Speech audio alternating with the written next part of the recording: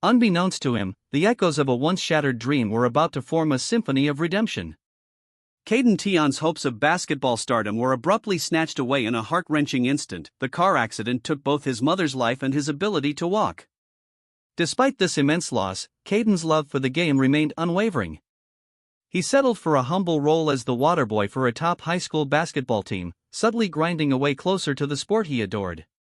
But fate had another twist in store for him. In a cruel act of defiance, life slipped through his fingers once again when he met an untimely death, only to find himself reborn in the body of Kaigwa, a notorious troublemaker with perfect physical prowess. Welcome to the Rise to Legends system. With the mysterious words flashing before his eyes, Caden felt a surge of undeterred resolve. This was no ordinary second chance, this was his opportunity to rise from the ashes, turn pain into power, and reclaim a destiny once lost. Little did he know, this journey would be riddled with challenges and choices that had shaped not just his fate, but that of everyone around him. Chapter 1, Prologue, The Elite Five.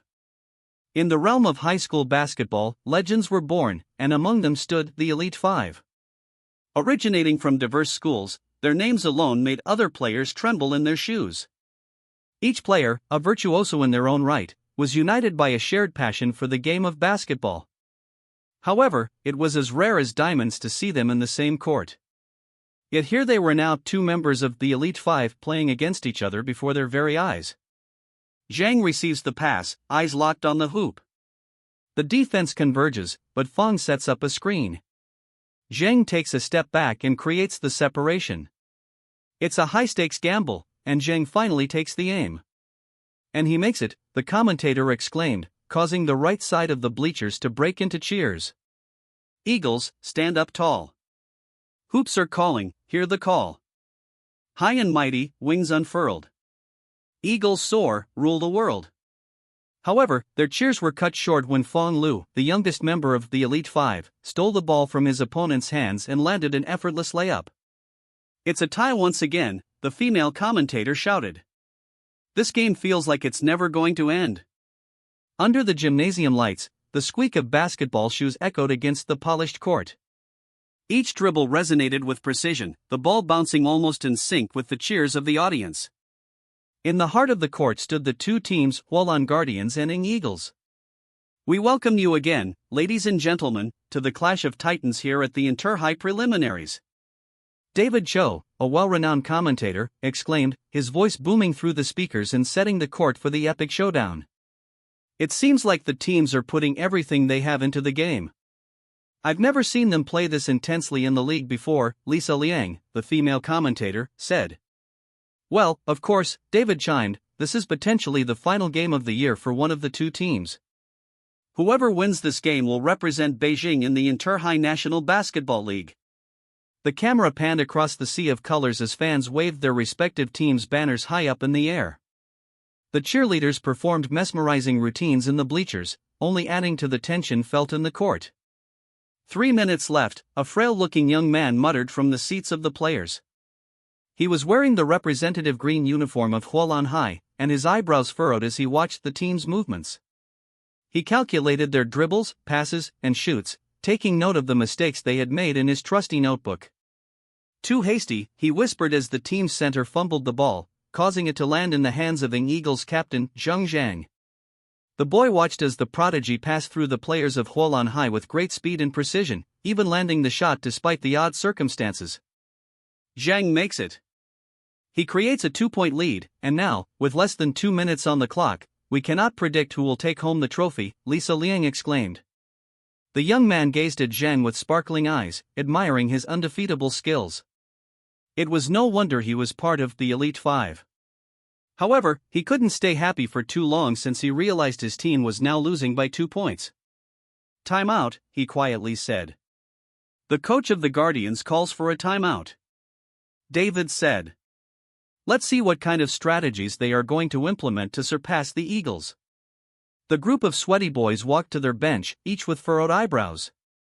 Meanwhile, the frail young man moved his wheelchair to their side, smiling at them in respect. Don't just smile at us, Waterboy.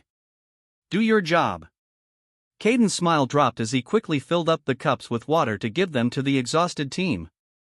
However, as he got to Fong Lu, his hands trembled, causing some of the liquid to spill onto his expensive shoes. Caden's eyes widened as Fong threw him a glare. Fong didn't say anything, yet Caden felt the immense detestation in his gaze. However, Henry yapped as soon as he saw this. Goodness! You can't even pass water correctly? Who even allowed a disabled kid to become our water boy? He exclaimed, causing Caden to cast his eyes to the ground. I apologize, he muttered. That's enough, the coach said, snapping them back to reality. They talked about their strategies while Caden made his way back to his original spot. Henry sure does talk big for a player who already has 4 fouls, Caden thought, wanting to say it out loud. However, he knew it would only cause him trouble. He was just a water boy, after all. A water boy who couldn't even walk. The game resumed, with both teams looking more fired up than ever. The clock started, and the scoreboard displayed a nail-biting 2-point lead in favor of the Ying Eagles. 30 seconds left. David Cho almost shouted. Fong Lu, the rising star of Hualan High, is making his move from beyond the arc. Lisa exclaimed, her voice rising in tandem with the crowd's intensity. But wait, there's Zhang Zhang, the towering force of Ying Academy. In a flash, the court transformed into a battleground between the 2 members of the Elite Five. Fong Lu, determined to take the crown, attempted a 3-point shot that could alter the course of the game. The ball soared through the air, and Caden held his breath along with the crowd. Time seemed to slow down as the ball left Fong's hands. He's going to make it, Caden said, already predicting the trajectory of the shot. Excited screams could already be heard from the left side of the bleachers while those on the right exclaimed in disappointment. However, the crowd fell into a hush as Zhang defied gravity and deflected the ball away. For a second, silence reigned inside the court, only to be broken by David Cho. Unbelievable block by Zhang Zhang. The Eagles' defense is truly impenetrable, he exclaimed. Then, the buzzer sounded, signifying both triumph and defeat. Congratulations to Ying Academy for winning the championships and making it into the National League. Caden hummed a happy tune as he wiped the orange balls from his old wheelchair. He gazed at the team, who silently pushed themselves to rebound from the previous season's defeat. It was their first official practice after their loss, and the coach encouraged them to start 3 days before the school year began so they could get a head start. Hualan High. It was the dream of many to enter such a prestigious school. Aside from the overpriced tuition fee, it was also known for its talented students, birthing some of the best artists, athletes, and even politicians in the country. Caden would have never thought of studying in such a school. However, he was able to get accepted with an academic scholarship. Originally, he wanted to get in with a sports scholarship, but that was almost impossible with the state of his legs. As he diligently wiped the balls, Caden couldn't help but overhear the team's frustrated conversations about their previous loss. You should have passed Fong the ball, Jackson. You had way too many missed shots. This season, we'll continue to make use of Fong's strengths, Henry pointed out. I did pass plenty of times to Fong, Jackson defended. The Eagles' power forward was just too good last season. Muttering to himself, Caden asserted, you lost because you weren't playing as a team. Henry, this year's team captain, caught wind of Caden's comment and turned to him with a stern expression. What did you just say, Waterboy? He demanded. Caden's eyebrows raised in surprise, and he found himself stumbling on his words. He says we weren't playing as a team, Fong Lu calmly said, throwing Caden a nonchalant look. Isn't that right, Waterboy? Caden hesitated but then took a deep breath. I think the reason why you guys lost last season was because of the lack of coordination and communication in the team. The ball movement was slow, and you guys missed opportunities to set up plays since you were too focused on passing it to Fong.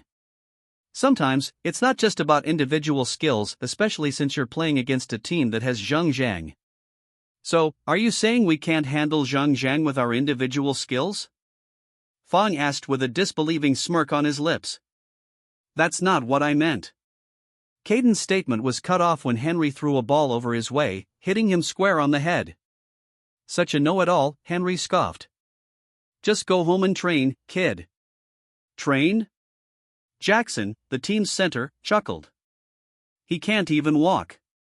Then, the team burst into laughter, causing Caden to purse his lips and cast his gaze to his lap. "Go home, Waterboy. You're not needed in this practice," Fawn calmly said, dribbling before shooting the ball from the three-point line. "He makes it." Caden shook his head in disappointment as he wheeled himself out of the gymnasium's exit. However, before he reached outside, he turned around and cleared his throat. "It's Caden," he courageously said. The players halted, casting him weird glances. "What are you talking about, Waterboy?" Henry asked. "My name's Caden. It's not Waterboy." With that, he finally left the gymnasium to go back home. He hailed a bus and got in, receiving pitiful looks from the people inside. Caden ignored them and wheeled himself to the very back, gazing out of the window. Caden smiled softly as he watched the passing scenery. He caught a glimpse of the city's public basketball court, and his smile widened when he recalled his memories of the place. Years ago, Caden's dream of becoming a basketball player flourished on that very court. His mother, a single parent, fueled his passion by bringing him to games and giving him everything he needed to pursue his goal despite their low status in life. However, tragedy struck when Caden lost his mother in a devastating accident that not only took away the person he loved the most but also robbed him of his ability to walk. Now, under the care of his aunt and her overbearing son, Caden found himself confined to a small room in their house. His aunt, preoccupied with running a chicken place, insisted that Caden work for her. The once vibrant dream of playing basketball had crumbled into the harsh reality of his new life. Despite his love for the game, Caden was relegated to the sidelines, not just on the court but in the broader scope of his own existence. As he passed by the court, memories flooded back of his mother's laughter, the sound of bouncing basketballs, and the echo of his dreams before tragedy struck. Yet, Caden's spirit remained unbroken. He clung to the hope that one day, he could contribute to the game he loved. However, his thoughts snapped back to reality when he saw the familiar neighborhood. He pressed the stop button before wheeling to the front and getting off the bus. Caden still had to pass by the dark and narrow pathway of his neighborhood before he arrived at their small, beat-down house. "Ah, there he is," the sound of his aunt's obnoxious voice greeted him as he arrived. Caden frowned when he saw a bunch of unfamiliar men who reeked of alcohol and cigarettes standing outside of their house. "Make it faster," Rue, her son, urged. "Take his wheelchair as collateral. I promise I'll pay you back at the end of the month.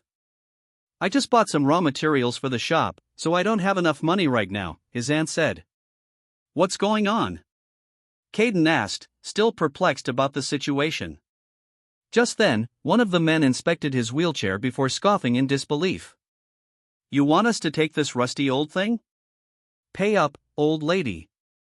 We don't have all day," he urged. "We don't have any money," Rue said, crossing his arms in front of his chest. "If you want, you can take this disabled cousin of mine. He can do your dirty work." The group of men stared at Caden with narrowed eyes.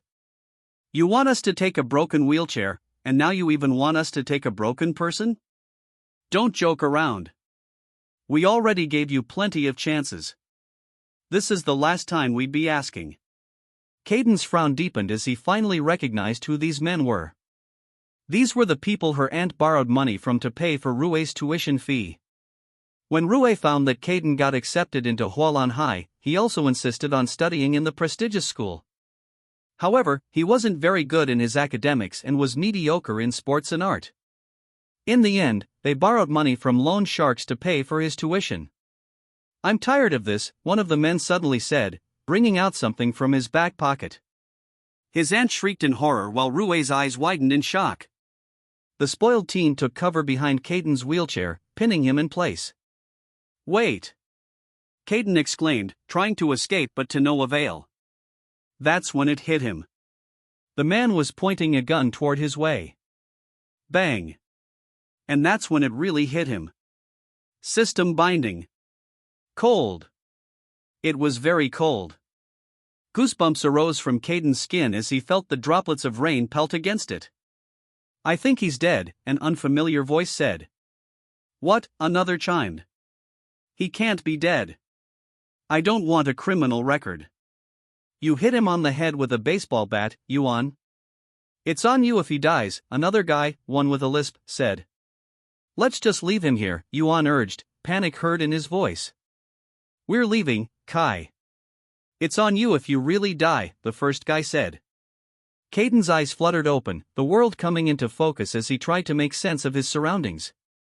The muffled sounds began to crystallize as he heard his name, Kai. However, it was strange. It was his mother's special nickname for him, Kai. A frown creased his brow, only she ever called him that. Sniffing the air, the stench of gasoline, garbage, and metallic blood assaulted his senses. Did Rue not throw away the trash again? A sense of dread settled over Caden as he heard the third voice suggest callously, let's go.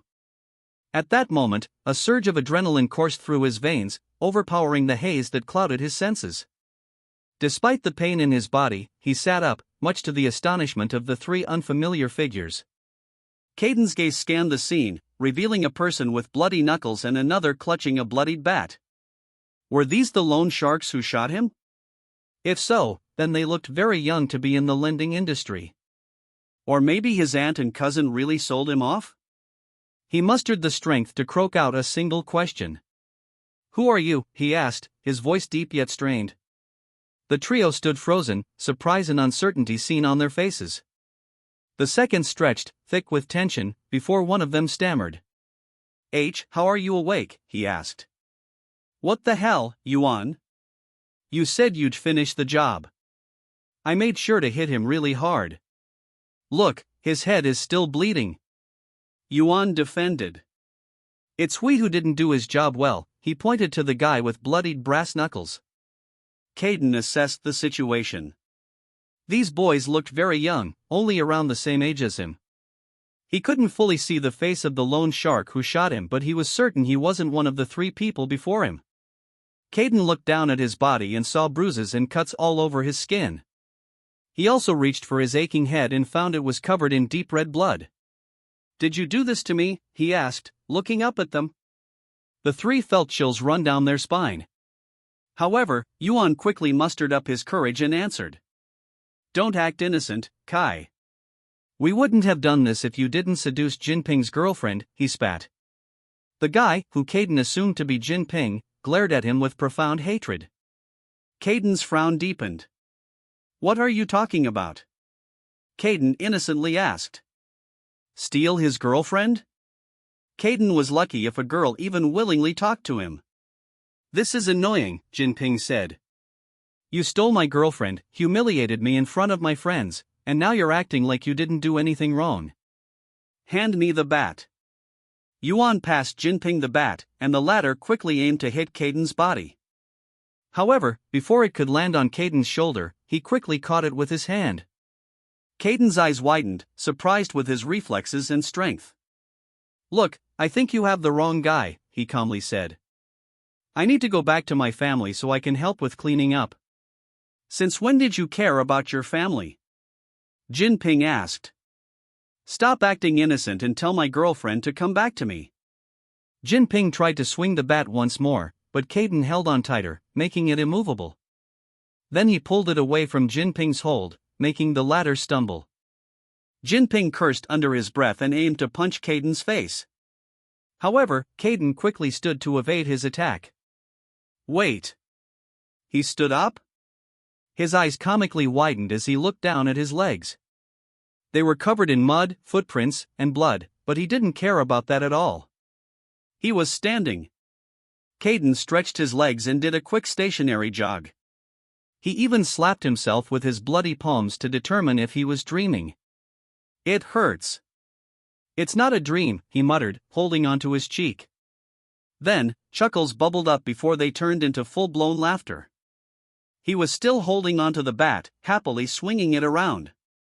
The rain started falling harder, and the distant rumble of thunder and flashes of lightning accompanied his manic laughter. The trio exchanged bewildered glances, their initial objective shattered by the scene before them. I'm scared, Hui said, taking a step back. I think we messed with the wrong guy, Yuan gulped, also wanting to go home. Jinping tried to keep a brave facade as he shakily stepped forward. Let's beat him up again, he stammered. There's only one of him and three of us. We can't, we whispered. He is the mad dog after all. Jinping pursed his lips and finally swallowed his pride. Fine, let's go, he said. But this isn't over yet, he shouted, glaring at the insane-looking guy frolicking under the rain. They walked away from the scene. However, they broke into a sprint when the sound of police sirens pierced through the air. We gotta go. Now! Jinping urged. They scrambled like little chickens under the cold rain, leaving Caden alone. Caden, however, was too elated to even hear the sirens. Hands in the air. Caden surveyed the decaying walls of the police station's holding cells. The air hung heavy with the stench of despair, and the flickering fluorescent lights cast eerie shadows on the faces of those confined within. The inmates looked at him enticingly as if coaxing him to enter their territory. Officer Huang slammed his fist on the table, jerking Caden from his uneasy observations. Are you really not going to give us an answer, kid? Officer Huang asked, already appearing tired of the situation. Caden sighed shakily. I told you, Mr. Officer. I really don't know what happened. I just woke up, and I was being ganged up on by 3 unfamiliar guys claiming I stole one of their girlfriends. But I didn't. I don't even know how I got to that place, he honestly explained. Officer Wang, Officer Huang's unofficial partner, sighed, massaging the bridge of his nose. Oh, who's going to believe you, Kai? He asked. This is your 3rd fight this year. It's even a wonder how you're still standing with all your injuries. Right? Caden beamed. It's unbelievable how I'm standing right now. It's a miracle. Huang and Wang looked at each other before sighing in unison. Just then, a worried woman's voice was heard inside the station, causing all of them to turn toward the entrance. Kai! Oh goodness! You're really here again, an old woman who had a sack of what seemed to be onions exclaimed. You already promised me you won't get into any fights this year. Caden looked at her with wide eyes before pointing to himself. Was this old woman talking to him? The old woman clicked her tongue and poked the back of his head, causing him to flinch. Of course, I'm talking about you. Do you see another idiotic boy in these cells? Gosh, how did you end up as my grandson? She asked. To be fair, there seemed to be quite a lot of idiotic men inside. Caden frowned, feeling more confused than he already was. Didn't his mom say her parents died before he was even born? The old woman sat next to Caden and bowed her head in front of the police officers. I apologize once more for my grandson's actions, officers, she humbly said, even going as far as kneeling on the cold, dirty floor. Caden's eyes widened, and he quickly assisted her to go back to her seat. You don't have to apologize for your grandson's actions, Grandma Bingbing, Officer Wang said, looking pitifully at the old lady. But he is my responsibility, Grandma Bingbing said. We only need some information about the incident. Kai's just not cooperating, Officer Huang remarked. Grandma Bingbing clicked his tongue. Answer their questions sincerely, boy. I am, though, Caden sighed. I told them the truth. I didn't do anything wrong. I didn't even fight with those guys. Didn't fight? Officer Huang scoffed. Look at yourself, he said, turning the small mirror on the table toward Caden's way. Caden glanced at the mirror, then he exclaimed loudly as he caught a glimpse of the boy staring back at him. He was so shocked that he fell off his chair, causing Grandma Bingbing and the officers to look at him with concern. Who is that? He asked, stunned. Caden wasn't too fond of looking at himself in the mirror. However, he was 100% sure that the person in the reflection wasn't him. Officer Wang sighed. I think it's best you take him to the hospital for now. Grandma Bingbing frowned, sluggishly getting up before holding onto Caden's arm. Then, we must go, she said. Thank you, and sorry once again for the inconvenience. Officer Huang nodded. Anytime, Grandma Bingbing. Come by our neighborhood so I can buy some onions. And you, he said, pointing at Caden. Don't get into any more trouble. There's only much this town can tolerate. Caden wordlessly nodded and let himself be dragged away by the old lady. She continued to lecture him on their way to the hospital, but Caden couldn't internalize any of her words. He just stared at the complete stranger in the taxi's rearview mirror. Caden was still lost in his thoughts even after the diagnostic tests had been conducted in the hospital. "Wait here a moment," Grandma Bingbing sighed. "I'll talk to the doctor." With that, the old woman left Caden behind, finally snapping him out of his thoughts. He frantically looked around the room before his eyes landed on the window. The night sky outside painted 1,000 stars, and in the reflective glass, Caden gazed at the unfamiliar face that stared back at him. At the age of 17, he had never imagined seeing himself like this. The boy in the reflection looked more mature.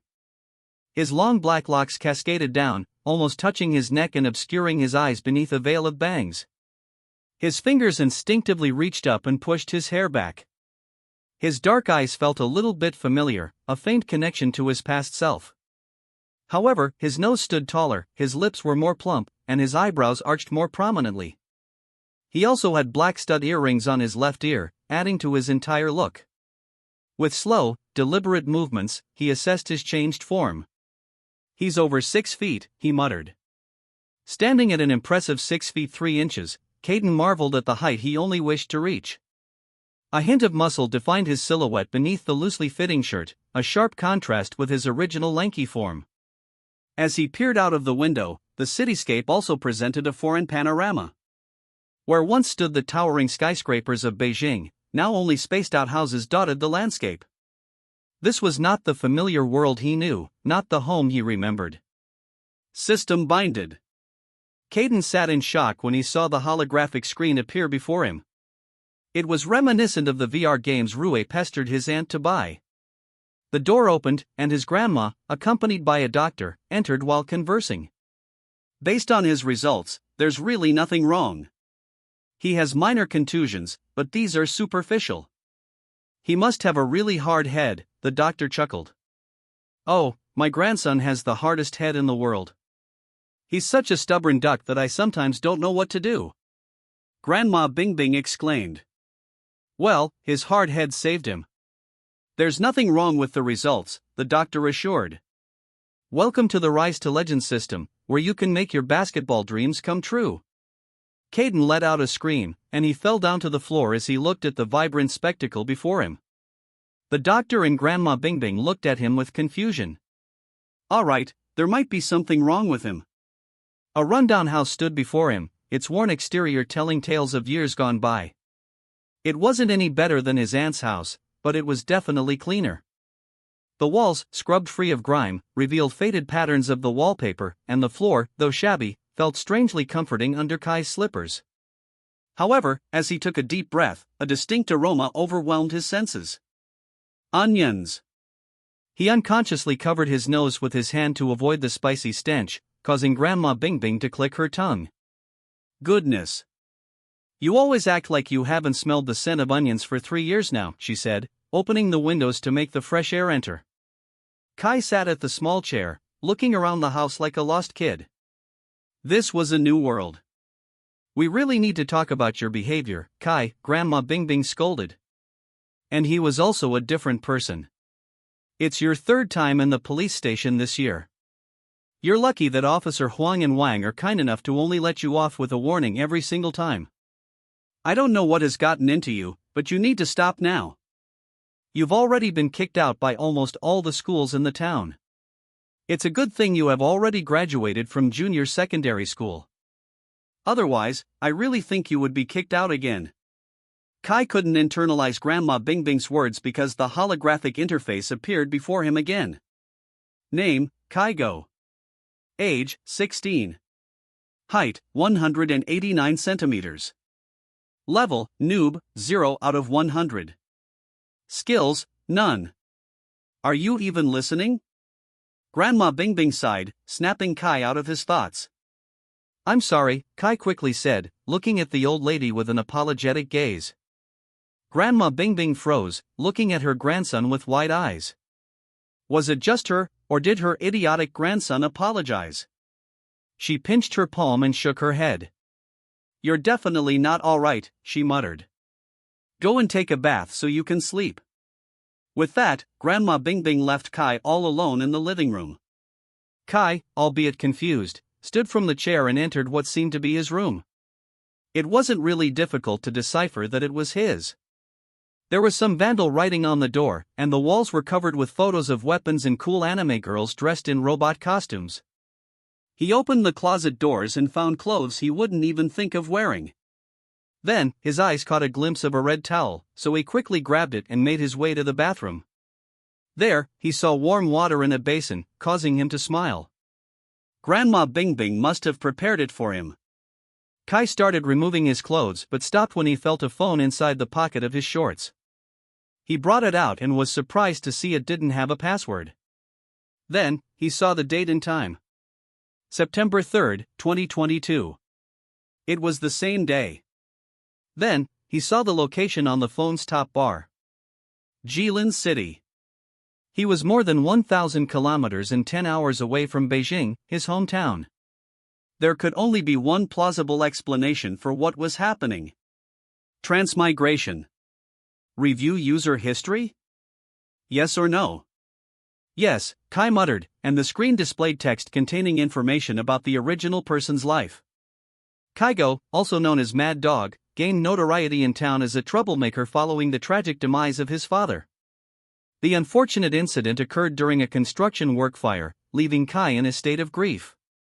In the aftermath, he sought solace in rebellion, earning his infamous moniker with a reputation that preceded him.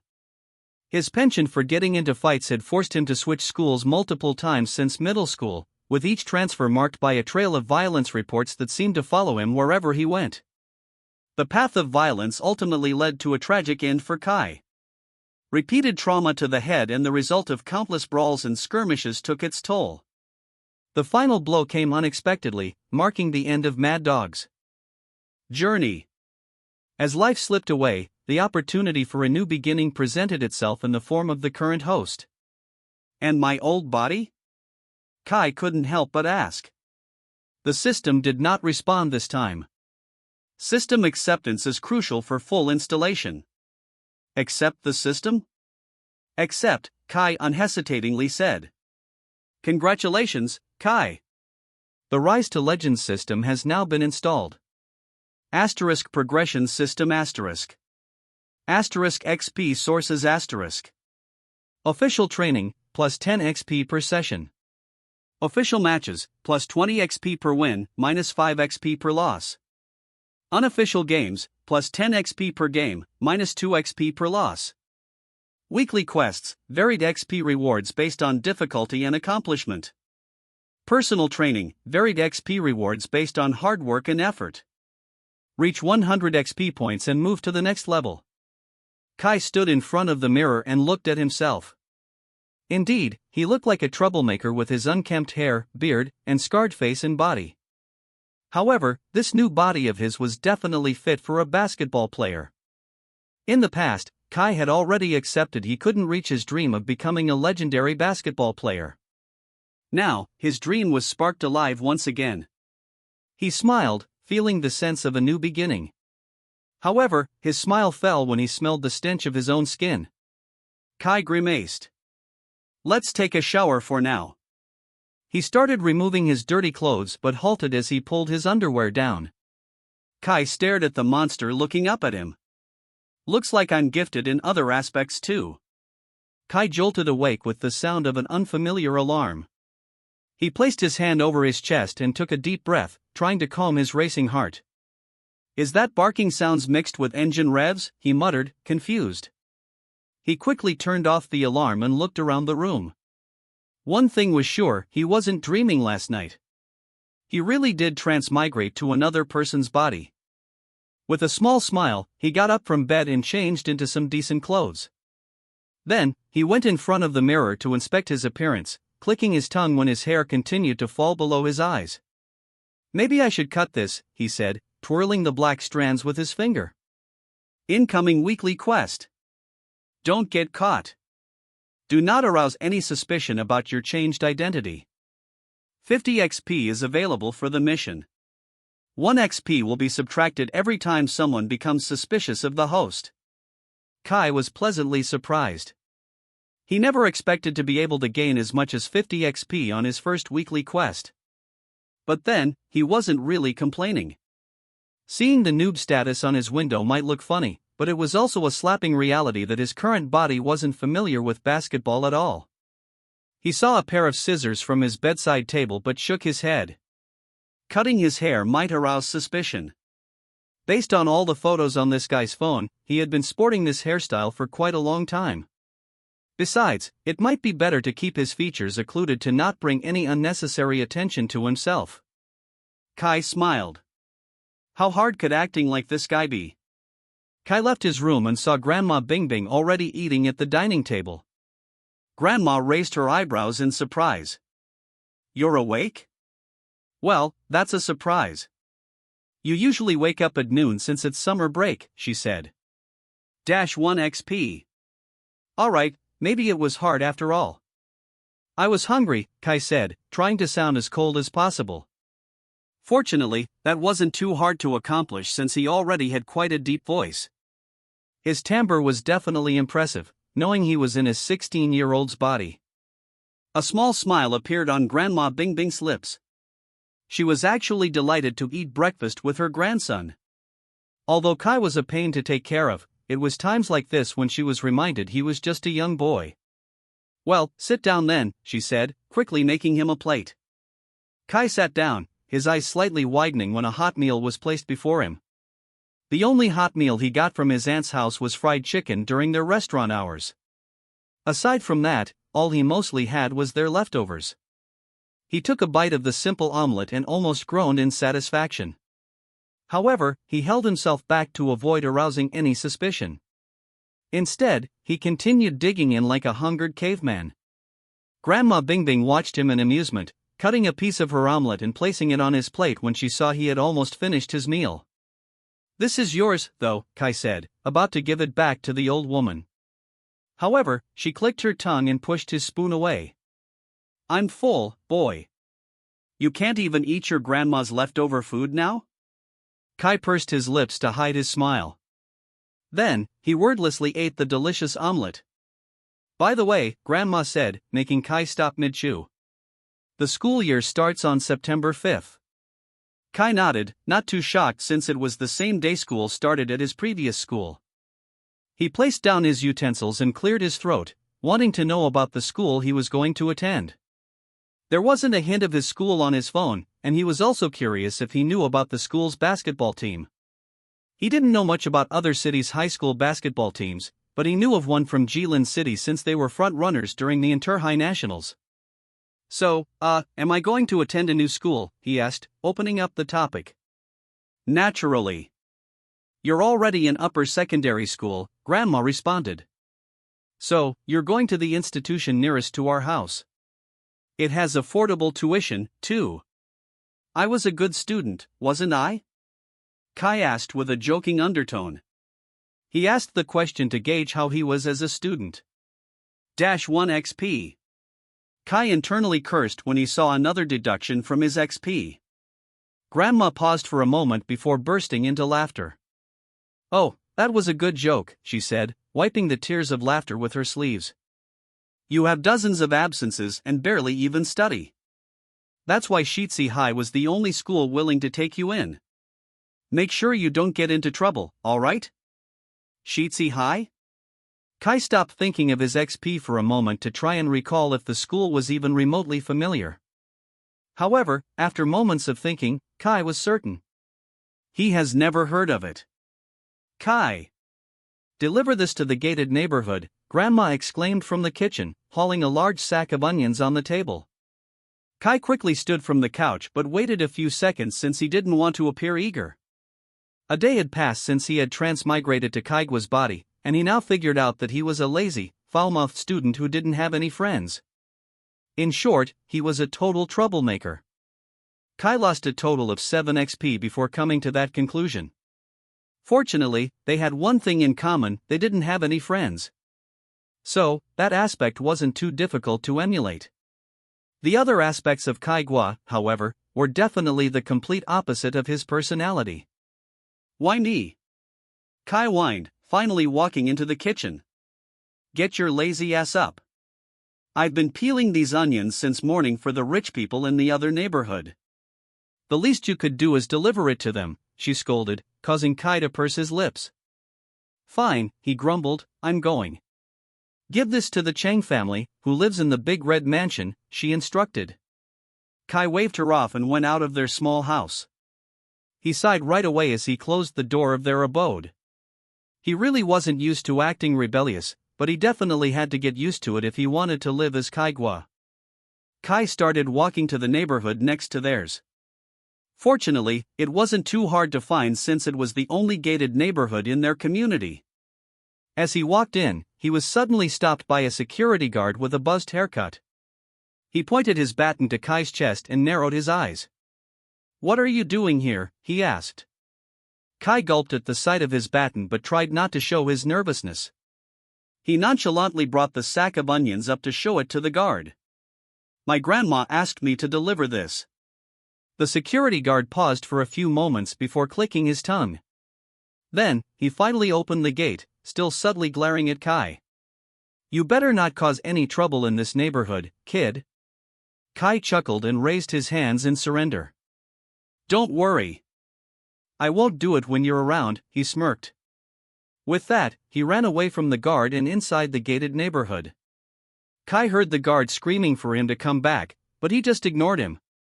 That was scary, he said, placing his hand over his chest. It was only when he caught his breath that he was able to appreciate the beauty of the neighborhood. His eyes widened in amazement as he took in the picturesque surroundings. Towering trees lined the carefully manicured paths, and strategically placed rocks adorned the walkways. Is that a fountain? He muttered, finding it ridiculous to see a quaint fountain bubbling merrily in the center. It was a stark contrast to their neighborhood. Wow, I've never seen so many rocks look so deliberately placed in my life, Kai muttered to himself, a hint of amusement in his voice. It didn't take him long to find the red mansion Grandma Bingbing was talking about.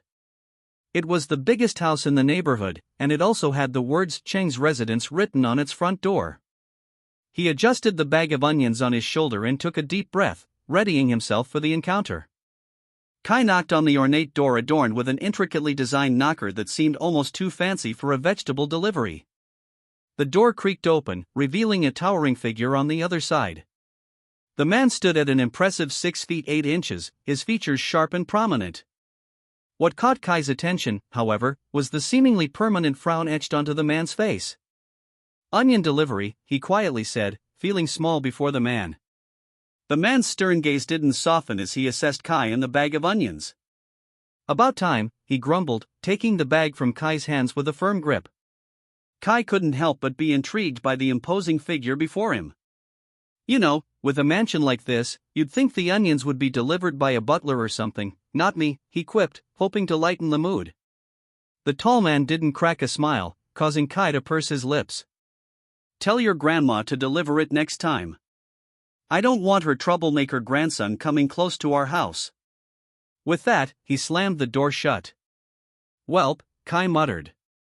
I was about to ask him how he achieved that height, but let's forget about it. As Kai turned to leave the mansion behind, he couldn't help but shake his head in amusement. Deciding to make his way back to his more familiar neighborhood, Kai wended through the well-groomed pathways, occasionally glancing at the extravagant houses.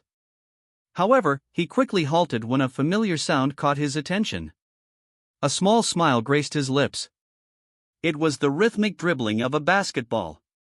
Kai's eyes lit up when he spotted a small group of kids engaged in a lively game of basketball on a well-maintained court. He had been wanting to play ever since he transmigrated but didn't have a ball to play with. Swallowing his pride, Kai approached the group of kids, who were in the midst of a heated match. Hey, mind if I join in? Kai asked with what he thought was a friendly smile. However, in reality, he looked like a trashy villain from a novel. The kids paused, their eyes assessing Kai from head to toe. The smallest one, with a mischievous grin, spoke up, Who's this dude? Looks like trouble, if you ask me. Kai chuckled, attempting to ease the tension. He decided to drop the gangster act in front of the kids, but it seemed like it was already embedded in his being. I think he's the guy my mom told me to run away from, the girl whispered to the small kid. I don't want to play with him, another chimed. He looks scary and ugly. Yeah, and he smells like onions, the last little girl added. Kai pursed his lips as his self-esteem continued to be obliterated by kids half his age. Look, I'm not looking for any trouble. I just want to try shooting, he said. Terrorism, another kid asked. No. No. Kai quickly denied. Shooting the ball, he quickly clarified, placing his hand over his heart. How could these kids even know such terms? The kids continued to scrutinize him with their grazes. Just one shot? Kai tried to bargain. Fine, the smallest kid said, passing him the ball. Kai caught the ball with grace, marveling at the orange rubber material. He had held these balls for a long time, but this time, it felt different. He wasn't holding them to clean them. He was actually going to shoot with his own hands. After the accident paralyzed him from the waist down when he was in his first year of junior secondary school, Kai hadn't played since. However, he was determined to stay close to the game he loved, so he applied to become the waterboy of the Huolan Guardians. Kai took a moment, feeling the weight of the basketball in his hands. The rubber surface, familiar yet foreign after years of merely watching from the sidelines, brought back a flood of memories. Memories of a time when he could effortlessly dribble and shoot before the accident that changed everything. But now, he stood on the court, determined to overcome his past. As he dribbled the ball, each bounce echoed like a heartbeat. The kids watched in silence, intrigued by the serious expression on Kai's face. With a deep breath, Kai made his move. He took a step forward to the free throw line and aimed the ball at the hoop. The ball left his hand, soaring through the air in slow motion. The kids followed the trajectory of the ball, their mouths agape in concentration. It seemed like an eternity before the ball reached the rim. The kids held their breaths, their eyes locked on the impending outcome. However, fate had a different plan. The ball bounced off the rim with a loud thud and smacked Kai square in the face. It was silent for a moment before the children erupted into laughter, their amusement echoing across the court. Kai stood, momentarily stunned. This body was too unfamiliar with basketball. Well, that didn't go as planned, he admitted, earning more laughter from the kids. The self-proclaimed leader of the group stuck his tongue out, mocking Kai for his idiotic performance. You suck, onion dude. My older brother can shoot better blindfolded, the leader taunted, his words accompanied by a chorus of giggles. I bet Xiaobo can shoot better than you, the little girl chimed, pertaining to the smallest boy. Of course, Xiaobo smirked. I'm going to join a basketball team once I enter junior secondary school, he boasted. Look here, the kid continued, a mischievous glint in his eyes.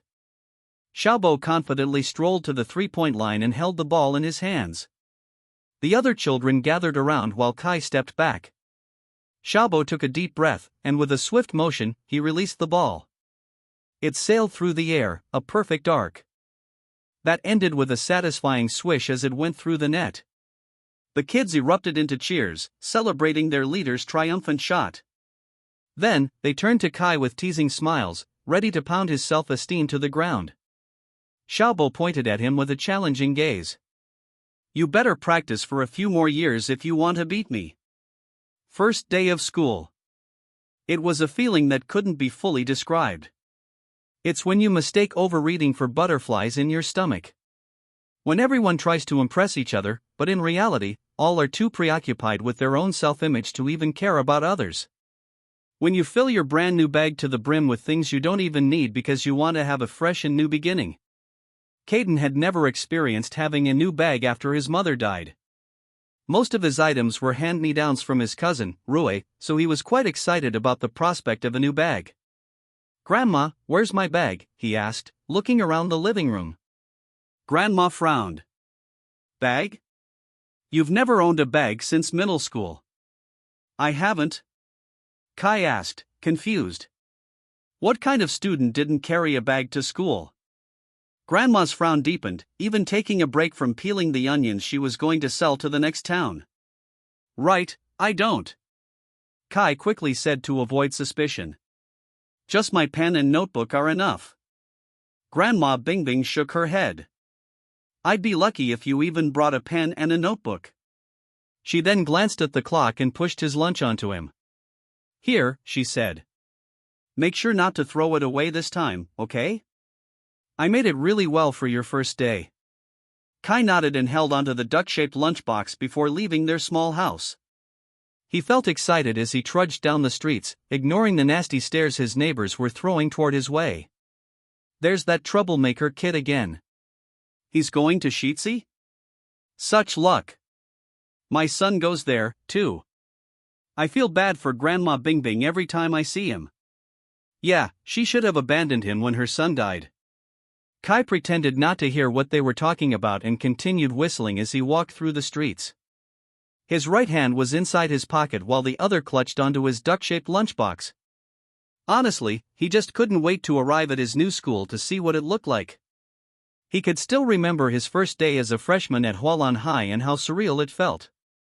From the classroom to the facilities and even the garden, all of it was magical. Was his new school going to be like that, too? Kai's imaginations were shattered when he saw the normal-looking infrastructure before him. Maybe he had too many expectations. It wasn't too bad. It just wasn't on the level of the high-performing schools in Beijing. On the red gate, the words Sheetsy High were embossed in bold writing. The students walking inside excitedly chatted with each other, some even squealing as they reunited with their friends. Kai sighed and tightened his hold on his lunchbox before going inside. As he walked, he could feel other people's stares once again. They whispered among each other and evaded his gaze whenever he lifted his head.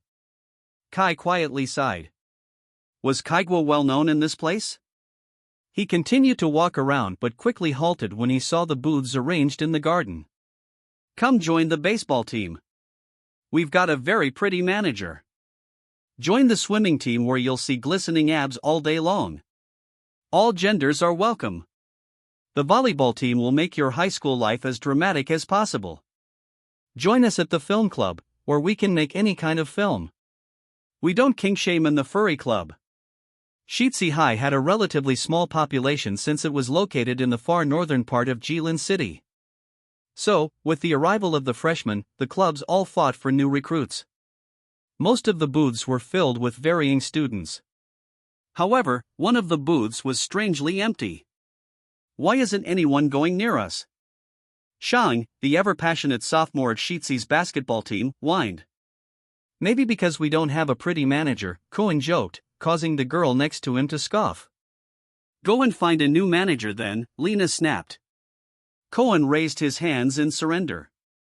I'm kidding. We have the prettiest manager out of all the clubs. A small smile appeared on Lena's face. But it doesn't even matter, Jet sighed. We have 5 applicants, and all of them don't even look serious. I mean, we are the worst performing sports team in the school, Shang said. If people wanted to play basketball seriously, then they'd go to Fong Arts High. Let's not lose hope, Cohen encouraged his juniors. Maybe we'll get more applicants after the freshman orientation. Yeah, Lena chimed, also appearing optimistic. I think we'll also be able to recruit new members once Yuza comes. Speaking of, where's Yuza? Jet asked. I think he sent his little brother to school. It's his first day in junior secondary school, Cohen answered. Their conversation was cut short when a short and lanky guy approached them with a wide smile. Basketball team, he giddily asked, but his eyes were focused on Lena.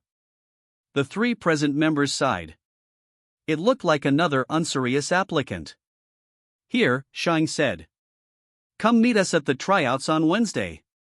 Will you be there? The guy asked, still looking at Lena. Lena pursed her lips and nodded. Sweet, he exclaimed. I'll be there then. At this point, we won't even fill a full team of 5. I already miss our graduated seniors, Cohen said, almost sobbing. Just then, the sun was blocked, and the 4 of them were engulfed in the shade. Basketball team, a deep voice asked. They simultaneously lifted their heads to gaze at the towering figure before them. Yes, Lena said, quickly handing their flyer to the tall guy with a well-built physique. His eyes were mostly covered by his hair, and he had a scraggly stubble. There was a toothpick in his mouth and a duck lunchbox in his hand? Are you interested in joining? She asked with a hint of hesitation in her voice. Putting his good physical form aside, he seemed like a complete troublemaker. He wordlessly nodded. Kun finally snapped out of his daze and pushed the tryout list toward his way. "You can write your name here," he said. "The tryouts are on Wednesday." "Thanks," Kai quickly said, quickly jotting down his name before leaving their booth. The four of them sat in silence for a while, letting the situation sink in. "He's scary," Shang said after a while. "And he didn't speak much," Jet exclaimed. "I don't think I could play with someone like him." "What's his name?" Cohen suddenly asked, looking at the tryout sheet. "Kai Gui," he muttered. "Why does that name sound familiar? What class is he from?" Lena asked, taking the sheet from Cohen. Then, her eyes widened in surprise when she saw his neat writing on the year level and section portion. 1 to 7. He's only a first year. Meanwhile, Kai placed his hand over his beating heart. He really wasn't used to speaking with new people, so he didn't speak as much as he had intended. "Damn," he whispered. "I hope I made a good impression." His thoughts were cut off when the loud bell rang, signaling the start of classes. Students scrambled to get to their respective classrooms while Kai continued to walk calmly. He reckoned it would be congruent with the original body's personality to not really care if he was a little bit late. Just as long as he arrived right before the lecture started, he would be good. However, the plan seemed to backfire since he couldn't find his classroom even after minutes of searching. 1 to 7, he muttered, still tirelessly looking. Fortunately, a meek guy who appeared to have just gotten out of the restroom caught his eye. Kai quickly walked up to him and tapped his shoulder. The guy turned around, his eyes instantly widening as the 6-foot guy with piercing eyes stared down at him. "I have a question," Kai said, and the guy nodded fervently. "Do you know where class 1 to 7 is?" 1 to 7, the guy exclaimed. "A first year," he pointed to Kai. Kai nodded while the guy pursed his lips in disappointment. He couldn't believe he got scared by a freshman. "You're in the wrong building," he shakily said. "The first years are located in that building," he pointed to the building adjacent to the one Kai was in. Kai's eyes momentarily widened, however, under his bangs, it looked like he was furiously looking at the meek third year, causing him to tremble even more. "Thanks," Kai said before quickly leaving the building. The meek third year let out a deep sigh of relief as soon as Kai was gone. "What are they feeding young kids these days?" he muttered. Kai continually cursed as he ran through the corridors, his unruly black hair bouncing with every step. The hallways were clear and silent, and it appeared like all of the students were already in their respective classrooms. He bypassed the other classrooms until he reached the one at the very end. As he neared room 1 to 7, he attempted to straighten his blue blazer and wiped off the sweat from his face. Are you aware of the feeling when you're standing in front of the classroom door, contemplating whether to enter or just go home? Kai was currently experiencing that feeling. There was a frown on his face as he weighed out his choices. This was why he always went to school early when he went to Hualan High. Kai sighed deeply and closed his eyes, readying himself to enter. It's the first day. Let's do this, he whispered. He raised his hand to knock, but before his knuckles could meet the wood, the door swung open with a creak. Kai's tall frame was revealed, his head nearly grazing the top of the doorframe. Well, at least I didn't need to knock, he internally chuckled. For a moment, he just stood there as the teacher and his classmates assessed his appearance. Kai's here? I thought I escaped him in middle school, but we're classmates again. Did he get taller or something? Who's this Kai guy? Trust me, you don't want to get to know him. His presence was impossible to ignore, enhanced by a combination of elements that made him stand out among the sea of first-year students. Dangling from Kai's ears were a pair of black hoop earrings that glinted in the harsh fluorescent light of the classroom. His neck bore scars, mysterious and intriguing. The unexpected presence of a beard on the face of a first-year student was enough to raise eyebrows, and Kai's was no exception. The facial hair was scruffy, unapologetic, and added an air of rugged maturity to his youthful countenance. Despite being a freshman, Kai's physique was that of someone who had spent time in the gym, a sharp contrast to his lanky classmates. His broad shoulders and well-defined muscles suggested a strength that transcended the typical high school first year. As he stepped into the room, the class fell silent, eyes shifting from the teacher to the unexpected intruder.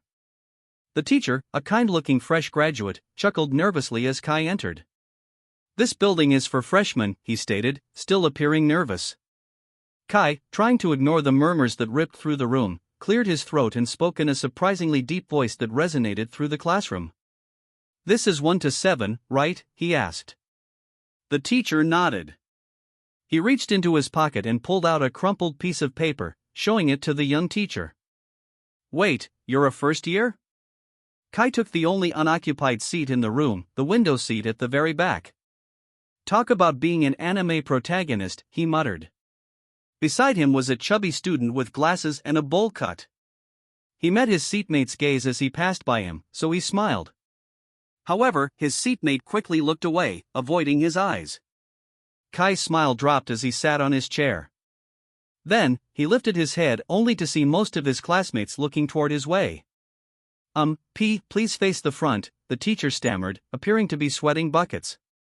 Kai empathetically looked at him while his classmates continued gazing at him, some even whispering to each other. "Didn't he get kicked out of his last school? He was famous in our middle school for being a good fighter. Let's not mess with him. I heard he died." "Well, he obviously didn't die if he's here. I heard he's immortal." "Like a vampire?" "Yeah, like a vampire." The young teacher cleared his throat, but his classmates were still focused on Kai. Kai felt pity for the young teacher, so he did what he thought he needed to do. He tilted his head upward, allowing his eyes to peek through the unruly strands of hair. His glare, like a laser, scanned the room, sending shivers down the spine of those who dared to meet it. They quickly looked away and finally paid attention to the trembling teacher in front. "Good morning once again, class. Let me introduce myself. My name is Yang Mukin, but you can call me Sir Mukin," he greeted. As the teacher spoke, Kai's glare softened, and he shifted his focus to the front of the class. "It may be quite obvious, but it's my first year of teaching. I had just passed the board exam last year, so please be kind," he meekly added. "Now, since you're all first years, we have something exciting planned for you. We're going to have a general orientation and club introductions." A few murmurs of interest finally rippled through the classroom. "We have a wide selection of clubs here at Shitsi High, from arts to sports and science to literature. You're sure to find something that interests you," Sir Mukin enthused. The students shuffled out of room 1 to 7, forming a loose and chattering line as they made their way to the auditorium. Kai, trailing at the back, observed his classmates, noting the diverse array of personalities that made up his new high school environment. Despite his attempt at anonymity, he couldn't help but sense the curious glances that followed him. The auditorium doors swung open, revealing rows of neatly arranged seats. As the class filed in, they found their designated seats at the very back. Being at the back had its advantages. He had a clear view of the stage and everyone in the auditorium. Then, a middle-aged man with graying hair stepped up to the podium. "Good morning, first years of Shitsi High. I am Principal Shoiming. Thank you for choosing this school to be your new home. I want to encourage each and every one of you to reach for the stars and make this school as famous as the other schools in the city," he bitterly exclaimed. "Remember, the sky's the limit, and together, we'll make this year unforgettable," he continued. "When I was younger." Kai quietly sighed at the predictability of the principal's words. It must be a requirement for principals to put out boring speeches, since that was exactly what Principal Shoiming was currently doing. About half an hour later, the principal finally wrapped up his speech, with half of the students dozing off in their seats. However, with the introduction of the first club, the auditorium came back to life. The first to take the stage was the Mixed Martial Arts Club, clad in matching gym attire and brimming with enthusiasm. They entered the stage while showcasing different punches and kicks, which took everyone's attention. The club president, a rough-looking buff guy, stood in the very middle. "We are the Mixed Martial Arts Club, the only sports club in the school to bring home the champions title every year since it has been established," he boasted. Next up was the K-pop club, a group of students dressed in vibrant and frilly outfits, ready to entertain. They burst into synchronized dance moves, performing a medley of popular K-pop songs with infectious energy. The clubs continued, each one bringing something unique to the stage, from the hoverboard club, video game club, and even the environmental club. whose representative spoke with animals. The variety surprised Kai. There were more clubs than he had initially anticipated. Then, the moment he'd been waiting for arrived, the basketball club. The room turned quiet as they entered, especially when the very last person emerged from the curtains. Kai watched, his mouth slightly agape, as the roughly 6 feet 6 inches male student made his way to the podium. He didn't see him in their booth a while ago, and Kai was sure he wouldn't miss a person with such a powerful aura. His 6 teammates stood behind him, all with serious expressions. "We're the Sheetsy High basketball team," he started off. "I'm Yuza, your captain," he introduced himself. Then, he quickly cut to the chase, not even bothering to suck up to the audience. "You won't find us training rookies, disciplining troublemakers, or carrying any heavy baggage. We're here for one reason and one reason only, to become champions." He paused, allowing the words to hang in the air. Kai's breath hitched, already sensing that the team's captain wouldn't be hard to impress.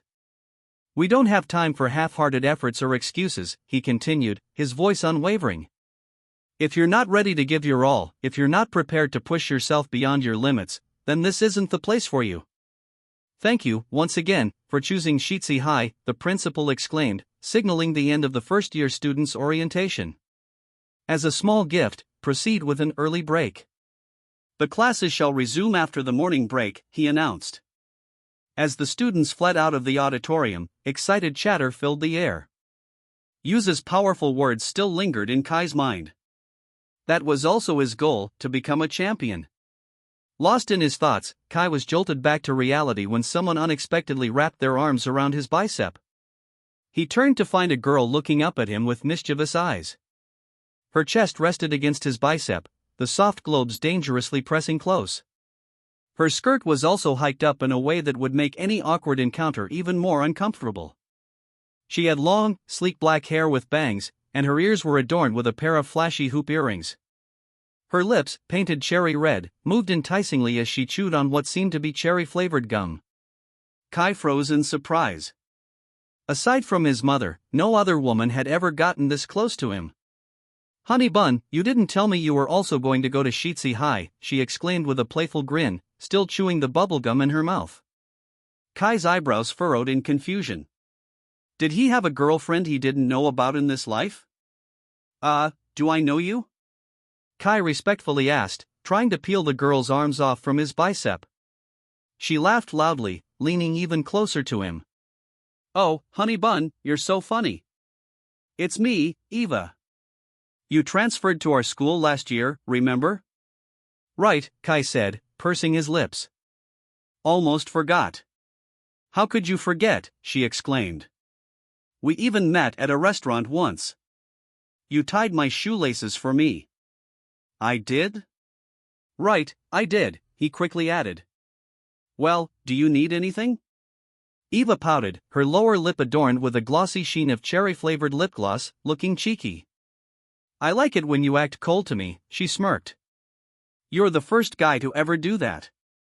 Kai shifted uncomfortably as her fingers graced over his bicep. My, honey bun, looks like someone's been hitting the gym." "Your body's even bigger than before," she teased.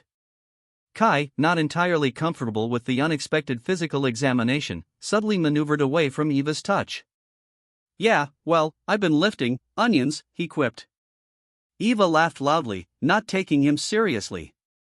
"Ah, you're so cute," she exclaimed, slapping his chest in the process. "Look, I think I have to go." Just as Kai was about to bid farewell, a voice, authoritative and icy, cut through the chatter of the open hallway. "Eva!" They both turned to see a fuming young man striding toward them with an air of entitlement. Kai's eyebrows raised in surprise. "Jinping," he muttered, recognizing the guy who almost beat him to death on the first day of his transmigration. Trailing behind him were his 2 lackeys, whose glares matched Jinping's anger. The trio commanded the attention of the surrounding students, turning heads and sparking whispers of gossip. "Honey bun, it's been a while," Jinping sneered, his eyes flickering between Kai and Eva. "What's going on here?" he asked. Eva smirked and turned toward Kai, her tone suggestive. "Oh, Jinping, just catching up with an old friend." "You remember Kai, right?" Jinping's eyes narrowed, and his jaw clenched as he looked at Eva's arms wrapped around Kai's bicep. Then, Kai finally realized what was happening. Eva, this must be the girl he was accused of seducing. With that thought, Kai quickly yet gently pried himself away from the pretty girl. I better head back, Kai said, about to walk away from the scene. He really didn't want to be involved in a lover's quarrel. However, before he could head back, Jinping placed his arm on Kai's shoulder, squeezing tight. Oh gosh. Are they going to fight on our first day? Heck yeah. This is what I was looking for. It's a good thing I came to school today. I heard Kai can't fight since he's on probation. Will that stop him though? The students started whipping their phones out, ready to record the brawl between the two. Kai and Jinping stood face to face, and that was when Kai realized that Jinping was tall too, only about 2 inches shorter than him. Yuan and Hui exchanged glances, looking uneasy about the situation. Yuan hesitatingly walked up to Jinping and tapped his shoulder. Boss, we can't fight him today. It's our first day, he whispered.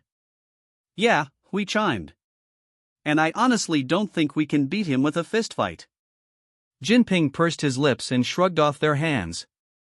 You heard them, Kai smirked. I'm going back to the classroom. I'm not in the mood to fight. Please, just let this go, Kai muttered repeatedly in his mind. He didn't know anything about fighting. Murmurs of disappointment were heard from the students watching. Ah, are they not going to fight today? I came to school for nothing. If I was Jinping, I would have landed a punch already. Yeah, why would he start something he can't even finish? Jinping heard their statements and pursed his lips in embarrassment.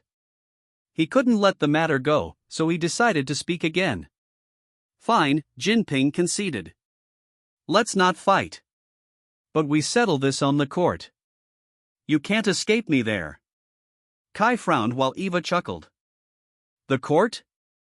Like a court of law? Why are you such a loser? She asked. He didn't respond to Eva's question and continued gazing at Kai. The basketball court. The sun was high in the sky, casting brightness across the basketball court. Kai found himself standing at one end. On the other side, Jinping and his lackeys stood with confident smirks. The first-year students who had nothing better to do were drawn like moths to the flame of drama, circling around the court. Whispers of excitement and speculations filled the air as they focused their gazes on the impending battle. Eva, standing at the sidelines with a smirk, seemed to be enjoying every moment. They're fighting over me, she whispered to the group of girls by her side. Kai saw his status written before him. Level, noob, 30 out of 100. He had increased his XP by playing with those little kids and practicing during nighttime. However, despite his hard work, he was still a newbie.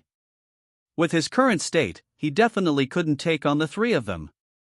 As the trio prepared for the game, Kai couldn't resist a dry remark. Don't tell me we're doing a 3v1, he asked, raising an eyebrow.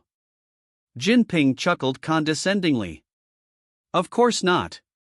We're playing fair. Don't worry. We've picked your teammates for you.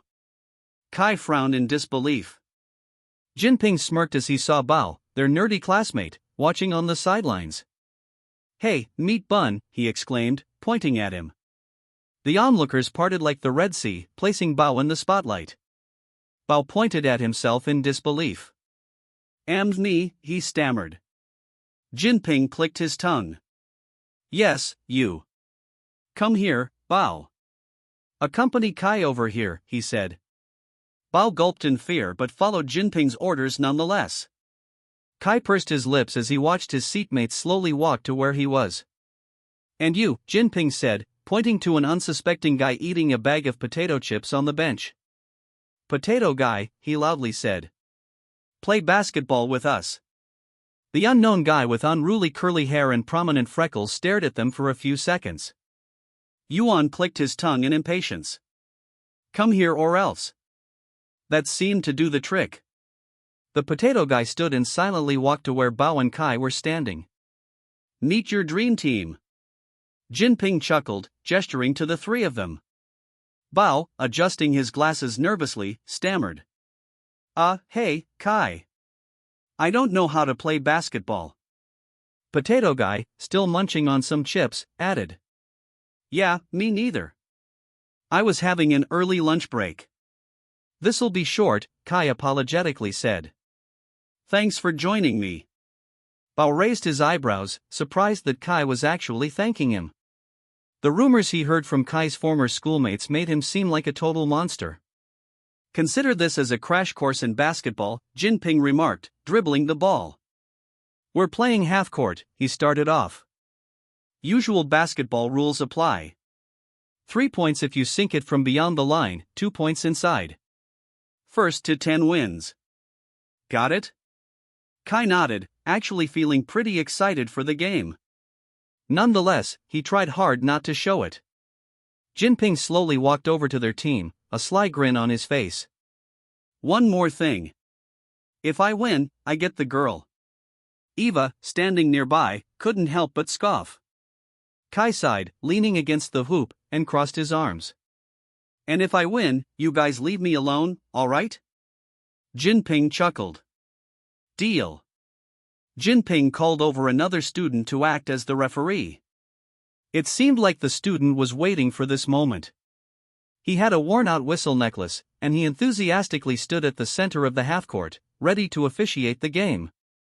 While they prepared themselves, Yuan and Hui stepped closer to Jinping. Will we be able to beat them? Yuan whispered. Jinping chuckled. Of course, he said. You already know that Kai sucks at this game. He was recruited by the basketball team because of his height, but that's all he has. Besides, look at his teammates. The three of them glanced at the other trio, all of them looking like complete newbies in basketball. Yeah, don't doubt Jinping, we said. He was on the basketball team when we were in junior secondary school. Jinping smirked. Let's destroy them. Whistling through his necklace, the referee signaled the start of the game. The two teams stood face to face while the referee held the ball between them. Kai and Jinping focused their gaze on the ball, determined to get a head start. The referee threw the ball high up in the air, and Jinping and Kai jumped at the same time. The ball touched Kai's fingertips, but ultimately, it landed in Jinping's hand. Kai frowned as Jinping dribbled across the court with a small smirk on his lips. Although he didn't say anything, it felt like he was looking down at Kai. Jinping passed the ball to Yuan, who attempted to shoot but failed. Hui took the rebound, dribbling across the court to find the perfect timing. The onlookers began to cheer, some of them already placing bets on who will take the victory. Kai carefully observed his opponents, inferring that Jinping was actually more experienced in playing basketball than he had expected. He definitely wasn't on the level of the varsity players in Huoluan High, but he definitely had some talent in the sport. And Kai, who had relied on theory and hadn't played since the accident, was having a more difficult time suppressing him. Kai glanced to the side to observe his teammates and saw Bao beelining across the court like a misguided homing pigeon, following whoever happened to have the ball. Potato Guy, on the other hand, chose a more leisurely approach. He stationed himself under the hoop, gazing up at the net with curiosity and half-heartedly guarding those who came near it. The ball found its way into Jinping's hands, and he and Kai locked eyes for a moment, an unspoken challenge passing before them. Kai, trying to predict Jinping's next move, focused intently on his opponent's body language. He's going to shoot, Kai thought, so he moved to the right side and raised his arm. However, Jinping faked a move to the left at the last second and threw the ball high in the air. Kai followed the trajectory of the ball, hoping they wouldn't take the first point. Everybody seemed to hold their breaths as they watched the ball's journey to the hoop. It hit the rim before spinning around, teasing the audience of the outcome. Then, after a few more seconds, it finally went in, making the crowd go wild. Jinping smugly glanced at Kai as he ran to the court line. Kai pursed his lips as Bao looked at him apologetically. Sorry, Bao mouthed, but Kai merely shook his head as if he was saying it was all right. As the potato guy retrieved the ball from beneath the hoop, he quickly passed it to Kai. Jinping already anticipated an easy victory, knowing Kai's history with the sport. He's underestimating me, Kai thought. Taking advantage of Jinping's underestimation, Kai took a step back, and the people fell in a hush as he positioned himself behind the three-point line. This move was definitely a gamble. Even as part of their elementary school's basketball team, Kai had never been great at shooting. It was the very reason why he was their team's center despite his mediocre height. The ball left Kai's hands in a smooth motion, soaring through the air in slow motion. The arc was perfect, and the net swayed as the ball dropped through. The crowd, initially silent, erupted into exclamations of surprise. Kai, too, was surprised for a moment. However, he quickly got back to the game, a small smile on his lips. Jinping stood there for a second, dumbfounded. His shooting form just now wasn't terrible. It definitely wasn't varsity level, but it was also a sharp contrast to his past playing form. Eva cheered loudly from the side, causing Jinping to frown in frustration. Jinping narrowed his eyes on him. Beginner's luck.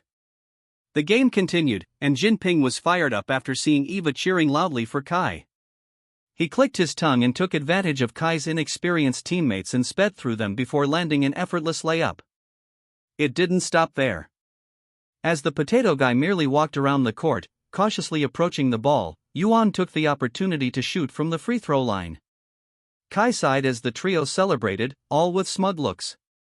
He also looked around the audience and saw that most of them were rooting for Jinping's team.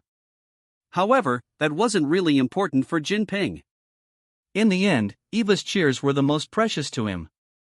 The score was now 6-3 in favor of Jinping's team. Undeterred by the circumstances, Kai decided to take another shot to turn the game around. Dribbling, he positioned himself behind the three-point line, his eyes locked on the basket. With a swift motion, Kai released the ball, hoping to replicate the success of his earlier three-pointer. However, luck wasn't on his side this time. The ball sailed through the air, its trajectory slightly off. The collective sigh from the spectators resonated through the court as the ball missed the mark. Kai's expression briefly registered disappointment, but the moment was fleeting. Ao caught the ball and quickly passed it to the potato guy, who found himself unexpectedly free at the other end of the three-point line. Hui, realizing his mistake, raced to intercept the ball, but it was too late. The ball was launched into the air, smoothly landing inside the net. The score now stood at 6-6, and the court erupted into cheers and applause. Kai, a small smile playing on his lips, exchanged a glance with the guy with crumbs on his.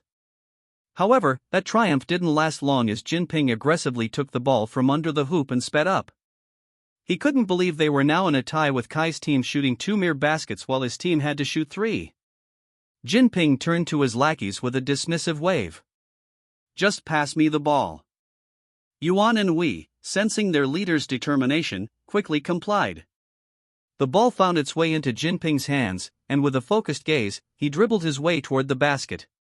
Kai ran up to him to stop him, but Jinping's experience and aggressiveness couldn't be defeated. He landed yet another layup, a fiery look seen in his eyes. The score stood at 8-6 in favor of Jinping's team, leaving them just 2 points away from victory. The crowd watched, unsure of which way the pendulum would swing. "We can't lose," Kai thought. Deciding to shoot near the hoop, he quickly caught the ball and landed a layup. Jinping's jaw clenched with the thought of such a close score. He was sure he was going to obliterate the opposing team from the get-go. The tension on the basketball court crackled as the game reached a thrilling tie at 8-8. With the score reset, the first team to score at least 2 points would emerge victorious. Kai, wanting to put an end to it all, pondered his next move. What was a cool way to secure a win and leave a lasting impression? And then it hit him, a dunk. The thought seemed almost ludicrous. He'd only dreamt of pulling off such a move, but in that moment, his vision became clear. An opening presented itself, and he seized it. Dribbling the ball with precision, Kai counted under his breath. 1, 2. Jinping, realizing what Kai was planning to do, quickly ran to stop him. However, Kai had already jumped before Jinping could get to where he was. As the crowd held its breath, he propelled himself into the air. A gasp echoed through the court as Kai soared, his head aligning with the bottom of the net. The spectators, including an astonished Jinping and his lackeys, watched in awe. At the peak of the jump, Kai reached out his hand, ready to make the ball enter the net. However, a realization dawned upon him, and his eyes widened. The magic abruptly dissolved when he realized he had jumped too early. The ball, still in his hand, was nowhere near the basket. He landed gracefully, but the opportunity slipped away. Jinping, momentarily stunned, burst into laughter at the clumsy move. However, he quickly snapped back into game mode, realizing Kai was attempting to shoot from under the net. Jinping covered his movements, making it hard for him to shoot. However, utilizing the fake that Jinping used at the beginning of the game, Kai was able to break free. He positioned himself to shoot from under the net. But before the ball could leave his hands, the whistle blew, bringing the game to an abrupt halt. The players turned in surprise to see an old man with a whistle around his neck and a long stick on one hand, a teacher who had stumbled upon their unauthorized game. "What are you all doing here?" the teacher yelled. "The bell has already rung. Get back to your classes." The crowd quickly dispersed with the arrival of the terror teacher. Bao squeaked and ran away while the potato guy vanished into thin air. The annoying trio, on the other hand, casually walked away like they weren't part of the game just now. Plus 5 XP for a tie in an unofficial game. Plus 10 XP for unofficial training. You have acquired a new skill, Simple Fake. Current level, Noob, 45 out of 100. However, Kai stayed in his spot and smiled as he gazed at his increased XP. It seemed like something actually came out of this game. "You're laughing?" the old teacher exclaimed, pointing his long stick at Kai. Kai snapped out of his thoughts, his eyes widening when the old teacher began walking up to him. The old teacher looked at the badge on Kai's uniform and shook his head. What a boastful first-year student, he clicked his tongue. "What's your name, young man?" Kai cleared his throat. "Kai. Kaigwa." The teacher's eyebrows furrowed, and he seemed to be searching for something in his mind. "Kai Gui," he muttered. "That name sounds familiar. Wait, don't tell me. You're the troublemaker my past colleague had mentioned." Kai pursed his lips as the teacher kept yapping. "I can't believe they accepted a student like you in this school," he sighed. "I guess they really do accept everyone in this place." The old teacher glared at Kai whilst clicking his tongue. "Well, what are you still doing here? Get back to your class." Kai nodded casually before walking away. Meanwhile, the teacher kept insulting him behind his back. "Kids like those need to be dealt with in a different way," he muttered. Kai walked back to his classroom, feeling bittersweet. His heart pounded in excitement during the basketball game, and although he knew he was merely playing with a bunch of non-players, he still felt satisfied being able to score 2 baskets. However, he also felt it was a shame that it ended so quickly. Aside from that, he was scolded by that old man when Jinping and his lackeys were the ones who invited him to the game. "Hey, newbie." Speaking of Jinping, he stood in the hallway with Yuan and Ui, smug smiles on their faces. "What?"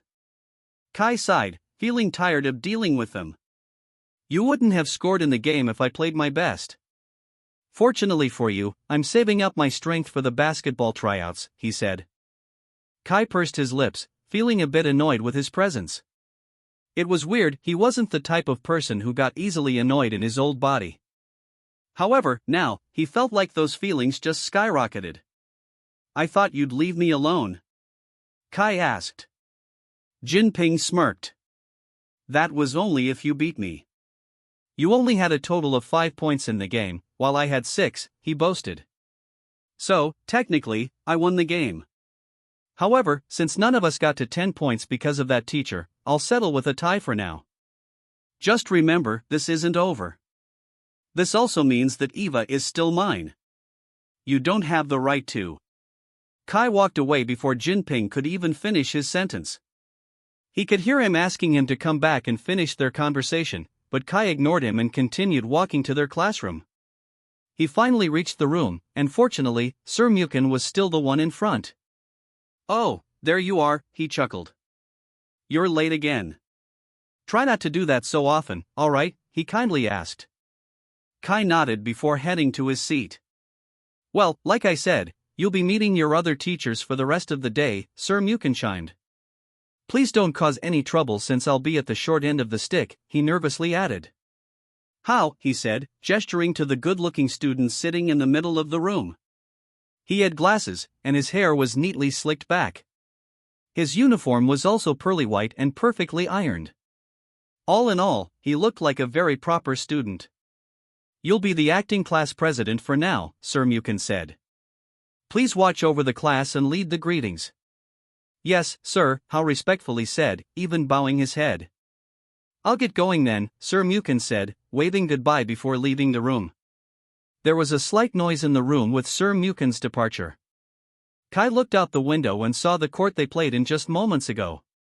His seatmate cleared his throat, making him turn to his side. Bao, who appeared to still be sweating from the game they had, nervously fiddled with his fingers. Kai, I'm sorry for earlier. I made so many mistakes," he shakily said. "Have you played basketball before?" Kai casual asked. Bao shook his head. "No. I'm not good at sports." "Well, you were pretty good for a first-timer," Kai complimented. "You were better than me, that's what I'll say." A small smile emerged on Bao's face. "Bao, right?" Kai asked, not wanting to get his name wrong. "Yeah," Bao said, still smiling. "You were cool, Bao," Kai briefly said. Bao pursed his lips and looked down at his lap, not knowing how to take the compliment. All of the rumors he heard said that Kai was a cold-hearted, disrespectful troublemaker. However, from their small interactions, he seemed pretty sweet. -1 XP. There is suspicion of identity. Kai nearly forgot about his weekly quest. He quickly shut his mouth and focused his gaze outside the window to prevent himself from saying anything else that would cause suspicion. Just then, the door slammed open, causing him to shift his gaze to the front. The chattering turned silent as the feeble-looking teacher with a terror-filled aura entered the room. Kai cursed inside his mind. It was the teacher who scolded him on the basketball court. The old teacher, who seemed to have a permanent frown on his face, entered the room with a heavy sigh. His gaze swept over the class, and an even louder sigh escaped his lips as soon as his eyes fell on Kai. "Ah," as expected, the teacher muttered, rubbing his temples.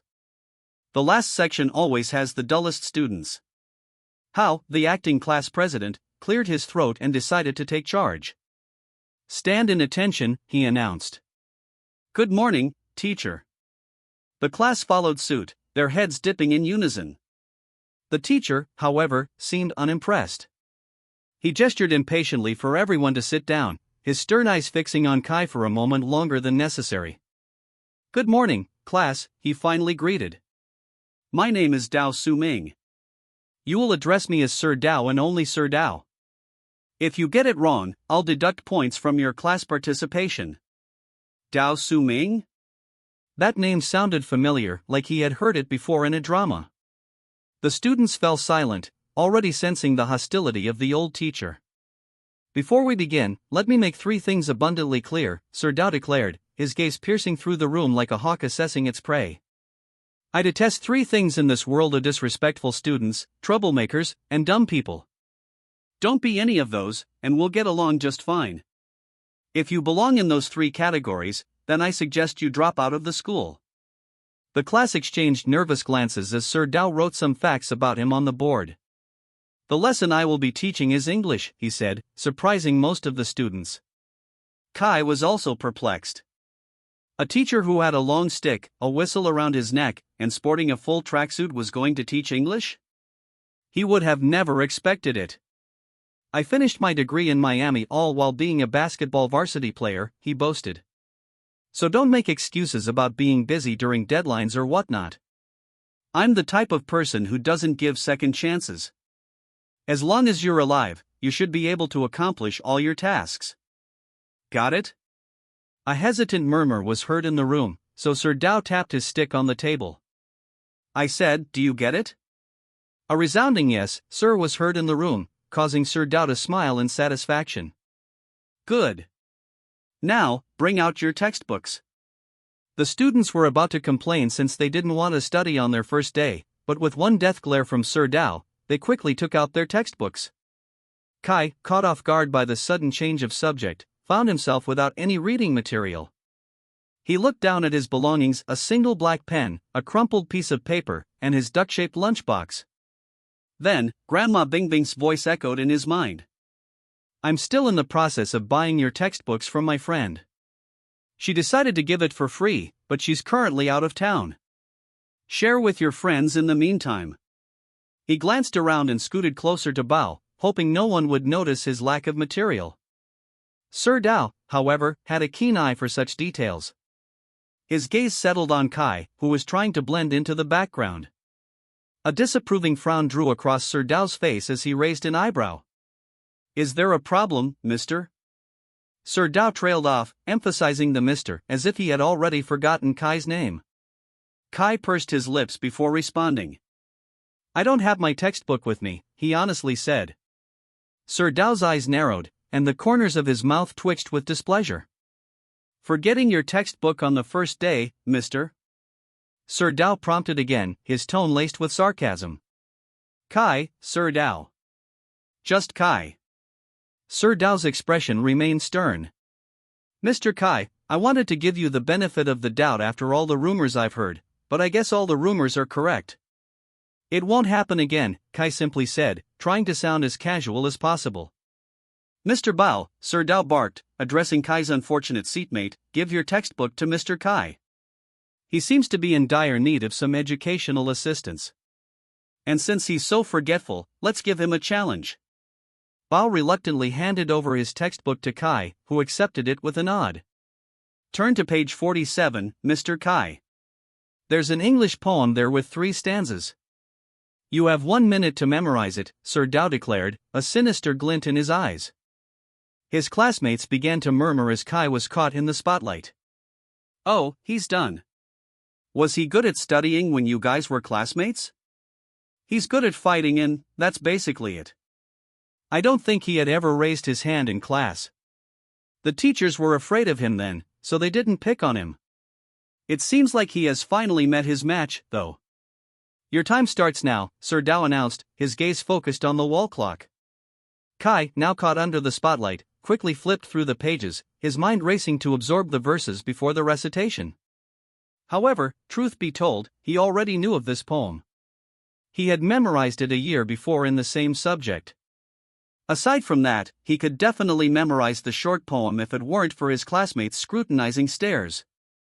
30 seconds, Sir Dao prompted. Kai lifted his head and observed his classmates' faces. He wasn't sure how many people went to the same middle school as him. However, Kai concluded that more than half of the class didn't have any expectations for him. To be fair, I wouldn't be able to do this too. Yeah, what more for someone dumb like him? Shoo. He'll beat you up if he hears you. Time's up. Sir Dao exclaimed, making the class turn silent. Since Kai is quite confident he can pass my class without a textbook, let's see how well he does, Sir Dao sarcastically said. Kai stayed silent for a moment, weighing the pros and cons of reciting the poem. If he does recite the poem correctly, he'll be able to show Sir Dao that he wasn't as stupid as he looked. His pride was also on the line. In the flower fields, he started off, still hesitating on what to do. The downside to that was the suspicion he'd get afterward. Kai stopped once again as he felt his classmates' confused gazes. If he had to count the people who would become suspicious if he recited the poem correctly, then it would amount to at least 20. He couldn't afford to lose 20 XP just because of a terror teacher. Well, Mr. Kai? Sir Dao asked, a knowing smirk on his lips. Kai sighed before gazing into his eyes. I don't know the rest, sir. Sir Dao clapped loudly, already expecting the situation to turn out this way. I was foolish for expecting something from you, the teacher laughed. Sit back down, then. I don't want to waste my time any further. Kai silently sat back down as Sir Dao proceeded with his first lesson. His other classmates, not finding Kai any different from his past self, also tuned into the lesson. Meanwhile, Kai internally cursed the bitter teacher in his mind. The bell finally rang, signaling the start of their lunch break. Others quickly stood from their seats, rushing to go to the canteen to buy food and eat with their dear friends. Kai watched as boys his age excitedly unbuttoned their shirts so they could play some kind of sport under the scorching heat. Even if they were almost polar opposites, Caden Tian and Kaigwa had one thing in common: they seemed to not have any friends. Kai stayed seated, bringing out the duck-shaped lunchbox his grandma had prepared for him. A small smile emerged from his lips. At least someone actually put in the effort to prepare him a meal. He heard a small chuckle, causing him to turn to his side. There, he saw Bao with a 3-tier lunchbox. "What's funny?" Kai asked. Bao pursed his lips and quickly shook his head.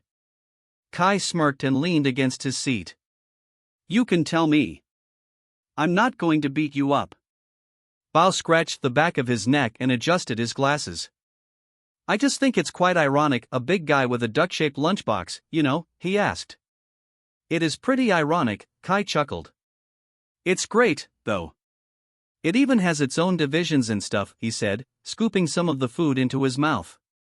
"Aren't you going to go out and eat with your friends?" Bao suddenly asked. Kai shrugged, continuing to eat. "It's comfortable here." "Yeah," Bao said, almost a whisper. "Besides," Kai smirked, "it seems like you need some company." Bao shook his head, feeling a bit more comfortable with Kai's presence. "I'm used to being alone," Bao sighed, also starting to eat. "Looks like we're more similar than I thought," Kai remarked. Bao chuckled. "You? Used to being alone? I don't think so. You're always surrounded with trouble." Kai subtly frowned, tilting his head to the side. "Do you know a lot about me?" he asked. Bao froze before quickly drinking his water and shakily wiping his mouth after. "Not a lot," Bao denied. "I just heard some stuff here and there. It's hard not to hear your name in this town." "Well, what did you hear?" Kai asked, growing more curious. "Just that you got into a lot of trouble and stuff," Bao softly said. "But I think you're not what people make you out to be." Kai raised his eyebrows, imploring Bao to explain further. "I mean, I've only met you for a day, but I already feel that you're not a bad person," Bao confessed. "I have to admit, I was afraid of you this morning when you just entered, but after the basketball game, I actually think you're a decent person." "Hey," Kai said, not a hint of hesitation in his voice, "want to be friends?" he suddenly asked. Bao dropped his utensils on the table, and then he gazed at Kai with wide eyes. "What are you talking about? Friends? With me?" Are you sure?" he asked. Kai shrugged. "Why not? We'll be seatmates for the rest of the year anyway." Bao appeared like he couldn't believe what he was hearing for a second. Then, a small smile finally emerged on his lips, appearing genuinely happy. "All right," Bao said after a while. "Let's be friends." Wednesday finally came. Lena, the meticulous team manager, settled herself behind the table that contained the manual scoreboard. The gym echoed with the squeaks of sneakers as the original players of Shitsi High warmed up. The smell of hardwood and the distant footsteps of students leaving the school filled the air. Lena, armed with a small stack of applications, couldn't help but feel a flutter of excitement in her chest. As she flipped through the pages, her eyes wandered across the names and credentials of the 16 potential athletes. A grin crept on her face. This was more than they had anticipated. "What's gotten our pretty manager smiling?" Cohen asked, placing his bag on the bench and sitting next to her. "Look," Lena excitedly showed him the stack of papers.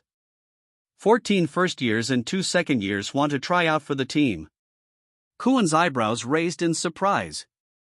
"Wow. It's not much, but it's definitely more than I had expected. I remember when Yuza and I tried out, we only had 4 other people with us." "Right?" Lena beamed. "This year must be different," Lena mused to herself, her fingers tracing the words on the applications. Cohen chuckled as he watched their younger members enthusiastically practice on the court. "Well, these guys are fired up," he observed. "They don't even work this hard during our official practices." Lena smirked in amusement. "Well, they are going to be playing against the applicants. I told them to work hard if they didn't want the team to be embarrassed. They better do a good job if they don't want Yuza to scold them," Cohen remarked. "Speaking of, where is that giant?" There he is, Lena smiled, pointing to the tall man who just arrived at the gymnasium. He had to duck to get through the doors, but his hair still brushed through the doorframe. Koan and Lena chuckled as Yuza grumbled under his breath. When are they going to renovate this place? I can't even fit through the door, he complained. That's because you're too tall, Koan said. I fit perfectly well. Yuza shook his head. And that's exactly why you're the small forward. Hey! Koan said, sounding offended. However, Yuza ignored him and moved on to another topic. Do you think Coach Jean will come and visit us today? Yuza asked. Lena pursed her lips. I asked him to come, but he says he's busy with other things. Yuza sighed deeply. Well, what more did we expect? He's never even been to half of our games. Yeah, Koan nodded, and it's not like he's much of a help to our team. He only comes when we win things, which is very rare. Lena clapped her hands excitedly. Let's not talk about Coach Jean anymore. The clock is ticking, and the applicants are going to be pouring in any minute now. Yuza nodded, gesturing for their other teammates to come round. The others stopped practicing and went to the table where the three were settled. They fell silent as Yuza stepped forward, their eyes fixed on the charismatic leader who had steered them through victories and defeats during the last 2 years. Yuza adjudged his well-worn basketball jersey, the number 4 emblazoned on the back like a badge of honor. Team, he began, today is a special day for us. We will finally meet our new teammates. Last year, we faced setbacks, dropping out of the Winter Cup in the first round and bowing out of the Inter-High preliminaries not long after. But that was yesterday. Today, we strive to be different. The team nodded, their eyes reflecting a shared determination. Yuza's gaze lingered on each player, acknowledging the unique strengths they brought to the table.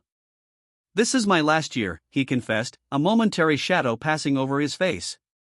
A collective gasp of disappointment swept through the team. Yuza raised a hand, silencing them. This is not a farewell, it's an encouragement. We need to make it to the Inter-High Nationals, he exclaimed. Koan smirked, patting their captain's back. Let's do this. The others exclaimed in agreement. Lena, too, joined in, her soft and feminine voice standing out amongst a group of testosterone-filled voices. Just then, the gymnasium's doors opened, revealing the first applicants to arrive. Lena's eyes sparkled in excitement as the group of 3 boys wearing different colored jerseys came in. Welcome, she exclaimed. The 3 boys shyly bowed as the current members sized them up. Their physique wasn't too impressive, but that wasn't really the sole basis of a good basketball player. Place down your bags on these chairs and line up, Yuza instructed. Quickly, Yuza urged when he saw the hesitation in their movements. That led the 3 lanky first-years to bolt to the seats before lining up in the middle of the court. It didn't take long before the others started arriving. Yuza continued to ask them to line up based on the time they came inside. He glanced at the wall clock, seeing that there were only 2 minutes left until 4 o'clock, the official start of the tryouts.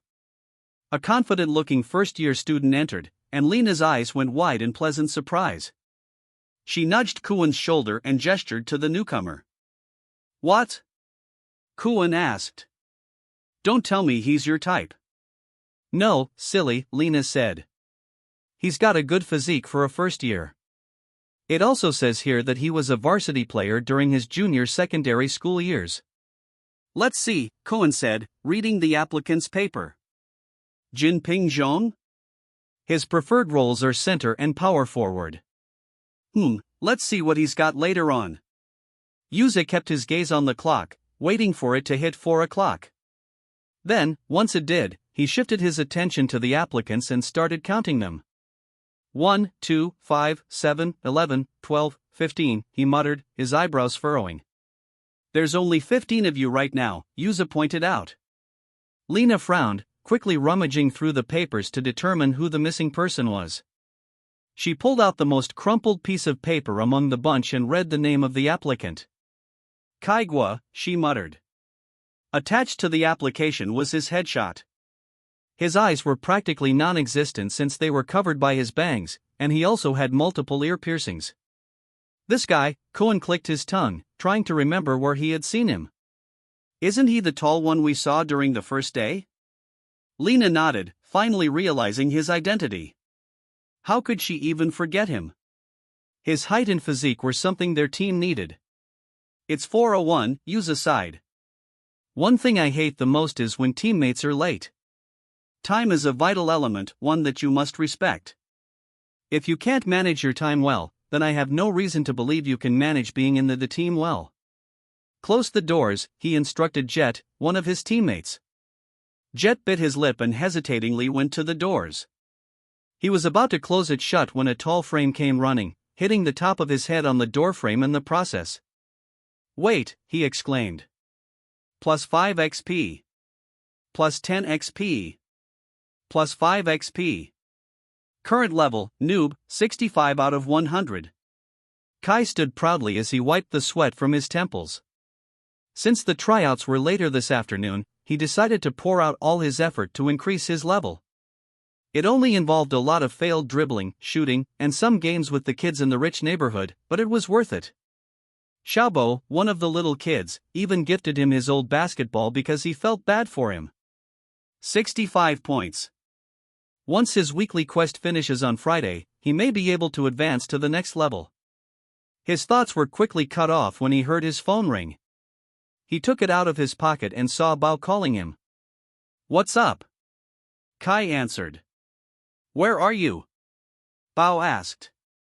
Sir Mukin's already here. Kai's eyes widened as he looked at the time on his display screen. It was already 10 minutes past the first bell.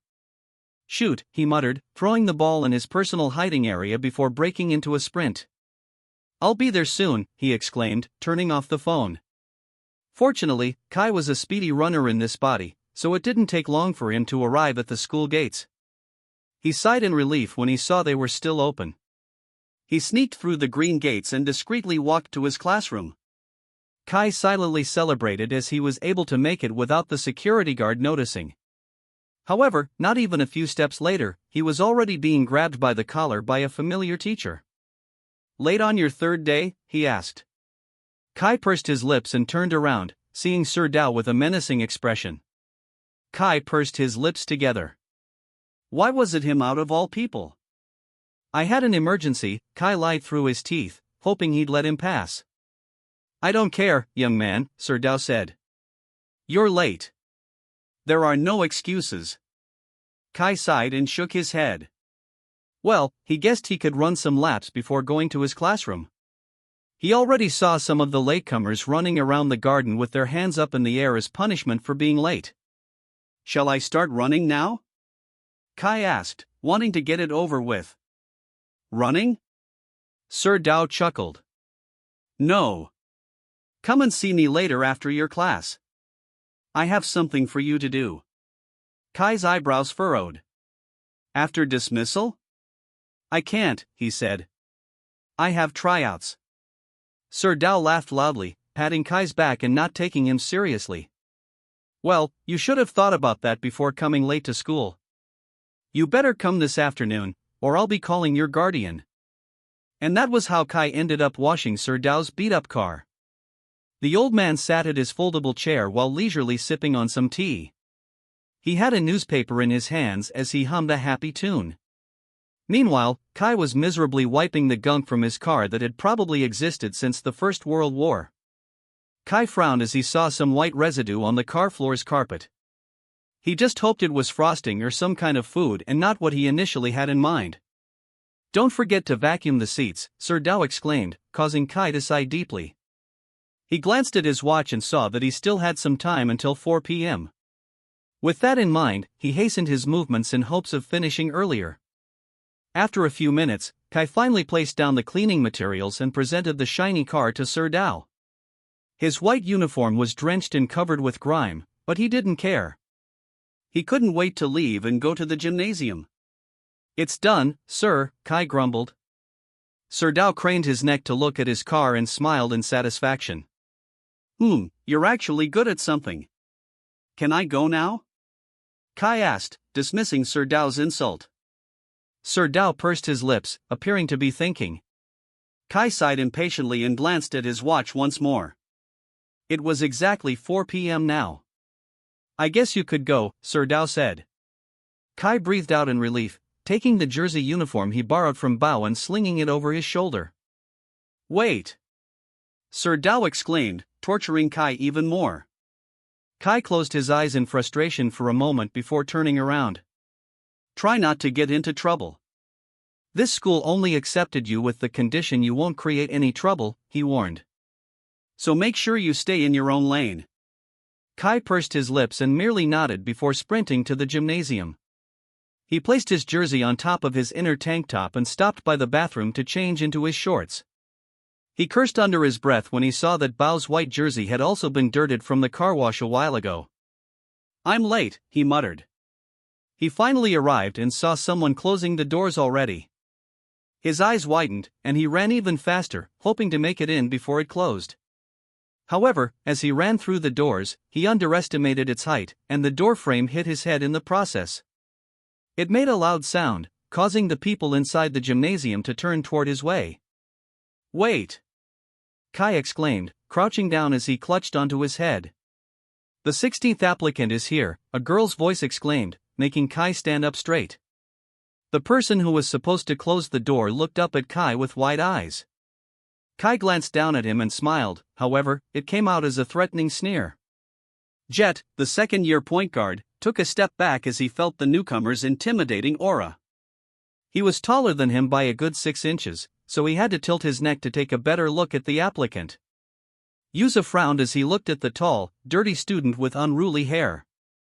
Your name, he asked, a frown still on his eyebrows. Kai. Kaigwa. Line up, Yuza coldly said, and Kai quickly followed. He stood next to the shortest guy among the applicants, making him stand out even more.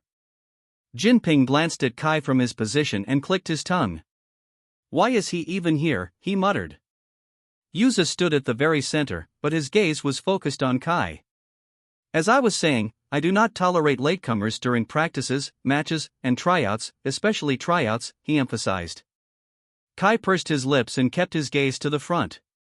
If it weren't for that old man and his dirty car, Kai would have been able to make it on time. I believe that those who are punctual will get the most blessings.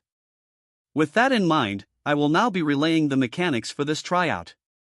Today, you'll be facing the current first-string players of our team in 3 sets, he started off.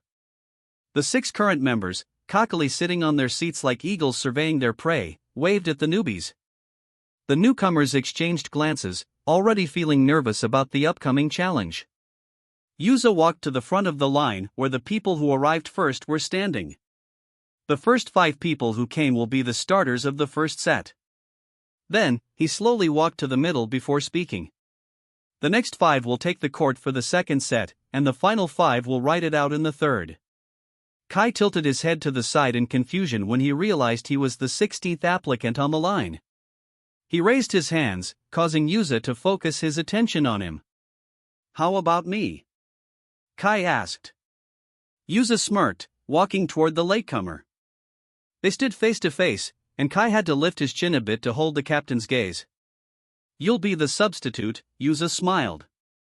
You can play when one of the applicants gets extremely tired. And if that doesn't happen? Kai asked. Then, you can try out next year, Yuza simply answered, walking away from Kai before he could ask another question. Lena gulped as she watched their exchange. Why is Yuza on edge? She whispered to Kuan. I think his dad talked to him again, Kuan whispered back. Lena pursed her lips and nodded in understanding. That explains it, she muttered. I think it's also because of the rumors surrounding that guy, Kuan pointed out. Lena frowned in confusion. Rumors? What rumors? You don't know? Kuan asked. Lena shook her head. As far as she knew, she had never even seen him in their town, or maybe it was because she was a crippling introvert who didn't like interacting with people she wasn't close with. I thought he looked a bit familiar when we first saw him, and now I realize that I have seen him before. He's Mad Dog, Kuan explained. Well, that's a silly little name, Lena said. Kuan shook his head, looking Lena in the eyes. It's not. I'm telling you, it's far from being silly. Now, let's start, Yuza said, gesturing to the 5 first-string players from the back. They quickly jogged to the front, looking as confident as ever. To the others who aren't playing, come here first.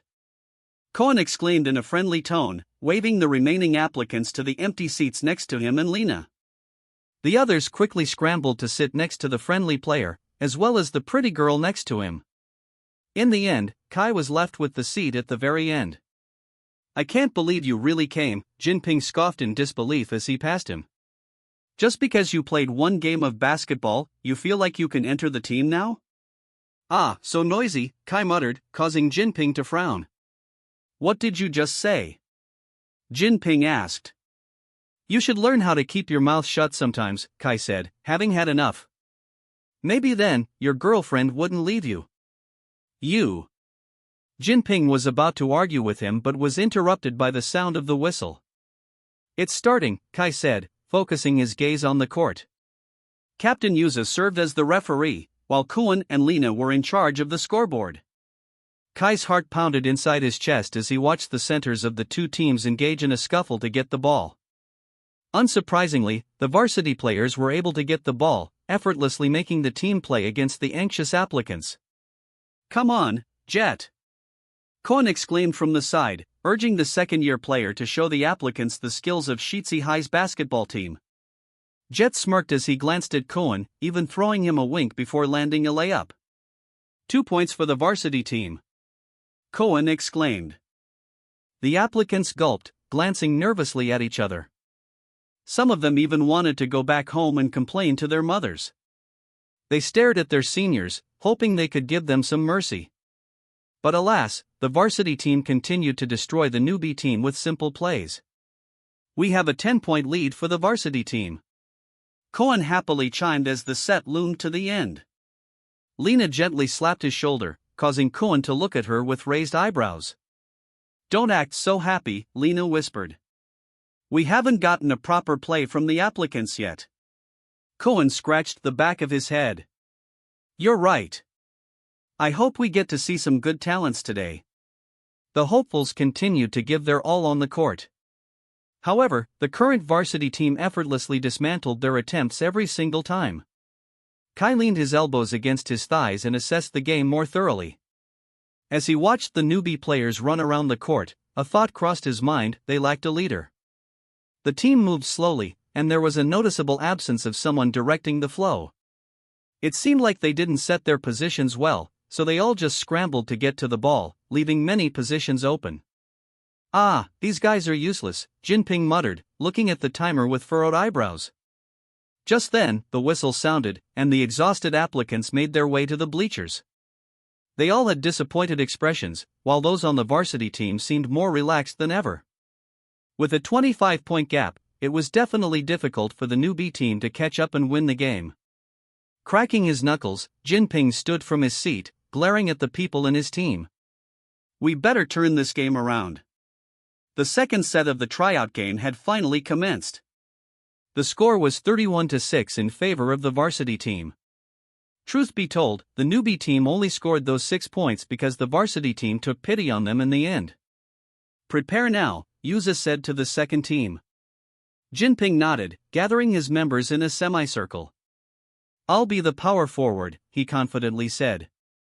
I'll be the point guard, another chimed. Kai had definitely seen the guy during their orientation. He was around the same height as Jinping, only a 1 to 2 centimeters shorter, and his jersey had his last name, Ding. The others quickly followed, already setting a better vibe for the second set. After delegating their positions, the 5 of them walked to the court, where the varsity players were excitedly waiting for them. Yuza blew the whistle, signaling the start of the second set. The varsity players were more relaxed this time around, already aware of the skills of the applicants from the first set. However, as they started playing, it was clear that this set of applicants was different from the first one. Jinping had the ball, dribbling like an experienced player before passing it to the Ding. Jinping then sets a screen, allowing him to go inside. As the varsity team members were more lax, they failed to guard the guy with the ball, so he shot it near the net, making it go in. Lena and Koen turned to each other, surprised. Isn't that the guy who wanted to get your number? Cohen asked, referring to the acting point guard. Lena pursed her lips and went through his application.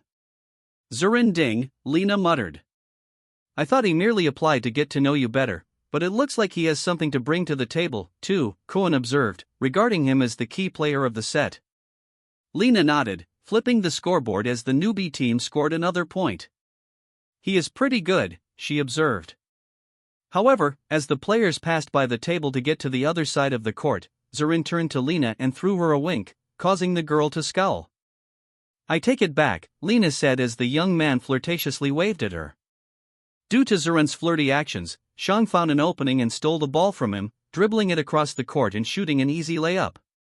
Shang and Jet gave each other high fives, confidently looking at the group of newbies.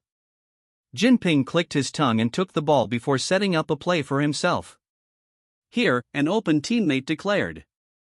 However, Jinping didn't even spare him a glance. He dribbled across the varsity team members, surpassing 3 of them. However, as he arrived below the net, Shang deflected the ball from his hand, causing it to land in Jet's hand. Thank you. Jet cheekily chimed before running for a fast break. That guy's not bad, Lena commented. Who? Jinping? Kuan asked. He just got the ball stolen away. Yeah, but his foundation isn't too bad. He got past the other players pretty quickly. He seems pretty cocky, though, so his potential just diminished by 10%, she quickly added. Kuan chuckled.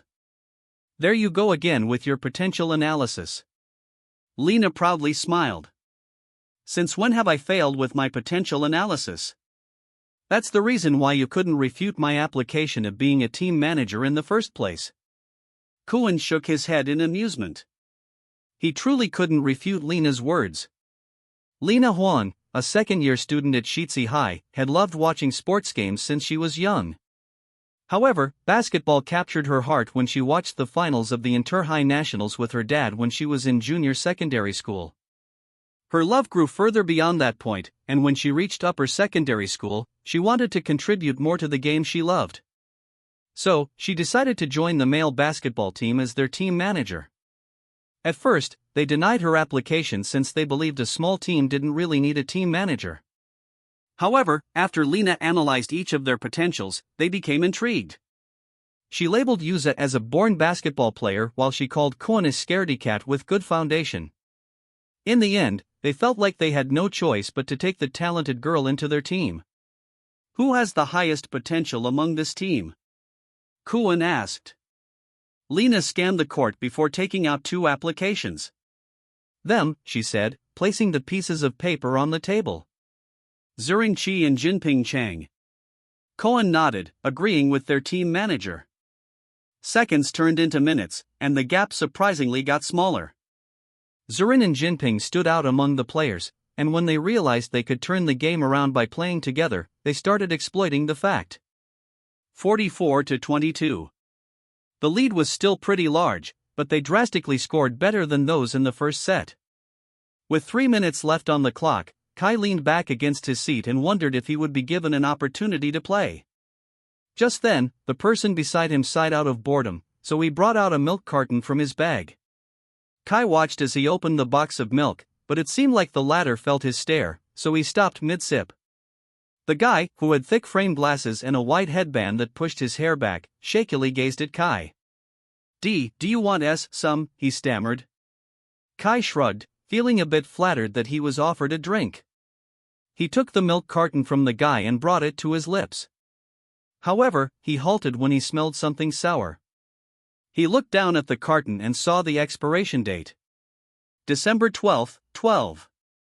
Kai's eyes suddenly widened. This milk carton expired during the supposed end of the world. This could entail the end of the world to the person who would drink it.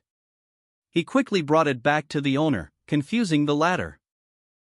You don't want it?" he asked, feeling a bit relieved since he had been waiting to drink that milk carton since morning. "Yeah," Kai briefly said, still smelling the sour scent from where he was. I'll drink it then," the guy said, bringing it to his lips. Kai opened his lips to interfere but pursed them back together when he realized what this could mean. This was his chance. The guy hummed in satisfaction. Is this yogurt flavored? He muttered excitedly. It was definitely not yogurt flavored.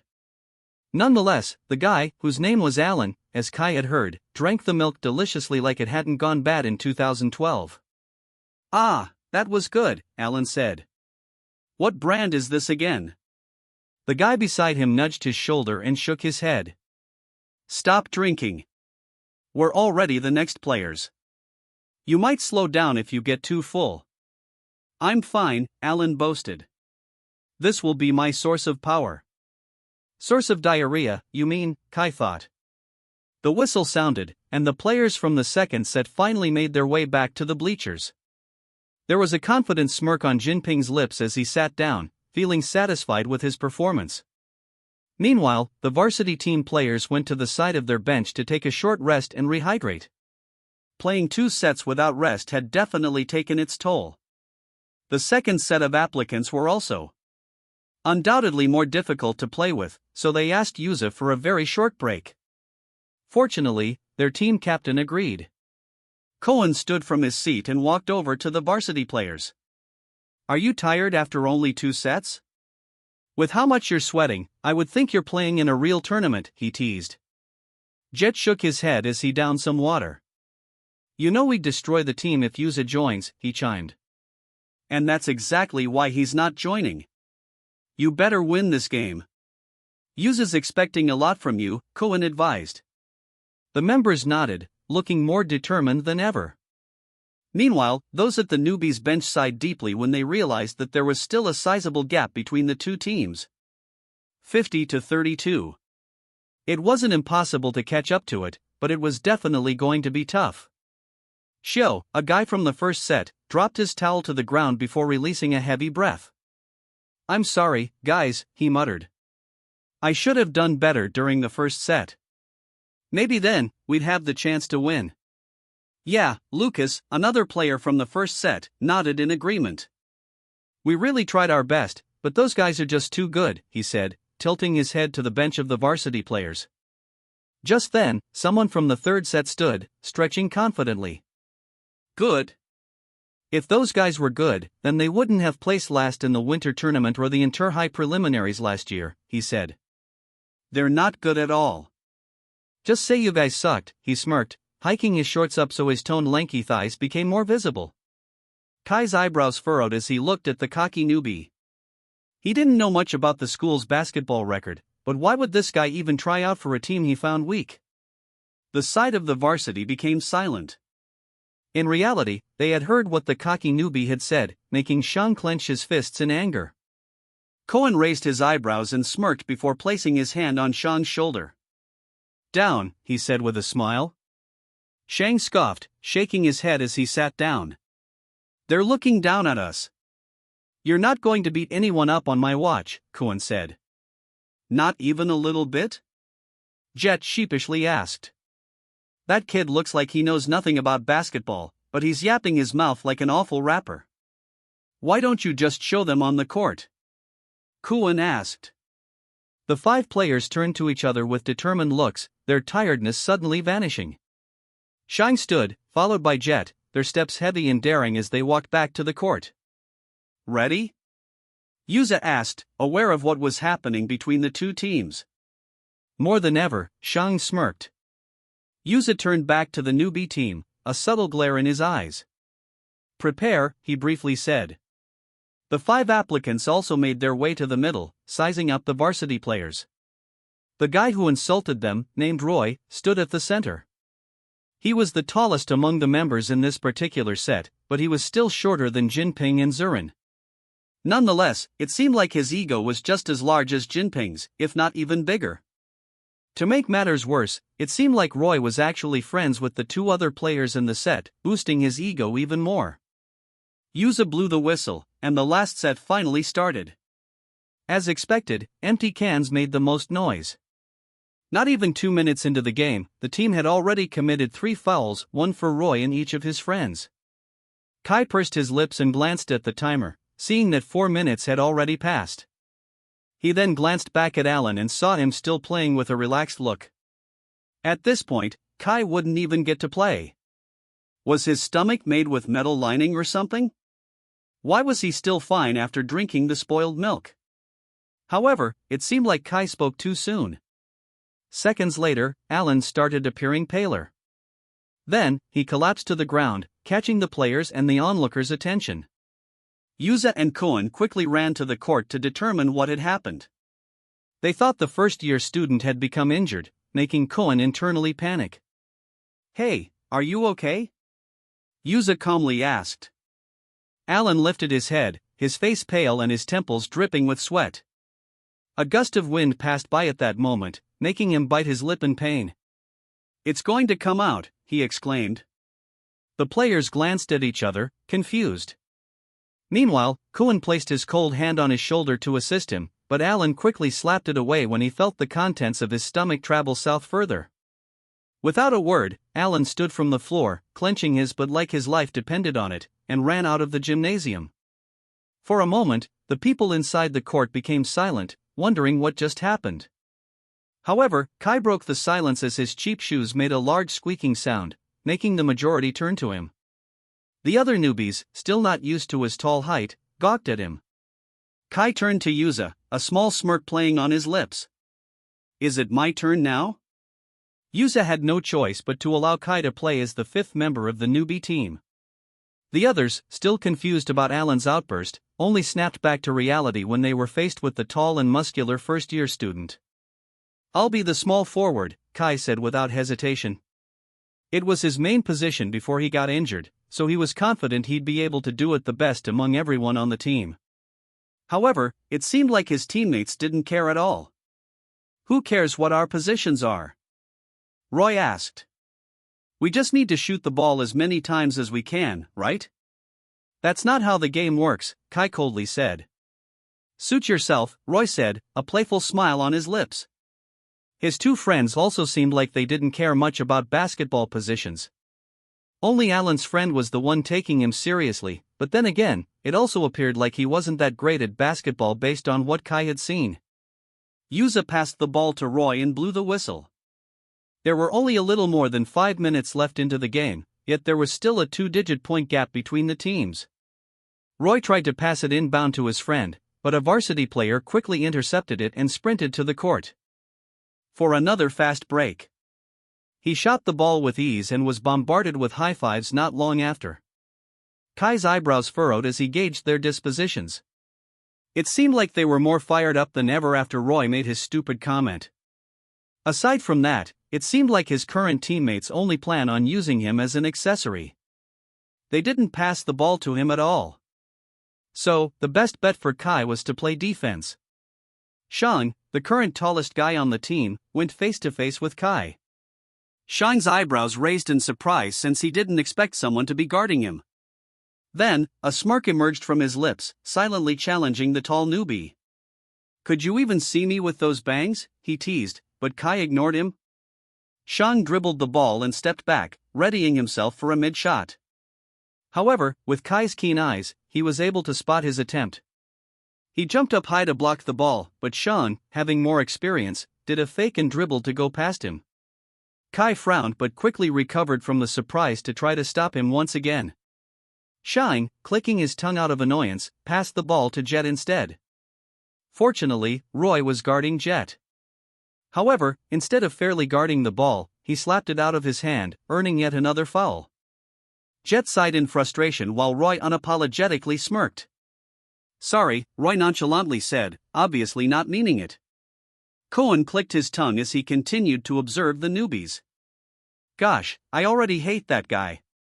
We should just stop the game right now since I'm 100% sure Yuza wouldn't recruit anyone from these guys. Right, Lena?" Koen gently nudged their pretty manager's shoulder, but she didn't respond. He turned to her and raised his eyebrows in confusion. "Lena," he repeated her name. However, Lena's gaze was focused on the game, specifically on one person. Lena's mouth was agape as she continued to observe Kai's movements. He was definitely far from being good, however, his physique, height, and overall speed were satisfactory. Lena could tell he was an amateur, but at the same time, it also felt like he knew a lot about the sport. Kai attempted to block Jet this time, but being the point guard, the latter was extremely agile. Their height difference was also pretty big, so Jet was able to get under him after a few seconds. Nonetheless, Kai didn't give up and continued tracking the ball. With his teammates' fouls and inability to cooperate, the gap between the two teams only seemed to be getting bigger and bigger. Jinping clicked his tongue out of annoyance while watching from the sidelines. Meanwhile, Zurun's gaze was still focused on Lena. However, the girl's attention was only focused on one person. Kai sighed in frustration as his teammate let the ball be taken away once again. The four other members lazily followed after the varsity players, appearing to have given up, but Kai managed to keep up with their pace and guard the ball once again. Shang was about to shoot when Kai appeared in front of him for what seemed to be the 100th time. "You again," he muttered, feeling slightly annoyed. He was quite tired from playing 3 sets, so his movements undoubtedly slowed down.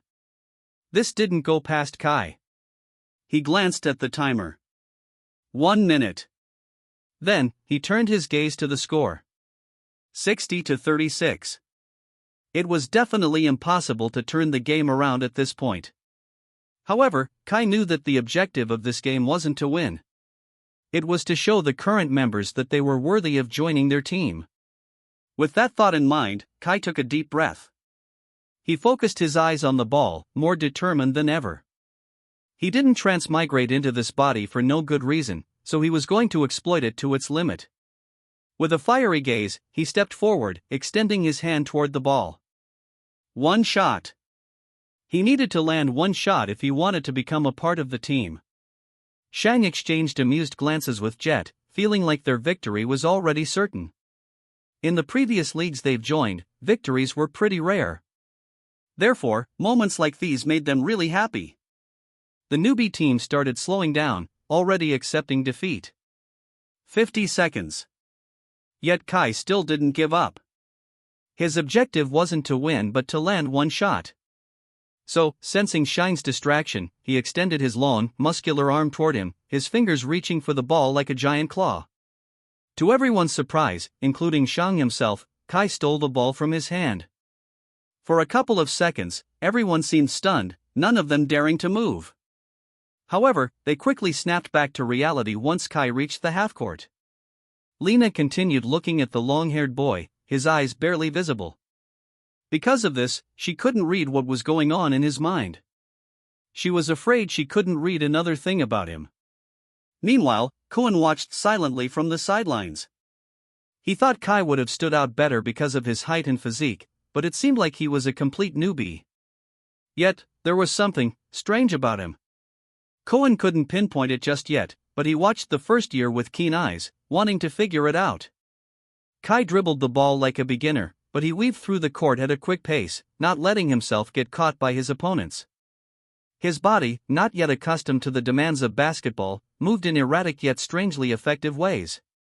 It was as if he was dancing to a beat only he could hear. As the seconds ticked away on the timer, Kai glanced at it with furrowed eyebrows. 20 seconds.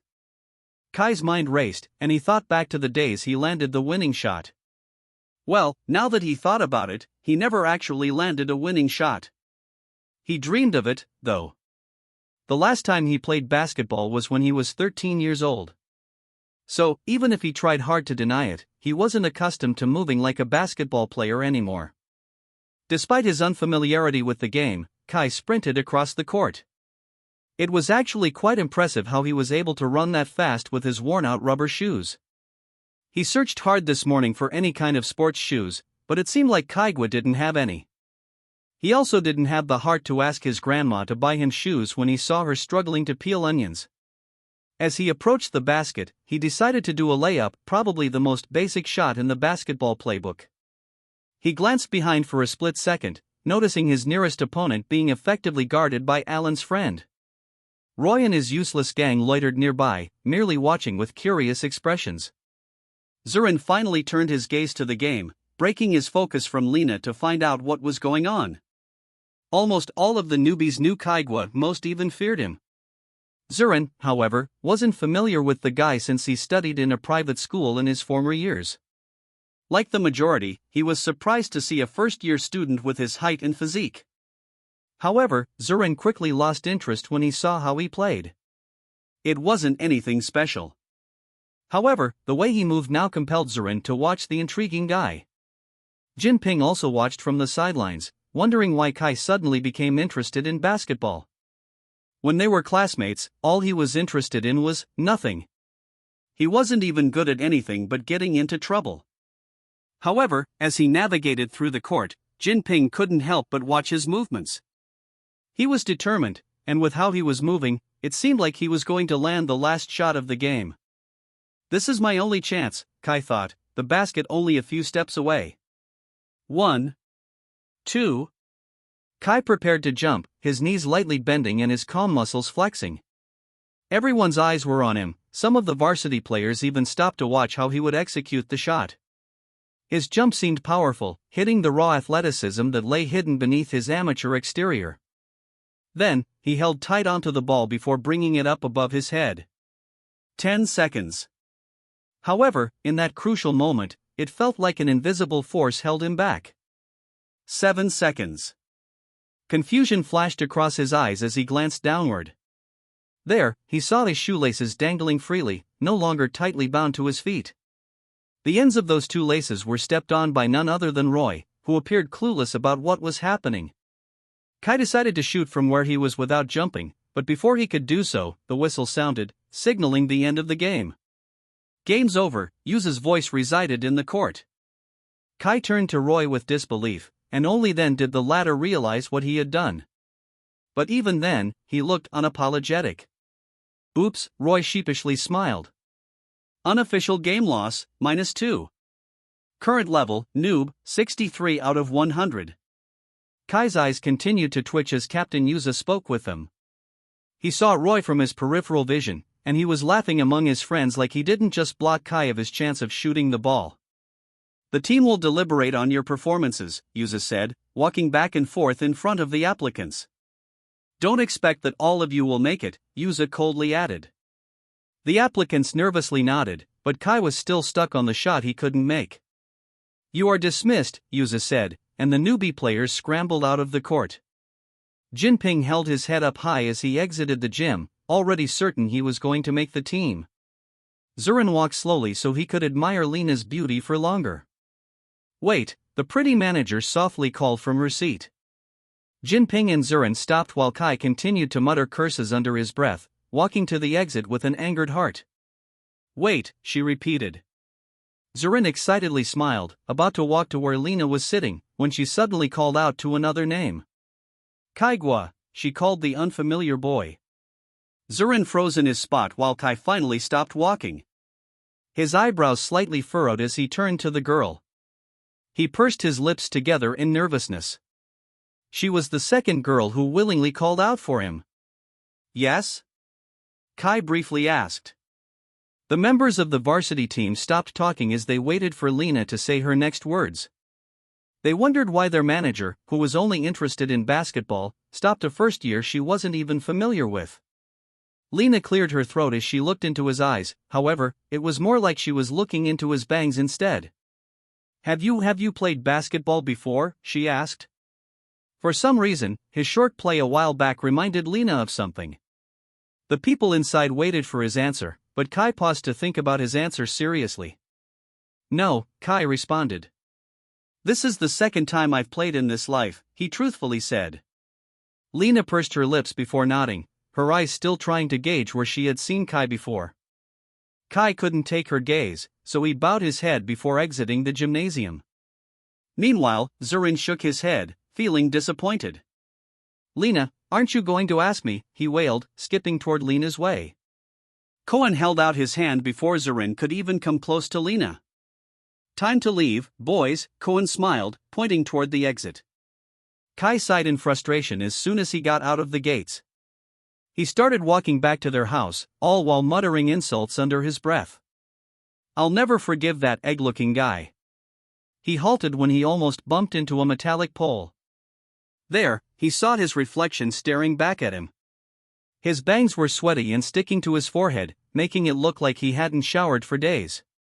His uniform was dirty because of the car washing circumstance with Sir Dao, and his chin and jaw area were covered with unruly stubble that could be mistaken for pubes. "Maybe I shouldn't be criticizing somebody else's looks," he said, finding himself slightly unattractive too. He continued his journey back to their house, but it seemed like the universe really had it out for him. A truck speeded through the roads, running through a puddle in the process. Kai was unfortunately walking near the puddle, so his bottom half became completely drenched in the process. To make matters worse, it seemed like the water in the puddle had been dyed red from the soil, making it seem like blood was splattered all over Kai's uniform. Could this day get any worse?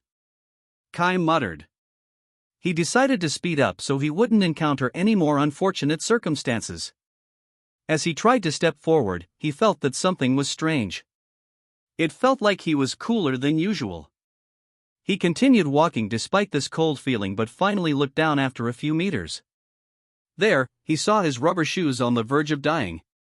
The reason why he was cold was because the front sole of his right shoe had completely detached itself from the cloth lining, so his toe was already out in the open. He closed his eyes and turned his head to the sky, his fists clenching in frustration. Kai wanted to scream but held back for the sake of their neighbors. What he didn't know was a group of old women were gossiping on a nearby house's balcony, so they were able to see his silent outrage. Is that blood?" one of the old ladies stammered, peering from the balcony. "Gosh, that kid is really something else," another whispered. "Should we call the police? It's a good thing my Jinping is a decent student and is great at basketball." "He would never be like that kid," a proud mom boasted. Kai finally arrived at their house, only to find that his grandma wasn't around. He sighed in relief when he finally arrived at their bathroom.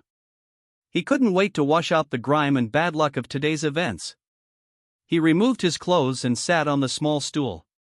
There was a little bit of water in the basin, so he used that to wet himself and lather on some shampoo. When it ran out, he opened the faucet to get more water. However, he didn't hear the water flowing, making him frown. He opened his eyes despite the suds that covered his face and continuously opened and closed the faucet to get more water. His efforts were useless, though. They ran out of water. And so did Kai's sanity. It was a sunny afternoon on a Thursday, and the basketball team had just finished with their after-class training. Yuza pursed his lips in frustration as he looked at his teammates lying on the floor. "Those are dirty," Yuza said, grimacing as he imagined the germs that clung to their skin. Who cares? Shang's mouth is dirtier than this, and I've never seen him complain. "Let us rest for a while, Captain," Jet whined. Yuza gave Koen a knowing look, and before the captain could utter a single word, Koen was already in action. "All right, get up. We need to talk about something important," he said, kicking the members' butts to get them to move. A collective groan was heard in the court as they made their way to the benches. Yuza looked at his members one by one, smiling to himself when he realized how far they had come. It seemed like yesterday when they were the same applicants who wanted to play on the same court, yet now, they were the ones screening for new players to join their team. "Lena," Yuza said, gesturing to their manager. Lena smiled and opened her laptop, showing the pretty presentation she had made for the players. The players couldn't help but chuckle as they looked at the colorful display. It was adorned with sparkles, pink flowers, and rainbow-colored basketballs. "Why is it so colorful?" Shang asked. Lena glared at the tall player, causing him to quickly zip his mouth shut. "Anyway," Lena smiled, going back to her usual bubbly self. "This afternoon, we're going to be discussing the new members to be accepted into our team." Lena looked around the room and did a quick head count. "As you all know, we are lacking in numbers for the registration for the Winter Cup, so this is our chance to fill up those gaps and recruit new teammates that could potentially lead to better results this year," she continued. "Let's start with the first set of applicants who played yesterday," Lena said, clicking on the next slide to show the faces of these players. The players turned silent for a moment, recalling the applicants' performances. "I don't think anyone stood out in this set," Yuza said right off the bat. "They were pretty nice, though," Koen said. "One of them even gave me a pack of candy." "They were bribing you," Yuza deadpanned. Koen pursed his lips. "It didn't seem like that," he muttered, bringing out the lychee candy the applicant gave him yesterday and popping one inside his mouth. This guy, Lena said, hovering the pointer at one of the applicants. Lucas? I think he was the best on the set. His height isn't too bad as well, so we might be able to train him further. Yuza nodded in agreement. However, I think we could all agree that he isn't ready yet. The other players nodded, not able to refute their captain's words. Let's move on to the second set then, Lena said, presenting the next slide. The players nodded in approval as soon as their faces were shown. This set of applicants did the best, Sean automatically said. I had the hardest time when I was playing with them. That's true, Jet agreed. These two, in particular, were the most annoying to guard, he said, pointing at Jinping and Zurin. Cohen chuckled as Lena's face became sour when the players started praising Zurin. What's wrong, manager? Cohen asked. Don't you agree with us? Zurin did the best in this set, didn't he? Lena sighed before clicking her tongue. If Zurin hadn't been so annoying, then she would have appreciated his talent more. However, in the end, she couldn't deny the first-year student's talent. I guess, she muttered. How's his potential? Yuza asked. I researched about him, Lena started off but stopped when he saw the teasing expressions on the other players' faces. She sighed and narrowed her eyes at them. Do you want me to continue or not? Yuza only had to throw them a look, and the players all behaved. As I was saying, he's been playing since he was in elementary school. It seemed like he's pretty well known in the middle school league, too. He's definitely not the best player in the league, but I think he's at 60% of his potential. 60%? Shang exclaimed. Dang, that was more than mine. And how about this guy? Cohen asked, pointing at Jinping. I think I've seen him playing once before, too. But if I recall, it was from a smaller school. Sunshine Arts, Jet said, causing the other players to turn to him in surprise. You know about this guy? Shang asked, surprised. My brother plays, too, and he went against this guy. I watched the game they competed in. How was he? Yuza asked. Not bad, Jet said. Definitely not good, though. I also feel like he's somewhat rebellious. What do you expect? Shang chuckled. Students from Sunshine Arts have always been scary. I remember being deathly afraid of them when I was younger. You? Afraid of people? You were taller than the average high schooler when you were in middle school, Jet retorted. Can we please go back to talking about this guy, please? Lena sighed impatiently. Right, Jet nervously chuckled. Well, like I said, he has experience playing before. However, it's with Sunshine Arts. Those guys have been known for playing dirty ever since. He didn't do anything weird during the game, but there was an aura of pride surrounding him. Yuza hummed ambiguously. However, we also can't deny that he performed the best after Zurin, Cohen chimed, and the other members nodded in agreement. Anyway, when can we go? Jet excitedly bounced his leg. My mom's making potato croquettes, and I don't want to miss out. We're almost done, Lena said, presenting the next slide. We only have the third set of applicants left. Lena pressed on the next slide, and the players turned silent once the next set of photos were shown. Kai's photo was in the very middle, and the players' gazes immediately focused on him. The 16-year-old applicant really didn't appear his age. However, that was actually pretty hard to tell since his eyes were covered with his bangs, and he had a scraggly stubble. All in all, only his nose was a prominent feature, straight and tall. Lena cleared her throat and zoomed in on the three players at the bottom. Roy Zhang, Lena started off. Let's talk about him first. Shang clicked his tongue as he crossed his arms in front of his chest. Is there even something to discuss about this guy? He asked. Jet nodded in agreement. Aside from his decent physique, there's really nothing good about him.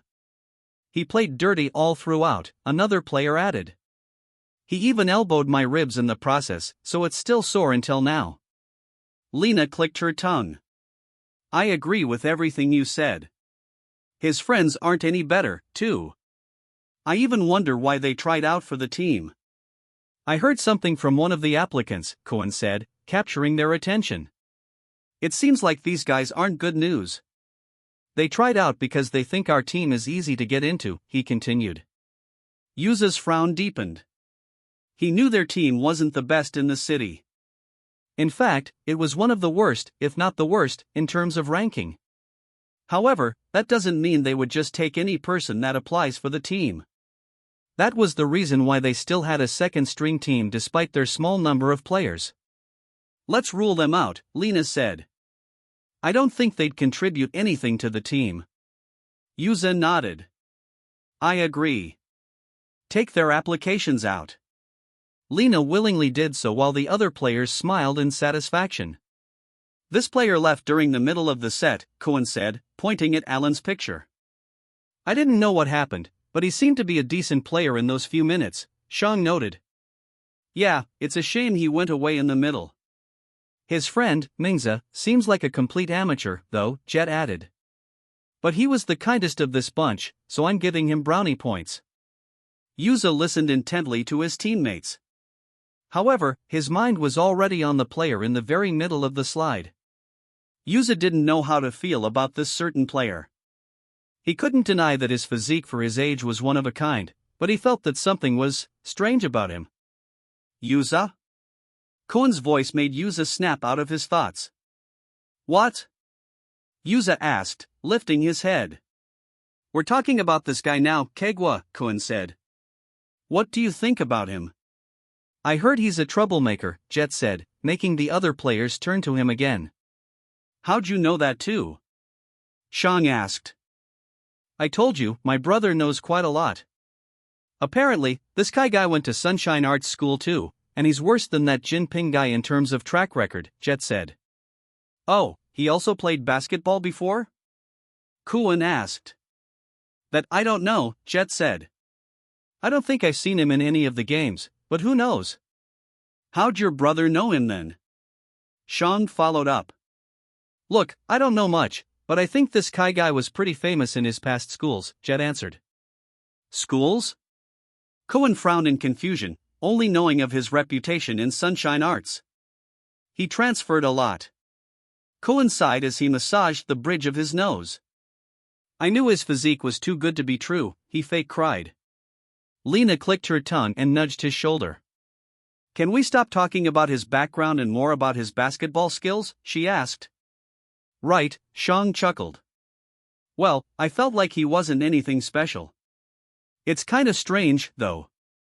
I was breathless after guarding him for 5 minutes. Yeah, I felt like he stood out but didn't at the same time, Jet chimed. He was on Shang's tail and left him closed, so it was harder to control the pace of the game. So, is he good or not? Kuan asked. Jet and Shang turned to each other, silently communicating with their eyes. I don't know, they simultaneously said. Cohen sighed in frustration. Well, that's a lot of help, he sarcastically said. Shang scratched the back of his neck. We're just being honest. He's not good, but he's not atrocious. What about you? Jet asked. From an audience's perspective, how'd you find his skills? They waited for Kuan's answer, but the third-year player merely smiled. I also don't know. I was sleepy during the third set, he admitted. The other players shook their heads in disappointment. Anyway, how many players are we planning to recruit? We have 9 in the first-string team, and we need at least one person to register for the Winter Cup, Cohen said, changing the subject. They all turned to their team captain. As many as the skilled players are, Yuza vaguely said. Then, it's not a lot, Cohen said. Yuza sighed, sitting, before leaning his elbow against the table. I already have 2 players in mind, he said. However, I'm unsure about one person. Even if their captain didn't explicitly reveal the names of these people, the players somehow already knew of their identities. Then, Yuza turned to Lena, the atmosphere suddenly turning serious. What do you think of Kaigwa's potential? Yuza suddenly asked. Lena's breath got caught in the back of her throat, and for the first time in a while, she became speechless. She had always read other people's potentials pretty quickly, but for some unknown reason, Kai was hard to decipher. The players turned to their manager, also anticipating her answer. After a while, she let out a deep breath and then looked into Yu's eyes. His potential, it's unreadable. Tomorrow, please pass your assignments to how early in the morning? I'll be checking your papers before our class and announcing the top scores afterward, Sir Dao reminded just as the bell rang. Kai turned to Bao with wide eyes. We have an assignment, he whisper-shouted. Bao softly chuckled before nodding. The one on page 11, he whispered, not wanting to let Sir Dao hear that his friend wasn't paying attention. Kai flipped through the worn-out pages of the book that Grandma Bingbing had bought for him. He looked at the page intently while Bao observed his reaction. If it's too hard, I can show you my answers early in the morning, Bao offered. Just come earlier than usual. Kai nodded without saying anything. The seat work was simple enough, so he could definitely answer it in less than an hour. The only reason why he wasn't able to pay attention in class was because he was waiting for his weekly task completion. It had already been a week since it was first revealed, and he was looking forward to getting an upgrade. Just then, the system appeared before him, engulfing the entirety of the classroom in mist and giving him a virtual reality experience. Weekly mission accomplished. XP earned 36. Current level noob 99 out of 100. Open a new weekly mission? Kai couldn't help but exclaim in disappointment. He was only 1 point short of the next level. He clenched his fist and softly hit the table, at least, that was what he thought. However, Kai clearly underestimated his strength since the action made a loud sound, the legs of the table even cracking in the process. Sir Dao and his classmates turned to him with wide eyes, and only then did Kai realize what he had done. Sir Dao's eyes narrowed as he gazed at the tall first-year student. You must really hate me giving out assignments, don't you, Kai? Sir Dao asked, causing Kai to freeze. Kai didn't respond in fear of escalating the situation even further. However, Sir Dao continued to gaze at him, scrutinizing every fiber of his being. Since Mr. Kaigwa over there is so overjoyed about the assignment I gave, why doesn't the class accomplish page 12, too? Sir Dao asked, a mischievous smile arising from his lips. The class collectively groaned in disappointment, all while subtly glaring at Kai. Class dismissed, Sir Dao said, leaving the room to finally let the students have their lunch. However, despite their initial excitement for the lunch break, the atmosphere dampened, and they whispered to each other while glancing toward Kai's way. Kai, being used to being the recipient of negative energy, nonchalantly brought out his duck-shaped lunchbox and utensils. He opened the lunchbox and smiled when he saw the onion omelet his grandma had made. I noticed for the past week that your lunch always has onions, Bao said, taking a sip from his water. Yeah, Kai proudly said. My grandma prepares it for me every morning. Lucky, Bao sighed. Our maid makes my food, but she took a leave today. Now, I have no choice but to go to the cafeteria and buy my lunch. Kai chuckled, already starting to eat. It won't be too bad if it's just one day. Bao nodded, still disappointed. You're right. I better go before it gets too crowded. Sure, Kai said. I'll just be here. Do you want anything? Bao asked. Kai felt the coins in his pocket before shaking his head. It was the spare change his grandma gave him this morning. He didn't have the heart to spend it when she already prepared a hefty lunch. I'm good, Kai said, stuffing his mouth with the delicious omelet. Bao nodded and got up from his seat before skipping out of the classroom. With his departure, Kai looked around the classroom. It seemed like he was the only one left, so he went to his user interface and clicked on his pending mission. New weekly mission. Receive your jersey within the week. The number on your jersey will be equalized to XP and added to your level. XP from other progression systems will only be activated once jersey is retrieved. Kai clicked his tongue as soon as he saw the new mission. He wasn't even part of the team yet, so how could he expect to get his jersey within the week? He shook his head to get rid of such negative thoughts. He needed to make it into the team. There was no other way. Kai stuffed his mouth with his lunch when the door slammed open, revealing Bao with a plastic bag filled with snacks in his hand. Kai, he exclaimed, looking at the taller guy with wide eyes. Kai frowned as he sensed the urgency in Bao's voice. He quickly stood while covering the remainder of his lunch with the yellow lid. What? Kai asked. The basketball team posted something on the bulletin board. What? Kai repeated, surprised. He had been waiting for the results in the past 2 days. Kai hurriedly walked over to where Bao was and held onto both of his shoulders. Did you see my name? Kai asked. Bao panted, bringing out the water he bought and downing it in one go before focusing his attention back on Kai. I didn't get to see it clearly since a lot of students flocked over to the area. But, I think you've been chosen. Kai quickly finished his lunch, his cheeks puffed up with food, as he followed Bao to the school's bulletin board. From his perspective, he appeared like a squirrel storing his nuts inside his cheeks. In fact, he might even consider himself pretty cute. However, for the people who watched him pass, it only added to his intimidating aura. Kai looked like he had just devoured one of his enemies whole. Kai couldn't help but crack his knuckles out of nervousness. He knew he wasn't able to do his best during the tryouts, but he definitely wasn't the worst player in the bunch. Moreover, when Bao stated that he had been chosen, hope bloomed inside Kai's heart. On his way there, he saw Zurin, who wore a wide smile. It didn't take a genius to know that he got into the basketball team. Out of everyone who tried out, he was definitely the player with the most shots, rebounds, and assists.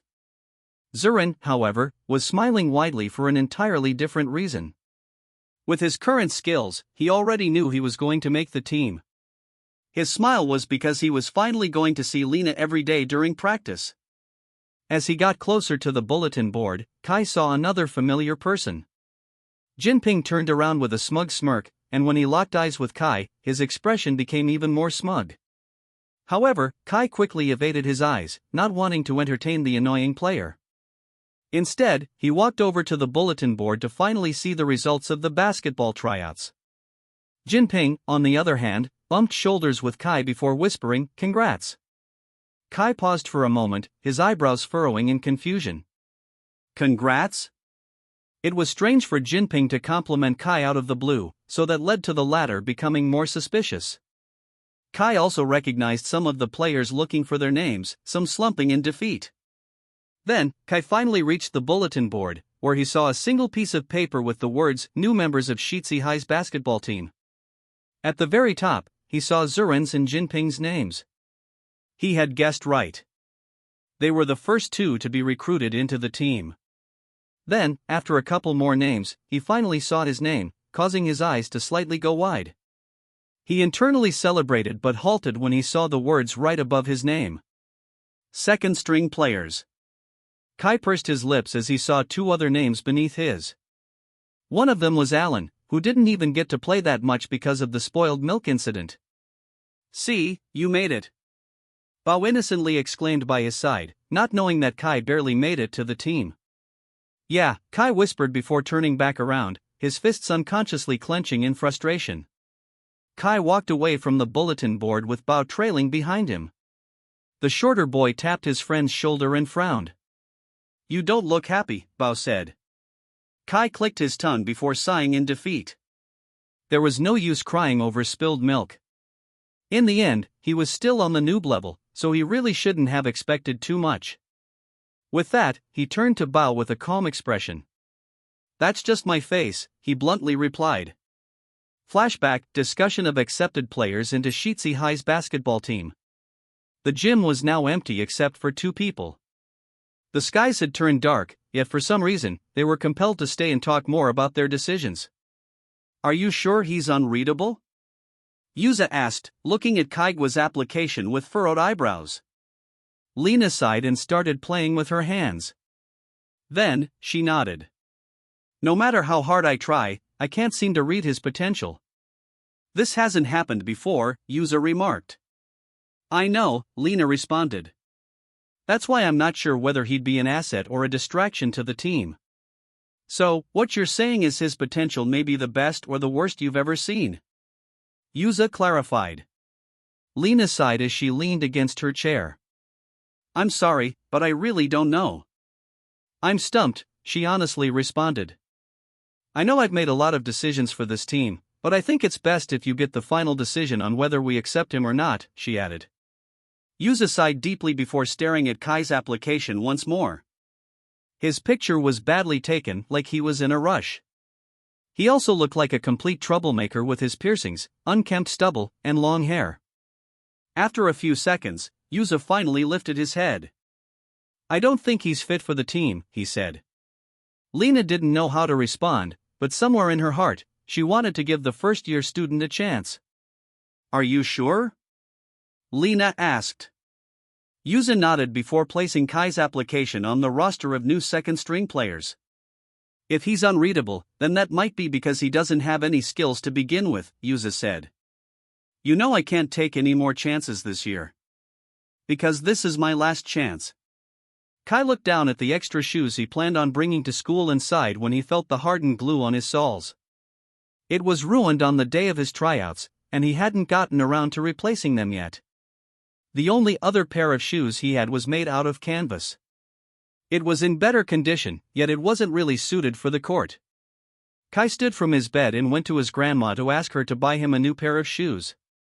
However, as he got to the kitchen, he saw Grandma Bingbing sniffing while counting the money she earned yesterday. Her eyes were welling up with tears while a stack of money was in her hands. She wiped her eyes with her hands, but it only made her tear up even more. Kai pursed his lips as soon as he saw this. Grandma Bingbing must not have made enough money yesterday. Abort mission, he whispered, going back to his room to quickly pack the worn-out rubber shoes. He also packed the jersey that Bao had kindly given him. The white jersey had already been stained pretty badly from the car washing punishment and the unfortunate splatter accident on his way home. In the end, Bao didn't want to take it back, so he just gave it to Kai. Kai placed his backpack on and was about to leave his room. However, he saw the lone piece of paper on top of his bedside table, causing him to halt. He nearly forgot to bring Mr. Dao's assignment. He glanced at the time and saw that he only had a few minutes left until class started. He cursed under his breath and started rushing. In his past body, he never had a hard time being early. However, it seemed like he had acquired this body's mannerisms since he always seemed to sleep through his alarm. Kai bolted out of his room as soon as he packed his assignment. Bye, Grandma, he exclaimed before leaving their house. Meanwhile, Grandma, who had just finished cutting up another batch of onions, wiped her eyes with her apron. Ah, gosh. These onions are making me cry even though I made quite a lot of money yesterday, she smiled. Fortunately, Kai arrived at their school with 2 minutes left to spare. His uniform was ruffled, and his hair looked more unkempt than usual, so his classmates evaded their gazes as soon as he walked in. Kai saw their class representative, Haobin, already preparing to walk out of the room, so he quickly placed his arm across the door to stop him from leaving. His classmates' eyes widened, wondering why Kai was doing this so early in the morning. He's really a good-for-nothing if he's picking a fight with Haobin, a boy in the room whispered. Kai quickly rummaged through his bag and gave Haobin the crumpled assignment he worked hard on last night. After that, he calmly went to his seat as the others continued whispering about him. Bao looked at his friend, concerned. You didn't get to copy my assignment anymore, he said. It's fine, Kai shrugged. It wasn't that difficult anyway. Haobin looked at the calm Kai and shook his head. He couldn't deny that he felt a bit afraid when he approached him. Haobin wasn't oblivious to Kai's past, so he wasn't too fond of their tall classmate. Then, Haobin looked down at his crumpled paper, his frown deepening as he read its contents. He shook his head before finally going out of the door and walking to the faculty room. There, he saw Sir Dao and Sir Mukin talking among themselves. Haobin waited outside for a while since he didn't want to interrupt their conversation. How is your advisory class, Mukin? Sir Dao asked the younger teacher, sipping from his favorite coffee cup. Mukin scratched the back of his head before responding. They're all right, he said. They haven't caused any problems yet, so that's good. However, I'm still not used to the job, so it's harder than I expected. Ha! Sir Dao scoffed. It's harder than usual because the headmaster gave you the most troublesome class. Mukin turned to the old man with wide eyes. Sir Dao chuckled as he looked at his expression. Goodness, you're more naive than I thought. It's an unwritten rule in the book. The newest teacher gets the hardest class to teach. That Kaigwa guy, make sure to keep an eye on him, he continued. I heard he isn't good news. Report to me any strange behavior you see. I'll make sure he gets expelled once that happens. I just can't stand the likes of him. Mukin pursed his lips since he didn't know how to respond. Sir Dao, noticing his silence, patted him on the back. Don't worry. You still have some decent kids in your class. How's a good student, and Bao's also good. As expected from people with names that rhyme with my last name, he proudly said. Haobin, hearing his name from their conversation, finally decided to knock and peek his head inside. Oh, speaking of, there he is. Sir Dao exclaimed. Come inside here, boy. Did you collect the papers like I had instructed? He asked. Haobin nodded and handed the old teacher the stack of papers. Sir Dao smiled in satisfaction. Great job. Now, get back to class. Sir Mukin would accompany you shortly, he said. Yes, sir, Haobin said, bowing his head as he left the faculty room. See? Sir Dao smiled. He's a nice boy, isn't he? He is, Mukin said. He's my current class representative. That's a good choice, Sir Dao said. Mukin nodded and stood from his seat. Well, I have to head to class now. Sir Dao hummed and waved him away. Mukin left the faculty room, leaving the old man to check papers all by himself. Let's see, he muttered, looking at the piece of paper on the very top of the stack. He frowned when he saw the condition of the piece of paper. He held it up and clicked his tongue in annoyance. This looks like the toilet paper I wipe my butthole with, he insulted, squinting his eyes to get a better look at the name. Kaigwa. He shook his head. As expected, he whispered. Then, he put his reading glasses on so he could check his paper properly. He wasn't expecting a lot, though. For sure, Kai must have gotten a lot of answers wrong. However, his frown deepened as he continued checking his paper. That couldn't be right. Sir Dao entered the classroom with a face that couldn't be painted. He always looked like a raisin that had been dehydrated a couple more times than the ordinary, but today, he appeared even more dehydrated. It seemed like Kai wasn't the only one who noticed the shift in the old man's attitude since the class turned quiet as soon as he entered the room. The old man placed down his belongings on the table, calmer than they had anticipated.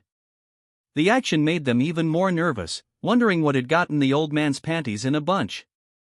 First, let us rationalize the answers on your assignment, he said, turning around to write on the board. One brave soul raised her hand and asked a question.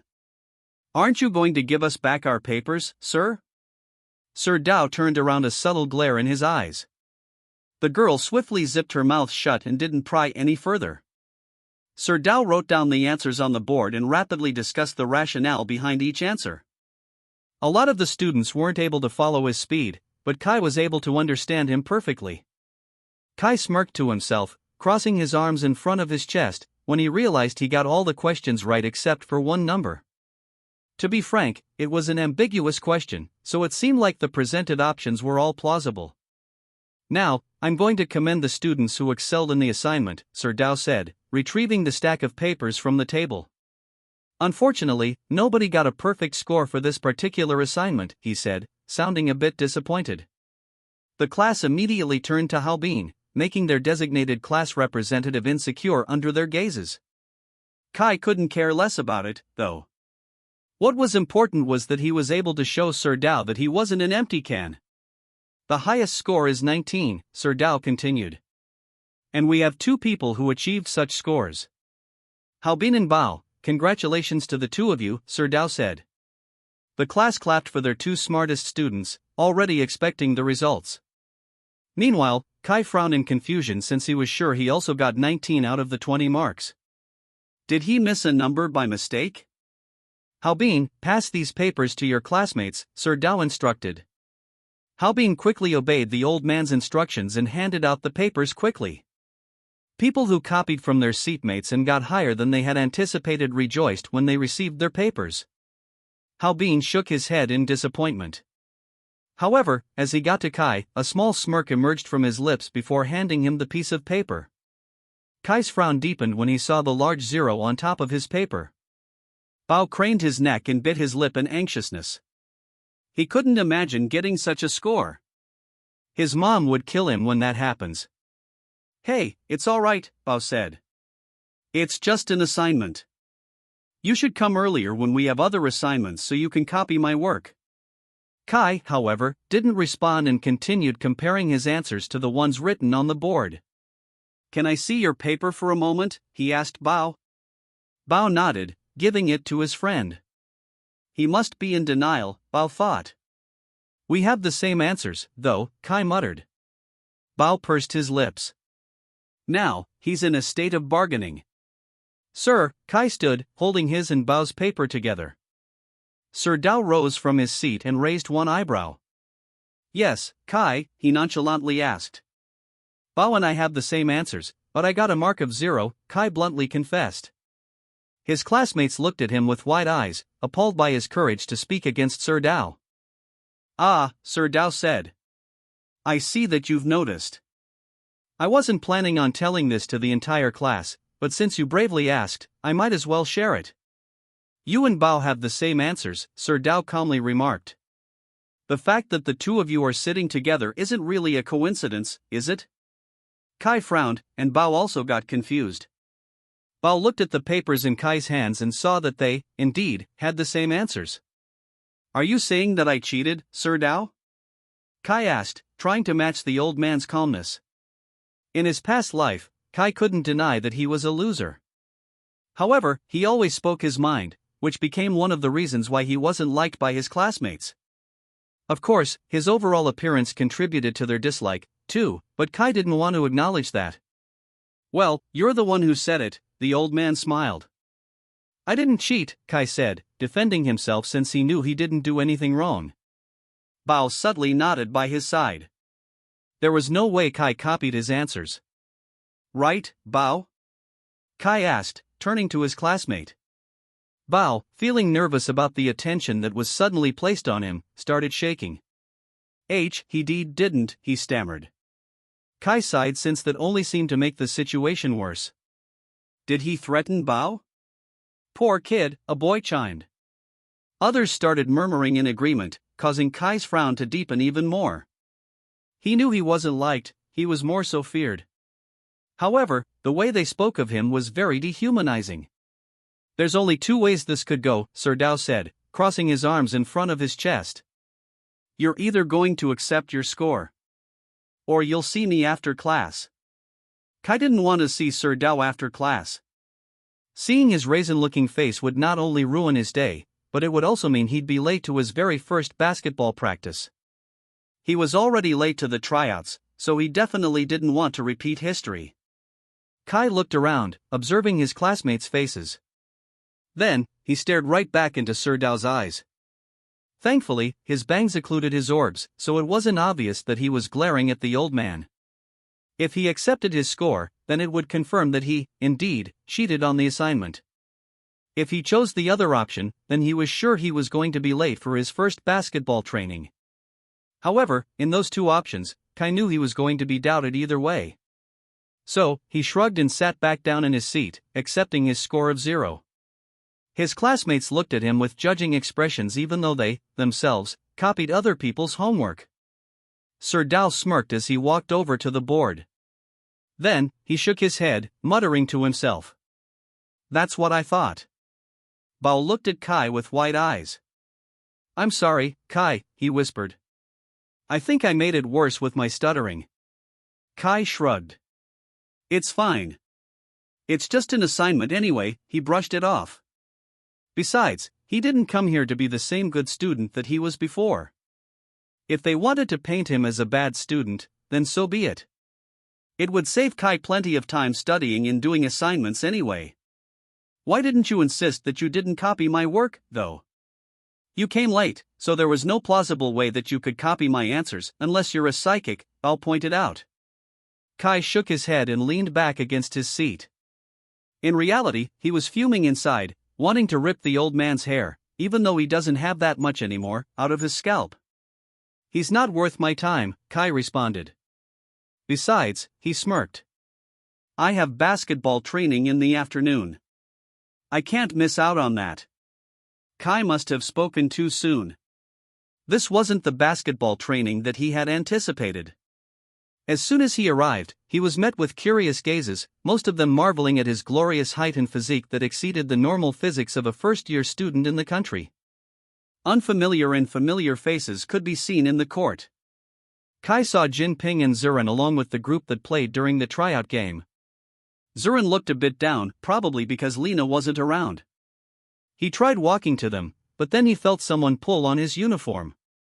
He turned around and saw a guy, about a foot shorter than him, shaking his head. Then, he pulled Kai to the corner, where the unfamiliar guys resided. He also saw the guy who drank sour milk among them, drinking yet another milk carton. Kai just hoped it wasn't expired this time around. Kai Gua, the guy who dragged him, asks. He nodded. You're taller than I had imagined. Your body's pretty good, too. Such a shame that your face didn't live up to it, though, he seriously said, causing Kai to frown.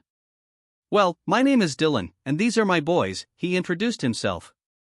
Kai glanced at the 4 other players behind Dylan. It wasn't obvious that they were players of the team since they all wore different colored jerseys. However, he still nodded at them in acknowledgement. Some of them evaded his gaze, feeling frightened of the tall, troublesome boy. Alan, on the other hand, threw him a curt nod. Dylan, are you from overseas? Kai couldn't help but ask. He certainly didn't look like it, but his name suggested that he might be. Yes, Dylan proudly answered. One of the guys behind him scoffed. Not at all. He just wanted to name himself after that new leading man in that show Meteor Shower, or Village or something. Idiot, Dylan deadpanned. It's Meteorite Garden. Yeah, that, the guy said. Dylan clicked his tongue and shook his head. Don't listen to him. He doesn't know what he's talking about. I definitely do, the guy exclaimed, finally walking over to Kai. Hi. My name's Tony. The guys behind me are Sunny, and I'm sure you've met Mingza and Alan during the tryouts. Kai once again nodded silently. You're not much of a speaker, aren't you? Dylan nudged his shoulder. However, because of their height difference, it was more of a nudge on the elbow. Makes me think about those stories about you. Kai didn't respond this time around, either. In reality, he just wasn't good at interacting with new people. Well, welcome to the second string team. Leo exclaimed. I can't believe there's 6 of us now. After some of our seniors graduated, it was only us 3 for a while. Kai couldn't believe his ears. 6, he asked. There's only 6 of us? Yes. Sunny exclaimed. We're such a huge number now, aren't we? Kai's eyes twitched as he gazed at the excited trio. How was he supposed to complain that 6 members for a second string team were too few when they looked so happy like this? Just then, his thoughts were interrupted when he heard the sound of squeaking shoes and bouncing basketballs. He turned his gaze to the court and saw the current members of the first string team finally starting their practice. He saw Zuran and Jinping already wearing their jerseys, numbers 12 and 13, respectively. He felt more determined to get his jersey, too. Not only so he could feel like an official member of the team but also to fulfill his weekly quest. Then, he turned back to the second string players in confusion. Aren't we playing with them? He asked. Oh, no. Dylan exclaimed, making Kai's heart drop. We never ever interrupt the first string players' practice. It's their only time on the court since the badminton team practices here in the mornings, he explained. Kai frowned. What are we going to do then? Do we just watch them? He sarcastically asked. Yup, Dylan said, sitting down on the bench and crossing his arms in front of his chest. Sometimes, we train after they've finished, but then, we would miss dinner time. Yeah, Tony nodded. We're like background characters in this court. Hey, don't call us background characters, Sunny chimed, sounding a bit offended. We're more like supporting characters. We even clean their balls, too, he exclaimed, causing Alan to spatter the milk inside his mouth. Their testicles? Alan bewilderedly asked, milk dripping down his chin. The three old members of the second string team burst into laughter. The basketballs, of course. Kai sat by the bench, dejected, while the other second string players cheered for Yuza. He had just landed a dunk and smoothly landed on the court. He couldn't believe he was still doing the same old thing, watching the players from the sideline as they played to their heart's extent. Even though his mood wasn't great, Kai still took the time to observe Yuza's playing style. He had never seen Yuza play before, and he was pleasantly surprised. The captain definitely deserved his title since he was the best player among everyone in the court. Koen, too, wasn't bad at all. However, it seemed like he wouldn't be entirely comfortable playing on the court if Yuza wasn't the one making the play. As far as Kai knew, Koen was also a third-year student like Yuza, so he must have stuck to that bubble. Jinping and Zurin were doing relatively well even though it was their first time training with the old players. Zurin was undoubtedly better than Jinping, but Kai could also tell Jinping's experience through the way he moved. Shine and Jet, the two best players during the tryout game, didn't stand out as much now that Yuza and Koen were on the court. You must be curious, huh? Sunny asked, nudging Kai's shoulder. Kai silently nodded, his eyes still on Yuza. How come such a good player like him didn't get recruited in bigger schools? Kai couldn't help but ask. Sunny sighed, leaning against the chair. However, it was a bench, so he nearly fell down to the ground if it weren't for Kai's help. Kai placed his hand on Sunny's back and supported his weight. Whoa, you have fast reflexes, Sunny remarked. Kai shook his head in amusement. Care to answer my question? Right, Sunny said, fixing his posture. It's not like Yuza hasn't been recruited by bigger schools before. Actually, he's been recruited plenty of times, almost all schools in Jilin wanted him when he was a first year. He was a famous player when he was in junior secondary school. He went to Enyang High, Sunny added. Kai paused for a moment. Enyang High, he whispered, finding the name of the school familiar. Then, he finally realized where he had heard of the school before. It was the school that represented Jilin in the Inter-High Nationals. But he chose Shitsi High? Kai asked, confused. Sunny clicked his tongue. Are you underestimating our precious school? No, Kai quickly denied. With so many options before him, it just makes you wonder. You didn't hear this from me, Sunny said, gesturing for Kai to come closer. But he chose this school because... Dylan hit the back of Sunny's head before he could even finish his statement, causing the latter to plant a kiss on Kai's cheek. Kai froze as he held onto the wet patch on his cheek. Sunny's eyes widened when he saw the displeased expression on Kai's face. Don't punch me! Sunny exclaimed, shielding his face with both of his arms. Kai was still frozen. He couldn't believe his first kiss on the cheek came from a guy. He pursed his lips and dejectedly looked down to the ground as his fantasies of a first kiss were now shattered. Stop yapping about the captain's business to the newbies. Dylan reprimanded Sunny. You already know that Yuza's not comfortable talking about it. Sunny massaged the back of his head. He was just curious, he muttered under his breath. You better not tell them anything, Dylan warned, causing Sunny to nod in defeat. Their practice continued while the second-string players merely observed them. After 2 hours, it finally ended with Kai feeling disappointed that he didn't even get to play for a second. Stand up. The captain is about to announce something, Dylan said, almost forcing the second-string players to join their meeting. Boss. We're here, Dylan said as soon as they joined their circle. He seemed extremely loyal to the captain based on how he treated him. Jinping glanced at Kai and smirked. His expression showed how happy he was to be at a higher level than Kai. This won't be long, Yuza said. I'm just going to be distributing the jerseys. I got them done during the weekend, and we're going to be wearing them on our first practice game. You've already booked us a practice game? Koen excitedly asked. The other members, too, appeared excited for the upcoming game. Kai was also intrigued, disappointment filling his heart since he knew he wouldn't be able to play in the game. Yeah, Yuza smirked. With foam arts high. Really? Koen exclaimed. You got them to play with us? Didn't they end up second in last year's Inter-High preliminaries? Zurin asked. They fell short with only a couple of points. Yes, Yuza responded. So, make sure to train well so we can show them that we're worthy opponents. It's still 3 weeks away, so just prepare yourselves. The first string players excitedly nodded. Koen, the jerseys, Yuza said. Koen quickly retrieved the large tote bag behind the bench and passed them one by one to Yuza. Shying, he threw the number 09-foot jersey to him. Jet, catch. Jet caught the jersey with the number 11 on it. Meanwhile, Zurin got the number 08-foot while Jinping got the number of 12. Yuza was number 04-foot while Koen was number 05. Kai's hand itched as he anticipated to get a hold of his very own jersey. It seemed like numbers 4 to 12 had been chosen, so Kai was elated to get a larger number. That only meant that his upgrade would also be larger. However, after Jinping received his jersey, it seemed like there wasn't any left inside the bag. Kai frowned in confusion and nudged Dylan's shoulder.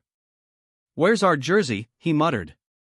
Dylan turned to him, equally confused. What do you mean? You're wearing it right now, Dylan pointed out. This is a random jersey, though, Kai argued. Well, yeah, Dylan said in an obvious tone. We don't really get an official jersey. What? Kai couldn't control the volume of his voice once Dylan disclosed the information. All the other players turned to the two of them, causing Dylan's eyes to widen in panic. What's going on there? Yuza asked, a small frown gracing his face. He glared at Kai before turning to the other players. There's nothing going on here. We don't get our official jersey? Kai asked, cutting Dylan off. The older boy tried to cover Kai's mouth, but it was difficult to reach due to their difference in height and strength.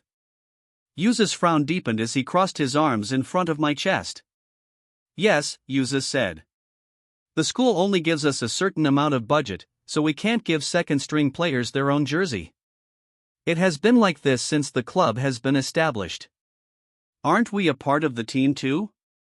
Kai asked, finding it unfair how they were treated differently. You are, Yuza sighed, massaging the bridge of his nose. But you don't join a basketball league anyway, so the school decided not to give us a budget for your jersey. And what if we do join a league?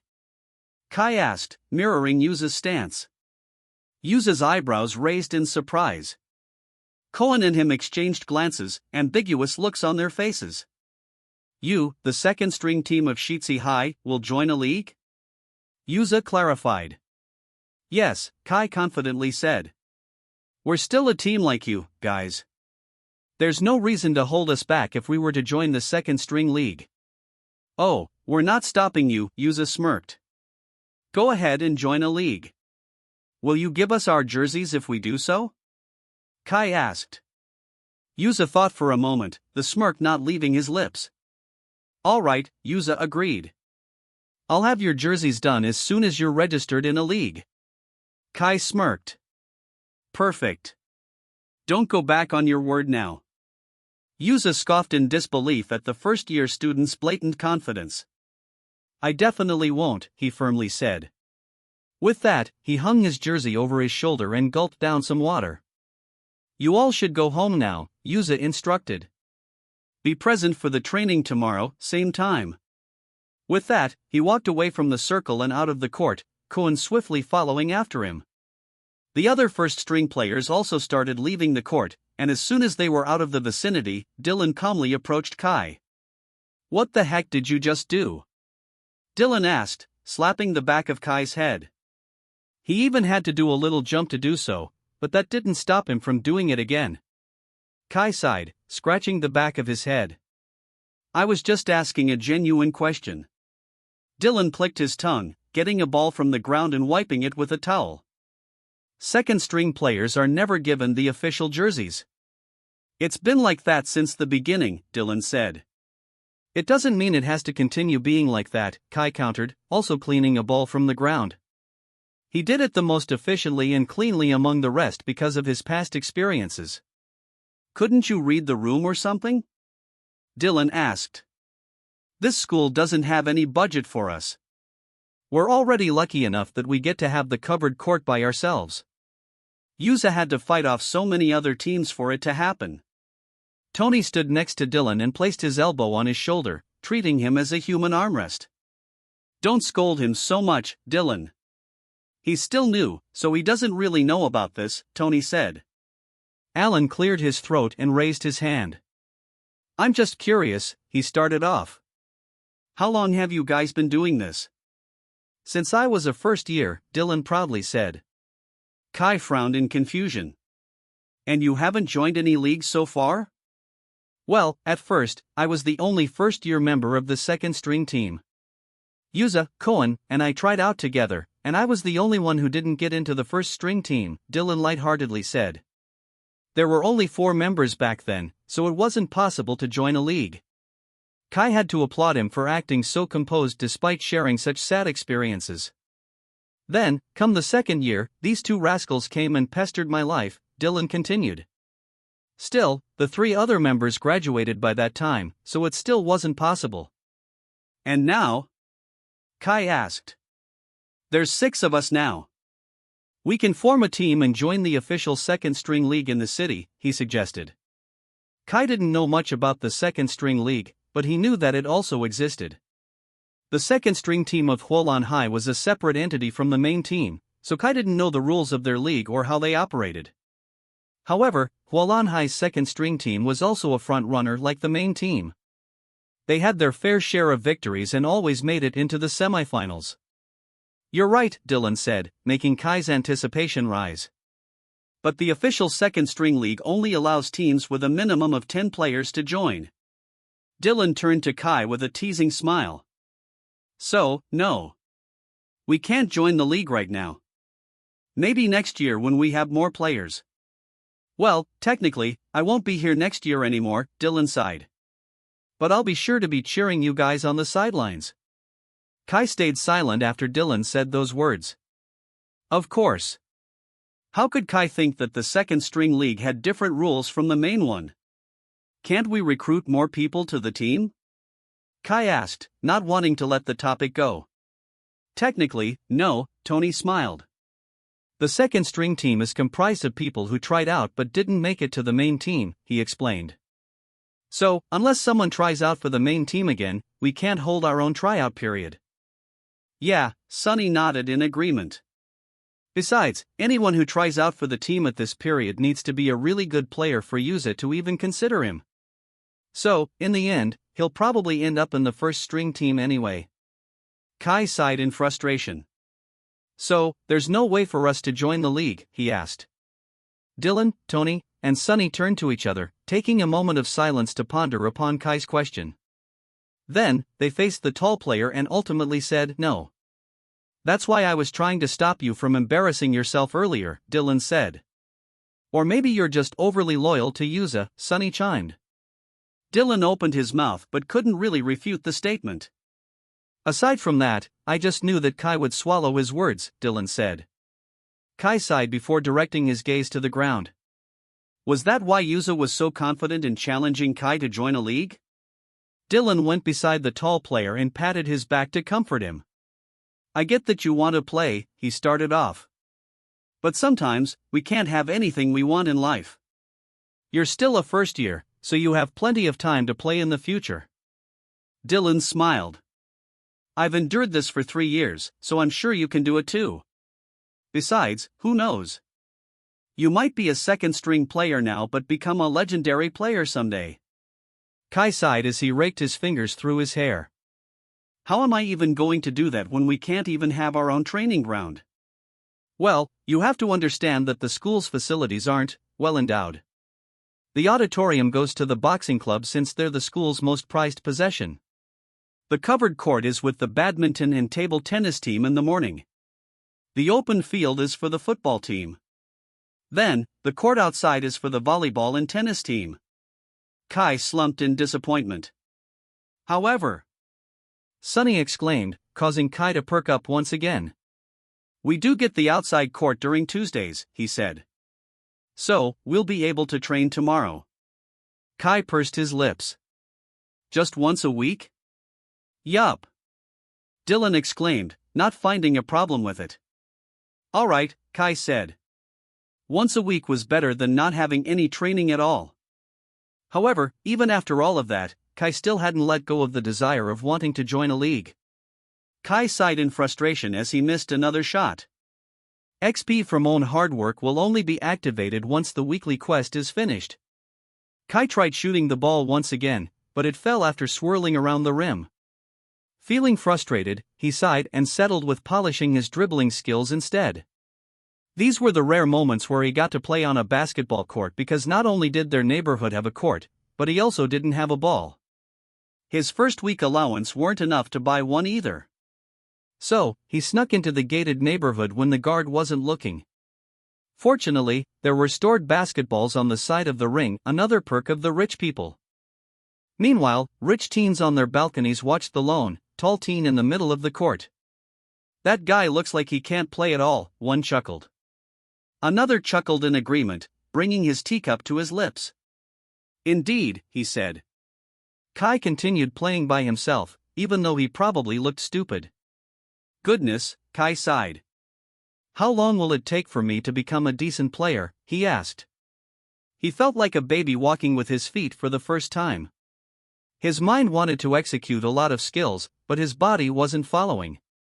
League, he muttered. The conversation with Yuzo a while ago still lingered in his mind. The captain appeared like he didn't believe in Kai one bit. Somehow, that made him more determined to prove him wrong. Kai needed one of the official jerseys. He ran around the ring, dribbling loudly as he made his way to the other side of the court. Then, when he reached the area just right before the free throw line, he threw the ball high into the air. Kai held his breath and watched as it didn't make a trajectory. Rather, it just made a straight line, and before he knew it, the ball hit the backboard, making a loud sound that would wake up the entire neighborhood. And indeed, it did. Hey, you, the security guard exclaimed as he pointed a flashlight toward Kai's way. Kai's eyebrows raised in surprise as the guard started running toward his way. He clicked his tongue and started running away from the guard. With his long and strong legs, he was able to escape without any problem. The guard followed him for a few minutes, screaming for him to stop. Get back here, he loudly said. However, Kai merely ran faster until the guard was finally out of sight. Stingy, Kai whispered as he got out of the gate. After a few moments, the guard finally arrived at the gate, a long baton in his hand. Kai should have run away. However, he stayed in one spot, reading a poster pasted on their pristine-looking gate. What are you doing? The guard tried to approach him.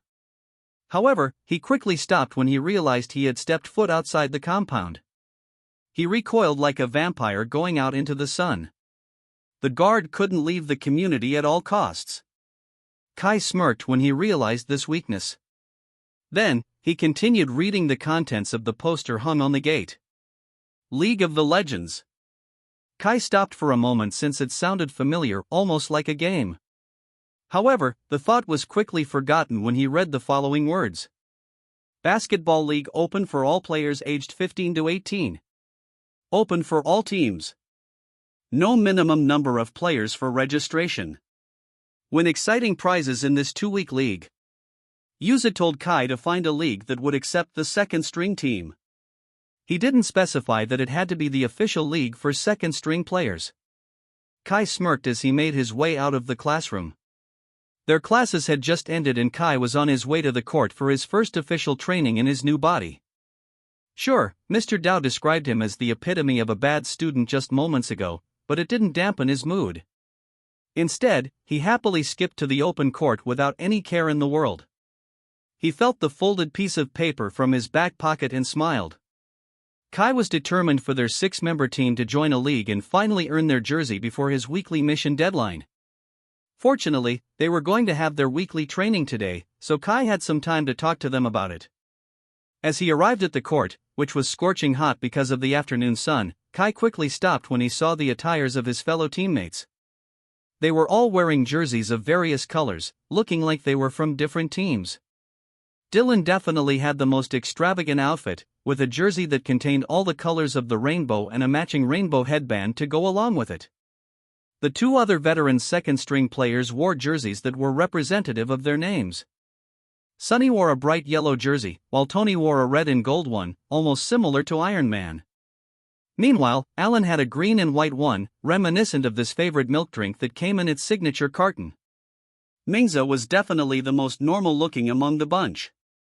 However, as he turned around, revealing the backside of his black jersey, which had a face drawn onto it, Kai quickly took back his words. Kai pursed his lips before trudging toward where they were. "You're wearing white," Dylan deadpanned. Kai nodded at the obvious statement. "You can't wear white." Kai frowned in confusion. "Why not?"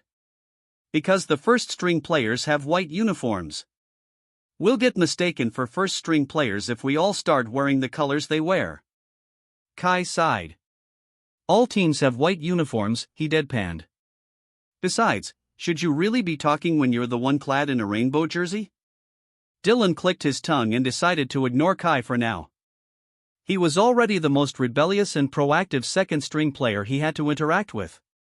Almost all the players he had, which honestly weren't that many, were compliant with everything he said. "And I only have this jersey," Kai confessed. Dylan nodded his head in defeat. "Fine. You can wear it," he said. "This is our only practice/training for the week, so we might as well not waste any time."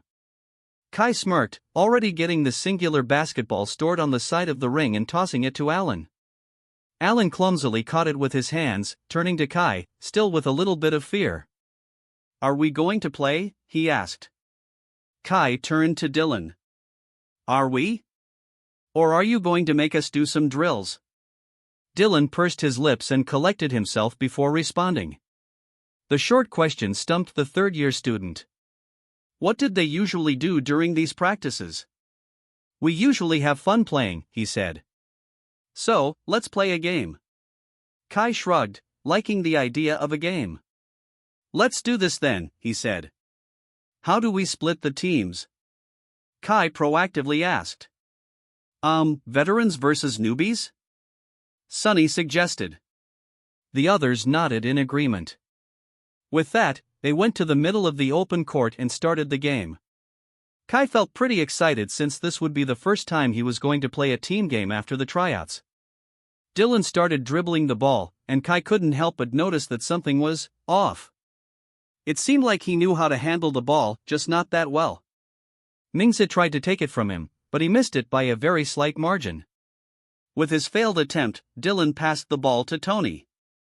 Tony caught the ball. However, Kai still couldn't shake off the strange feeling in the pit of his stomach. Alan guarded Tony while Kai focused on Sonny, determined to steal the ball on the next pass. Tony passed the ball to Sonny this time. However, he didn't really take into consideration that Kai was literally behind Tony.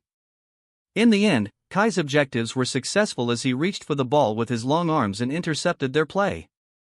He smirked and passed it to Mingza since he was the nearest to the hoop and wasn't being guarded by any of the veteran players. However, Mingza's eyes widened when he caught the ball, and he stood under the ring like a deer caught in the headlights as Dylan ran to where he was. "Shoot!" Kai exclaimed from a distance. Fortunately, that seemed to do the trick as Mingza finally snapped out of his daze and aimed the ball toward the hoop. However, Dylan had finally arrived at Mingza's place. And before Mingza could shoot it, Dylan had already pushed the ball away from his hand, a resounding slap being heard in the court. The ball fell from Mingza's hand and rolled to the open garden next to the court, where the cheerleaders were currently practicing a routine. Kai paused for a moment as he tried to comprehend what had happened. "That was a foul," he deadpanned, breaking the silence in the court. Dylan pursed his lips. "I miscalculated." "Don't worry," Mingza smiled. "I miscalculated, too. I wouldn't have been able to shoot the ball anyway, so thanks for saving me from the embarrassment." Dylan smiled widely and patted the younger student on the back. Kai sighed deeply when he finally comprehended what the strange feeling was. So, this was why they were second-string players. The six of them stood there for a moment, none of them initiating the conversation. Why are we not speaking? Mingza asked, finally breaking the silence. Kai pursed his lips to control his words. He had a lot to say, but he knew he didn't have the heart to say them with the skills he had now. Let's continue, Sunny said, clapping so the newbies can pass him the ball. The ball's not here, Alan deadpanned. Where is it then? Tony asked. Mingza pointed over to the open garden, where the cheerleaders were currently practicing their routine for the first football game of the year. The 6 players froze when they saw their old, orange ball just right beside the group of attractive girls and boys with perfect hair. Dylan quickly stepped back and even went as far as hiding behind Tony. Go and fetch it, Tony, he exclaimed, pointing to the ball. What am I? Your dog? Tony asked. I'm not getting it. Those guys are spawns of the devil. Mingza turned to the 3 seniors. What do you guys mean? Dylan scratched the back of his head. Well, they're not too fond of us. They're already not a huge fan of the first-string basketball team aside from Yuza, so imagine how they feel about our team. Yeah, Sunny nodded in agreement. They only cheer enthusiastically for the football team. That isn't really a shock, Tony said. Aside from the boxing club, the football team is one of the most successful teams here at Sheetsy High. Well, how bad could they be? Alan asked, about to fetch the ball. However, the cheerleaders suddenly did tricks and turns, making Alan feel intimidated. In contrast to their loser-like team, they seemed to be a talented bunch. Aside from that, once Alan saw a beautiful girl with flowy blonde hair that was curly at the tips directing their routine with a small frown, he instantly recoiled and went back to his original position. I can't do it. That girl is too pretty, he muttered. Dylan, Tony, and Sunny knowingly glanced at each other. We knew it, Tony said, patting his back. Don't worry, bud. We've all been there. Susie May will always leave people stunned with her beauty. Kai glanced at the girl they were talking about and, indeed, found her pretty. It appeared like she was very passionate about what she was doing, too. The guys all turned to Kai, gauging his reaction. Dylan nudged Kai's elbow and wiggled his brows. Pretty, right? Sure, Kai shrugged.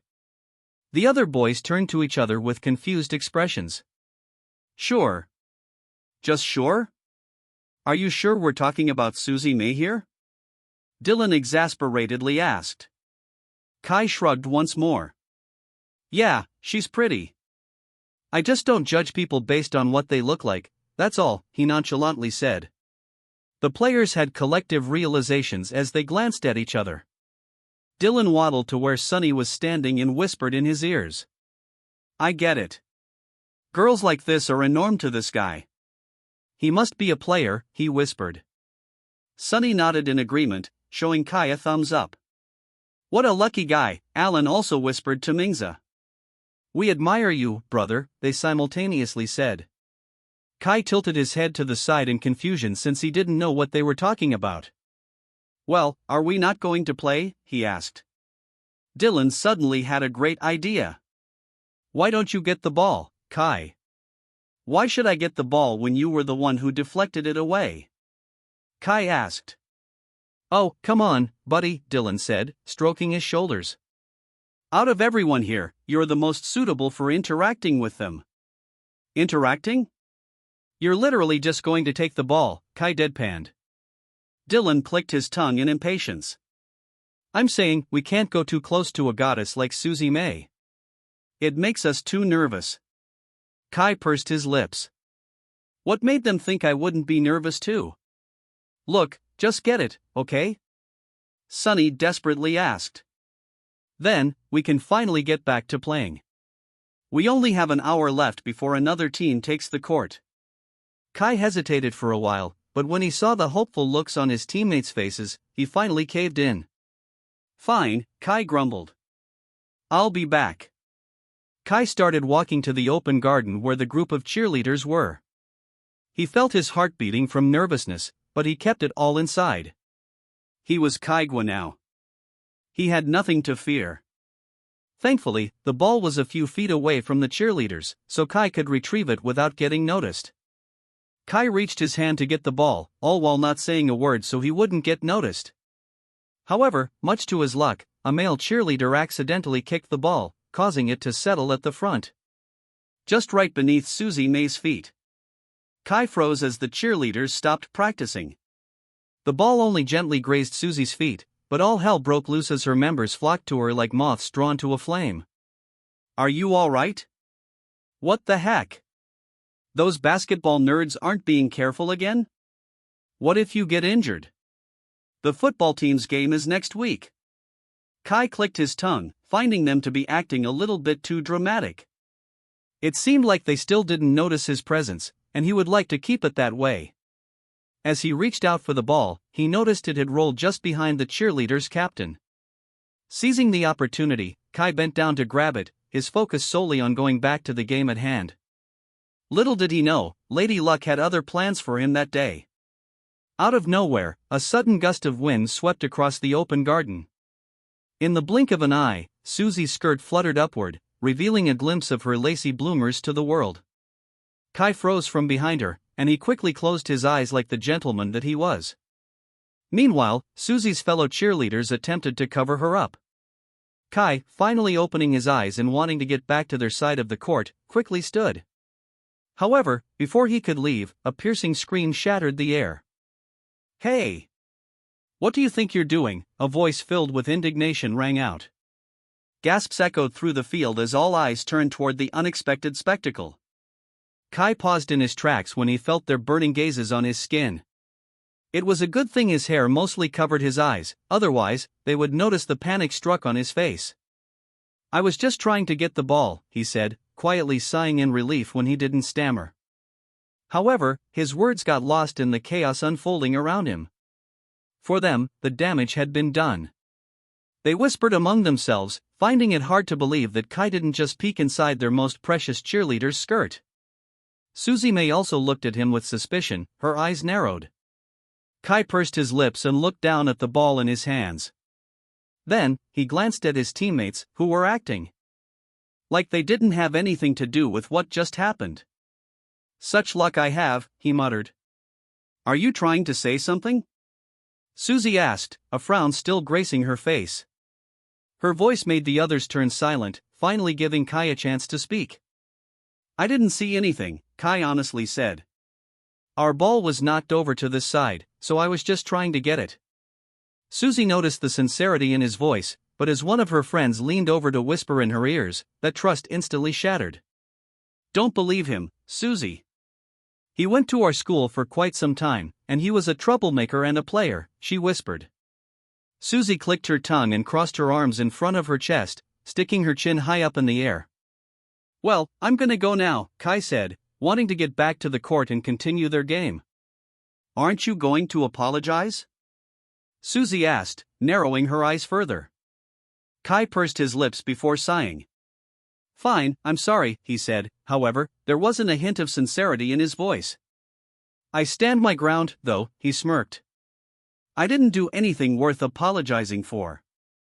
Kai didn't know where he got all the courage to speak this way, but he loved being able to voice out his feelings without the fear of getting beat up. Besides, he quickly added, wanting to strengthen his point even further, "You're not my type anyway." He smirked at the pretty lady before hurriedly going back to their side of the court. Suzy was in shock. The other cheerleaders were also appalled. Her friend, Yanni, attempted to go after the tall, cocky boy. However, Suzy quickly stopped her. "It's all right," she sighed, feeling a bit stressed since she hadn't met anyone who wasn't immediately enamored by her beauty. "What do you mean?" Yanni angrily exclaimed. "Not only did that guy peek inside your skirt, but he basically humiliated you in front of everyone. You should report this to your father." Suzy shook her head, not wanting to stir any trouble. They had a game next week, and they also had some upcoming competitions, so she felt it would be a waste of time to engage in petty fights.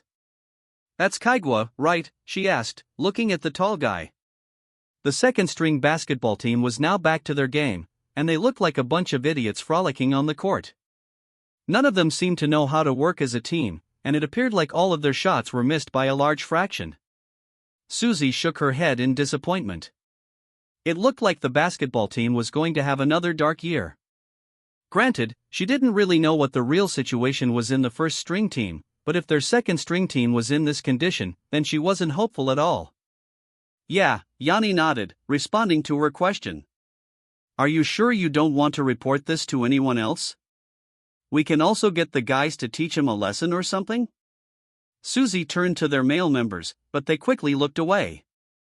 I'm out of here, one of them said, not wanting to try his luck in fighting with Kaigwa.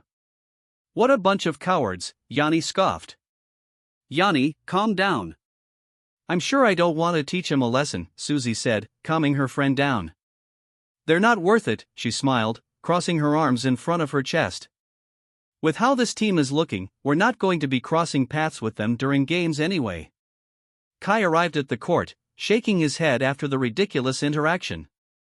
He couldn't believe that Susie accused him of being a pervert when he never even touched a woman intimately in his whole 2 lives.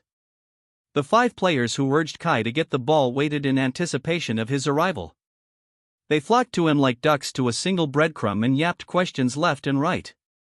Was she pretty? Did she talk to you? I'm surprised you didn't faint when you were that close to Susie May. Congrats, buddy. You got close to Susie more than I ever will in my entire lifetime. What did she smell like? Kai sighed as they continued to ask questions. It wasn't a big deal, Kai shrugged. Let's just go back to the game. They stopped as soon as Kai said those words. Then, while the 5 other players were still recovering from the shock of Kai calling his interaction with Susie not a big deal, Kai stood below the ring and attempted another shot.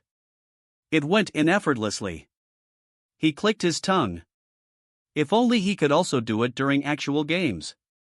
Meanwhile, Dylan shook his head, glancing at Kai with a proud expression.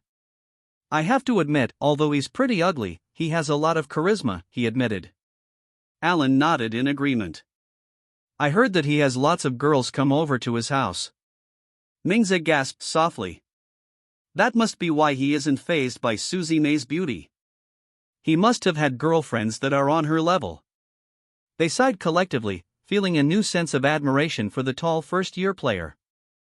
Kai sighed softly when he saw that the other players were still in the same positions. Come on. Let's play, he urged, making them snap back to reality. Sir, yes, sir. Dylan exclaimed once he heard Kai's deep voice. Tony nudged his side. What are you doing?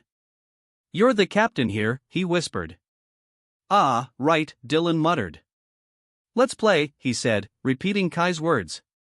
With that, the second-string players went ahead with their game.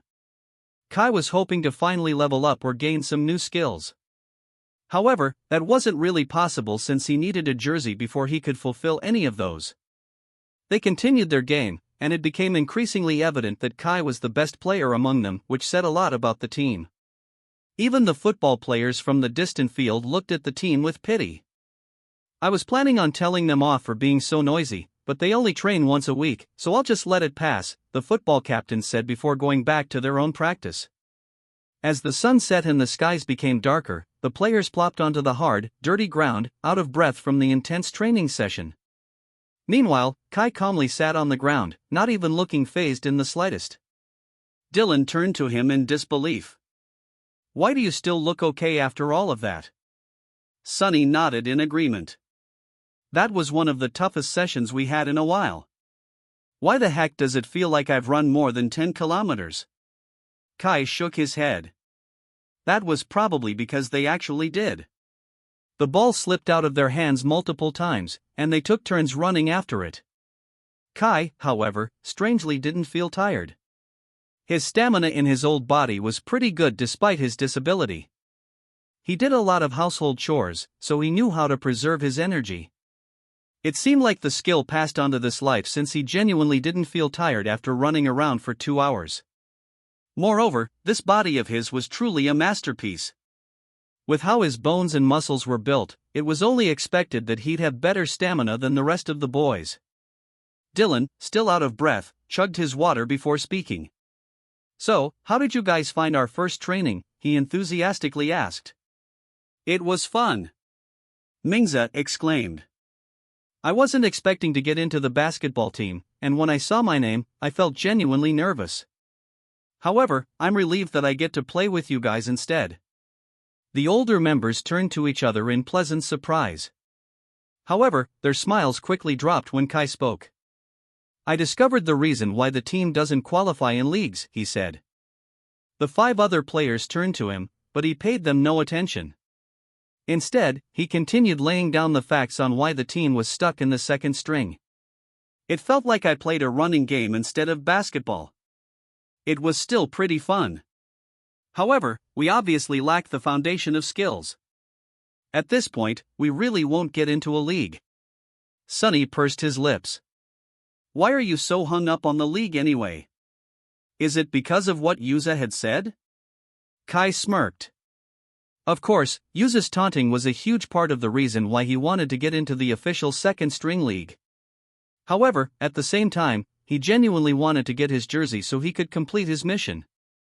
And for that to happen, he needed to join a league. Yeah, it's impossible for us to join anyway, Dylan remarked. So, just let it go, Kai. It's not going to happen. I can't help but agree, Tony chimed. We've been staying in our comfort zone for so long, so I feel like joining a league is quite literally out of our league. The other players started nodding in agreement, causing Kai to sigh in frustration. Then, he brought out something from his pocket, a poster of some sort. It was crumpled but looked newly printed. Then, he placed it on the ground for everybody to see.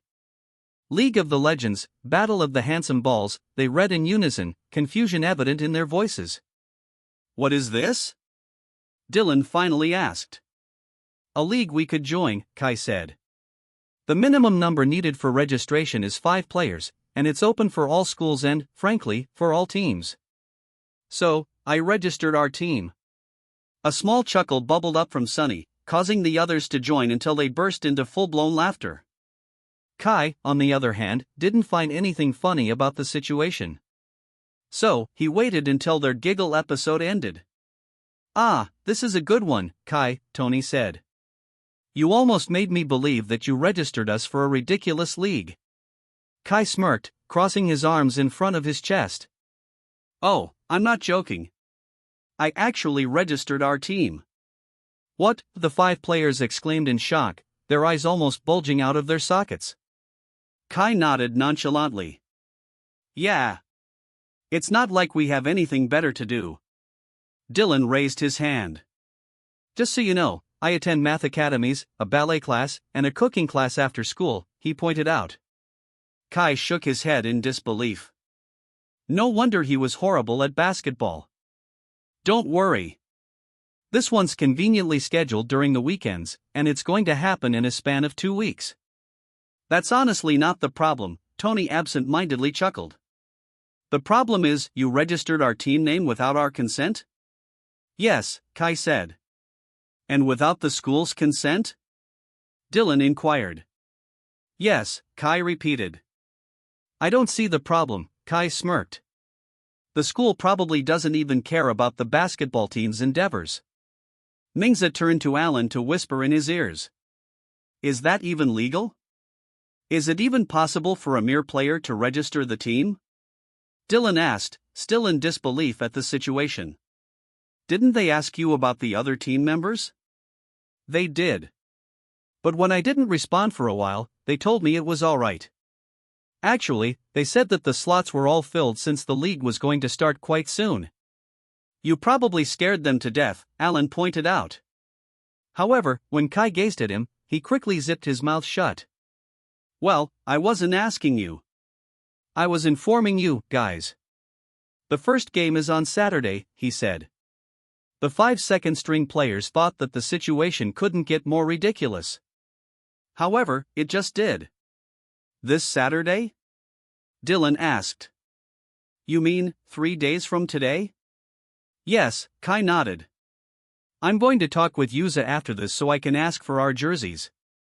Wait, Dylan said. Everything's moving so fast. We just finished our training, and now, you're telling me that we have to join a league? We haven't joined a league before, Tony said, pacing back and forth in nervousness. I hope you're aware of that. I haven't either, Mingza said, feeling nervous. The tryout game was actually my first game ever. Kai sighed and observed the weary looks on their faces. As they continued questioning their worth as basketball players, the sense of unease in the air only continued to increase. Kai already expected them to be hesitant, but he didn't expect them to be so doubtful. Listen, guys, Kai began, his voice soft yet filled with conviction. I know the idea of joining a league is intimidating. It's stepping into the unknown, and the unknown is scary. However, this is also an opportunity to push ourselves, test our limits, and discover what we're truly capable of, he continued, feeling like he was saying those words to himself rather than to his teammates. He paused, his gaze lingering longer on the older members. I know that you've spent so long playing it safe and sticking to what you're comfortable with. I did, too, he thought. But ultimately, our growth is hindered in our comfort zones. We can grow more when we face our challenges and confront our uncertainties head-on. I'm really not sure about this, Dylan said, still a bit hesitant. Kai sighed deeply. Sure, there will be setbacks. I'm sure there will be more moments when we doubt ourselves and wonder if we're good enough. But those moments, they're just stepping stones on the path to greatness. They're the moments that define us, that shape us into players and the people we're meant to be. Silence hung in the air after Kai said his words. However, it was quickly broken with Alan's utterance. You told me he was stupid, he whispered to Mingza. He is, Mingza whispered back, recalling Kai's interactions with Sir Dao. Nonetheless, the Kai who spoke just now was very eloquent. Moreover, he had the convincing power that the team needed in order to change their minds. Dylan narrowed his eyes as he gazed at the first-year student. Looking at him now, he still looked pretty calm, making him even harder to read. What a strange kid, Dylan thought. Sunny and Tony glanced at each other, suddenly feeling fired up. Well, I do want to play with other players, too. For the past 2 years, it has only been us, Tony bitterly chuckled. Yeah, Sunny scratched the back of his head. Maybe it wouldn't be too bad? It's not even an official league. Besides, maybe the prizes would be worth it. Alan inspected the poster and nodded in satisfaction. It's also going to happen in that gated neighborhood. The prizes will surely be expensive. What's with the name, though? Mingza muttered. Battle of the Handsome Balls? Sunny chuckled as he read the title once more. Well, I am pretty handsome, so I guess the shoe fits. You look like a chewed-up piece of gun, Tony retorted.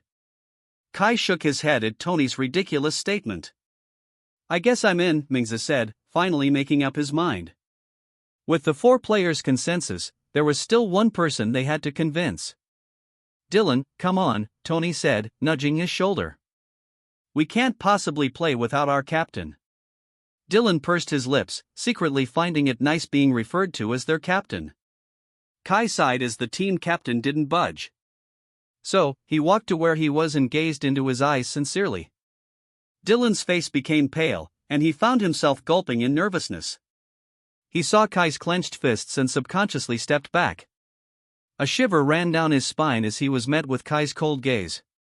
It was only then that he was reminded they were in the presence of a notorious troublemaker. So, not wanting to get beat up, he finally nodded. Fine, Dylan caved in. Let's do this. Kai smirked as he walked to the court where the first-string players trained, holding onto a crumpled piece of paper. The other players were now gone, but Dylan was right when he said that Yuza and Kuan stayed longer on the court after their practice. You rejected another girl? Kuan exclaimed, slapping his friend's shoulder. Yuza shrugged. I don't like her. You don't like anyone. You only like basketball, Kuan sighed, feeling disappointed. It was their last year, and his handsome friend had yet to get a girlfriend. Yuza shrugged, not even rebutting what Kuan had said. He was right. He cared a lot about basketball. Their conversation was cut short when a looming figure stood before them. Kuan felt like a shadow engulfed him. Yuza was already covering him from the light, but now, he was occluded by 2 tall towers, making him feel smaller than he actually was. Yuza frowned as Kai stood before him with a proud smirk. "What are you doing here?" he asked. Kai didn't say anything and merely gave Yuza the piece of paper, the proof of their registration for League of the Legends. "What is this?" Yuza's frown deepened as he scrutinized the piece of paper. "Our jerseys," Kai simply said. "We need it to join the league." "You joined the second string league with only 6 members?" Kai didn't respond. "Battle of the Handsome Balls?" Yuza asked, placing the paper nearer to his face. "What kind of league is this?" Koen, too, leaned closer to look at the proof of registration. He couldn't help but chuckle as he read the title of the league. "Ah," Koen said. "You joined a smaller league." Then, he continued reading the contents of the paper, his eyes widening when he saw where it was going to be held. "Rich Gate? Isn't this where you—" Yuza cut Koen off before he could finish his sentence. "This is not an official school league," Yuza said, crossing his arms in front of his chest. "So, technically, you don't need the official school jersey for it." "That's not what you said in the beginning, didn't you?" Kai smirked. "You told us to join a league." "You didn't specify what kind of league we needed to join," he added. "And with that, you made a promise you'll provide us our jerseys once we join a league." Yuza pursed his lips since he knew that Kai was right. He was too hasty with his words. "You're not going to go back on your word now, are you? Or are you going to chicken out on a promise?" Kai taunted, knowing that Yuza took pride in his values. Yuza hesitated for a moment.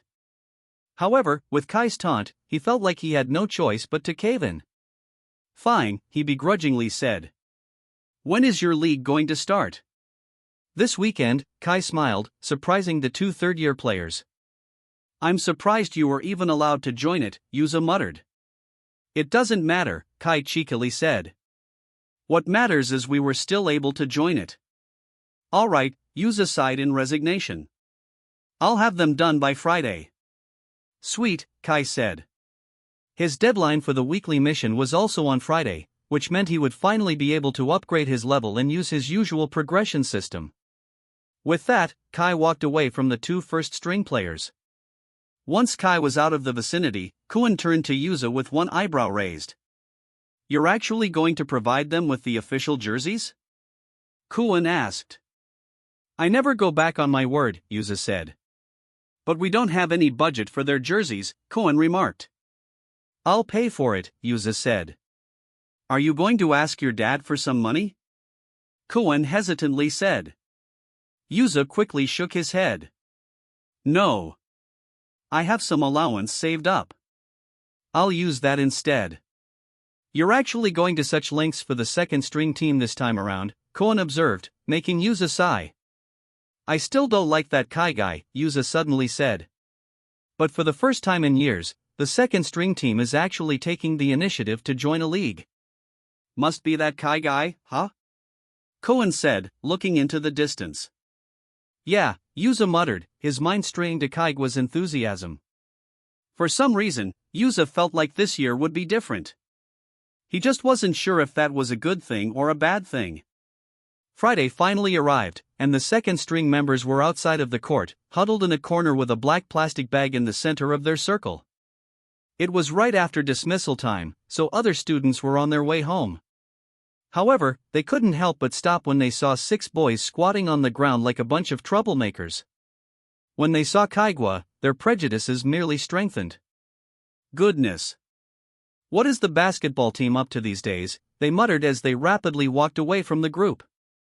However, despite of the judgmental stares and whispers, the second-string players kept their gazes on the black plastic bag. Dylan, with sparkling eyes, brought out the first jersey. 0-0, Dylan whispered like it was a magical treasure. "Do you want this one, Kai?" Kai froze when he saw the 00 number. For this particular quest, the number on his jersey would correspond to the XP he was going to gain. He didn't go through all the trouble just to have a 2000 upgrade. Kai merely shook his head, causing Dylan to smile. "Great," he said. "I want this one."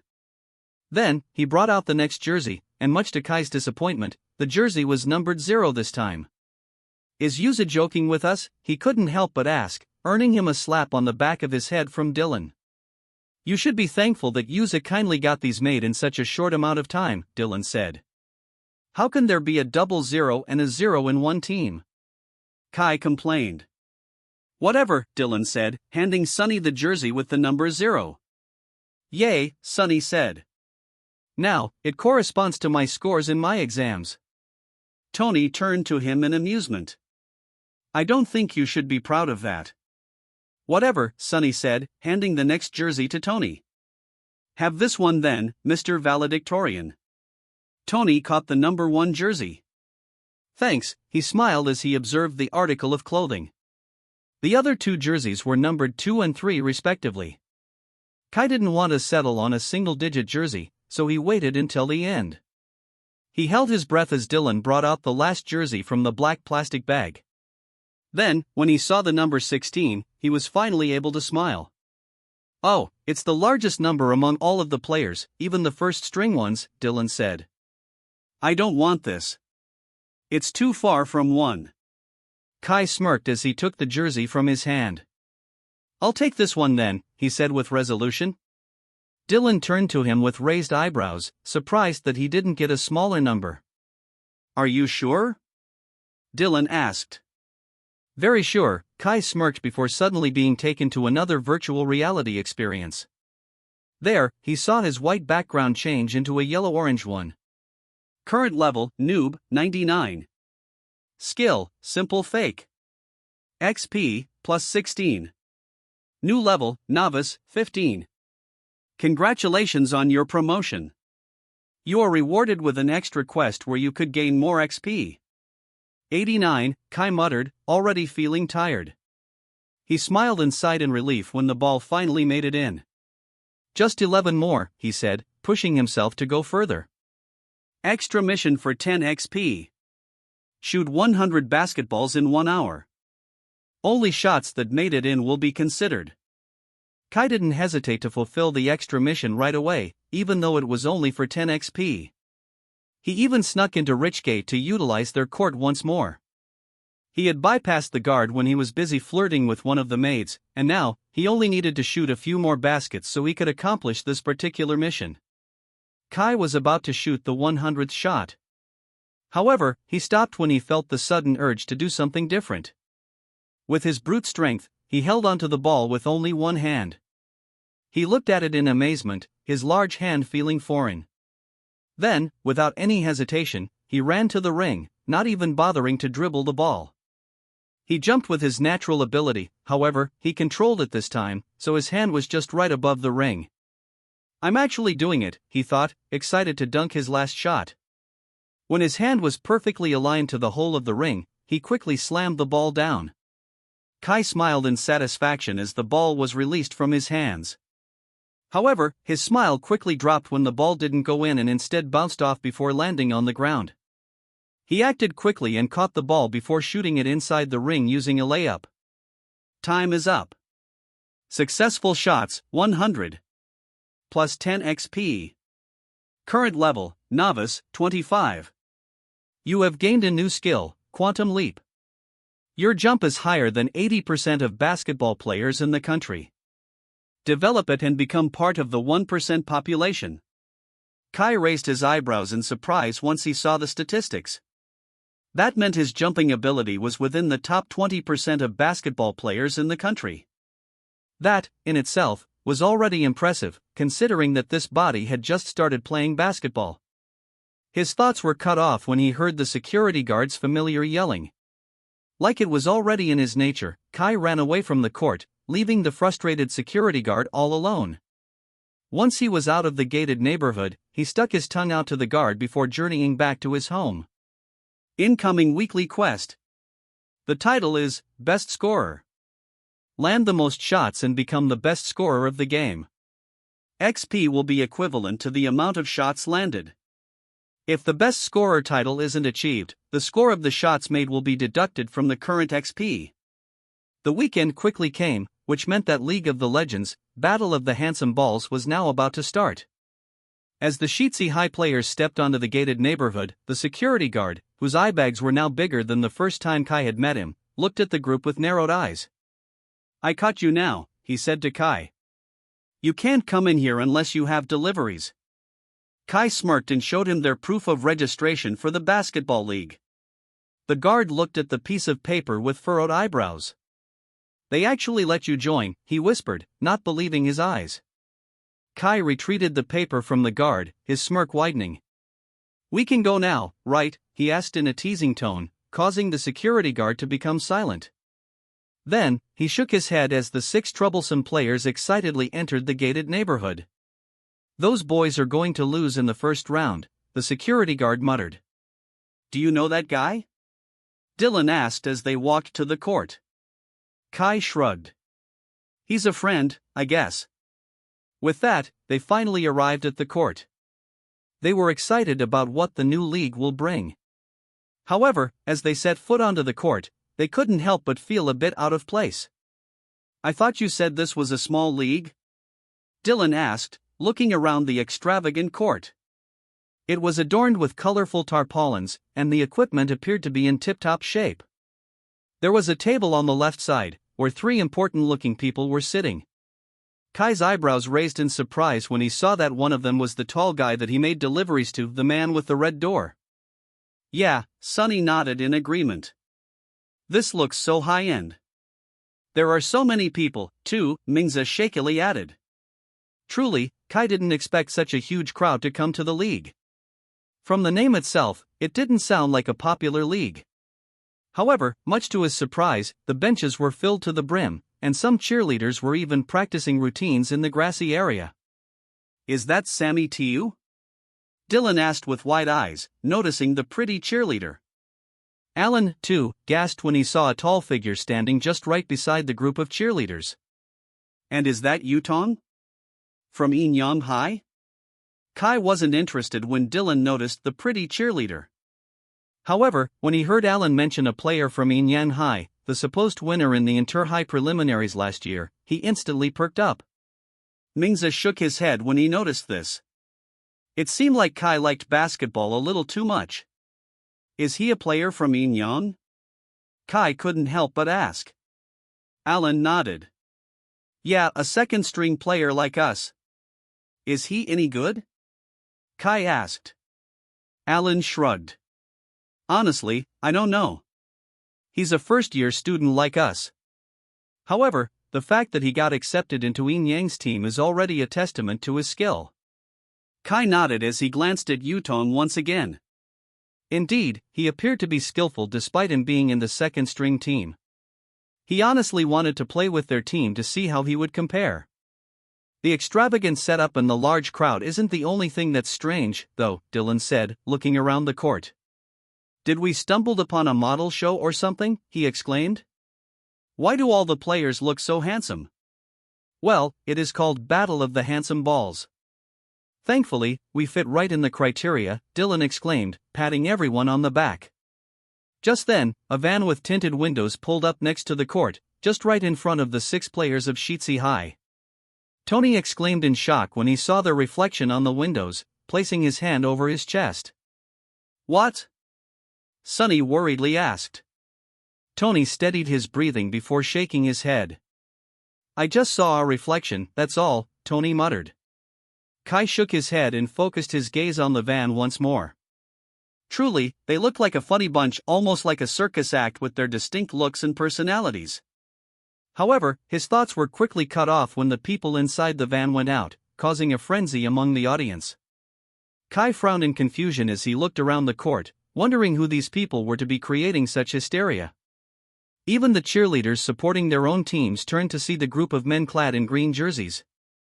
Kai felt a twinge of bitterness in his heart as he looked at their jerseys, which resembled Hualan High's. "Who are these boys? An idol group?" Alan asked. Mingza shrugged. "I don't think so. They're all very handsome, though that must be why all these people are screaming at them." Dylan narrowed his eyes at the 5 men and sighed in frustration once he finally recognized who they were. "It's them," he muttered, causing the other players to turn to him. I can't believe we ran into them right here. Just then, the group of 5 men passed by Shitsi High, even bumping into Kai's shoulder in the process. The tallest among them, and undoubtedly the most popular, unapologetically glanced at Kai before clicking his tongue. "Watch where you're going," he muttered. Then, he glanced at the other members. "Oh, it's you," he chuckled, causing the other players to halt, too. "Peng Yang," Dylan said, walking over to face the tall and handsome player. "Dylan," Peng Yang chuckled. "I see that you still haven't grown." Dylan smirked. "And I see that your head is still bigger than ever." Of course, Peng Yang smirked. "When you're this handsome, it just gets to you." "Oh, wait. I don't think you'll be able to understand, though." Dylan was about to confront Peng Yang head-on, but Kai held him back, causing Peng Yang's attention to shift to the Shitsi's tallest player. Kai looked down at Peng Yang since he was around 2 inches shorter. "Oh, I see you recruited a tall one," Peng Yang said, feeling a bit wary. "But since he's in your team, I'm guessing he's a total beginner." "He's just as good as me," Dylan proudly smirked, crossing his arms in front of his chest. That caused the opposing team to burst into laughter, with Peng Yang's eyes even welling up with tears. Meanwhile, the players of Shitsi High watched them with unamused expressions. "We don't have anything to worry about then," Peng Yang smiled. "I guess this will be fun. I hope we cross paths soon." Peng Yang looked around the court and basked in the attention they were currently getting. "Well, looks like we have to go and greet our fans." "See you later, Shitsi," he said, obviously looking down on their team. With that, the group of 5 men walked away from them, leaving Shitsi in a tension-filled atmosphere. Dylan's face was as red as a lobster, so Sunny took matters into his own hands. "Breathe in and out. In and out. That's right. You're fine," Sunny assured, placing his hands over Dylan's shoulders. "Goodness," Dylan sighed, cracking his knuckles as he glanced one more time at Peng Yang and his team. "Who even is that team?" Mingza couldn't help but ask. "The infamous model line at Foam Arts High," Tony responded, causing Kai to perk up once again. "Foam Arts?" Kai asked. "You mean, the top 2 school right after Inyang?" "Yes," Dylan answered. "It's them, those bastards who are stuck in the second string like me but feel like they're better than everybody else." "Why are they called the model line, though?" Alan asked. "Isn't it obvious?" Sunny chuckled. "They're the handsome players of Foam Arts' second string team. However, I have to say, their looks are the best part of themselves. We played with them once, and we almost beat them." "We were just off by 1 digit, Tony chimed. "So, they're not that good?" Mingza inferred. Sunny scratched the back of his head. "Well, it was a casual game, and they might have gone easy on us, but they're definitely no match to our first-string players at Shitsi High. Even Jinping and Zurin are better than them." "I agree," Tony said. "Besides, the good second-string players from Foam Arts wouldn't really join this league. Those 5 are benchwarmers of the team, so they must have decided to join this small league instead." Kai nodded, listening intently to everything they were saying. If Jinping was better than these players, then their team might have a chance to win. At first, he merely intended to join the league to earn his jersey and get some good practice.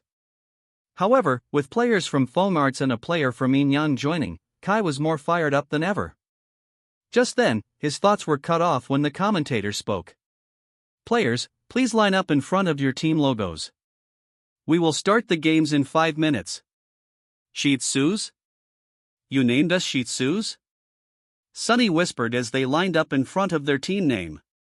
The other Shitsi players also turned to Kai with humorless expressions, feeling even more ashamed of their name. Tigers, Thunders, Bears, Anchors, and other cool team names surrounded theirs, making their cute names stand out even more. "Shitsus are cute," Kai shrugged, not finding a problem with their team name. "Besides, it's the closest to our school name. I can't really use our official school name when we didn't even inform the principal." The 5 other players shook their heads as the people speculated who their team was. "Who's that? Why are there 11 teams this year? Yeah, isn't it usually 10 teams? And what's with their name, Shitsus? That's quite cute. I don't recognize that tall guy. What do you mean? That's Grandma Bing Bing's grandson. The one who always delivers onions. Oh my. That troublemaker kid? I hope my son doesn't play with their team. His body is amazing. I never thought he'd have such muscles since he always wears loose clothing. He's with Sheetsy, huh? I'm not expecting a lot, then. They're probably the worst team in the district. Good morning, ladies and gentlemen, the commentator exclaimed, making everybody cheer in their seats. We are glad to welcome all of you to League of the Legends, Battle of the Handsome Balls. This is an annual league here in Richgate, sponsored by none other than our very own residents. The crowd erupted into cheers while Kai shook his head in amusement. The people here definitely lived up to their neighborhood's name. The fact that they could host a league of such caliber was a testament to their social status. It's going to be a night filled with thrilling action and jaw-dropping plays. But before we get into the heart-pounding games, let's introduce the esteemed individuals at the professional scorers table. The first man stood from his seat with a smug smile. The crowd erupted into applause as the commentator continued. First up, we have the legendary Lei Xiao. A retired basketball player who needs no introduction. Lei represented Fong Arts High during the Inter-High Nationals in 1996, leaving a legacy that the city still knows of today. The applause intensified as Lei waved graciously to the crowd, acknowledging their cheers. And next, the commentator announced, is a figure who commands respect both on and off the court. Please welcome Guan Yu Chen. Other players went on their tiptoes to get a glance at the very tall man. Thankfully, with his current height, Kai just had to crane his neck to get a better look at Guan Yu Chen. He was the same man whom Kai delivered onions to on his first week of transmigration. Contrary to Lei, Guan Yu had a poker face on, and he only waved briefly as the commentator continued his introduction. Guan Yu Chen is not only the main sponsor of tonight's event but also the coach of Yang High, the six-time champion in the Inter-High preliminaries and semi-finalists in the Inter-High Nationals.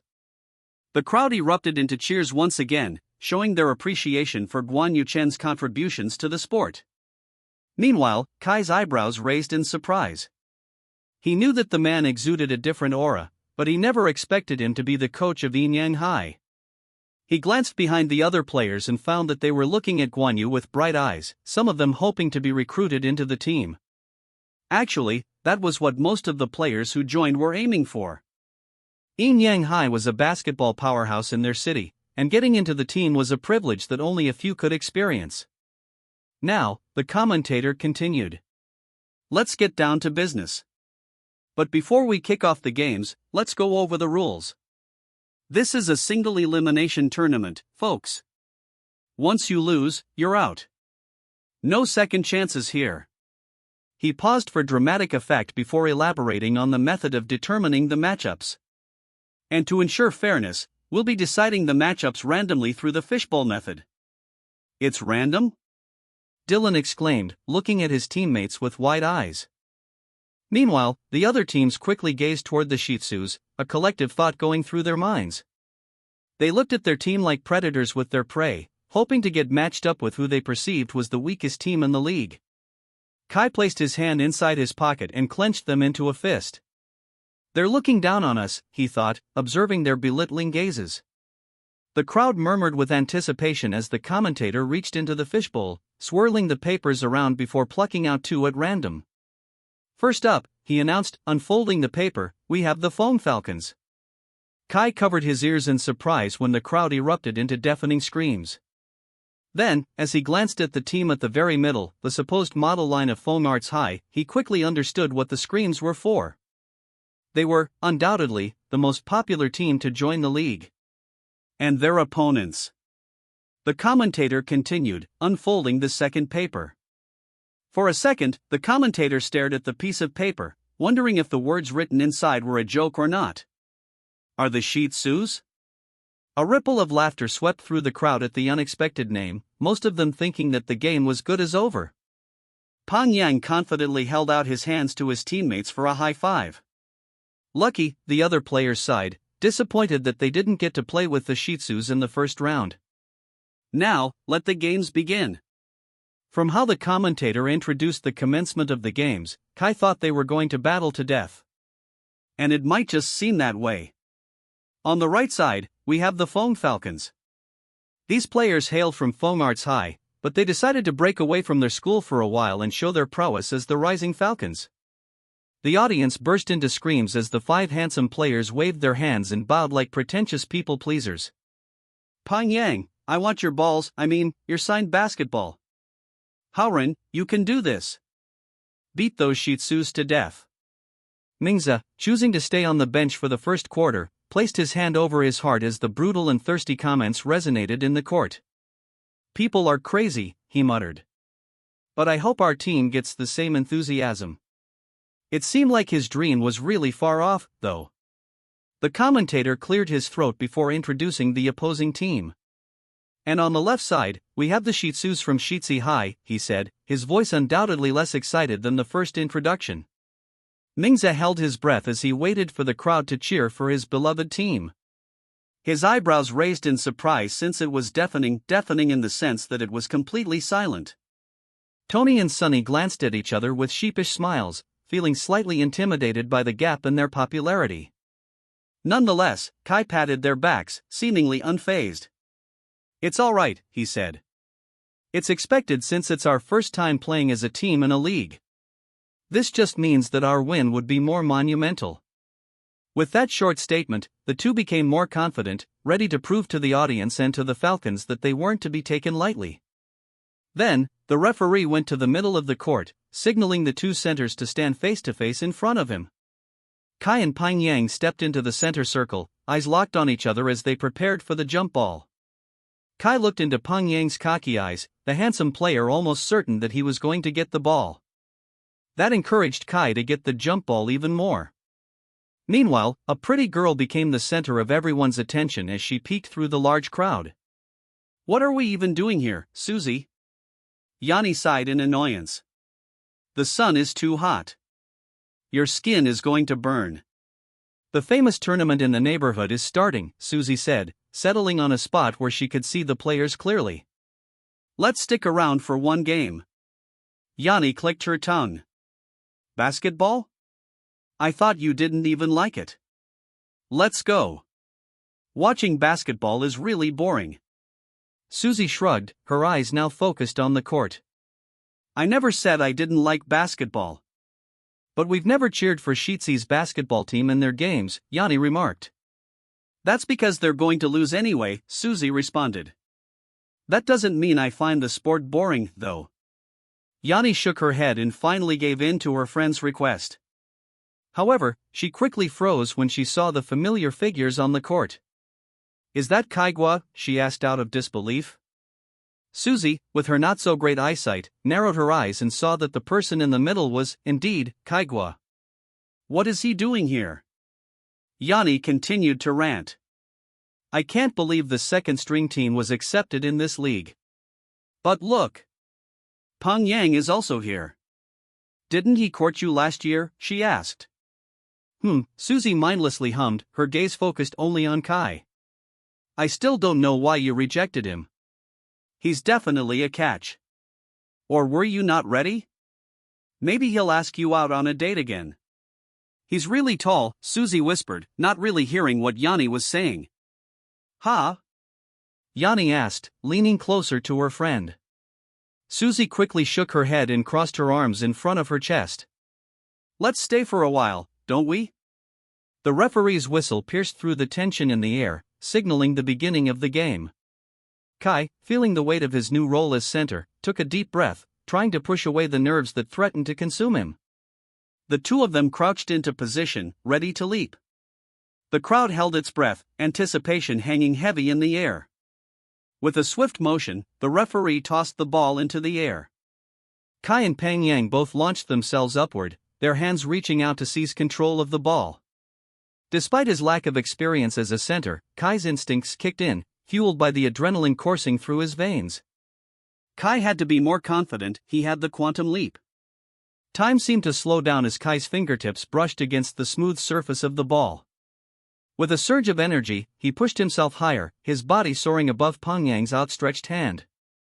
In that split second, Kai felt a rush of exhilaration, a sense of power coursing through him. Guanya stopped writing when he saw the gap between the two centers' jumps. At first, it was expected that Peng Yang was going to get the ball. Lei Xiao even boasted that the players in their second-string team were just as good as other first-string teams in the city. However, looking at the gaps in their jumping ability made Guanya think otherwise. The crowd, too, halted cheering when they saw Kai leap through the air and defy the rules of gravity. Then, with a triumphant shout, Kai snatched the ball from the air, his fingers closing around it like a vice. Peng Yang's eyes widened in disbelief as he watched Kai descend back to the ground. His feet had long touched the ground, yet Kai was just on his way down. That meant he was able to sustain his jump longer than the more experienced player. Then, as Kai gracefully dropped to the ground, a small smirk appeared on his face. That would show him. Got it, he teased. Holy! How high was that jump just now? I thought Peng Yang would take it.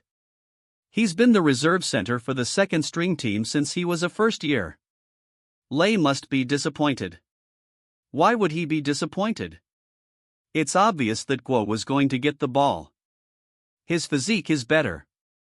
That doesn't explain his crazy jump, though. Crazy? The only crazy thing about him is his personality. Have you ever watched the first-string league in the city? Those guys are the real crazy ones. It couldn't be denied that Kai's jump was impressive. However, majority of the audience merely attributed it to his physique. Kai, not wanting to let the momentum go down, quickly passed the ball to Dylan, who was waiting just right behind him. However, Kai should have paid more attention since Dylan appeared to be unprepared. His hands were trembling as he held out his hands, causing him to fumble the ball. Kai's heart sank momentarily as the ball landed under their opponent's feet. Thank you, the Falcon exclaimed before passing it to their teammate, who was already near their ring. The team watched in dismay as the turnover allowed the Falcons to capitalize on a fast break, with Peng Yang already streaking down the court. First point goes to the Falcons, the commentator exclaimed, excited by the turn of events.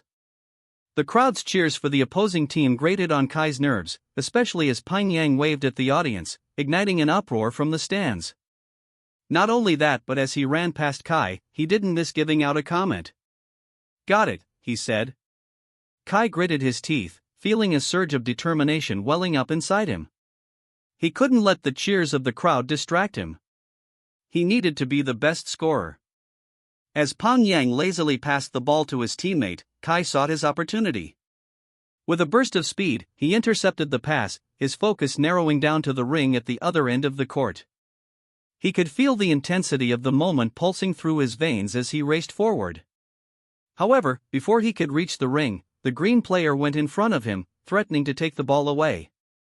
Feeling constricted, Kai clicked his tongue and passed the ball to Tony, whom he saw was free under the ring. Tony's eyes widened, and he quickly shook his head as the ball reached his hands. Shoot it, his teammates collectively exclaimed. Feeling pressured, Tony quickly threw the ball into the ring, closing his eyes and silently praying that it went in. However, with his careless throw, the ball didn't even touch the rim, earning a chuckle from the audience and the commentator. What a display, the commentator kept chuckling. Is it even possible to miss the ring by such a huge gap? Tony pursed his lips and ran after the ball. However, it was too late. Peng Yang once again captured the ball and passed it to his teammate on the other side of the court, earning them another point. 4-0. The Falcons and their fans cheered in excitement while the Shih Tzus were left in silence. Although Kai tried his best to turn the game around, the first quarter quickly ended with them still on the zero-score mark. Yanni chuckled loudly as he looked at their scoreboard. 8-0. Might as well stop this game, Yanni said. It's already over. What do you mean? It's just the first quarter, Suzy said. Exactly, Yanni exclaimed. Yet they still haven't scored a point. Suzy pursed his lips. You're not finding this weird at all? Yeah, the Shih Tzus are weird. Their name is already a testament to that. Not that, the Falcons, Suzy said. The Falcons? I think they're doing fine. They haven't committed any fouls, and they're in the lead. Susie clicked her tongue, still finding it strange. They joined last year, right? Susie asked. Oh, what a cruel woman you are, Yanni said. Don't tell me that you forgot. Susie scratched the back of her head since she, indeed, forgot about it. They came second last year, Yanni recalled. I think they lost to Yin Yang again. More players joined from Yin Yang last year. That was also the time that Peng Yang showed you a surprise. You rejected him after, though. Susie giggled in amusement. That must be the reason why she forgot about it. She didn't usually retain forgettable moments. If they were the second placers last year, why is their score so low? Susie asked. Huh? Yanni asked, confused. That's what I find strange. The score is too low for one quarter. It didn't even reach 2 digits. Don't you think that's too low for a candidate for the champion title? Yanni pursed her lips, now realizing that their score was indeed low. Maybe they're still getting used to the league, she defended the handsome team. The second quarter will tell us who will really win. The second quarter finally began, with the crowd still being biased toward the Falcons. Remember what I told you, guys, Kai said before they dispersed in the court. His teammates nodded and went to their positions. The audience watched in anticipation, hoping that the Falcons would continue plummeting the Shih Tzus to the ground. And they did. However, even then, they still couldn't score well. The Shih Tzus guarded them like their life depended on it, impeding their chances to shoot the ball and making them miss their shots. Susie looked at the scoreboard before shaking her head. They can't let them score more, she muttered. Kai glanced at the timer and saw there were only 2 minutes left. Then, he glanced at the scoreboard. 14-0. We can't let them score more than 15, he whispered to himself. With that, he utilized his stamina to the highest and began guarding the players like his life was on the line. Seeing Kai's enthusiasm, the other players also gained a burst of strength, wanting to hold out until the very end of the quarter. Finally, after what seemed like an eternity, the whistle resounded in the court, marking the end of the first half. The Falcons high-fived each other as they looked at the Shih Tzus' pathetic score. Peng Yang glanced at them with a taunting smirk. However, his smirk quickly dropped when he saw the satisfied smiles on their faces. Good job, guys, Kai said, patting them on the back. Peng Yang frowned in confusion. How could he tell them they did a great job when they hadn't even scored a single point? Yay, the 6 young boys huddled in a circle, wide smiles on their faces after Kai's appraisal. Peng Yang couldn't help but frown as the group of stupid-looking boys continued to celebrate. Maybe they really lost their minds after maintaining a score of 0 in the entire 2 quarters. Wait, what are we celebrating? Mingza suddenly asked. Kai sighed, looking at the scoreboard. We did a great job defending them, Kai said. We really did, Tony proudly said. That guy was frustrated since most of his shots didn't go in. But then again, why did you make us focus so much on defense, Kai? Alan asked. We haven't even had the chance to score. Because we're noobs, Kai bluntly said, surprising his teammates. Dylan scratched the back of his head. You don't have to put it that way. I've been playing for 3 years. But you're still a noob, Kai said, not holding himself back. Dylan pursed his lips before laying on Tony's shoulder, even jokingly sniffing in sadness. You don't have to be so harsh, Kai, Sonny said in amusement. I'm just telling the truth, Kai chimed. Our offensive skills aren't up to par. We're not used to playing in a league like this, and it definitely shows. The team members' faces started falling, yet Kai continued criticizing their team. We're clumsy and inexperienced, and there's no way we can beat the other team with our offense alone, Kai said, his gaze hardening. A murmur of protest rose from the group, but Kai simply ignored them and continued talking. But defense? That's something we can do. It's our best chance at leveling the playing field, Kai continued.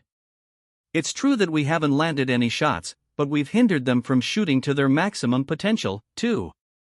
And that, my friends, is why we've done a great job so far. The team turned silent as they took in Kai's words. He paused, letting his words sink in before continuing. But now, it's time for us to strike back. I assume you've gotten used to their playing style by now. You're probably more comfortable on the court. Most amateur players focus solely on offense, and I'm willing to bet they're no different. But defense?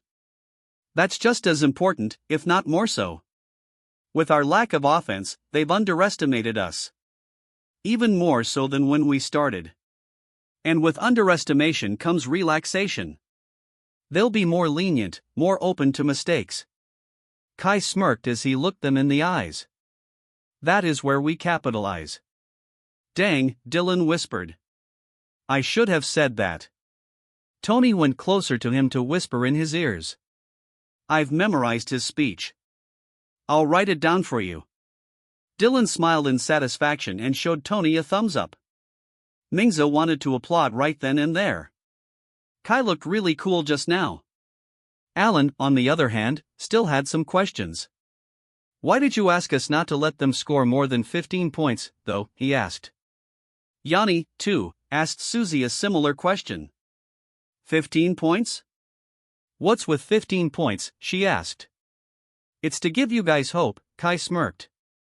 15 points seem like a lot, but 14 points is still doable. 15 points will bring down the team morale, Susie answered Yanni's question. With 14 points, they would feel more encouraged. Will they really think that way? Yanni asked in confusion. I think you're reading into this. Susie chuckled as she played with her fingers. Well, I guess that would just be my own interpretation. It would be nice if they think like that, too. 2 more minutes, the commentator exclaimed. Kai turned back to his team and nodded. Just do as we've practiced. You've already gauged their skills, so be more confident. They're not as good as our first-string team. We can definitely beat them, Kai said. However, even then, he also found it hard to believe his own words. Quest available. This quest targets the host's teammates. Do you want the team to complement each other better? Kai silently nodded without any hesitation. Quest title, People Pleaser. This is a quest designed to increase teamwork and communication within the basketball team. As the host embarks on this quest, the Shih Tzus will have the opportunity to complement each other better than ever. The objective of the quest is to utilize the power of silent communication to enhance the team's coordination on the court. With this unique booster, the host will be able to inject his thoughts directly into his teammates' minds. However, the ability is only valid for a limited time, lasting for just 10 minutes after the mission is completed. Within this time frame, the Shih Tzus can work together to execute plays with efficiency. Booster will be activated through a compliment. Compliment with a compliment. Compliment one person on the court except for your teammates and activate the booster right away. Kai smirked as soon as the quest was revealed. It was easy enough. Moreover, being able to communicate without speaking out loud was a great advantage to their team. Kai looked around the court, looking for someone whom he could compliment. Unfortunately, he couldn't compliment his teammates, which was terrible since he was incredibly introverted. So, he had to look for someone he knew in order to accomplish it. There were less than 2 minutes on the clock, so Kai had to pick a person right now. Aside from his teammates, the only other people he was acquainted with were the Falcons. However, there was no way he would compliment those guys even if they were really handsome. Kai saw Guan Yu-chun from his peripheral vision, and he wondered if it would be all right to compliment him at this moment. However, looking at his face, he shook his head. Talking to someone on the professional scorers table wasn't a great idea. Then, as his eyes continued to search the court, he came across a familiar person. Bingo, he muttered. He swallowed his introvertedness and walked over to where the familiar person was. Kai, where are you going? Alan asked as the tall player walked away from them. However, Kai continued walking despite their questions. Strange, Dylan said. The second half is going to start in a minute. The crowd and the other players also observed Kai as he walked away from the court. Yanni's eyes widened in surprise when she saw Kai walking toward them. Goodness, she muttered.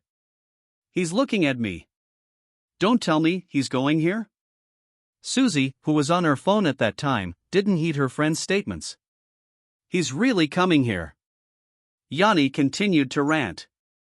Is he going to confess? Then, I have no choice but to reject him. Susie finally looked up from her phone, and she quickly stepped back when she saw that Kai was already in front of her. What are you doing? Hey, you're pretty. Susie stood there, dumbfounded by what had just happened. After Kai said those words, he quickly turned around and went back to his teammates. What the heck was that? The people around her started exclaiming. Word got around pretty fast as those who were close in proximity gossiped about what Kai had said to the pretty cheerleader. Yanni, feeling a bit embarrassed that she thought Kai was walking toward her, started angrily ranting. Who does he think he is? She exclaimed. I knew it. When we found him near our team, he must have had a weird agenda. Now, he's calling you pretty despite saying that you aren't his type. Don't listen to him, okay? He's just gaslighting you. However, Susie stayed silent. Susie? Yanni asked, finally looking at her friend. Yanni's eyebrows raised in surprise when she saw Susie's reddening cheeks. Susie! Yanni exclaimed. Who does he think he is? One of the Falcons exclaimed as Kai went back to his team after talking briefly to Susie. That's your girl, Pang Yang. He just spoke to your girl. Pang Yang pursed his lips as he glared at Kai, feeling profound hatred for the tall player. It didn't help that he had the physique that Pang Yang wanted to achieve but struggled to do so. Then, he glanced at Susie, who still appeared surprised. His hatred soared even higher since that Kai guy was able to elicit a reaction from the nonchalant lady. He had been trying to get her attention for the past year now. Meanwhile, as Kai went back to their bench, his teammates teased him. You told us that Susie was just alright, Dylan said, nudging his shoulder. Turns out you actually find her pretty, too, huh? Gosh, you work behind the scenes, don't you? Alan teased. She must be your type, huh? Sunny retorted. Kai, on the other hand, didn't mind their teasing comments. Instead, he was focused on the system's new message. People Pleaser has been activated. Time remaining 9 minutes, 48 seconds. Just then, the whistle resounded, and the players were called to their respective places. The two teams exchanged courts, and at that moment, Kai felt the tension increase. Let's do this, Kai said, patting his teammates on the back. If you hear a voice inside your head, do not panic, that's just your instinct, he advised, knowing that the booster might startle them out of their wits. You're being philosophical now, Dylan chuckled. I'm being serious, Kai smirked. Listen to the voice. It might help our team win. Despite their confusion, they nodded before walking to their posts. The ball was with Tony, and as another whistle resounded, the third quarter finally commenced. As the ball was inbound, Kai positioned himself on the wing, his eyes scanning the court for an opening. From his view, he saw Sunny struggling to get past the two Falcons. Pass to Kai, he thought. At that moment, Sunny froze, leaving the two defenders confused with his sudden halt. That seemed to throw off their balance, too. Sunny internally freaked out since he felt like he had just heard Kai's voice. However, Kai was at the other end of the court open without anyone guarding him. There was no way he could speak into his ears. Wait, Kai was open? Taking advantage of the thrown-off defenders, Sunny quickly passed the ball to Kai. Kai smiled as he found himself in possession of the ball. This time, he didn't hesitate. Dribbling the ball down the court, Kai felt a sense of focus settle over him as he maneuvered past one of the defenders with ease. Then, utilizing the technique that earned him 100 shots, he shot the ball using the overhead technique. It circled around the rim a couple of times before ultimately going inside the ring. 14-2. Yes! Dylan exclaimed, giving his teammate a high five as they ran to the other court. Great job, Sunny said, patting him on the back. Nah, that was you, Kai smiled. Sunny shook his head, feeling elated with the compliment. Kai was right. He just had to listen to the voice inside. Lucky shot, Pang Yang muttered as he dribbled to their side of the court, getting ready to shoot the ball. However, he saw a lanky boy, one that didn't play in the first half, guarding the ring. Peng Yang shook his head and looked at his shaking figure, determined to get past him. Foul, Kai thought. Mingza, although nervous about confronting Peng Yang, whose body was much more developed than his, stood his ground. Peng Yang's eyes widened when the lanky boy didn't move, causing him to run into him just as he shot the ball. The referee blew his whistle and called a defensive foul against Mingza. Good job, Kai said as they lined up along the free throw line. But I got a foul, Mingza muttered. You made the right choice, Kai chimed, watching in anticipation as Peng Yang shot the ball from the free throw line. As expected, it bounced off the rim and landed on the ground. Peng Yang clicked his tongue in frustration, readying himself for the next shot. Kai had observed Peng Yang in the first half, and although he was great at defending and rebounding, he wasn't good with long-range shots. That was the reason why Kai instructed Mingza to foul him, because he knew he wouldn't be able to make it in the first place. With a quick glance to his left, he spotted Dylan cutting toward the basket, his determination evident in every stride. Don't be nervous, Kai thought. Kai whipped the ball toward Dylan, his heart pounding in anticipation as he watched it sail through the air. Dylan felt his hands tremble once again. However, he held his nervousness in and anchored the ball in place. It was time to redeem himself. Peng Yang was about to deflect the ball away, but Kai quickly went in front of him, giving Dylan the opportunity to shoot. 14-4. Kai smirked. It was now down to a 10-point gap. Peng Yang clicked his tongue in frustration as he rebounded the ball. However, just as he got past the center line, Kai intercepted once more and stole the ball from his hands.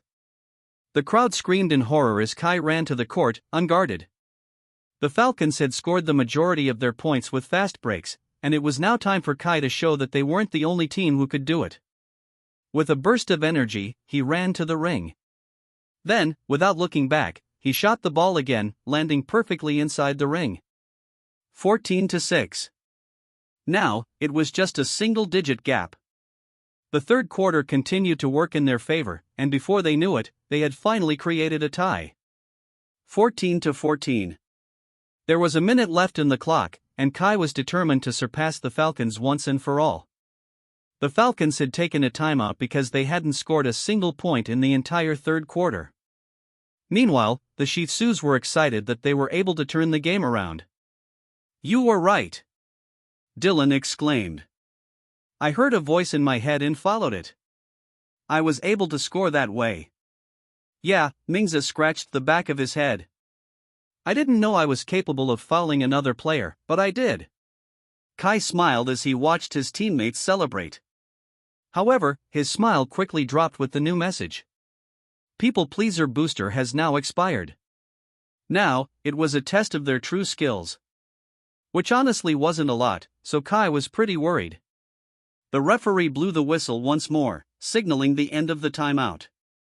With that, the Shih Tzus took their positions on the court, strangely feeling like a void had been left in their hearts.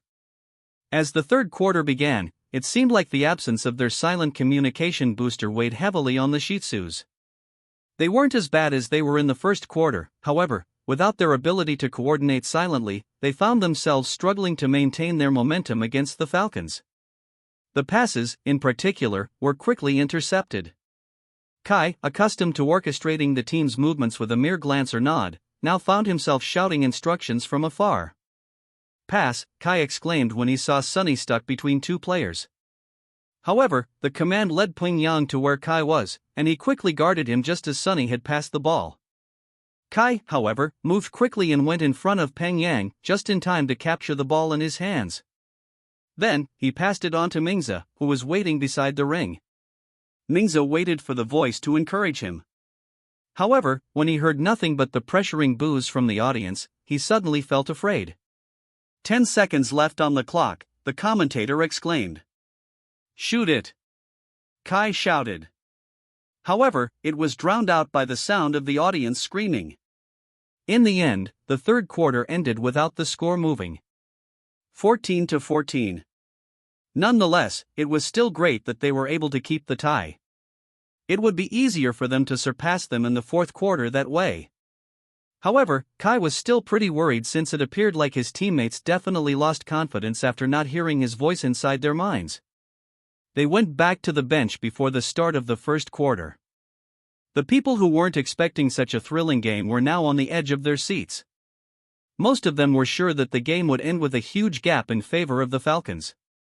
Nonetheless, they continued supporting the handsome bunch, wanting to see them battle it out in the finals along with other strong competitors. "Why do you think the Falcons are struggling so much, Lei?" the commentator asked the former Arts player, bringing the microphone away from his lips. Lei clicked his tongue, his gaze focused on the second-string players of Arts. "These are the weakest members of Arts," he said, crossing his arms in front of his chest. "However, their foundations aren't too bad. It's really a surprise how the other team, whose foundations are worse than the Leaning Tower of Pisa, is suppressing them." "The Leaning Tower of Pisa is still standing up to this day, though," Guan Yu remarked, making the other two individuals on the professional scorers table look toward his way. "Well, of course," Lei chuckled, feeling a little bit bitter. "The only reason why it's still standing is because it had some remedial work. These kids aren't any good, based on what I have seen," he said, pertaining to the Shih Tzus. The commentator nodded. "It seems like they're playing solely with their willpower." Lei smiled in satisfaction since the commentator was on his side. "Guan Yu must be rooting for the Shih High because his." "That's enough," Guan Yu said, cutting him off. "I'm not rooting for anyone. I'm just stating the obvious. You were right when you said that these kids don't have good foundations. I'm not surprised since they're from Shih High." Lei was startled by Guan Yu's stern expression. Nonetheless, he brushed the topic off since it seemed like the talented coach wasn't fond of the Shih Tzus as well. "What happened?" Alan asked as the 5 players made their way back to the bench. Mingza shakily drank from his water bottle before letting out a deep breath. "I don't know," he muttered. "I just felt like I couldn't do it all of a sudden." Sunny scratched the back of his head. "As funny as this sounds, it does feel like something's missing." "The voice?" Kai asked, making everyone surprised. "Yeah," Dylan exclaimed. "The voices inside my head are gone." "Isn't that a good thing?" Alan innocently asked. "I've been wanting the voices inside my head to go away for a while now." The players were silent for a few moments before deciding to ignore Alan's statement. "Look," Kai said. "The voices I told you to listen to during the start of the third quarter, just forget about them." "But you told us to listen to it," Dylan scratched the back of his head. "Now, I'm unconsciously waiting for the voice to guide me." His teammates nodded, agreeing with Dylan's sentiment. "The voice inside might just be your imagination. Instead, it's most likely your willpower telling you to keep trying and trying," Kai said, locking eyes with each of his teammates in turn. "Look at our opponents," he instructed. The group all turned to the Falcons, who were still basking in the attention they were receiving. Nonetheless, they didn't appear as calm and collected compared to the start of the game. Instead, they actually looked tired. "They're just as breathless as we are," Kai smirked. "This game could go either way, and we're not going to let them outwork us." "And look at the crowd," Kai said, gesturing towards the stands where the fans were cheering for the Falcons. "They want to see us fail. They want those bastards to win. But do we really want to give them the satisfaction? Heck no!" Mingza enthusiastically exclaimed, surprising his teammates. "Dylan," Kai continued. "Do you want Peng Yang to underestimate you again the next time he sees you?" Dylan's expression hardened as he cracked his knuckles. "No way," Dylan said. "I'll show him that the only good thing in his life is his face." "Exactly," Kai said, a fierce glint in his eyes. The referee blew the whistle once more, marking the start of the fourth quarter. "This is it," Kai said. "The last quarter, their last chance to turn the game around." With a collective nod of determination, the Shih Tzus broke their huddle and took the court with renewed strength. As the fourth quarter began, they knew that victory was within their grasp, and they weren't about to let it slip away. For Kai, this was a high-stakes gamble. The more he scored, the higher his upgrade will be. However, it was a double-ended sword since the total amount of points their team garnered would be deducted from his current XP if they lost. So, there was only one answer to this. The Shih Tzus had to win. The fourth quarter finally begins. Who do you think will reign supreme in this nail-biter of the game? The commentator exclaimed. A resounding chorus of falcons rose from the audience, their voices filled with confidence and anticipation. Lei crossed his arms in front of his chest and watched the players intently. Who do you think will win, Guan Yu? He asked. As usual, Guan Yu didn't respond. Lei clicked his tongue in annoyance. Guan Yu was like this when they were rivals back in the day, and he remained the same all throughout the years. With Guan Yu's lack of response, Lei continued speaking. I believe the Falcons will rise on top in the end. I have never heard of the Shih Tzus before, but they seem like a team that runs on nothing but willpower as their fuel. Teams like that do not end with good results. Moreover, their teamwork is the only other thing they got going. Aside from that, their foundational skills are all weak. The Falcons might lack the teamwork that they have, but they're better in every other aspect. They have better looks, too. He chuckled like a rich man. However, Guan Yu continued to ignore him. Guan Yu's eyes strayed to one player in particular, Kaigua. It was the kid who accompanied his grandma in delivering onions in their neighborhood ever since he was young. Then, when he grew up to become a troublemaker, he stopped accompanying his grandma. In the end, he became a good-for-nothing student who caused his grandma a lot of trouble. However, looking at him now, he seemed like a different person. Meanwhile, Yanni fiddled with her fingers in nervousness as she kept her gaze on the court. Susie chuckled when she saw her actions. You pretended to not care, but now, you're pretty immersed, huh? Susie teased. I can't help it. Yanni exclaimed. It's the fourth quarter, and they're tied. It's as if we're back to zero. I can't handle seeing the Falcons on the verge of defeat. But you were confident they were going to win, though, Susie pointed out. Yanni pursed his lips before crossing her arms in front of her chest. I'm still confident. With looks like theirs, they can never be losers in my heart, Yanni excitedly chimed. Susie shook her head at her friend's shallowness. Despite the loud cheers for the Falcons, Kai remained unfazed. He shook his head and took the ball from the referee before passing it inbound. Sonny passed it back to him, and with that, he dribbled down the court, his eyes fixed on the hoop. He could feel the weight of the game resting on his shoulders, but he pushed aside any doubts and focused on the task at hand. As he neared the three-point line, Kai briefly considered taking the shot. However, he knew it was risky. Instead, he drove toward the basket, weaving through the defenders without a care in the world. With a quick move, he executed an easy layup, the ball gliding through the net with a satisfying swish. The scoreboard lit up, displaying a score of 16-14 in favor of the Shih Tzus. The crowd fell silent, stunned by the sudden turn of events. How had the Shih Tzus managed to surpass the Falcons after trailing behind for so long? However, the audience's moment of disbelief only seemed to fuel the Falcons' determination. They fought back, scoring 2 quick points to even the score again. As the clock ticked down and the minutes flew by, both teams became more proactive, trading basket for basket with relentless intensity. But despite their efforts, the gap between them remained static, the score deadlocked at 26-26. With 4 minutes left on the clock, neither team showed any signs of slowing down. The tension merely increased. As the audience held their breaths with every basket, waiting for the decisive moment that would determine the outcome of the game. Kai saw another opportunity for a layup when he noticed that all the Falcons were being tightly guarded by his teammates. The Shih Tzus' defensive strategy was definitely erratic. They were clumsy to the point that they became unpredictable, which proved to be effective in disrupting the Falcons' rhythm. Seizing the opportunity, Kai glided past his defender and executed another layup, adding to his impressive tally of points. Another point for Kaigwa, the commentator exclaimed. In this game, he had scored a total of 16 times, similar to his jersey number. Peng Yang, the Falcons' star player, watched with growing frustration as they scored once again. 28-26. Clicking his tongue in annoyance, he decided that enough was enough. His determination soared through the rook as he positioned himself behind the three-point line, refusing to be interrupted by the Shih Tzu's pesky defense.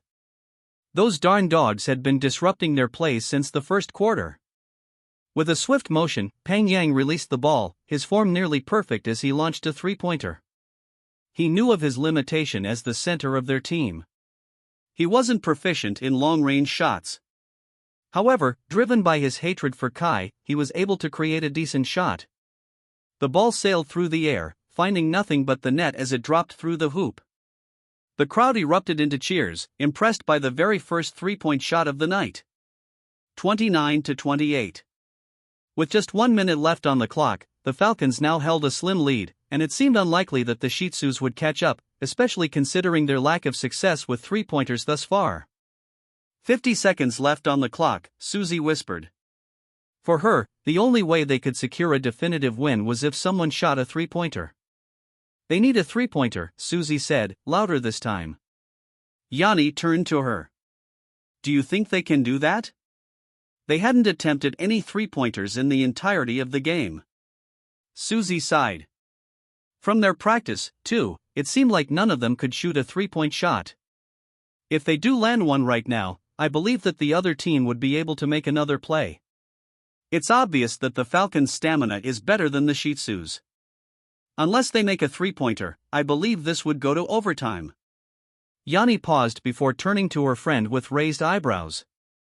You've been watching them practice? Susie ignored her question. Meanwhile, Kai glanced at the scoreboard, wondering what to do.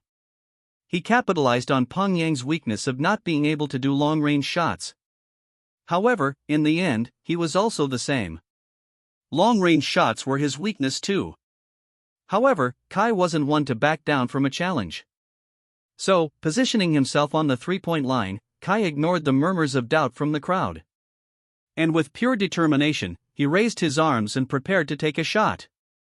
Kai closed his eyes for a moment before launching the ball into the air.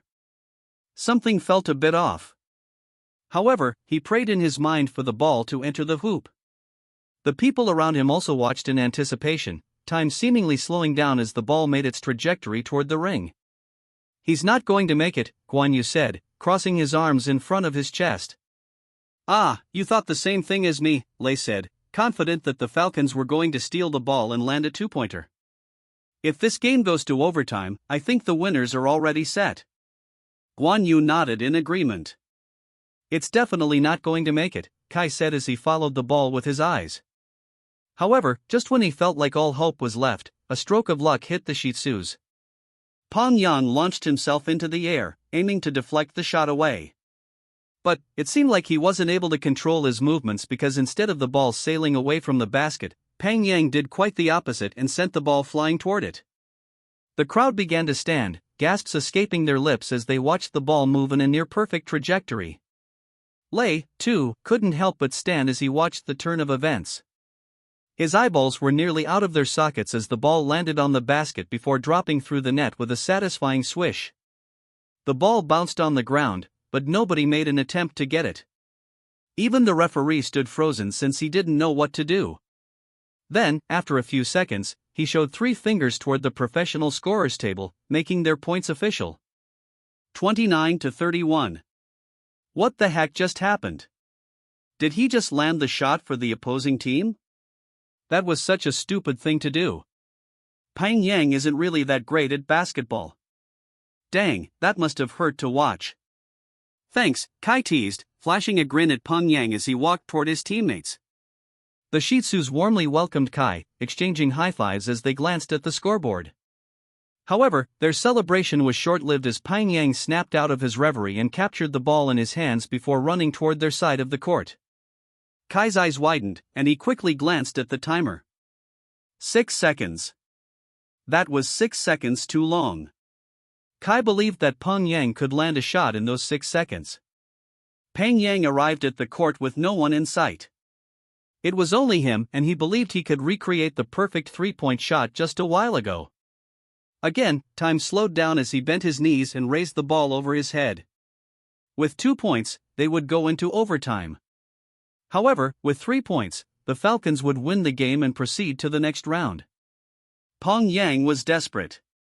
So, he glanced one more time to his left and right, smirking when he saw that none of the Shih Tzus were in sight.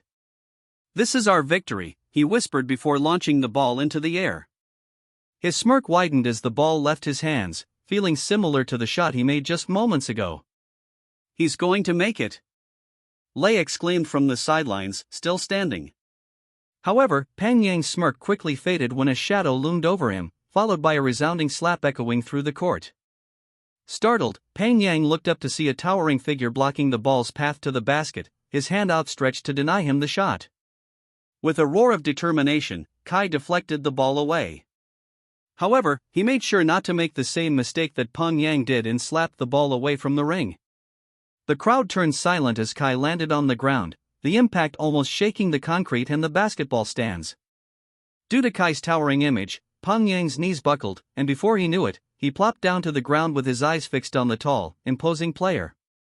The sun was shining behind Kai's neck, and from this angle, he appeared like a monstrous predator ready to devour his prey. Kai breathed heavily, and the pressure of playing 4 quarters finally got to him. However, with the sound of the whistle, which signaled the end of the game, a feeling of relief went through his body. With a final score of 29-31, the Shih Tzus take the victory. Congratulations on fulfilling the mission, best scorer. You scored 19 points in the game. XP, plus 19. You won an official game. XP, plus 20. Current level, Novice, 64. New skill acquired, Guard Wall. Upgrade your skills and become a legendary player. Kai smiled as he observed his continuous upgrades. As expected, joining this league was a great choice. That was so cool. Dylan exclaimed, walking backward as he excitedly conversed with the team. The Shih Tzus were currently on their way to a barbecue place to celebrate their win. Dylan proposed to pay, so as expected, all of the members followed despite their initial hesitance. Did you see the looks on their faces? At that moment, they looked darn ugly, he continued. I don't think you should be saying that when you have dirt all over your face, Sunny chimed. Who cares? Dylan smiled. We're winners. Mingza scratched the back of his head. Yeah, that was pretty amazing. I thought we would lose when Peng Yang captured the ball at the very last second. However, Kai deflected the ball away. The sound was so startling that I thought it was a building collapsing, Mingza excitedly said. However, aside from all of that, I really had fun, Tony smiled. I think this was my first official game ever, and I can't wait for the next weekend to come. Now that we've beaten one of the strongest teams, I believe we can win against anyone. We're here, Kai said, opening the door of the restaurant. He froze when he smelled the delicious scent and saw the familiar faces inside. What did you say just now, Tony? One of the strongest teams? Are you talking about the Falcons? Dylan scoffed. They were never considered a strong team in the first place. They're just a bunch of little shrimps with pretty faces. However, if you ask me, my face is definitely more charming. Dylan, Sunny warned. However, the short guy continued ranting. Oh, these kids are so noisy, an old man suddenly exclaimed. Sit down if you're going to eat. Dylan finally stopped ranting and turned his focus on the front, his eyes widening when he saw the Falcons eating at one of the group tables. Little shrimps, huh? The air was filled with tension as the two teams sat side by side in the homey barbecue restaurant. There was only one free table that could accommodate all 6 of the Shih Tzus, and unfortunately, that just so happened to be the table next to the Falcons. The other customers looked toward their way, mostly at the Falcons because of their dazzling looks. However, as their gazes strayed to the strange group of boys by their side, they quickly evaded their gazes away. Those boys look like gangsters. I think they came from a basketball league. Oh, basketball? I missed watching it. When is the Winter Cup starting again? In less than a month, I believe. The people around them engaged in their own conversations, finally allowing the two teams to eat in peace. Dylan shook his head as he devoured the grilled pork straight from the stove. They were looking at us so intently just now, he smirked, feeling proud. They must be amazed by our presence, am I right? Amazed? Pang Yang scoffed from his table, making the Shih Tzus turn to him with raised eyebrows. Appalled, you mean, he said, not even bothering to look at them. Is he talking to us? Mingza whispered. Dylan clicked his tongue as he continued devouring the meat. Whatever. I don't really listen to losers' opinions, he childishly stuck his tongue out to the falcons.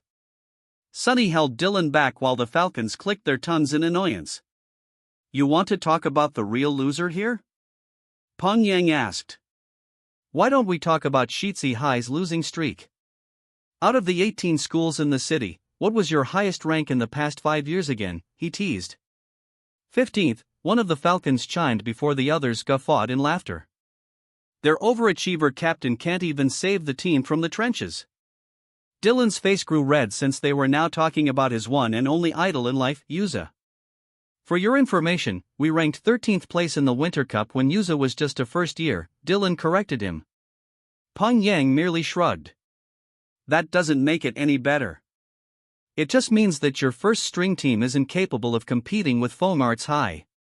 You can only dream of being in the single-digit ranks, much less in the top 5. The team has only been established for 13 years, Alan meekly said. Fomarts is famous for its basketball facilities, which had been created as early as the 1970s. Of course, you would have an advantage. What did you say? Peng Yang asked with furrowed eyebrows, causing Alan to squeak in fear. Nothing. Alan said, quickly zipping his mouth shut. Meanwhile, Kai happily ate the seasoned pork and beef that Dylan was unconsciously grilling. His teammates were all preoccupied with the argument, so Kai took the chance to eat all of the meat on the table. He had always wanted to eat out with a group of friends in his past body, however, he didn't have any friends nor any money to do that. Now that he was given the opportunity, he wanted to enjoy it to the fullest. However, it was hard to enjoy all of the food with Peng Yang's continuous yapping. Kai hated to admit it, but he might actually be worse than Jinping. You might have won today, but there's no way your school can win against us in the official leagues. This was just a lucky win, Peng Yang remarked. Enjoy your victory while you can because I'm sure that Fomart's High will plummet you to the ground in the upcoming months, he boasted. You have a lot to say for someone who isn't even on the first string team, Kai said, his eyes focused on the food on the table, acting like he didn't just direct his statement to Peng Yang. Peng Yang's gaze snapped to their table as soon as Kai spoke, his eyes practically shooting out fire as he gazed at Kai. What did you just say? Ah, I'm stuffed, Kai said, patting his stomach. I want some ice cream next. Alan, treat us to some ice cream. Alan nodded, already wanting to leave the restaurant before things heated up further. Stay there, you bastard, Peng Yang said, finally standing from his seat and going to the Shih Tzu's table. The people around them gazed at the group of boys, however, they were afraid of getting caught in the rumble. Say that straight to my face, Peng Yang said. Kai looked at Peng Yang but found himself quickly looking away since he looked quite intimidating. He knew he was supposed to be heartless, but it was still hard to adjust to Kai's Rottweiler-like personality when in truth, he was just a huge golden retriever. I'm just saying, Kai said, popping another piece of meat inside his mouth. You shouldn't be so boastful when you aren't even in Fomart's first string team. Besides, you are quick to judge Shitsi High when you haven't even seen this year's lineup. Peng Yang chuckled, finding Kai's statements ridiculous. The fact that I'm in Fomart's is already a testament that I'm a good player, he said angrily. And I don't need to know about Shitsi's lineup this year. Most of the decent first years are either in Yang or Fomart's. I'm sure that the newbies that ended up on your team are just a couple of side characters. Shouldn't you be more angry at the first years who made it to the first string team on their first try? Kai asked, not really minding Peng Yang's insults to Shitsi High. Peng Yang's face twisted into an angry grimace. He looked around until his eyes landed on a glass of lemonade on their table. He stared at it for a couple of seconds before directing it toward Kai. However, Dylan held onto his hand before he could throw the liquid toward Kai's way. You're not going to disrespect my teammates, he exclaimed, acting like a superhero from a cheesy movie. Nonetheless, he did a great job protecting Kai as the lemonade was still in Peng Yang's hands. The two tugged on the cup back and forth, the liquid contents spilling bit by bit as the two of them fought to have the upper hand. Just then, the bells above the door chimed, signaling the arrival of a new customer. The two were still so preoccupied with their mini-fight that they didn't notice the two new customers behind their backs. Pang Yang, having enough of Dylan's grubby hands, pulled at the cup with a lot of force. However, at that very moment, Dylan's grip loosened, making the cup spill its contents behind Pang Yang's shoulders and right onto the new customers. The people inside gasped, while the basketball players froze in shock when they saw who it was. Dylan covered his mouth and stepped back when the beautiful woman wearing a white shirt, now drenched with pea-colored liquid, looked at them with tormented eyes. "Susie May," Dylan whispered, feeling like his world just came to an end. Susie looked down at her white shirt, the thin material quickly becoming transparent as the liquid that disgustingly resembled pee covered her front area. Yanni gasped in surprise and helped Susie wipe off the liquid from her shirt. Then, she turned to the rowdy group of boys, who were still frozen in shock. Dylan started hiccuping since this was the closest he had ever been to Susie May.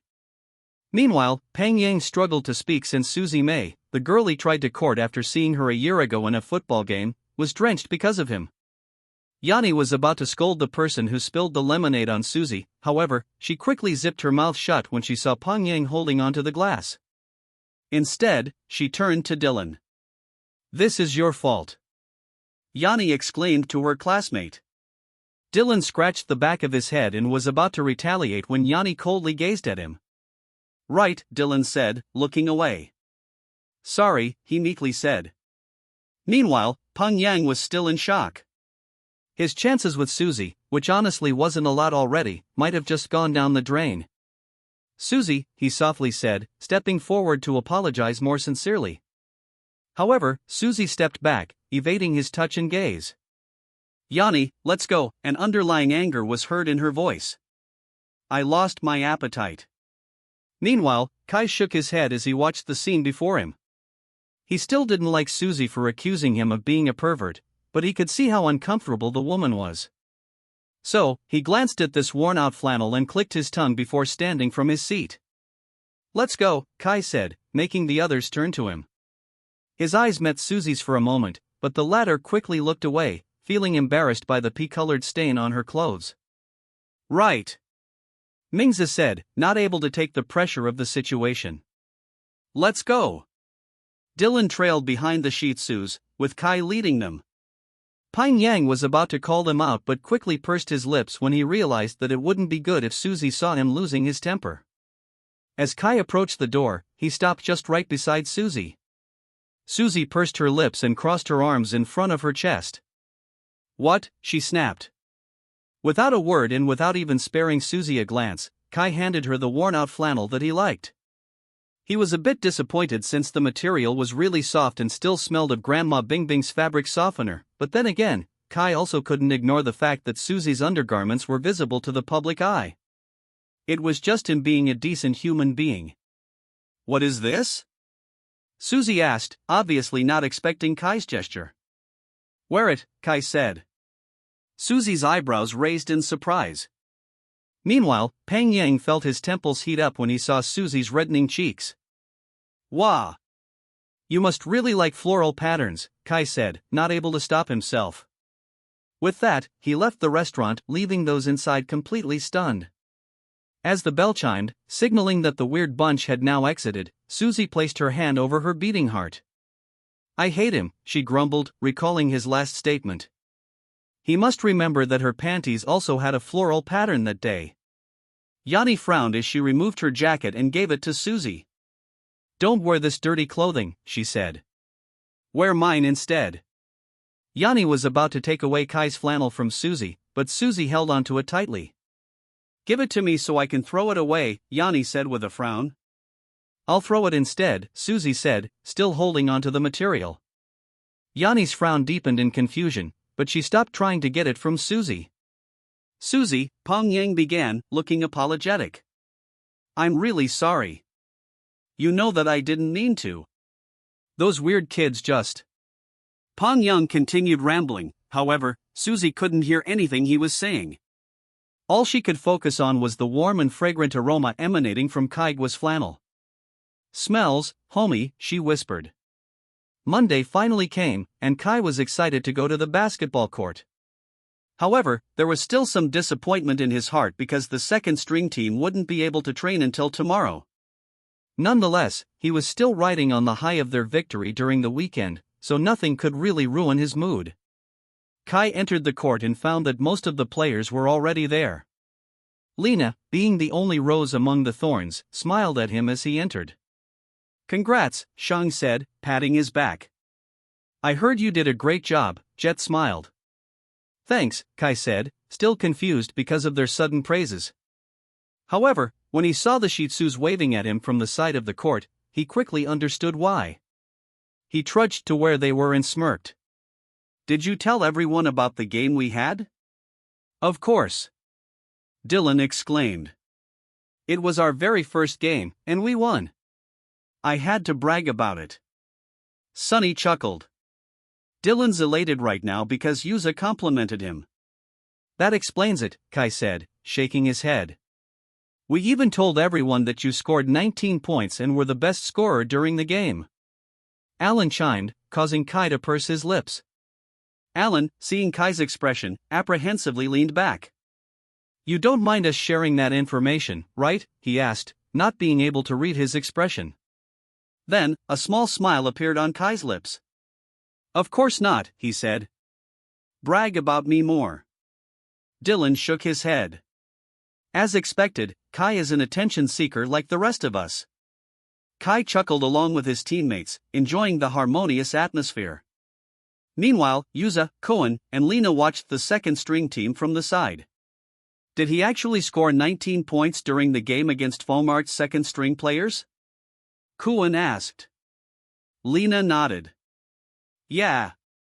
I couldn't watch it because I had to go to the hospital." "You went again?" Koen asked with wide eyes. "Are you all right?" Lena clicked her tongue.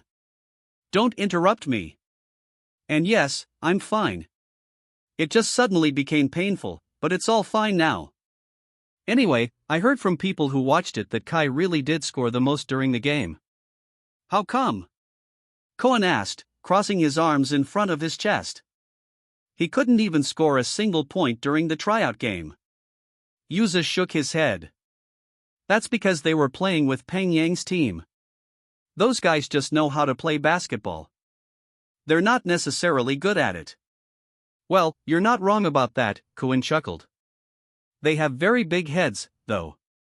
I'm glad that Dylan and his team were able to beat them."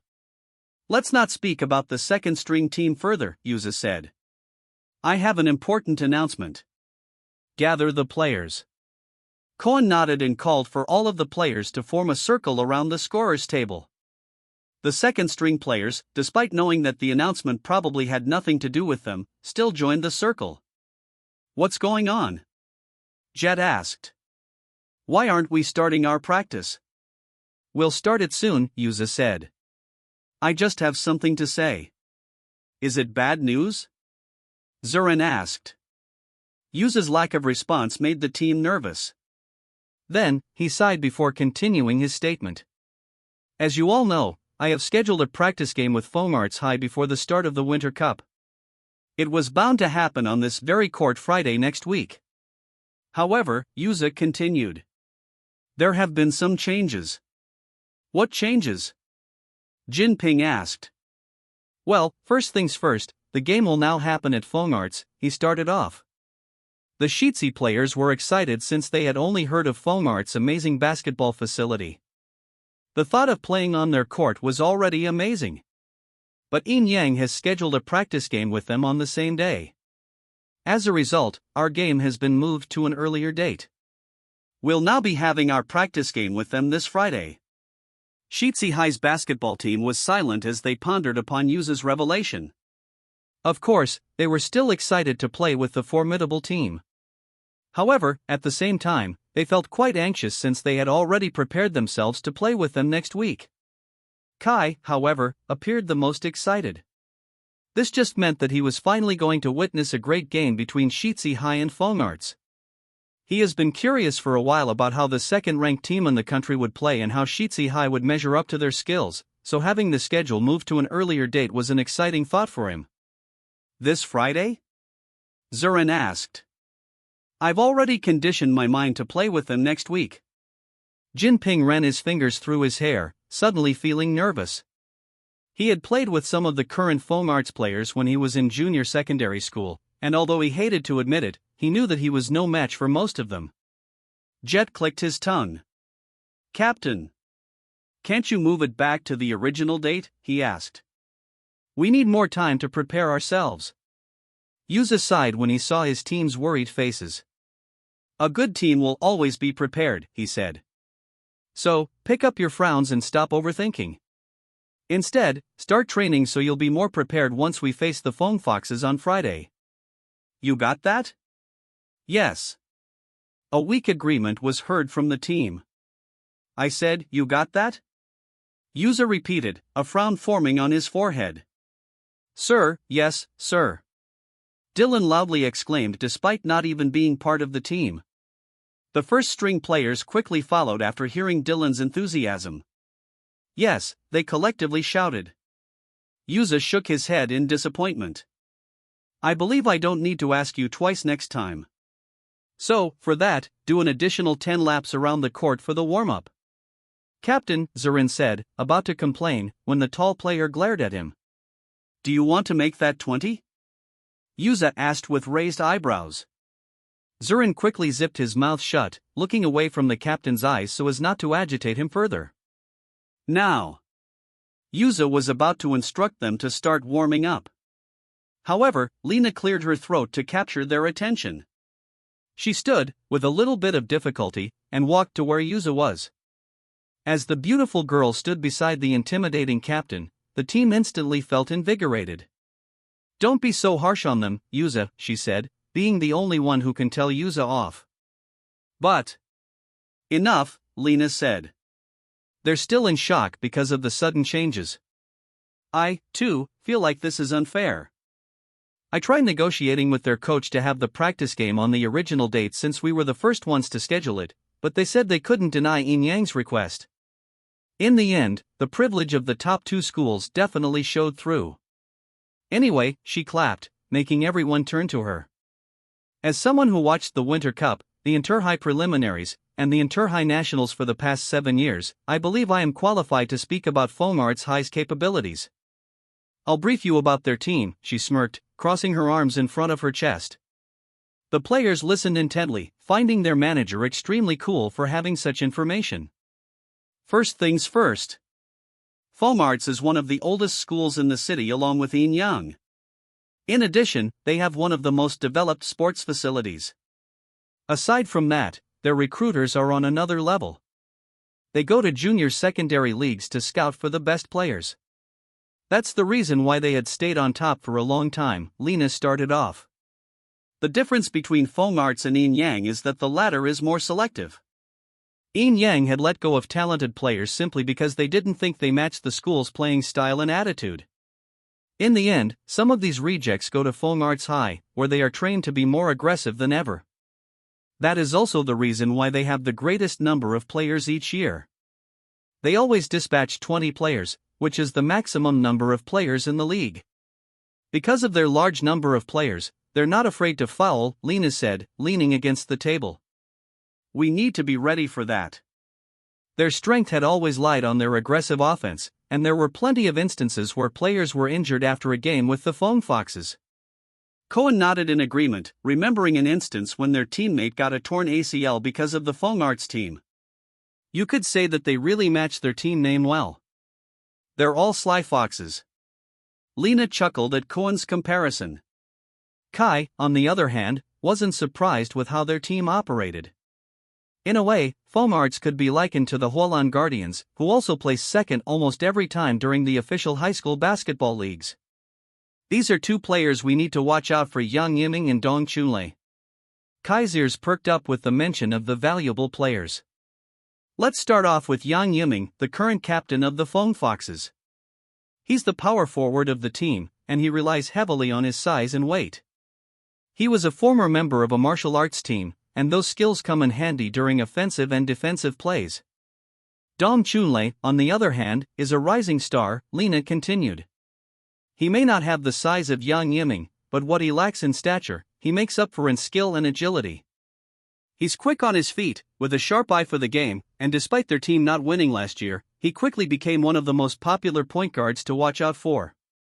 Chunlei is only a second-year student, but there are already some professional teams trying to recruit him. In fact, he was almost given a massive title this year. However, a player from Yin Yang snatched it away from him at the very last second, she said. Title? Kai couldn't help but ask. Which title? Lena turned to Kai, surprised at his sudden interruption. Then, she responded. The Elite Five. Kai pursed his lips as soon as he heard the familiar title, the Elite Five. It was a well-respected title in the land of high school basketball. Thousands of players from around the country strive to get such a title. Yet, only 5 of them were hailed every year. What's unique about the Elite Five is that it is given but also taken away. Biannually, the High School Sports Committee assesses the skills of all the registered basketball players around the country, and they choose the top 5 players to give the title to. They do not take into consideration the school where these players come from. Instead, their current stats and talent in basketball were the biggest considerations. However, it was definitely difficult to enter the Elite Five if you were from an unknown school. In fact, Kai didn't know of an instance where a member came from an underdog school. Most players enter the Elite Five when they are in their second or third year, but Fong Lu was able to enter it in his first year. That spoke highly of his skill. However, in the end, his skill couldn't change his attitude for the better. At first, Kai just wanted to have fun and play basketball, the game he loved. However, after hearing about the Elite Five again, he suddenly felt a fire ignite in his heart. He wanted to become a part of the Elite Five. Now, let's talk plays, Lena said, a hint of excitement in her voice. Kai snapped out of his thoughts and paid attention to Lena. We need something that will catch them off guard, something they won't see coming. First play, she said, holding up a diagram on a clipboard.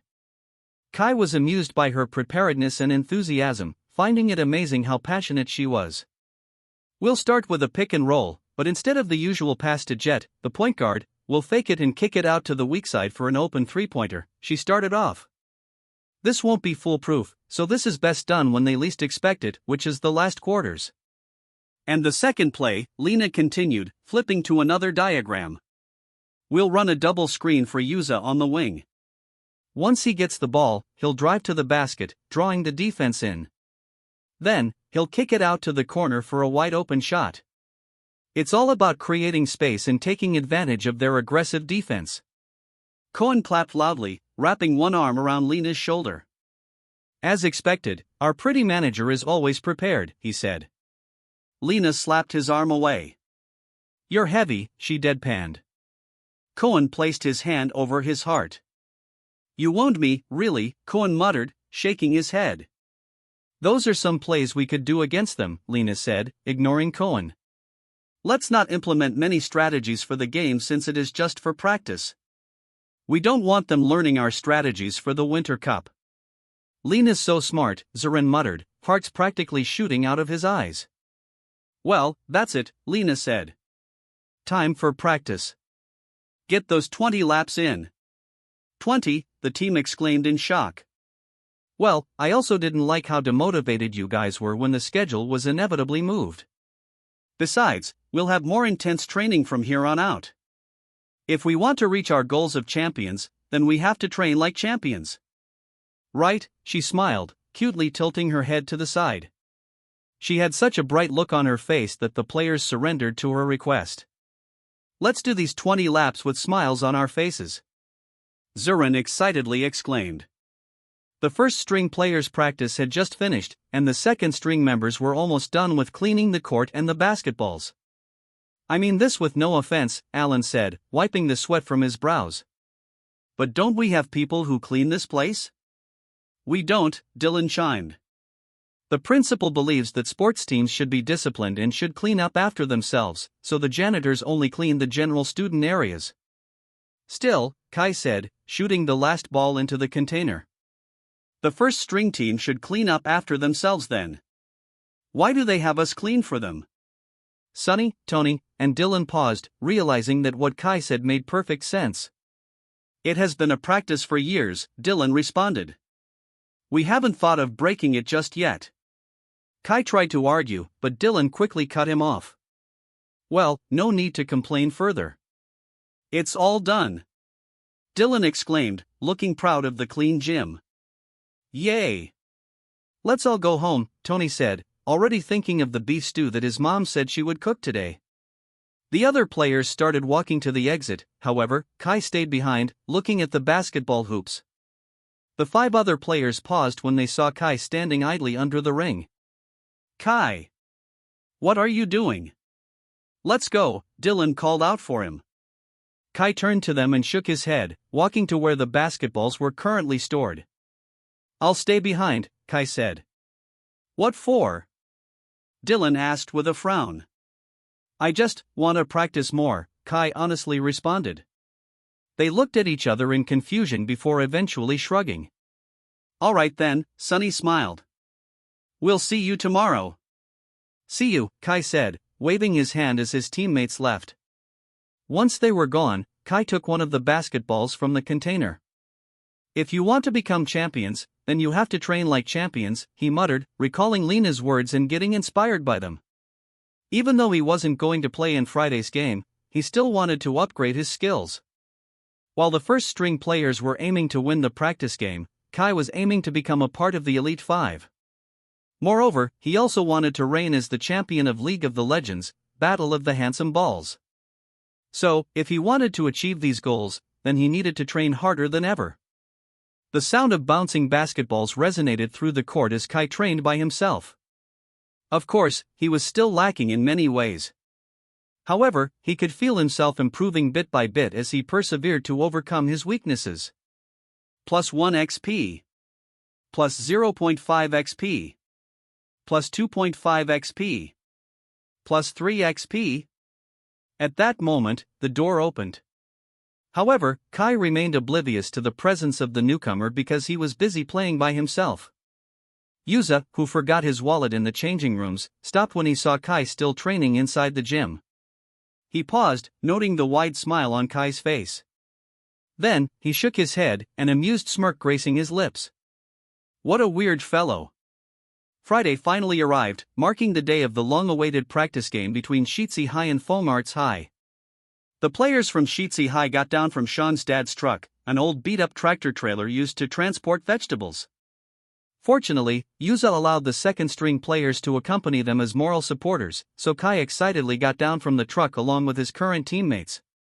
He was in a good mood because his stats had increased during the past week due to his hard work. Now, he was on another level, advanced beginner. He didn't have a lot of XP yet, however, he believed that this was another step to fulfilling his wish of becoming a champion.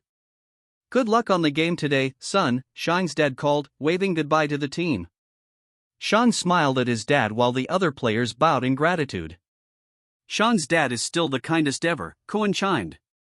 He's been driving us to games since Shang was a freshman. He's a great man, Dylan said. He is, Shang smiled, feeling proud of his father. Sometimes, I feel guilty because I can't help much with the farm. However, my dad always tells me to focus on basketball, so I'm doing just that. Kai smiled to himself. Sean's relationship with his dad seemed very precious. As the trailer tractor drove into the distance, the players of Sheetsy High finally focused on the view before them. The other players, despite seeing Foam Arts before, were also amazed by the improvements in their facilities. They entered the gates and saw that the school grounds had manicured lawns, vibrant flower beds, and a majestic fountain at the center. Surrounding it were students reading books like they were straight out of the movie, while the sound of the water trickling from the fountain created a serene atmosphere. It's my first time here, Dylan muttered. I don't think I want to go back to Sheetsy High now. Mingza nodded, his mouth agape. Our school looks like a pig pen compared to Foam Arts. I can't believe we're being deprived of such privileges. Kai looked around his surroundings and found their facilities impressive, too.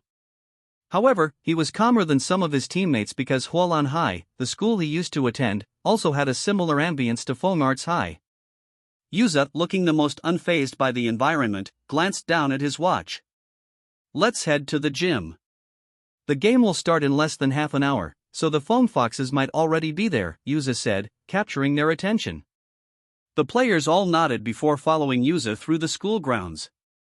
As they walked, people stopped and stared, their curious gazes following the visiting team.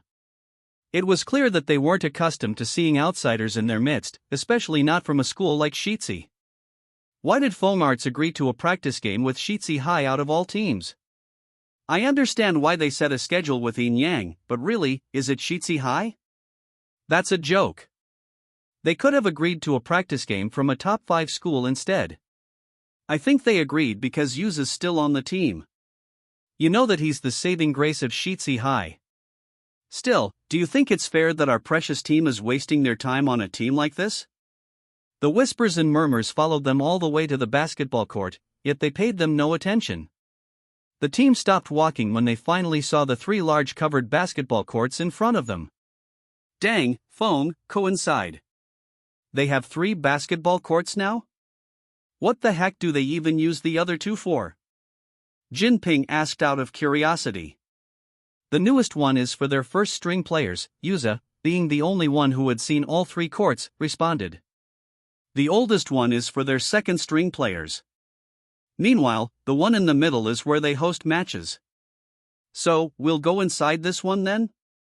Zurin asked. Yuza nodded, once again leading his teammates inside the large gymnasium. As soon as they entered, they were baffled by the difference in their current facilities. The gymnasium was impressive, with gleaming hardwood floors and state-of-the-art equipment.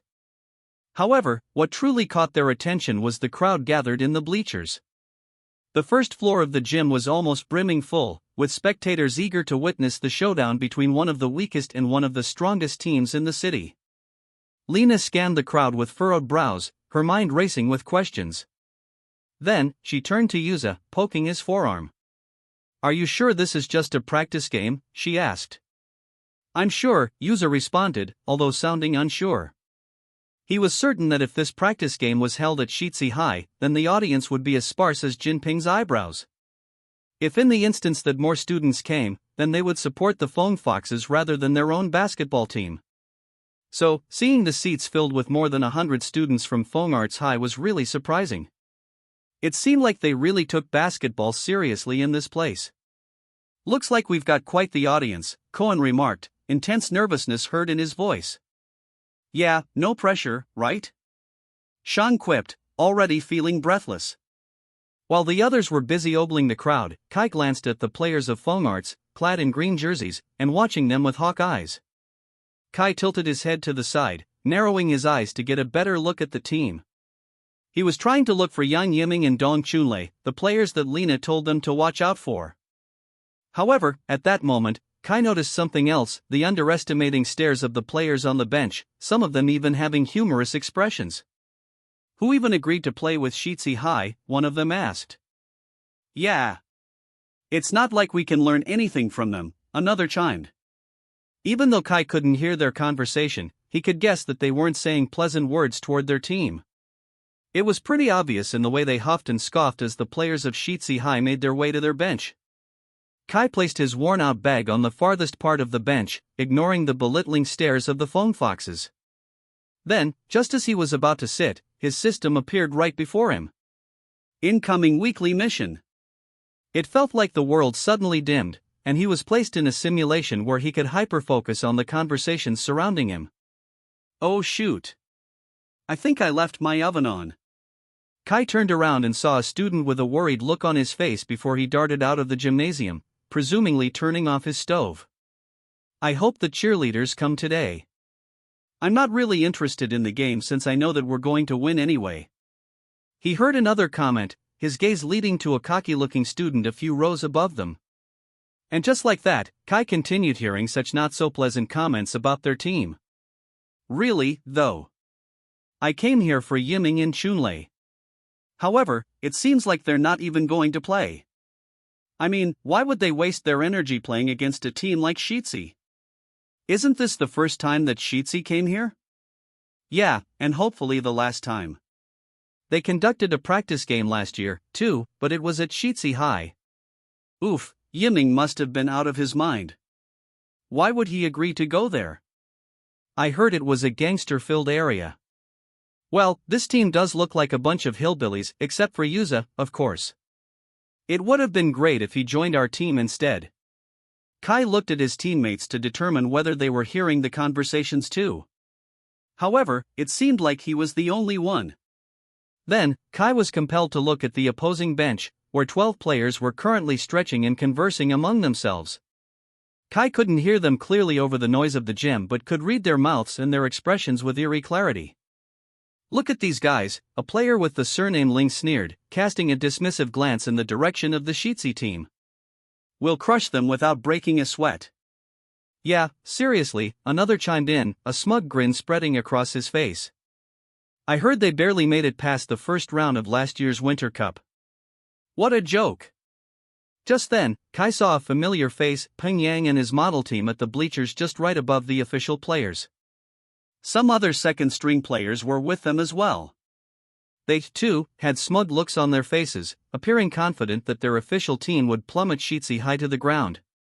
At that moment, Kai realized that nobody in the room supported Shitsi High, not a single soul.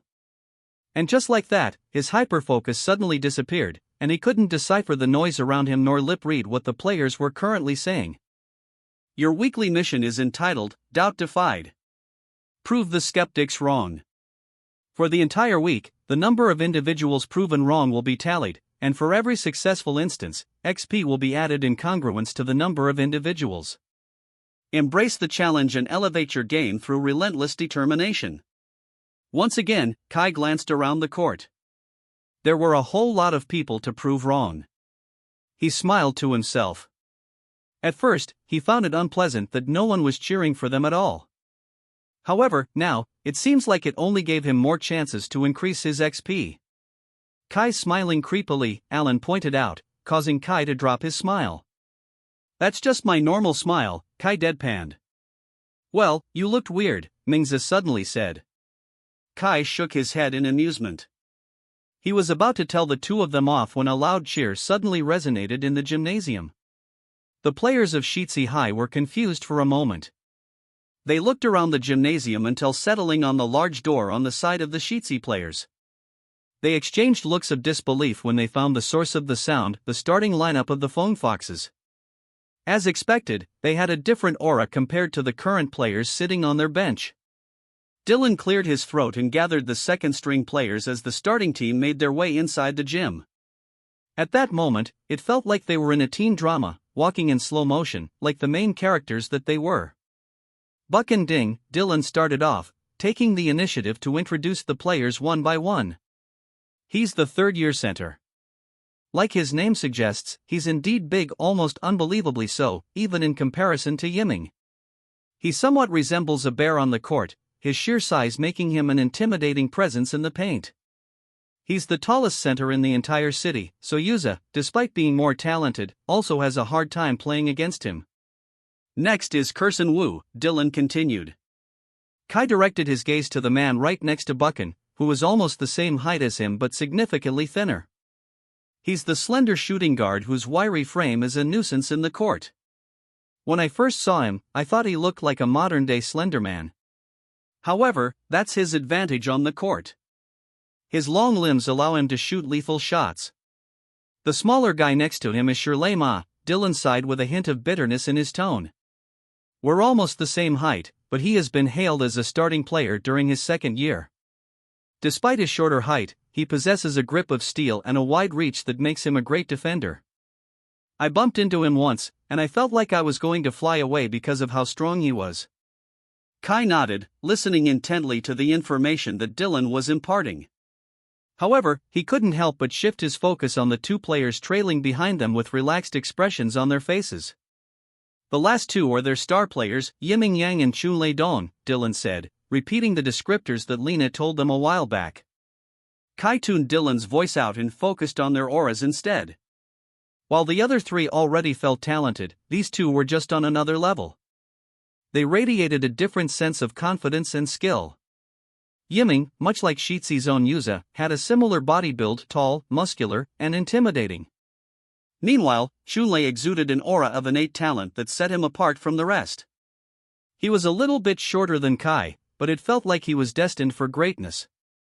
A small smirk played on his lips as he waved to the audience, his eyes sparkling as the girls practically praised the ground he walked on. For Kai, he felt a bit like Peng Yang and Jinping. However, compared to them, he had already proven himself to be an excellent player. Then, they finally settled on the bench, but not before looking at the players of Shizi. Chunlei, being the bright person that he was, waved enthusiastically at the team. "Shizi, let's have a good game." The gymnasium erupted into cheers as the starting players of Fomarts finally took the court. Baching, Kursen, and Shirley went to the center, accompanied by two players who badmouthed Shizi High a little while ago. Kai was a little bit disappointed since Yiming and Chunlei weren't playing, but then again, it wouldn't make sense if they dispatched their star players in a practice game, especially during the first set. So, as much as Kai was disappointed, he wasn't really surprised. "Let's go," Yuza said, stepping forward and leading Shizi High's first five to the center. Yuza, the captain and tallest member of the team, took his role as the center. Meanwhile, Shang, the second tallest third-year player, assumed the power forward role. Acting as the point guard was Koen, while the two recruited first-year players, Zurin and Jinping, were the shooting guard and small forward, respectively. All in all, there were 5 members left on the bench, making up the 10 members of the official team. As expected, the cheers were practically non-existent except for a few pity claps from the audience. Yiming and Chunlei sat side by side, observing the players of Shizi High. Yuza's body got bigger, Yiming muttered. "Maybe I should hit the gym more often." Chunlei chuckled, crossing his arms in front of his chest. "If you work out more, I'm afraid your muscles are going to burst." "You're fine. Yuza's just another breed," Chunlei said. Yiming pursed his lips in disappointment, causing Chunlei to chuckle even louder. "What are you so upset about? You already know that Yuza's a great player. He's the reason why Shizi High didn't end up in last place last year." "Yeah," Yiming said. "I'm still better than him, though." Chunlei smirked. "Well, technically, you are. You're in a much better team, so it's expected." Yiming scratched the back of his head. "I guess," he muttered. "If he meets some decent teammates, then his potential is going to increase. Isn't that obvious?" Chunlei chuckled. "He has been waiting for decent teammates for the past 2 years, though.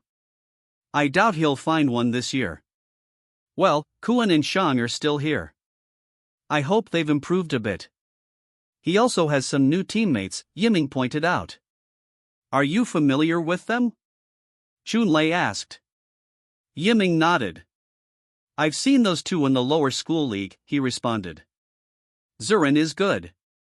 The coach tried recruiting him, but he said that the love of his life was going to Shizi High and he couldn't pass up the chance." Chunlei shook his head. "He's going to regret choosing them sooner or later." Fomarts took a bow and went to their positions, once again earning loud cheers from the audience. However, as the Shizi High players did the same, they received even fewer cheers than before, making Kai shake his head. He didn't like how the team was being treated like gum on the sole of someone's shoe, so he took matters into his own hands. Kai swallowed his embarrassment and started clapping loudly and cheering for the team, his deep voice booming across the gym. "Let's go, Shizi High," he loudly said amidst the relatively silent gymnasium. Kai thought that his cheer would create a ripple effect among the crowd. However, it only made it silent, deafeningly silent. The players of Shizi High looked at him with wide eyes, in disbelief at the words he just said. Then, Kai finally realized what he said after a couple of seconds. His eyes widened in surprise as he felt everybody's gazes on him. One particular gaze stood out, Yuza's, who was glaring at him with profound annoyance. I didn't mean it," Kai quietly said to the second-string players on the bench. However, they merely pursed their lips and didn't even bother glancing at Kai.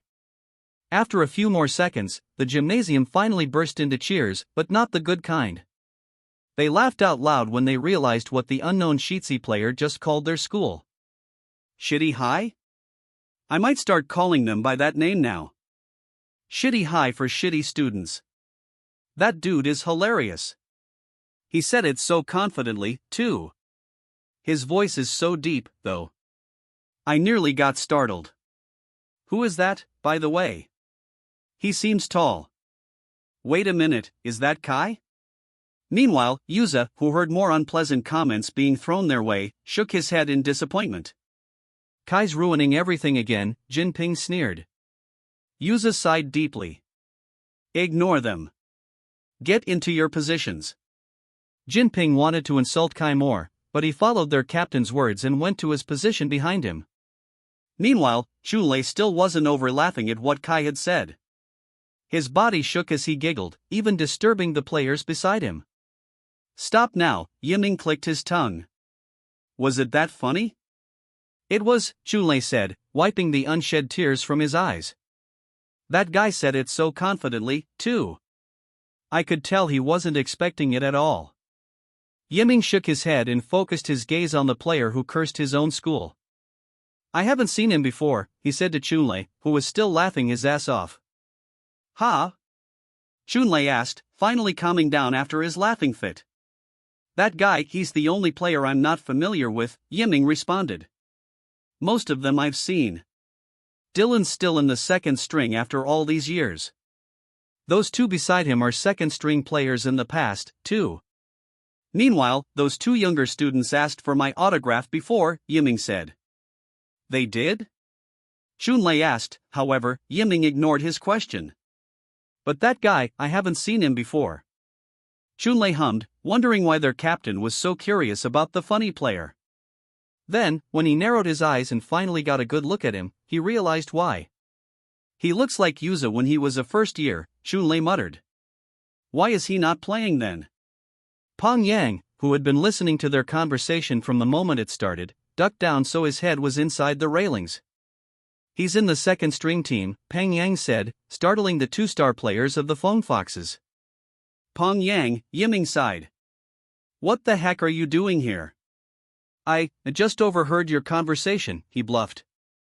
I wanted to tell you that he's in the second string team and hasn't been playing basketball for that long. He's also bad news, so it would be great not to associate with him. And you know this because? Chunlei asked. We played with them once, Peng Yang responded. So, Yiming trailed off, he's not something we should worry about? Peng Yang confidently shook his head. Kai and his team might have beaten them, but Peng Yang knew that he didn't stand a chance against their official players. Not at all. As the game finally commenced, the cheers for Fong Arts High filled the gymnasium, drowning out any semblance of support for the visiting Shitsi team.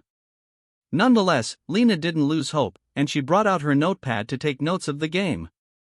At the center of the court, Yuza and Bocheng squared off, the height differential between them immediately apparent. Bocheng, standing tall at 6 feet 8 inches, loomed over Yuza, casting a shadow over Shitsi High's captain. It was ridiculous how Yuza, who stood at 6 feet 6 inches, looked short in Bocheng's midst. Nonetheless, Yuza was not one to back down from a challenge. With resolve burning in his eyes, he planted his feet firmly on the ground, looking unfazed despite their height difference. The referee finally blew his whistle before tossing the ball high into the air. The two of them jumped at the same time. However, Yuza, being lighter on his feet, was able to reach the peak faster. He outstretched his hand and reached for the ball with unwavering determination. Then, yet again proving his skills and talent in basketball, he snatched the ball from the air before tossing it over to their side. The students of Fong Arts sighed in disappointment, yet they weren't too surprised since they were aware of Yuza's talent. Yiming clicked his tongue once he saw this. Bocheng still can't beat Yuza, he muttered. I thought our training programs would finally give him an advantage over him. Chunlei crossed his arms in front of his chest. Relax. I already told you a while back, Yuza's a monster. However, we don't have to worry about them too much. Nice, Kwon exclaimed, his voice filled with admiration as he received the ball from Yuza. He dribbled the ball over to their side of the court, looking around and plotting their next move as the point guard of Shitsi High. However, before he could even execute any play, his plans were thwarted by the interception of none other than Shirley, the strong small forward of Fongarts High. With lightning-fast reflexes, Shirley seized the opportunity and stole the ball from Cohen's hand before passing it to Kurson, the sharpshooting player who was waiting patiently on the perimeter. Kai gasped softly as Kurson launched a three-pointer with precision and confidence. The ball sailed through the air before swishing through the net. As the ball dropped through the hoop, Kurson turned to face the Sheetzy players with a smug smirk, his taunting words hanging in the air like a challenge. "Nice," he mocked, looking straight into Cohen's eyes. Jinping and Zurin appeared to be the most affected by Kurson's comment, their jaws clenched in frustration. Jinping even looked like he wanted to cause a scene. Cohen, however, remained calm and instructed the team to go to their posts. "He's used to it already," Lena said to the players left on the bench. "Kurson has always had a foul mouth, so it would be unwise to lose your cool on the court over his words. For anyone who's going to play later, don't be offended if Kurson says something." The other players nodded in determination. As the game unfolded, it became abundantly clear why the three starting players of Fongarts High held their position with such authority. Wo Cheng proved to be an impenetrable force under the ring, swatting away the shots that Cohen, Shang, and Jinping attempted to shoot. His presence alone created a barrier that the Sheetzy players struggled to breach. On the perimeter, Kurson showed deadly accuracy, sinking shots left and right with effortless grace. 18-6. Shirley, too, became the second impermeable player of the team. Just as the Sheetzy players thought they had gone past Bocheng, Shirley would appear before their eyes and destroy their attempts to drive to the basket. Kai bit his lip as he continued watching the game. He looked around the court and saw that most of the students were already bored out of their minds. They scrolled through their phones and merely looked up when a shot was made. However, Kai couldn't keep still. He felt his heart racing inside his chest as he realized that these people were on another level. He thought that the game with the Phone Falcons was intense, but looking at the players right now, he realized that there was no comparison. "Yuz is doing a good job as always," Dylan said, admiration heard in his voice. "I knew I could count on him." "Zurin's not doing that bad of a job, too," Alan pointed out. "Chunlei is not on the court, and their designated point guard isn't as good as him." Sonny nodded in agreement. "I'm glad that we have those two right now. It seems like the other three are still struggling to get a hold of the game." Indeed, despite the formidable opposition, Yuza managed to find some success on the offensive end, using his size to carve out space inside the lines and get off some high-percentage shots. Zurin, too, proved to be a valuable asset, using his experience on the court to set up his teammates for open and easy baskets. "Come to think of it," Kai started off, "isn't Zurin a point guard? I remember him saying it in passing." "He is," Mingza responded. However, Cohen has always been the point guard of Sheetzy High, so in this game, they decided to make him the shooting guard. "He's doing a much better job than Cohen, though," Tony observed. Lena heard what they said and threw them a subtle glare, causing the second-string team to zip their mouths shut and focus back on the game. "Hey, Yuza might actually have a good teammate this year," Yiming said, pointing to Zurin, who continued to lead the team just as Lena had planned for them. "The kid is good," Chunlei said. "But he's not great. He needs more practice if he wants to be a great point guard." Yiming rolled his eyes at his teammate. "Such a cocky bastard. So, you're telling me that you practiced hard to achieve your current skill set? You don't even come to practice on time because you're busy flirting with anyone who has two legs." "Of course not," Chunlei smiled. "Hard work is for people who weren't born with talent," he chimed. "However, there are people who are naturally blessed with it, like a gift. I'm just one of those people." 23-12. The first quarter ended with a two-digit gap between the two teams. As the Fongarts players went back to their bench, Kurson couldn't help but sigh in disappointment. He stretched out his limbs and muttered, "What a shame," under his breath. Shirley clicked his tongue and pushed Kurson's limbs away. "Could you stretch in a wider space?" he asked. "You're taking up all the space with your long-ass limbs." Kurson smirked and exaggerated his stretching to aggravate Shirley further. "You're just bitter that you have short legs," Kurson teased before chugging down some water. Shirley shook his head and also took a sip from his water. "Why does Bocheng look so disappointed?" Yiming suddenly asked. Oh, same old, Kursin responded. He's still hung up on the fact that he can't beat Yuza after all those months of extra training. Yiming clicked his tongue before glaring at Bocheng. Find your own rival. Bocheng shook his head. It's not only that. I wanted to finish the first quarter with their score still being a single digit. You've all become so cocky, Yiming said. Chunlei smirked, nudging their captain's shoulder. Where do you think we got it from? Yiming finally smirked, crossing his arms in front of his chest. Me, he proudly said. Don't be too disappointed, boys. The second quarter is just a couple of seconds away. Let's go with the same lineup. You guys aren't going to play? One of the extra players asked. Nope, all 5 starting players responded. With how the game is going, I don't see the need for Chunlei and me to join the game, Yiming said. Bocheng nodded in agreement, standing from his seat. And it would be shameful if they needed to join, he said. We got this, Kursin confidently said. You guys just stay in your seats. The referee blew the whistle once more, signifying the start of the second quarter. Kai observed the Shitsi players and saw the determined looks on their faces. Yuza didn't say anything when they got back to the bench, which made Kai more curious about his objective. Lina, too, seemed to be less proactive this time.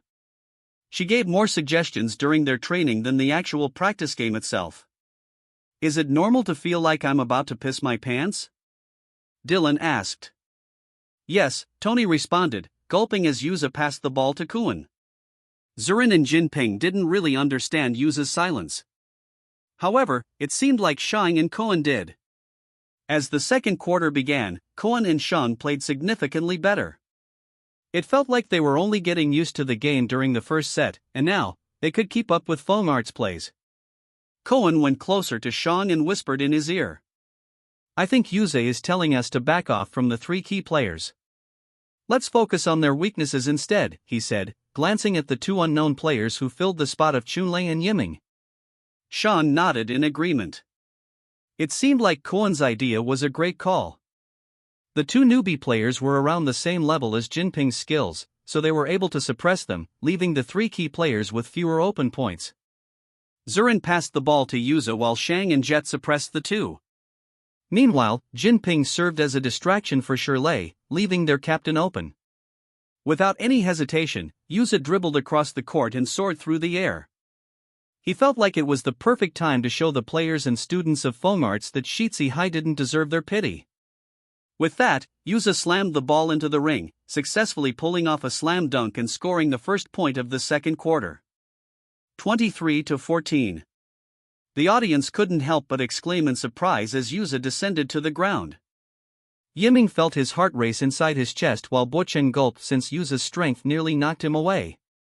He's a monster, some of the students said. It's really a shame that he's in a school like Shitsi. Kai's heart jumped as Yuza nonchalantly jogged his way to the other side of the court, ready to defend the Fong Foxes. So, good, he muttered, feeling admiration swell inside his heart. As much as he thought Yuza acted too coldly to the team, he couldn't deny his skills. He was the most talented player in the entire team and probably among all of the players on the court at the moment. Yuza's adrenaline continued pumping through as he swatted the ball away from one of the extra players before dribbling it toward their side of the court for a fast break. 23-16. It's only a 7-point lead. Dylan shouted. Almost there, guys. The students who were initially bored frowned and started cheering louder for their team when they saw that Shitsi High was nearing their score. The other players of Shitsi praised Yuza, however, Yuza remained focused on the game. It's our chance to turn the game around, he said to his teammates. Kursin clicked his tongue and shot the ball out of desperation to widen the gap. However, due to his hasty actions, he missed by a short fraction, causing Shang to get the rebound. Run! Bocheng instructed as Shang dribbled the ball over to their side. Let's go! Lina exclaimed, her gaze focused on their play, excited for them to turn the game around. Shang passed the ball to Yuza, who was waiting at the three-point line. His eyes narrowed at the ring, feeling adrenaline rush through him. However, the Shitsi team soon encountered another obstacle in their quest for victory. The two players who weren't part of the starting lineup weren't afraid to use physicality to disrupt the flow of the game. With the ball in his hands and their shot clock ticking down, Yuza squared up for a three-point attempt. However, just as he released the ball, a sudden jolt rocked his body, throwing off his balance mid-jump. Yuza! Line called. The player with the surname Ling forcefully pushed Yuza's chest, disrupting his shot and sending him hurtling to the ground with a thunderous crash. Then, the crowd turned silent. The gymnasium fell silent for a split second as the impact reverberated through the air. The referee's whistle pierced the silence, signaling the flagrant foul and bringing attention to the act of aggression on the court. Ling held up his hand, appearing to not be guilty at all. Kai's jaw clenched in frustration. It seemed like Lena wasn't lying when she said that the phone foxes were prone to fouling. He didn't believe it at first since they were pretty tame during the first set. The players of Shitsi High couldn't help but stand as they observed Yuza's body sprawled on the floor. Lena gasped loudly as she called for his name. Yuza, she said. Meanwhile, Yiming and Chunlei turned to each other with furrowed eyebrows. Is he okay? Yiming hesitantly asked. The crowd started murmuring as Yuza stayed on the ground. Once Yuza is out of this game, then it's a done deal. I agree. Should we go to the cafeteria instead? Isn't this a good thing for us, though? Lena clicked her tongue and was about to approach Yuza when the towering player suddenly stood, shaking off the dust from his shorts. Ling gulped as Yuza glared at him. Meanwhile, the other Shitsi players went to Yuza to see if he was alright. I'm fine, Yuza said, lightly jumping on his feet while shaking his arms. I just got dizzy for a second. You didn't hit your head, did you? Koan asked out of concern. Yuza shook his head. Then, he turned to the referee and held out his hand. The referee passed the ball to Yuza while the other players went to their positions for Yuza's free throw.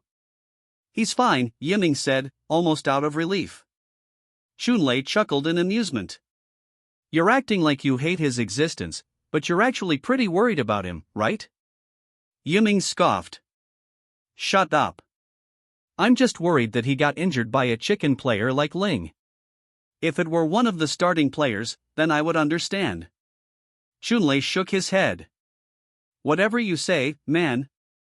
Yuza positioned himself behind the free throw line, letting out a deep breath as he threw his first shot. He was fouled on the three-point line, so he was going to get 3 shots for this one. The Shitsi players clapped as he made it in. Yuza caught the ball from the referee for his second shot and once again made it in without any trouble. 23-18. Dylan sighed in relief as Yuza prepared for his last shot. I'm glad he's still playing well, he muttered. I wouldn't know what to do if the team loses Yuza. As Yuza dribbled the ball and aimed it at the ring, he blocked out the noise of the crowd and honed in on the task at hand. However, just as he was about to release the ball from his hands, a slight twinge of pain shot through his ankle, causing him to lose his grip on the ball ever so slightly. He cursed under his breath. However, none of the players seemed to have noticed this. The ball grazed the rim before bouncing out, eliciting triumphant cheers from the Fong Arts students. Don't mind, Koan said as they made their way to the other side of the court. Yuza sighed in frustration, knowing that every point mattered in the game. However, despite his inner turmoil, he remained composed, urging his teammates to stay focused. As the game continued, Kai couldn't tear his gaze away from Yuza's figure. He tilted his head to the side as he watched his movements. His ankle is bothering him, he muttered. He looked around the bench to see if anyone had noticed it, too. However, they seemed to think that Yuza was playing like he was before. To the casual observer, there was little evidence of any injury, no limp or any visible signs of discomfort. However, Kai noticed the subtle changes in Yuza's plays. His cuts were slightly slower, and his jumps were a fraction lower than usual. These subtle shifts in Yuza's performance had a ripple effect on the entire team. Although it wasn't blatant, the Shitsi players found themselves struggling to find their rhythm on both ends of the court. Passes were a split second too late, shots fell short of their mark, and defensive rotations were just a hair off. Zurin, who excelled during the first half, found himself overwhelmed since their captain couldn't play at full strength. Moreover, it seemed like the Foam Foxes were more determined to halt Yuza's momentum as they assigned both Bucheng and Shirley to guard him. With each passing minute, their confidence waned, and their opponents capitalized on their uncertainty, widening the gap on the scoreboard with each possession. 44-20. As the game entered its final minutes, Yiming and Chunlei observed keenly from the sidelines. "They're just like before," Yiming remarked. "I have to give it to them for reaching 20 points, though. They definitely have more decent players this year." "Yeah," Chunlei nodded in agreement. "Decent players, but nothing more. And without Yuza, they're doomed." Yiming sighed in disappointment. "I agreed to this practice game to see if Yuza had improved, and he really did. However, it's disappointing to see that they haven't progressed as a team at all. It seems like we won't be seeing Shitsi as another threat this year," Chunlei concluded. With less than a minute remaining on the clock, the Shitsi team managed to break through the 20th point mark. In the midst of this, Shang noticed an opportunity to exploit Fomart's defensive focus on Yuza. "Pass to me," he shouted as he positioned himself beneath the basket, unnoticed by the strong opposing defenders who were preoccupied with containing Yuza. Yuza recognized the opening and delivered a precise pass to Shang, who rose up for what seemed like an uncontested shot. But just as he released the ball, Ling, the aggressive fouler of Fomarts, once again intervened with a blatant foul, crashing into Shang in midair and sending him crashing to the ground. Despite the foul, Shang's shot miraculously found its mark, the ball swishing through the net without even touching the rim. 44-22. The Shitsi players erupted into cheers, their excitement increasing with the unexpected basket. "Shang?" Lena called in the midst of their cheers. The onlookers gasped in surprise when they saw the tall player on the ground. The Shitsi player's celebration was short-lived as they watched Shang in horror. He was in a similar position as Yuzo a while back, but at the same time, he looked so different.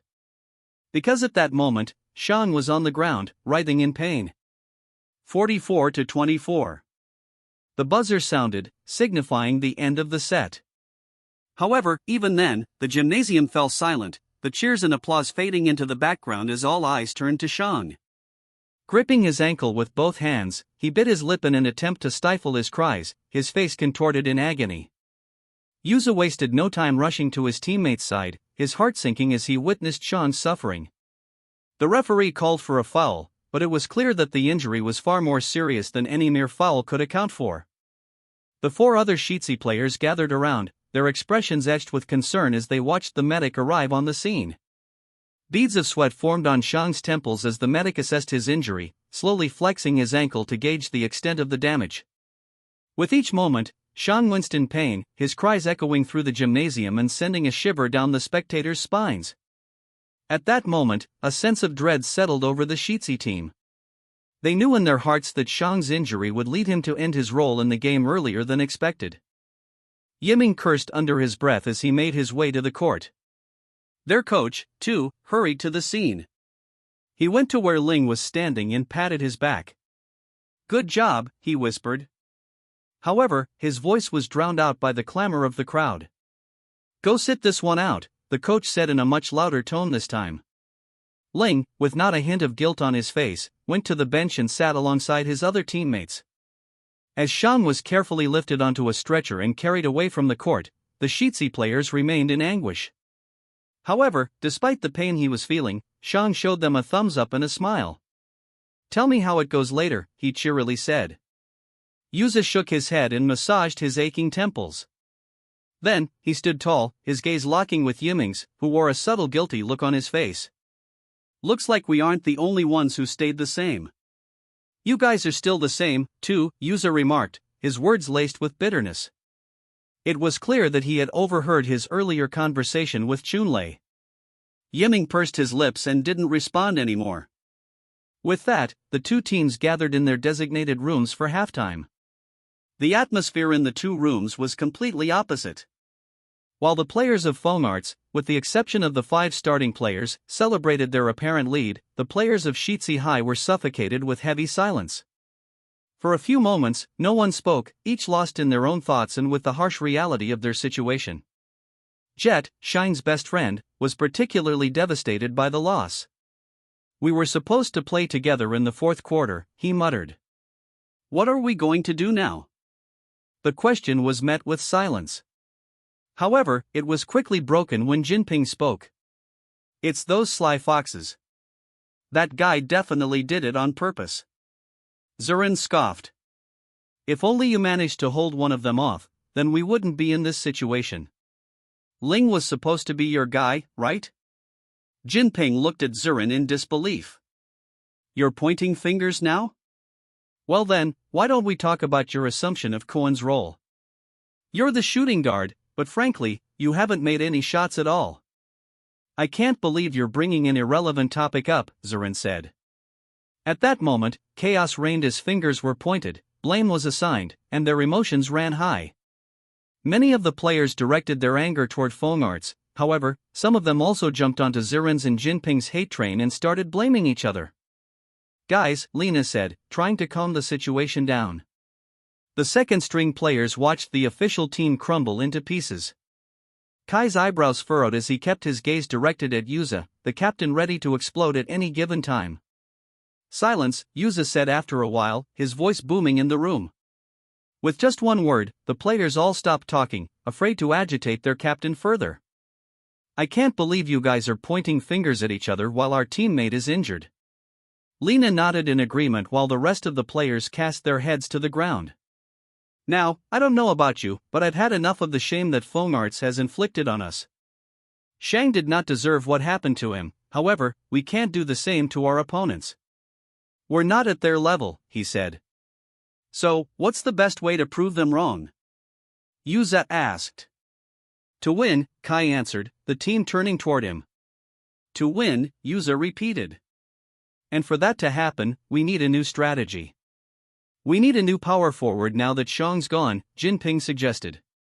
"My original role is a power forward, so I'll gladly take the role. And I'll assume the point guard position," Zurin quickly said. "Cohen does a better job at shooting than I do." Yuza smirked before shaking his head. "I'm not letting you guys play after the stunt you've pulled just now. I don't want to jeopardize the teamwork of the team." The two were about to argue, but Yuza had already made a decisive choice. Kai smiled as he watched Yuza, admiring how he was able to lead the team. "Cohen will still be the point guard," Yuza stated. "I, too, will continue on with my role." Lena stepped forward. "Are you sure?" she asked, glancing at his ankle for a split second. "You've been playing nonstop for the last 2 quarters." "It's fine," Yuza said. "I've already had enough rest." "Jet, you'll be the small forward," Yuza instructed while the smaller player nodded in determination. "Dongwon, you're the shooting guard," he said, making the second-year player with limited experience point at himself in uncertainty. "You were a shooting guard, right?" Yuza asked. Dongwon meekly nodded. "Good. You're going to be playing in this game." Dongwon gulped in nervousness but accepted the role nonetheless. Meanwhile, as Yuza continued assigning roles, Kai thought back on his current weekly mission. "How am I supposed to prove these people wrong when I'm not even going to play?" he thought. He was way too excited when he received the mission that he forgot the most important part. Yuza looked at the players, momentarily speechless as he didn't find the perfect fit for the role. None of them appeared ready to fill in the gap that Shang had left, and Yuza was sure that the team would crumble without a good defender. With no obvious candidate in sight, his eyes turned to one particular person, who had been lost in thought throughout the discussion.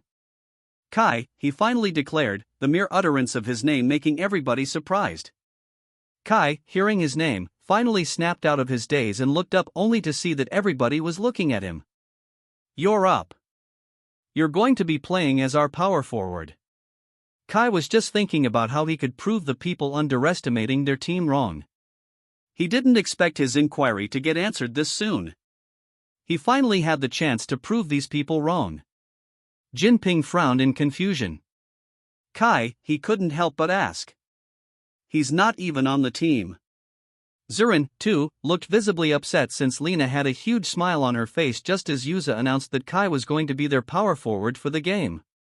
"This is a practice game," Yuza remarked.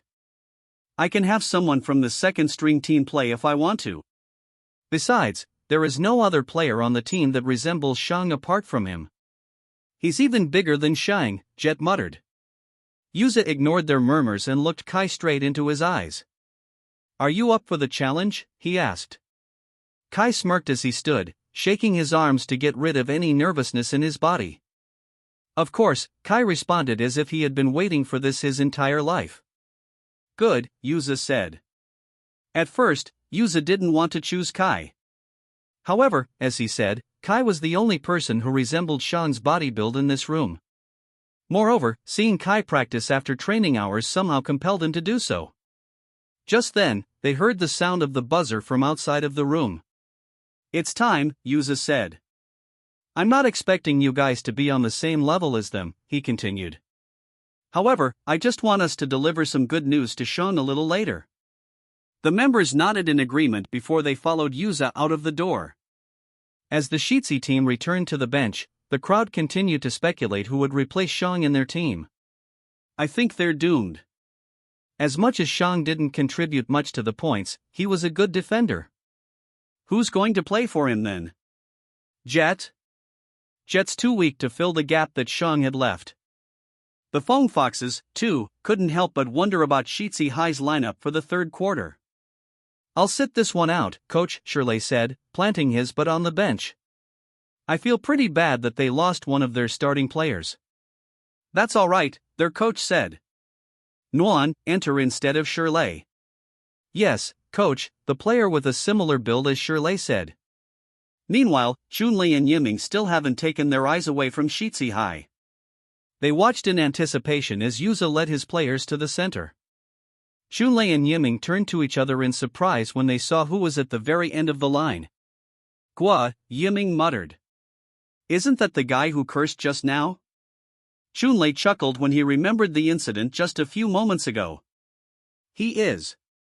I thought he was in the second-string team," he said. Pang Yang and his model team were also baffled. "What is he doing there?" Pang Yang asked, his jaw clenching in frustration. He felt that it was ridiculous that a second-string player would have the opportunity to play with their official players. Now that Kai was standing and was closer to their bench, Yiming looked at him more intently. He raised his eyebrows in surprise at the size of his body. He definitely wasn't as huge as Bo Chang or as tall as Yuza, however, he had a strong vibe to him. It seemed like his muscles were the ones you got from manual labor and not from the gym. Moreover, the scars that painted his body made the spectators even more curious about his identity. As Fong Arts was located in the richer part of the town, not a lot of people recognized who Kaigwa was. Thus, the students watching from the bleachers also questioned Kai's identity. "That guy's height, it isn't so bad, right? What year is he in? He looks like a third-year student just based on his looks alone. I don't think he's part of the team, though. He was sitting with the second-string players of Shitsi High just now. Wasn't he the one who beat Peng Yang and his team in that league at Richgate? That doesn't mean a lot, though. Peng Yang's team had always been trashy." The resounding whistle signaled the start of the third quarter, and as the game began in earnest, Kai found himself with the ball unexpectedly landing in his hands. "You need to shoot for Shang," Yuza said. Kai pursed his lips before walking over to the free throw line. The audience was still murmuring among themselves, speculating what kind of skills the tall, unknown player had to contribute to the game.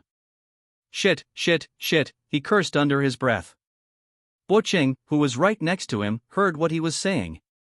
"Dang, this new kid really likes to curse, huh?" he thought. Meanwhile, Kai felt like his heart was going to burst out of his chest at any given second. In truth, as much as he wanted to play in the game, he was also very nervous. Long shots like these were his weakness, and with the people's eyes on him, he couldn't help but feel even more pressured. Nonetheless, he swallowed his nervousness and held the ball with shaking hands. He finally released the ball from his hands, however, nerves got the better of him, and it sailed wide of the mark, earning chuckles from the crowd. "I was a fool to expect so much from him." Yeah, the fact that we haven't seen him before means that he must be a beginner. Yuza let out a disappointed sigh, already prepared to take the rebound since he knew that Kai would undoubtedly miss the shot. Meanwhile, Yiming chuckled as he watched the ball bounce on the far corner of the backboard. Peng Yang was right, he said. I guess we don't have to worry. However, before Yuza could even touch the ball, he already saw another hand reaching out for it. His eyebrows raised in surprise. He was sure that Buqing was on the farther end to keep Kai in check. Did he manage to predict that Kai wouldn't be able to make the shot, too? As the ball was snatched right before his eyes, Yuza descended to the ground and finally had the chance to see the individual who got the rebound. That was close, Kai muttered, holding the ball firmly in his hands. The onlookers were baffled by the turn of events. Did he just rebound his own missed ball? Shunlei absent-mindedly asked. People proven wrong counter, 8. As the spectators and players tried to comprehend Kai's sudden burst of energy, a sense of astonishment rippled through the gymnasium. How had he moved so swiftly, covering the length of the court in a matter of seconds? The Shitsi players, too, found themselves taken aback by Kai's remarkable display.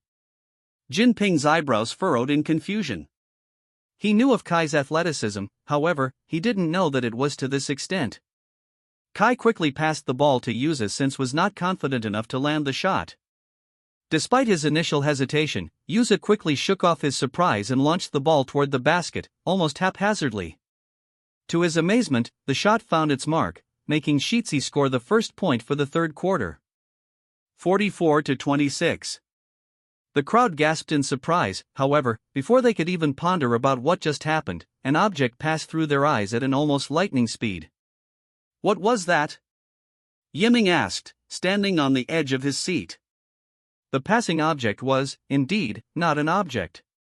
Instead, it was Kaigwa, the new player that nobody expected to excel in the game. Yiming couldn't help but feel a twinge of unease. What was this newcomer capable of, and what role would he play in shaping the outcome of the game? It was a question that lingered in the back of Yiming's mind. However, before he could think that the new player was a genius on the court, he fouled Kurson, swatting his hand instead of the ball. Kai definitely didn't mean it. Kurson just moved at an unworldly speed, so he miscalculated his block. Kai wordlessly raised his hand, admitting to his foul before walking to his position under the ring. Yuza shook his head. You lost 2 points just seconds after we've gained them. Meanwhile, Kurson stared at his hand with disbelief.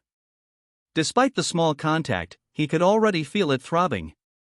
Just how hard did this guy slap his hand? He chuckled in disbelief before making his way to the free throw line. Kurson shot the first throw, the ball effortlessly landing inside the basket. As expected, Yiming proudly said. His free throw shots never miss. Kurson dribbled the ball, preparing for the second shot. For a sharpshooter like him, people were already accustomed to him sinking all of his shots. However, for this particular shot, he missed by a small fraction, causing the ball to bounce on the rim. His eyes widened in surprise, and his teammates, too, were shocked by the miscalculation. What the heck? Did Kurson just miss a free throw shot?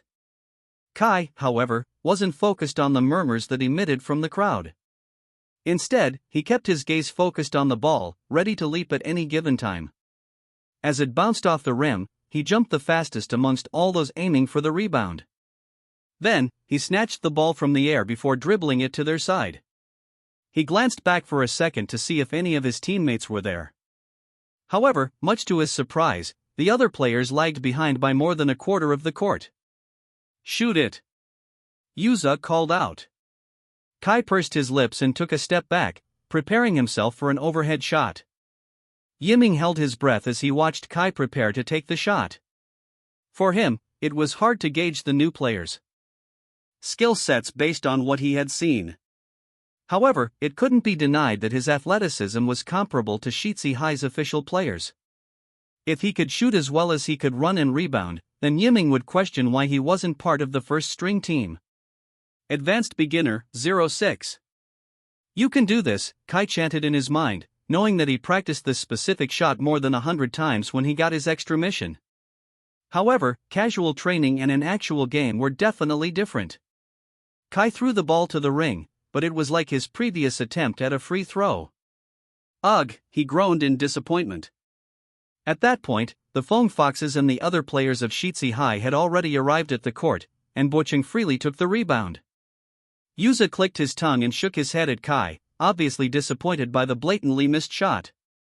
He can't shoot, Chunlei suddenly said, his tone sounding more serious than before.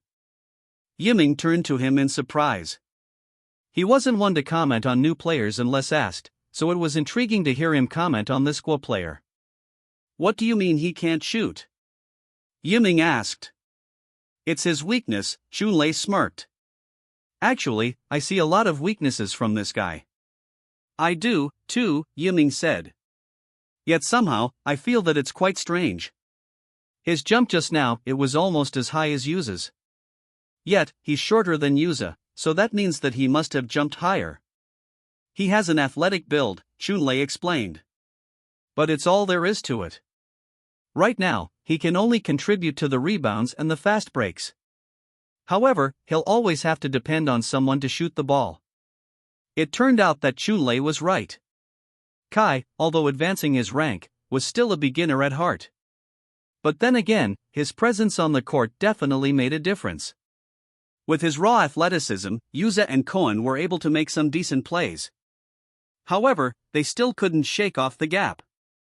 Although it seemed like they were finally catching up to the race, it was also as if they had a different finish line.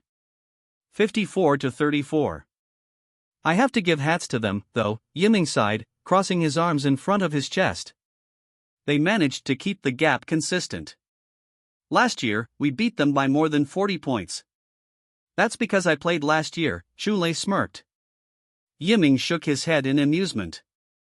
Yeah, you were a cocky freshman. Cocky is for the people who don't have the skills to back up their words. I, on the other hand, am just confident with my skills.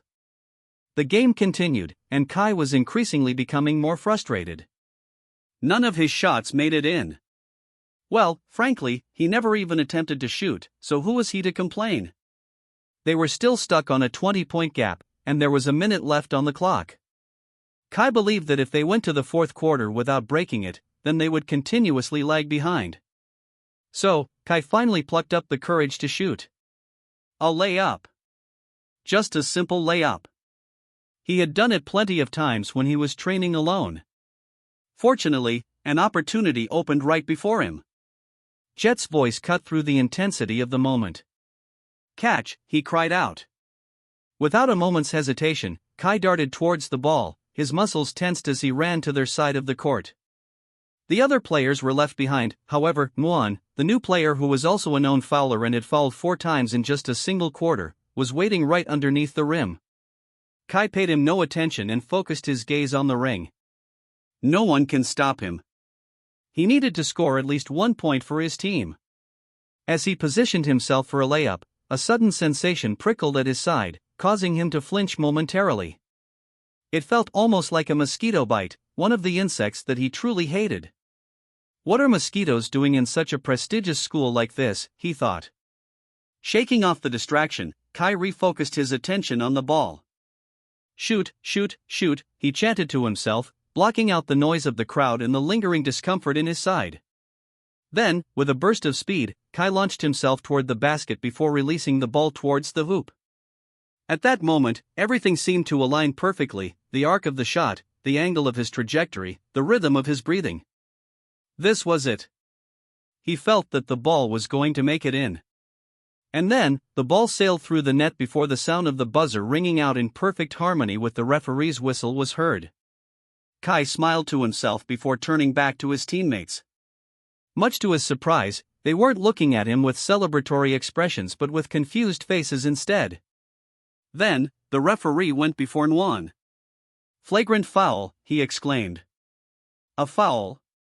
To be more precise, he was fouled? Kai couldn't be more confused as Nguyen was escorted out of the game after committing 5 fouls. Jet excitedly went to where he was standing and patted his back. Great job, he said. You managed to get the ball inside the hoop despite Nguyen's push. So, it wasn't a mosquito bite, he absent-mindedly asked. Mosquito bite? Jet asked in confusion. What are you talking about? Kai pursed his lips before shaking his head.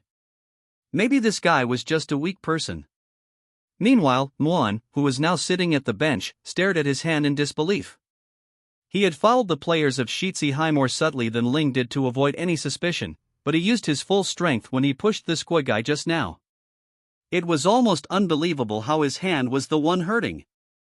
Kai finally went to the free throw line in exchange for the foul. He tried channeling the energy he felt just a while back, but as the ball escaped his hand, it once again bounced off the backboard and onto the ground. Yuza shook his head as Kai made his way back to their team, appearing upset that he wasn't able to contribute one more point to the team. Ah, it's refreshing, Jet said.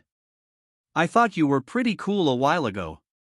It turns out you're still the same. You really need to work on your free throw skills. Kai sighed. I could say the same to you. Jet was about to retaliate when Yuza interrupted him. It's the last quarter, he started off. They have an 18-point lead, and I believe it's still doable. I doubt that they're going to let Kursin and Bocheng play for the last quarter since they've been playing for 3 quarters already. Shirley is definitely going to come back, and so will Ling and 3 other newbie players. Lena nodded in agreement. They probably want to test their new players, too, so this quarter is our chance to turn the game around. With only one starting player in the lineup, I believe we'll be able to close the gap and even possibly win. Are those 2 staying on the bench? Kai couldn't help but ask. 100% yes, Jet said. Yiming rarely joins since he wants to preserve his physicality. He likes observing others' playing styles and analyzing them instead. Meanwhile, Chunlei became a hot topic last year after almost becoming a part of the Elite 5, so the school only allows him to play in official games. Most times, he doesn't even play against weaker schools. Kai quietly sighed in disappointment since he was looking forward to seeing their playing styles. Nonetheless, his main objective of the day was for Shitsi to win and to prove a huge amount of people wrong. Am I still going to play? Kai asked. You're not tired, are you? Yuza raised one of his eyebrows. No, Kai said. Then, you're playing. Jet and Gongwon are going to stay for the last quarter, too. Koen's going to sit this one out since he's been playing for 3 quarters. Zurin, he said, glancing at the first-year student. You're up. Zurin smiled and stood from his seat. Meanwhile, Jinping tried to argue, but with one glare from Yuza, he zipped his mouth shut. Are you still going to play as the center? Lena asked. Yes, Yuza said without any hesitation. Dylan stared at their captain with amazement. As expected, he's got the stamina of the bull. There's only 10 minutes left, Lena said with a beautiful smile. Don't lose hope, guys. Zurin enthusiastically nodded. I'll never lose hope as long as you're here. Lena rolled her eyes while Kai chuckled. He was standing next to Lena, their skin nearly touching since they were huddled as a group. As Kai chuckled, Lena felt slight vibrations run through her body, sending shivers through her spine. Because of this, she stepped back. However, she underestimated her speed since she found herself losing balance. Fortunately, Kai was able to catch her right on time, supporting her with his hand under the small of her back. Lena's face felt like it was about to explode, so she quickly pushed Kai away.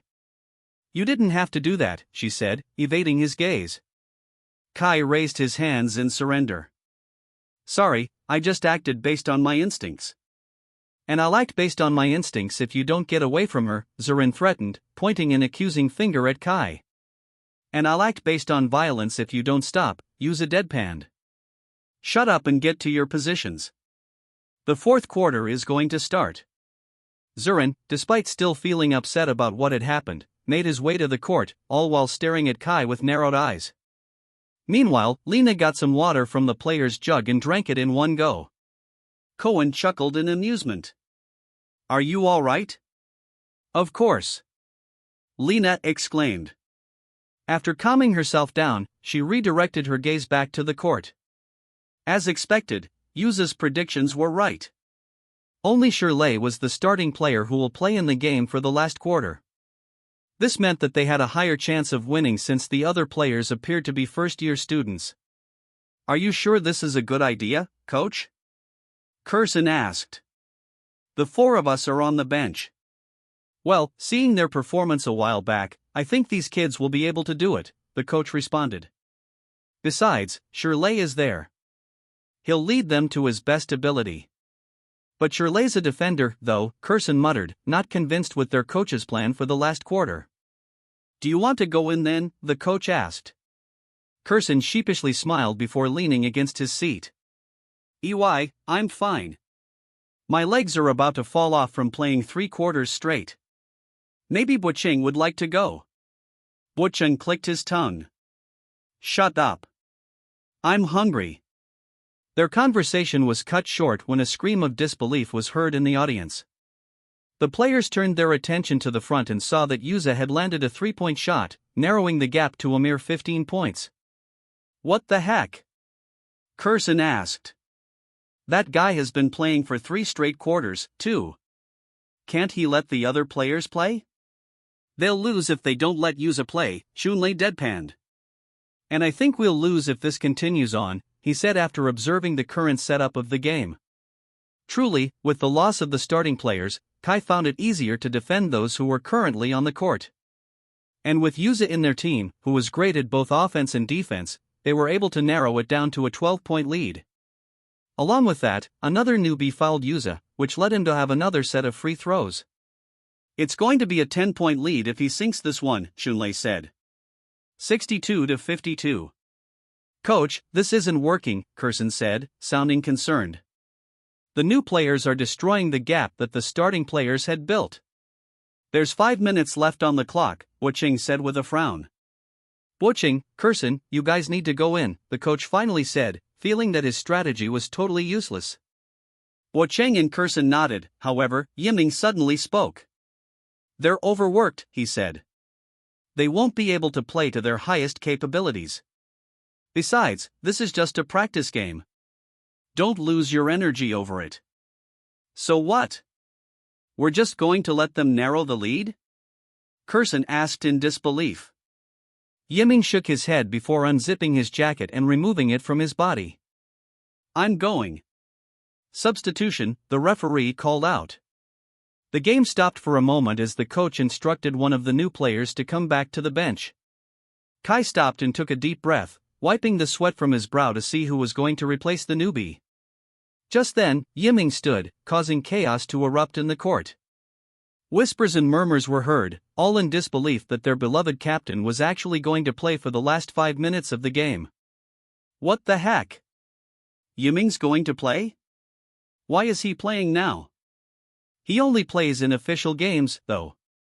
He doesn't even play during Yin Yang's games." "Well, that's because Yin Yang's star players also don't play. But then again, why is he playing against Shitsi?" Before Yiming could make his way onto the court, Shunlei held onto his wrist, causing him to look back. "Are you sure about this?" Shunlei casually asked. Yiming paused for a moment, his gaze fixed on the court where his teammates awaited his arrival. Though he had always preferred observing practice games from the sidelines, he couldn't shake off the nagging feeling that his presence on the court was needed now more than ever. With a resolute nod, Yiming brushed aside his teammates' concerns and strode to the court. As he took his place among his teammates, a sense of quiet flattery settled over the Feng Foxes. While the other Shitsi players gulped as they stared at one of Feng Art's star players, Yuza and Kai had smirks on their faces. "He's actually playing," Yuza smirked, enjoying the moment. Finally, Kai muttered, already excited to see the captain's skill set that he still wasn't aware of. The whistle blew, signaling the start of what seemed to be the most intense section of the game thus far. Yuza and Yiming, the two towering figures of their respective teams, stood face to face on the court, their intense rivalry evident in the air between them. Despite their differing positions, it was clear that they were equals on the court, so Kai left to guard another player. The game commenced, and a newbie player from Feng Arts missed a shot, causing the ball to rebound off of the rim. In a flash, Kai leaped into action, his eyes fixed on the ball. But as he reached out for it, he felt an overwhelming force by his side. It was Yiming. Yiming soared into the air and effortlessly snatched the ball from Kai's grasp before driving it straight into the hoop with a thunderous dunk. The crowd erupted into cheers, the sound of their applause echoing through the gymnasium as Yiming asserted his dominance on the court. Lena sighed as she turned back to the Sheetsy players who were sitting on the bench. "These are the skills of one of Foam Art's star players," she said. Alan felt his hands shaking as he continued to observe Yiming. "Will our team be all right?" he anxiously asked. Lena didn't respond to his question. Instead, she kept wondering why Yiming had joined them on the court for a practice game when he had never done it before. Then, she smirked. He must have seen the potential of the current lineup in defeating their newbies. As Yiming descended back to the ground, he looked down at Kai, who was looking at him with furrowed eyebrows. A silent message passed between them. "You're no match for me," Yiming said through his eyes. As the game progressed, Yiming continued to showcase why he was the captain of one of the strongest teams in the city. His skill and leadership shone through with each play, and before they knew it, the gap had widened once again, leaving the Sheetsy team facing an uphill battle in the final minutes of the game. 80-60. With frustration mounting and time running out, Yuza took matters into his own hands, speeding through the court with lightning speed to score a crucial basket for his team. 80-62. But even as he celebrated his achievement, Yiming responded in kind, sinking a shot of his own to extend Foam Art's lead. 82-62. At that moment, Kai glanced at the timer and saw that there was only less than a minute left into the game. However, he still hasn't shown a lasting impact on the audience, so he could gain more XP.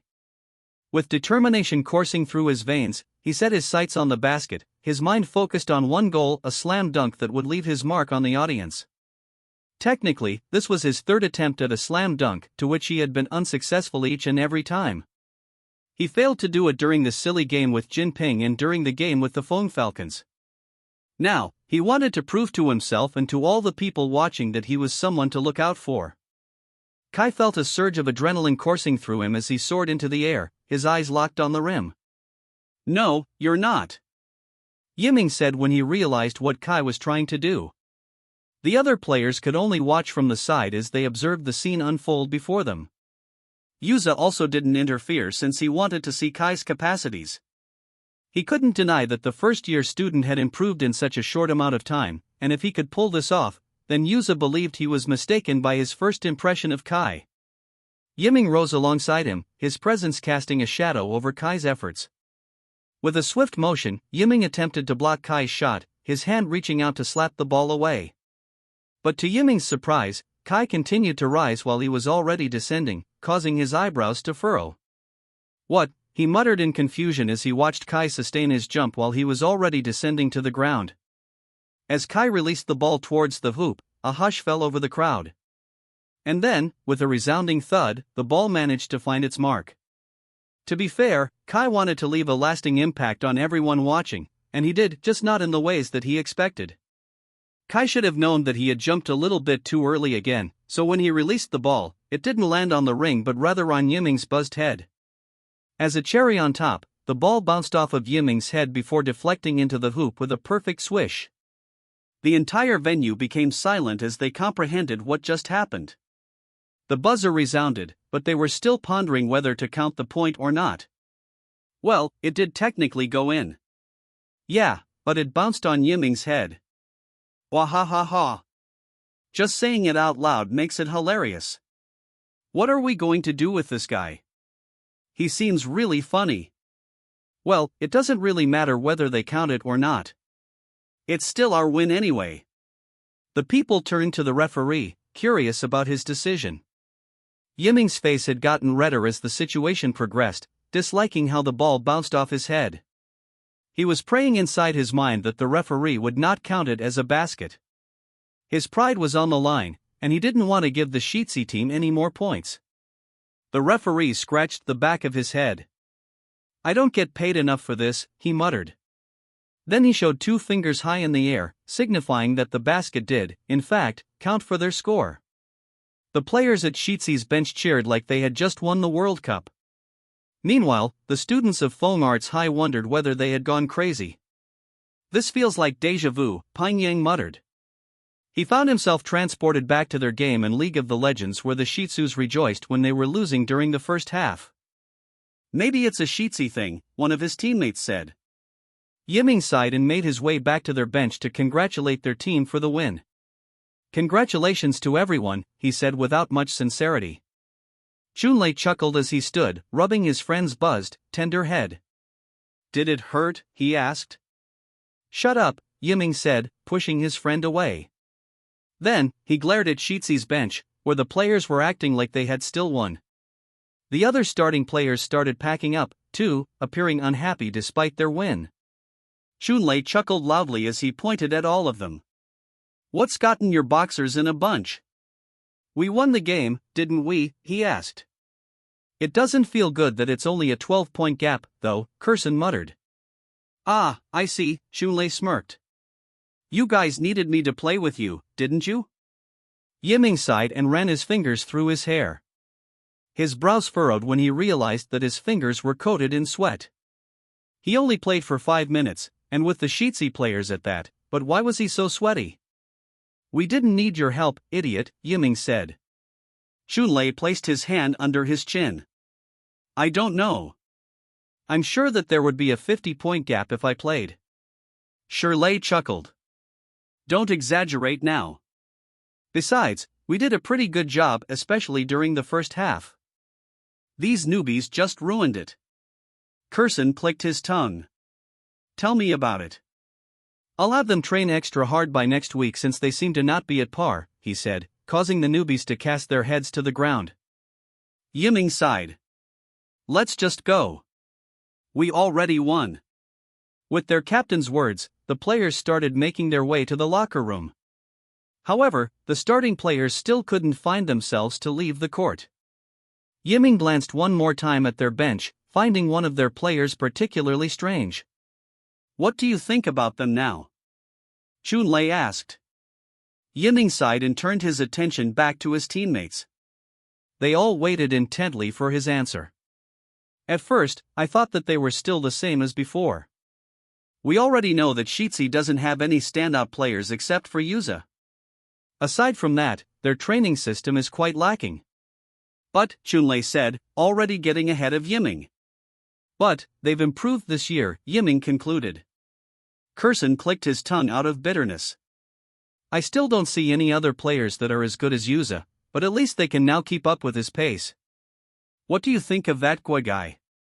Chunlei couldn't help but ask. I didn't feel him at all during the third quarter, Wuching said. What do you mean? Kurson asked. Your rebounds were cut by half once he was on the court. Wuching scratched the back of his head. I think I did a better job, though, he muttered. I didn't get to face him that much, Chunlei also remarked. However, I brushed past him one time, and I have to admit that his muscles felt strong. There we go again with Chunlei's obsession with muscles, Wuching teased. Shut up, Chunlei snapped. Yiming, Chunlei said, capturing their attention. I want to hear your opinion. Yiming sighed before answering. I don't know. That last play still has me enraged. He was aiming for a slam dunk, but he aimed it at my head instead. Chunlei smirked. Didn't he jump higher than you just then? He asked. Yiming froze as he thought back on what happened just a while ago. Indeed, it felt like the guy's jump was everlasting. He merely pursed his lips before placing his duffel bag over his shoulder. Let's go. Our teammates are waiting. Chunlei smirked and nodded in agreement. However, before they could take another step forward, the Shih Tzu team passed by them. At that moment, it seemed like the tension increased on the court. Yuza, Jinping, Koen, Zurin, and Kai were at the front of the team. The two were face to face, and none of them said anything, yet the atmosphere spoke for the situation itself. Let's go, Yuza said while his gaze was locked with Yiming's. The Shih Tzu players nodded and walked ahead of the phone foxes. However, Chunlei couldn't contain himself and called for their attention. Wait, he said, causing the Shih Tzu players to halt. As Kai turned around, he was surprised when he saw Chunlei staring straight into his eyes. You, he said. Kai pointed to himself. Chunlei chuckled before nodding. Yes, you. What's your name? Kai, he responded, still unsure where the conversation was going. Kai, Chunlei muttered. I have a question for you. The other players stayed silent, waiting in anticipation of Chunlei's question. When did you start playing basketball? The players' gazes shifted from Chunlei to Kai, awaiting his answer. Truthfully, the other Shitsi players were curious, too. Lena was the only one who knew that he played for a short while, so she smiled to herself when Chunlei asked him that particular question. A month, Kai answered honestly. It had been less than a month since he transmigrated into this body and started playing basketball. He didn't count his past experiences as a child player since he felt that high school basketball was different from elementary basketball. A month? Jet exclaimed, looking at Kai with wide eyes. Yeah, Kai said. I only started playing basketball this year. Jinping knows. They all turned to Jinping, who merely nodded before looking away. So, that's why you can't shoot a free throw, Jet said while stroking his chin. Meanwhile, the second-string players were also in disbelief. They thought that Kai was a noob at heart, just like them. However, it seemed like he was, quite literally, a noob at basketball since he started very recently. Chunlei tried to mask his surprise, but it still shone through. You didn't play in your previous years, then? He asked another question. During junior secondary year? Kai asked. No. I wasn't a player. No, I meant when you were a first-year student, Chunlei said. Kai froze while the others stifled their laughter. I'm still a first year, though, Kai said, making his teammates guffaw. The phone foxes were once again shocked. How could such a mature-looking player only be a first-year student? You're kidding. You repeated a year, didn't you? Yiming asked with narrowed eyes. I didn't, Kai truthfully said. Yeah, surprisingly, Jinping remarked. A month, Chunlei whispered. That's a short amount of time. I guess, Kai said. It doesn't matter, though. We made you nervous, didn't we? You were definitely expecting a much larger gap, he exclaimed. Yiming clicked his tongue while Yuza slapped the back of Kai's head. Don't be so cocky just because you landed a shot by using this guy's head, he scolded Kai while dissing Yiming. Hey! Yiming was about to argue, but Yuza cut him off before he could say anything. Sean's waiting for us. Let's go, he said, not even bothering to say goodbye to the phone foxes before dragging his players out of the gymnasium. The phone foxes stared at their retreating backs, their minds still filled with the thought that Kai was only a first-year student and had a month's worth of experience. Chunlei smirked, crossing his arms in front of his chest. Well, this year's going to be interesting. The Shitsi players were now back in Shang's father's truck and on their way back to their neighborhood. Shang was advised to go to a hospital, so after dropping off the other players, Shang's dad made his way to a nearby hospital. I still can't believe you've only been playing for 1 month, Dylan said. I've been playing for 7 years. I don't think you should tell that to people, Tony said. Kai chuckled and absent-mindedly listened to their conversation. In truth, he was busy in his own world since his system was currently calculating the amount of people he had proven wrong. People proven wrong, they think that the host is actually a decent player 23. People proven wrong, they think that the host is actually pretty funny 34. Total, 57. Kai stopped as soon as he saw the second announcement. What the heck did the system mean by that? He proved 23 people wrong with his basketball skills, but he proved 34 people wrong by proving he was actually a pretty funny guy? What kind of progression was that? Hey, are you okay? Dylan asked as he looked back at Kai. Kai shook his head in amusement. He didn't know whether to be delighted or offended because of the revelation. He was about to walk again when he suddenly heard Yuza calling his name. Kai, he said. Dylan's eyes brightened as soon as he saw Yuza. Can I talk to Kai for a minute? Yuza asked the second-string players. Dylan enthusiastically nodded. Of course. You can even make him your slave if you want. Yuza chuckled. It'll only be quick. We'll wait for you at the public court then, Dylan called. We still have to train for tomorrow's tournament. Kai held out an OK sign as his teammates walked away from the two of them. Frankly, Kai didn't know what Yuza would talk to him about, so he was pretty nervous. What is it? Kai asked. Yuza hesitated for a moment. Actually, it was for a pretty long time, so Kai got a little impatient. If you don't have anything to say, then I'm going to leave. Our team is facing a good opponent tomorrow. Yuza sighed as he ran his fingers through his hair. Honestly, his pride was killing him, so he couldn't bring himself to say his next words. Well? Kai asked. Yuza's shoulders slumped before finally speaking. First of all, I just want to say how awful you did in the game a while ago, Yuza deadpanned. You had so many missed shots. You were closer to the ring, but you didn't get some rebounds. You also made some traveling mistakes in charging fouls. I get it, Kai sighed. Did you call for me just to scold me?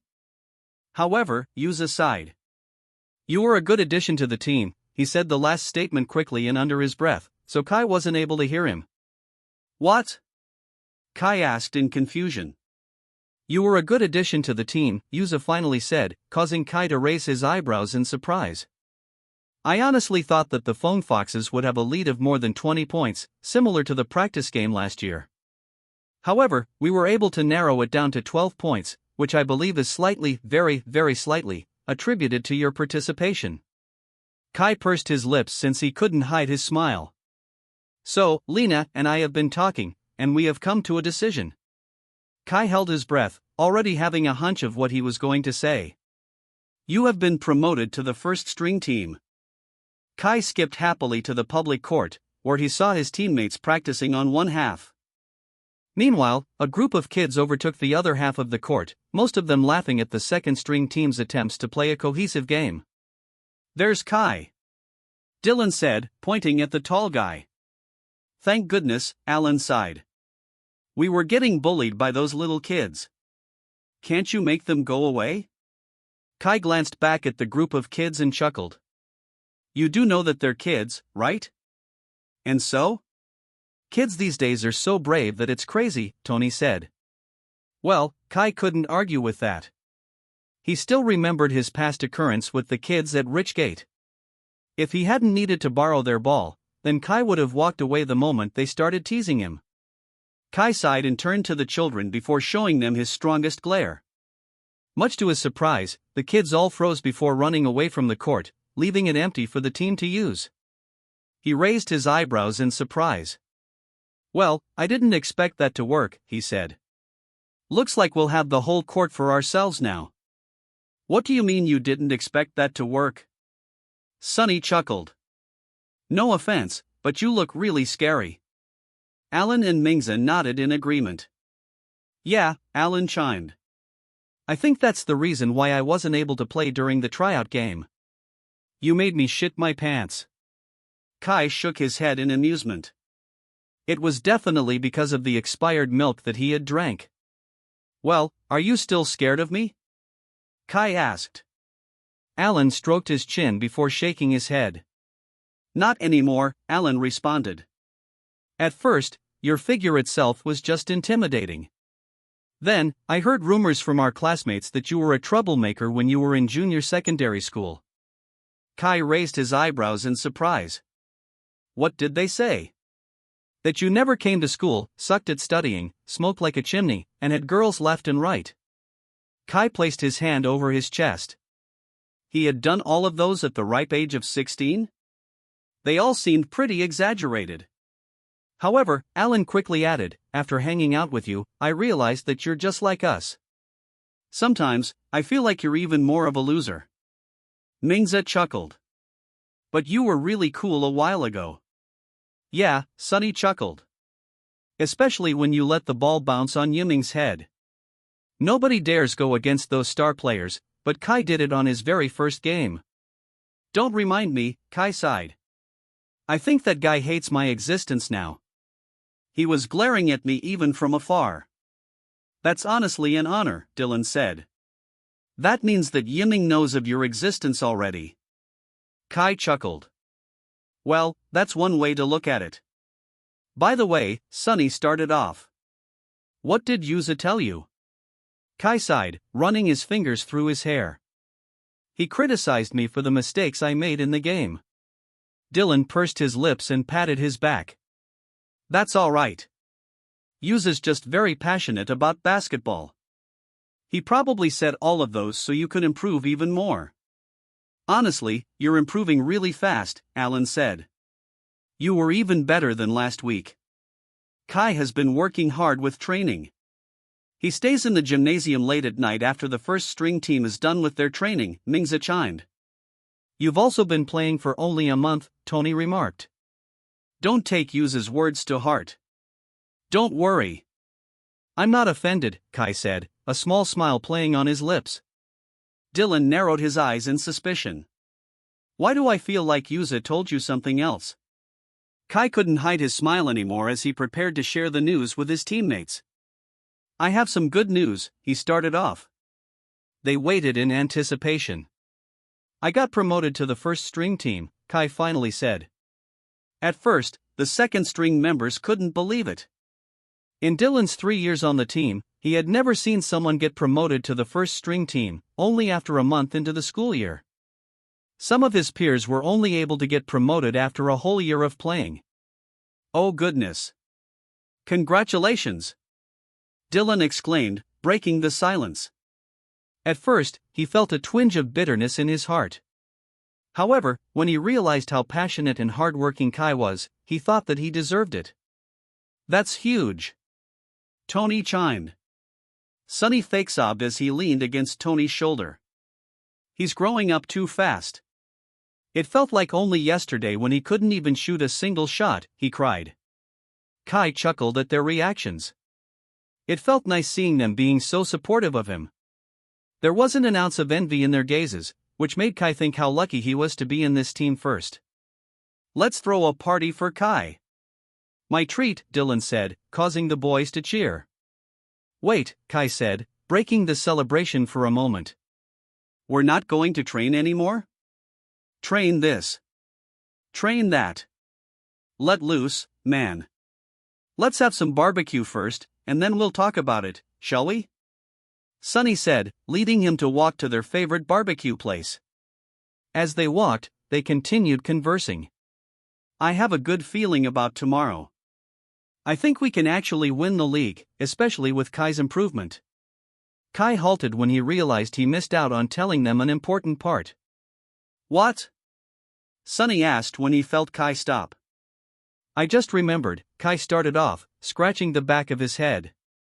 Yuza asked me for a favor in exchange for getting promoted to the first string team. Oh, what kind of favor? Dylan asked. Well, apparently, Shang's dad needs to go to their farm to transport some new harvest to the other city. So, he'll be all alone in the hospital. Poor guy, Dylan said. I wonder how he's doing. I wish it wouldn't be anything serious. Yeah, Kai said. None of the members of the basketball team are available, so he asked me to accompany Shang instead. That's great, Alan said. I know I wouldn't be able to handle being all by myself in the hospital. I always need my mommy with me. However, that also means one thing, Kai said. The others listened intently. I wouldn't be able to play with you guys for the finals of the league. The atmosphere was silent as the Shih Tzus stuffed their mouths with flavored meat. They were in Baby Q, the same restaurant they ate in last week after their game with the Foam Foxes. The owner glanced at their team and shook his head. Oh, I hope they don't make trouble again. So, Tony said, finally breaking the silent atmosphere. You can't play the game with us tomorrow, right? Yeah, Kai said, scratching the back of his head. It wasn't that he couldn't deny Yuza's request. In fact, he was about to tell him that he had a game tomorrow. However, after Yuza told him that Shang's dad needed to go to their farm to pay for the hospital bills, Kai couldn't help but cave in. Moreover, Shang's injury didn't look trivial at all. As someone who knows what it feels like to not play the game that you love, Kai wanted to support Shang despite them not being good friends. Will we be able to do it without you? Mingza muttered, suddenly feeling anxious. Of course you can, Kai said.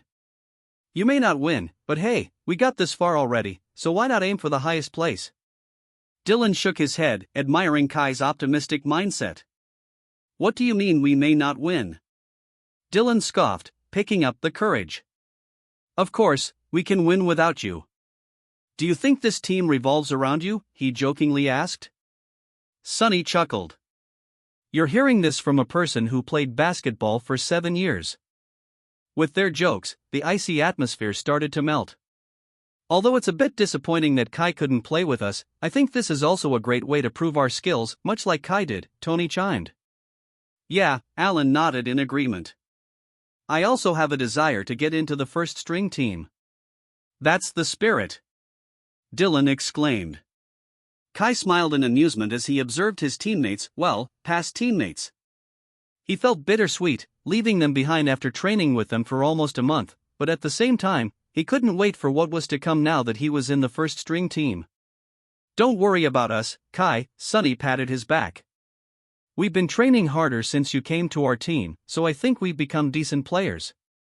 Take good care of Shang tomorrow, Dylan smiled. In turn, we'll also do a good job with tomorrow's games. Kai was standing outside of Shang's room, preparing himself for what to say. Now that he was here, it became clear that he and Shang never engaged in a casual conversation before. Just then, the door opened, revealing a kind-looking man wearing a straw hat and a torn flannel shirt. Oh, you're here? Shang's dad asked. Kai bowed his head in respect before shyly nodding at the old man. Shang's dad chuckled in amusement. Well, I see that you're a polite kid. Thank you so much for doing this for Shang. I know that you boys are busy, but I can't leave my kid behind without any supervision. It's all right, sir, Kai said. Just call me Shin, the old man said. I'll be coming back in the afternoon, so hang tight until I get here. Yes, sir, Uncle Shin.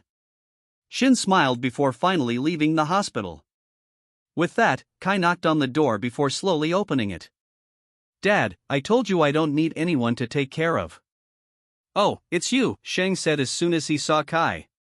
Kai pursed his lips and entered the room before closing the door behind him. It appeared like Shang was on his way to the restroom, however, it was obvious that he was struggling, so Kai went up to him. I don't need help, bro. I'm fine, Shang said, sounding tired. Kai looked down at his right leg and shook his head. It seemed like he couldn't even bear any weight on it. I don't think you're fine, Kai said. No offense, but your leg looks really bad. Shang sighed. Thank you for your observation, Captain Obvious. I just wanted to go to the restroom. Don't tell me I can't do that too. I'll help you, Kai said, moving to Shang's injured side, acting like a human crutch. As they arrived at the toilet, Kai wondered if he should stay or go. Are you going to hold my pee stick for me? Shang asked, causing Kai's eyebrows to raise in surprise. Do you need that kind of help? Kai asked in confusion. Shang gently slapped the back of his head. No, idiot. Get out. You're not holding my meat stick before any woman could. Kai raised both of his hands in surrender before finally leaving the room. He sat on the watcher's chair and waited for Shang to finish his business. Just then, the door opened, revealing a doctor who appeared to be in his late 50s. Mr. Shangli, the doctor asked. He's using the toilet, Kai said, standing from his seat. Oh, the doctor said. Well, I'm just here to relay the results of the X-ray and his knee MRI. Just then, the restroom door opened, revealing Shang. Kai immediately stood and assisted him back to his bed. Shang greeted the doctor politely as he introduced himself once again. Let's see, the doctor said, half kneeling to observe Shang's injury. It's still pretty swollen. Does it hurt if I press it like this? Shang flinched and swiftly nodded, making the doctor hum as he stood and went over the results of Shang's diagnostics. I'm guessing this isn't your first injury, the doctor asked. This is the first time I've felt this much pain in my knee, Shang said. But yes. This knee has been pretty bad ever since I was a kid. I see that, the doctor muttered. With your pre-existing conditions, your knee has become much more vulnerable to injuries. Shang pursed his lips and nodded. The results, are they bad? He finally had the courage to ask. The doctor remained expressionless as he presented the images to Kai and Shang. This right here, the doctor said, pointing to a suspicious-looking white tear on the black and white image, is a torn ACL. Silence enveloped the hospital room like a heavy blanket, the sound of the television being drowned out by the tension caused by the revelation of Shang's injury. Kai sat beside Shang's bed, not knowing how to react. Shang's normally vibrant and cheeky eyes were clouded with concern. Kai knew all too well the gravity of an ACL injury. It wasn't just a setback, it was a blow that could ruin the very foundation of a basketball player's career. As he continued to observe Shang, he saw his past self, the one who was forced to stop playing basketball due to a physical injury. Fortunately for Shang, an ACL injury was reversible. However, time can only tell how the treatment will turn out. How long do you think it will take to recover? Shang's voice broke the silence. The doctor hesitated for a moment before responding. For it to be fully recovered, I would say at least 12 months, he finally replied. Maybe even longer, depending on how severe it is and how your body reacts to the treatment.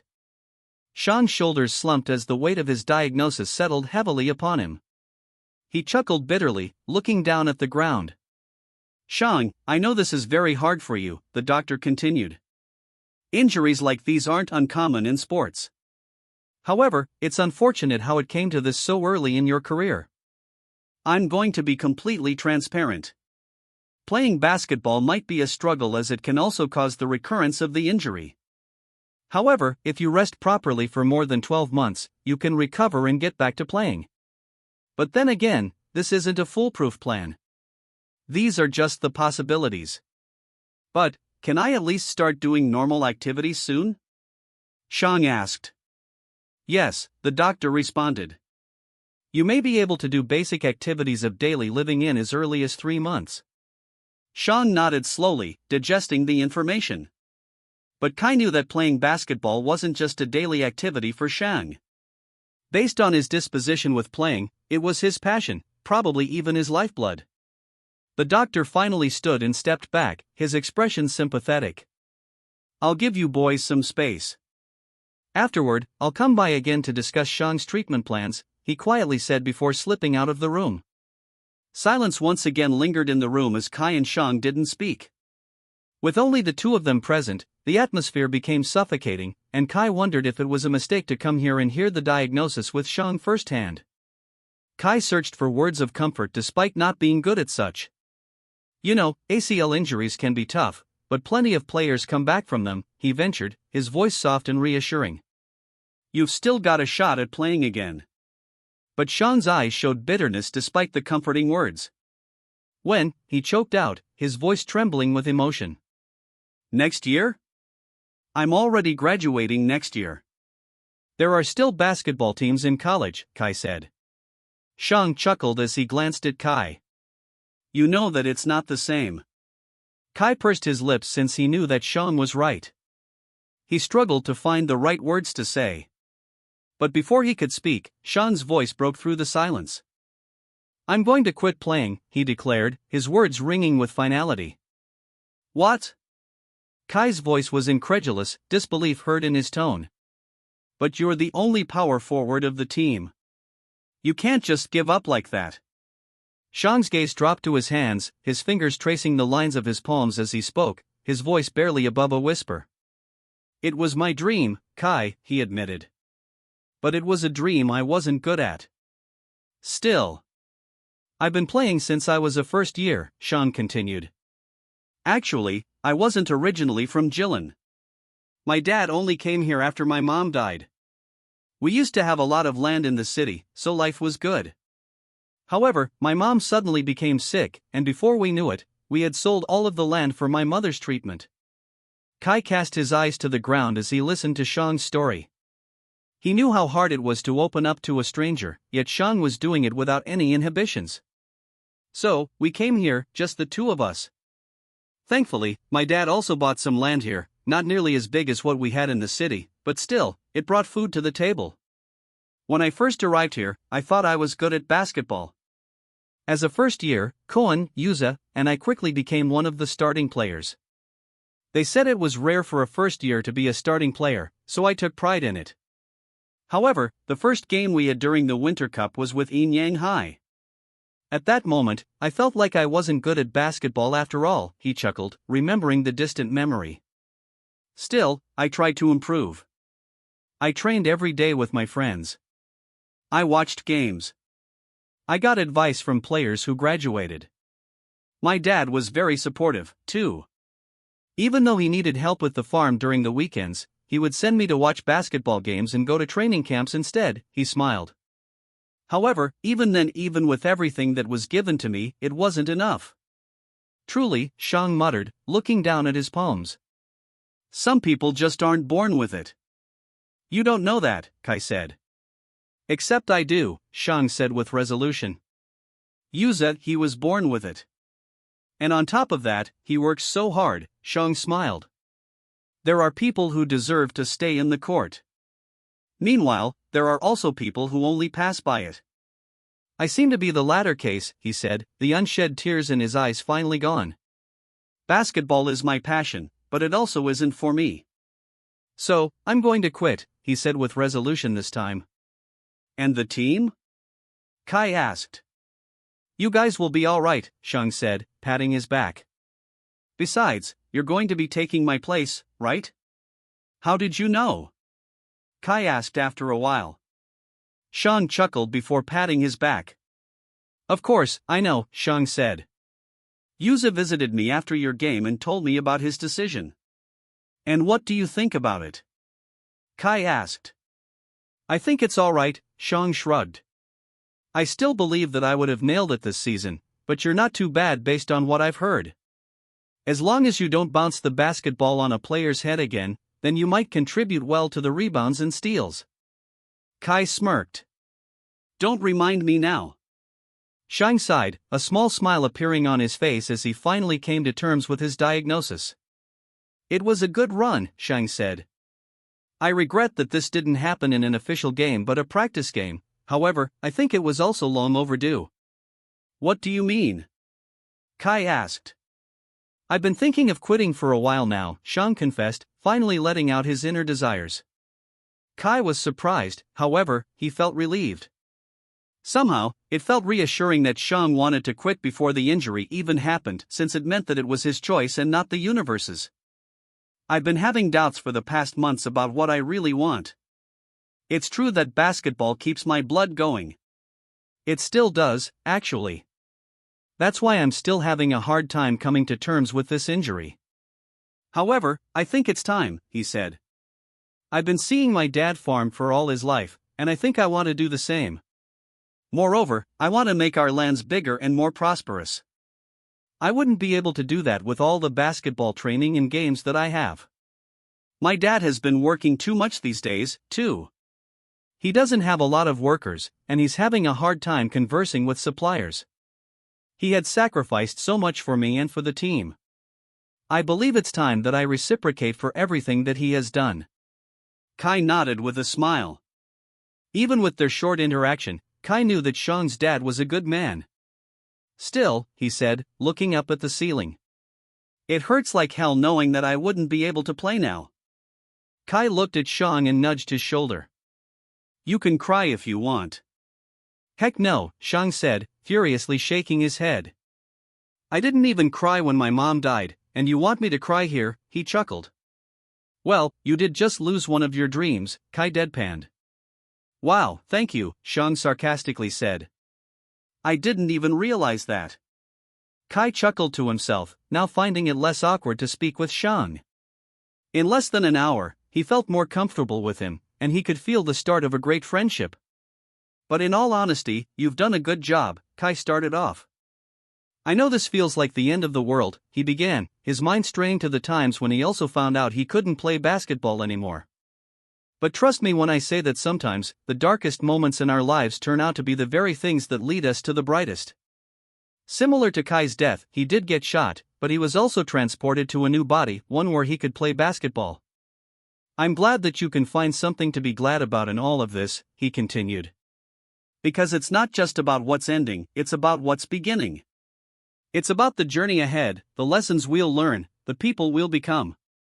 And even though it hurts like hell right now, he whispered, I want you to know that it's okay to feel that pain. It's okay to mourn the loss of your dream, to grieve for the future you thought you had. Kai looked down at his hand and traced the lines that adorned it. Shang was silent all throughout Kai's monologue, so he didn't know how the older player was reacting. Be glad that it happened, not that it's over, he continued. Because, in reality, it's never really over. Your dream, it's still there, and it will always be. It might just be a memory, but I believe you'll carry it for the rest of your life. With that, Kai finally ended his monologue. When Kai heard a sniff, he lifted his head. He looked at Shang, whose face was now covered with his hands. Kai's eyebrows raised in surprise as he tried to pry away Shang's arms from his face. Wait, you're crying? Kai asked. Shut up, Shang said, sniffing as some snot fell from his nose. Kai chuckled in amusement as he used his strength to reveal Shang's teary face. Goodness, you really are crying. Shang glared at him as he pulled his arm away from Kai's grip. And goodness, you're so strong. What does your family even feed you to get you to look like that at such a young age? Shang asked, wondering where Kai's muscles came from. A whole lot of onions, Kai seriously answered, making Shang shake his head. He could feel the tears on his cheeks, so he quickly wiped them away. Seriously, I hate you, man. Why did you have to give me an inspirational speech out of nowhere? Kai shrugged. I just thought you needed to hear it. Well, I didn't, Shang said. Now, I'm miserable. However, even as he said that, Shang still felt comforted. Kai's presence was actually a great help to his mind. You know, Shang said, breaking the silence once again. You're really not the person I expected you to be. Why? Kai chuckled. What did you think of me? A good-for-nothing troublemaker who plays with lots of girls, has bad grades, doesn't take showers, and disrespected elders, Shang seriously said. Kai scratched the back of his head. Dang, am I really that bad? He muttered. Well, you're not nearly as bad, Shang said. I still think you're a troublemaker who plays with lots of girls and has bad grades. But hey, you seem to smell nice, and you were nice to my dad, so I was mistaken. Kai shook his head at the ridiculousness of the situation. But in all honesty, thank you, Kai, Shang finally smiled. You're really not a bad person at all. Another person proven wrong, the host is actually kind. People proven wrong, +1. Total, 58. Shut up, bro. Shang exclaimed as he pushed Kai's shoulder. I thought you were with that girl Eva, was it? Jinping has been ranting non-stop about you stealing his girl, he said. It was already evening yet Kai was still with Shang in the hospital. Surprisingly, the two of them had a lot more things in common than they expected, so they clicked pretty well, even thought they had only befriended each other a couple of hours ago. Kai chuckled. How could I steal her when she wasn't Jinping's to begin with? Shang looked at Kai with raised eyebrows. You're really a playboy, aren't you? He said with narrowed eyes. Must be nice. I didn't mean it that way, Kai quickly said. Besides, I'm not with Eva. She is Jinping's ex, but I have no intentions of stealing her. What about that cheerleader then? Susie, he asked. Kai quickly shook his head. That girl probably hates my guts. Well, I do think that the cheerleading team isn't too fond of us.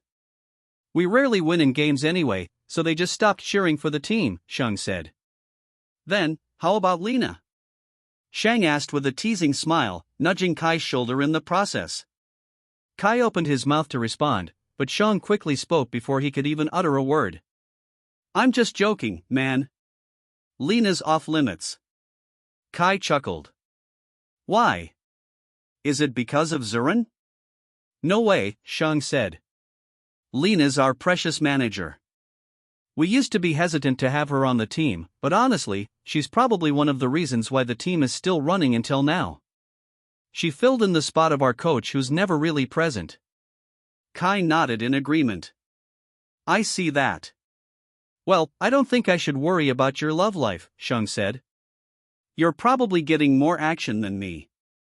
I also can't give you any advice since Yuza's the only person on the team who gets lots of girls. Really? Yuza? Kai asked. What do you mean? That dude's pretty handsome, Shang said. He's been blessed since he was young. It just doesn't look like he's interested in relationships and such, Kai remarked.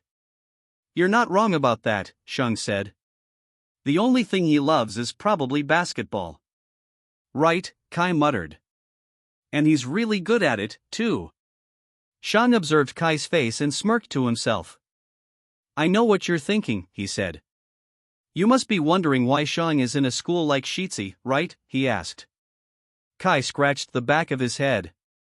Dylan already told me some things. Well, Dylan is Yuza's greatest fan. However, even then, he still doesn't know a lot of things about Yuza. Yuza was recruited by most of the basketball teams in the city, Shang started off. Fomarts fought so hard to have him on their team. However, he chose Shitsi in the end. At first, he told us that it was because the school was near their house. However, we believe that it's just a cover-up. Why is that? Kai asked. Well, Yuza used to attend Inyang High when he was in junior secondary school. Kai's eyebrows raised in surprise. Shocking, right? Shang chuckled. Kai nodded. If that was the case, why didn't he stay at Inyang? With his current skills, I think he can be on par with the people on the team. I think he can even pass off as a great player in the main cities. The main cities? Shang asked. You've been to high school leagues in the main cities? Kai froze but quickly recovered. I've watched them online, he said. Shang nodded in understanding. Well, Yuza wasn't really the best player in Inyang, he continued. He was already good then, but he's a monster now because of his hard work. Actually, he was even supposed to go to Fomarts High, but again, something held him back, his pride. Kai listened intently. He wanted to prove to someone that he was a good basketball player even if he didn't attend a famous school, Shang said. That's why he didn't attend Inyang High or Fomarts, especially Inyang, because the person he's trying to prove is. Just then, the door opened, revealing Shang's father in the same clothes he was wearing during the morning. Son, he said, a small smile on his face despite the exhaustion in his eyes. Kai pursed his lips and bowed at the old man. He was curious about Yuza's story, but he thought it would be better to leave the two of them alone so they could speak. He glanced back at Shang and nodded. I'll be on my way now, he said. Shang also nodded with a smile on his face. See you around the school, Kai. Thank you for staying with me, he said. It's nothing, Kai said. Then, he turned back to Shang's dad, who was holding out a bag of fruits toward his way. Here, he kindly smiled. Take these with you home. I picked them fresh from the farm. Share them with your family if you'd like. Kai awkwardly took the bag of strawberries and once again bowed his head. With that, he finally left the hospital to go back home. Since the weather was nice, he decided to walk back home while snacking on the strawberries that Shang's dad had given him. Kai smiled to himself as he observed the scenery. Times like these were a luxury to him during his past life, so he appreciated the moment to the fullest extent. Due to his long legs, he arrived at their house in no time.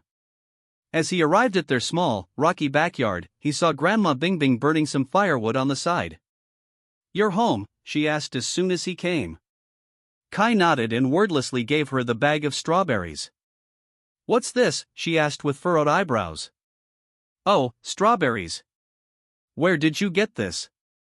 Shang's dad gave them, Kai responded. My grandson is growing up, huh? Grandma asked, reaching out her hand to ruffle his already messy hair. I haven't heard any complaints from the school, either. So you must be doing a great job. Kai nodded to himself. Well, some of the teachers still treated him like he was dirt on the bottom of their shoes, but he hadn't done anything that warranted a trip to the principal's office. Anyway, your friends came by a while back and left something, she said, already snacking on the strawberries. Friends? Kai asked. Yes, Grandma Bingbing said. The weird bunch of kids who look like outsiders. Kai chuckled at her description. What did they leave? Kai asked. Grandma pointed behind Kai, so he swiftly turned around, his eyes instantly widening when he saw what it was. A ring? And a ball? Kai exclaimed, looking at the sturdy-looking ring and the new ball perched on the flat part of their backyard. Yeah. Imagine my shock when a group of kids came by with that big thing, Grandma chuckled. Anyway, they left this too, she said, handing him a piece of paper. Kai quickly read its contents. Kai. Congratulations on making it to the first string team. However, don't forget that you're still one of us. We tried to win the league, but alas, that Yin Yang guy was really good. Anyway, we were still able to make it to the third place without your help. Here's the prize we received. Nobody wanted to bring it home, so we decided to dispose of it in your house. Have fun playing. Kai cursed under his breath as he arrived at the school. He was once again late, but he ignored Sir Dao's shouts and went straight to his classroom. Being in the school for a month now, he realized that the best way to deal with toxic teachers is to be toxic yourself. Anyway, Kai would have taken the punishment if he didn't have any valid reason, but he did. He helped Shang go home yesterday night, so he got home pretty late. The two of them had strengthened their bond for the past 2 days, and Shang even said that Kai might be taking Jet's spot as his best friend. Kai arrived at the classroom about 10 minutes left, so Sir Mukin was about to start with his lecture. Sorry, I'm late, he said, about to go to his seat. However, Sir Mukin cleared his throat, making Kai turn back around. Kai, Sir Mukin said. Yes, sir? I need to speak with you for a minute. Kai pursed his lips and nodded while his classmates gossiped among themselves. Kai calmly followed Sir Mukin to the corridor, but in reality, his hands were shaking. He had never been called to the principal's office in his life before. Well, technically, he did. However, he was on the receiving end of pity all the time. Now, it seemed like he was going to get scolded. Sir Mukin sighed before speaking, appearing to calm himself down. Kai, he started off. You've been late for 7 times now, and that's just in 1 month.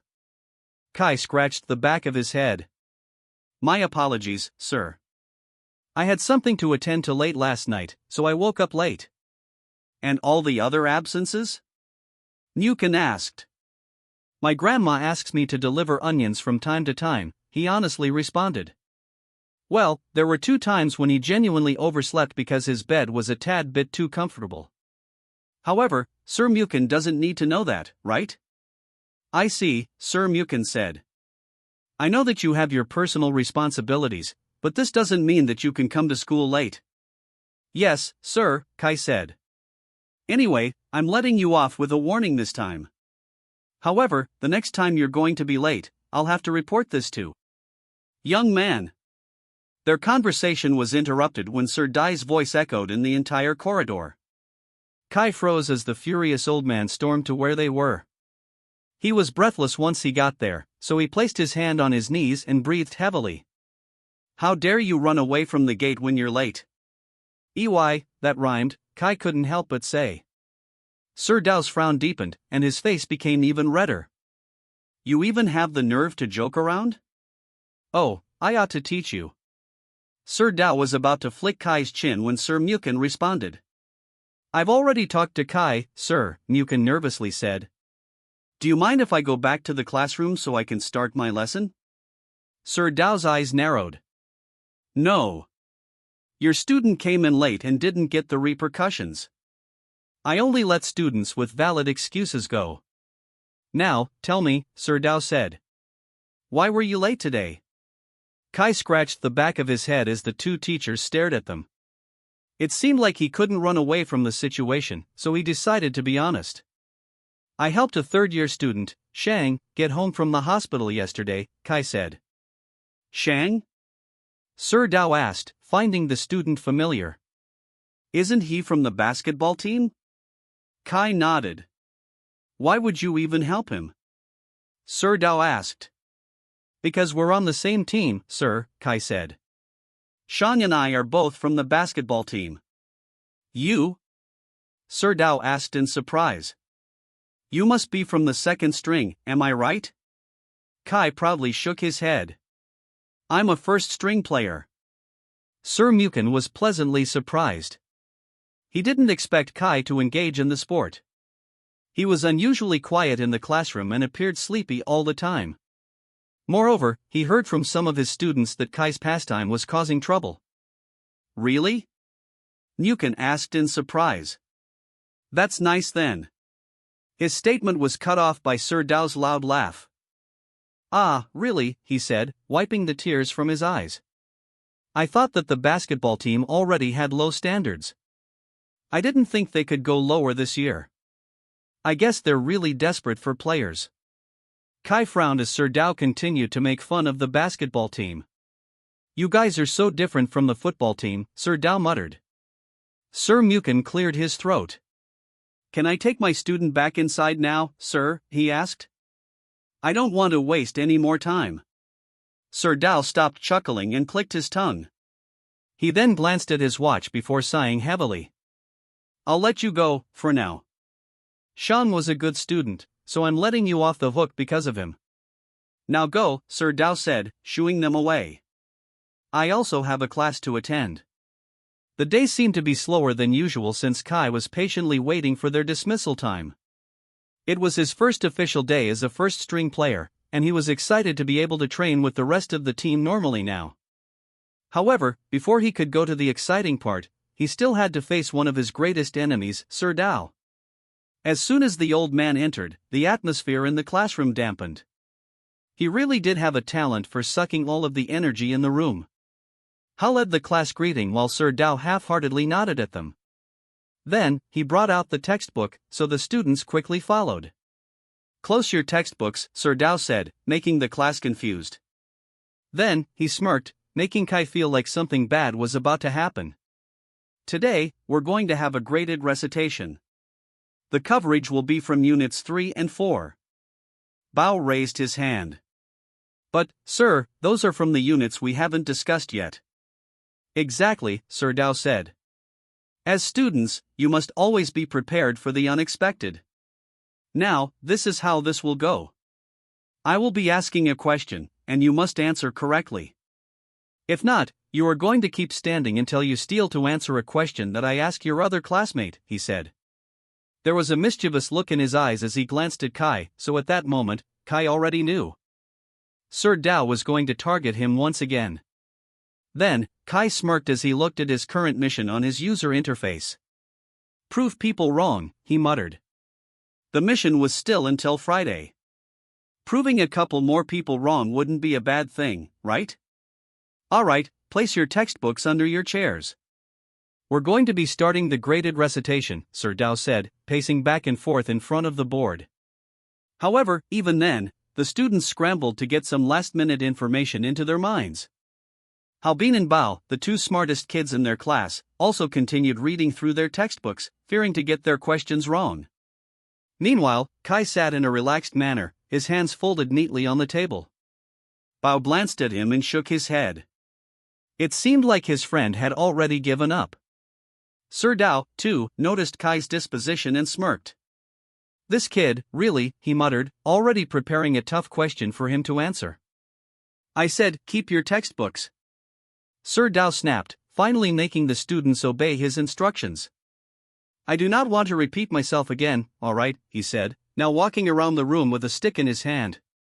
Then, without any warning, he placed his stick down on one of the tables at the back.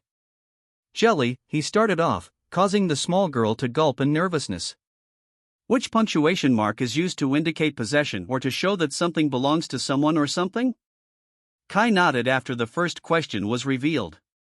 It was definitely much easier than he had anticipated. Jelly sighed in relief since she knew the answer to the question. The apostrophe, she confidently said. Good, Sir Dao smiled. Sit down. You have passed for today. The graded recitation continued on, with some people getting the answers correct. What is the correct term for a sentence that asks a question and ends with a question mark? An interrogative sentence? Which punctuation mark is used to indicate a pause or break in a sentence, or to separate items in a list? Oh, a comma. What is the term for the emotional atmosphere or mood created by a literary work? It's the tone. And some who gave the class a good laugh. What is the term for a word or phrase that is used to represent something else, often something abstract, in literature? An emoji? What is the plural form of a mouse? Mouses.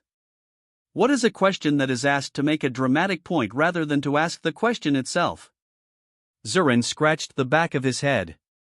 Your questions, sir, he hesitantly answered, making the class burst into laughter. Kai, too, covered his mouth at Zurin's ridiculous answer. Sir Dao shook his head. Keep standing, he said before going near Bao's desk. Bao, Sir Dao said, causing Kai's seatmate to stand. Kai could see Bao's hands shaking from underneath the table. However, in reality, there wasn't anything to be worried about. Bao would definitely answer the question correctly. What is the term for a word that is spelled the same forwards and backward? Bao smiled as soon as he heard his question. A palindrome, he confidently answered. Good, Sir Dao said. Meanwhile, his classmates whispered among themselves. A palin, what? I don't think we've learned that yet. I have no interest in learning those things. Kai drowned out their conversations since he knew what was coming next. He could already feel Sir Dao's gaze on the side of his face, so he prepared himself to answer the question. Kai, Sir Dao finally said. Kai wasted no time in standing and looking him straight in the eyes. The tension in the room increased as the two of them had a stare-off. Then, Sir Dao finally asked him his question, determined to put the cocky boy in his place. What is the term for a rhetorical device in which words are repeated at the beginning of successive clauses or sentences for emphasis?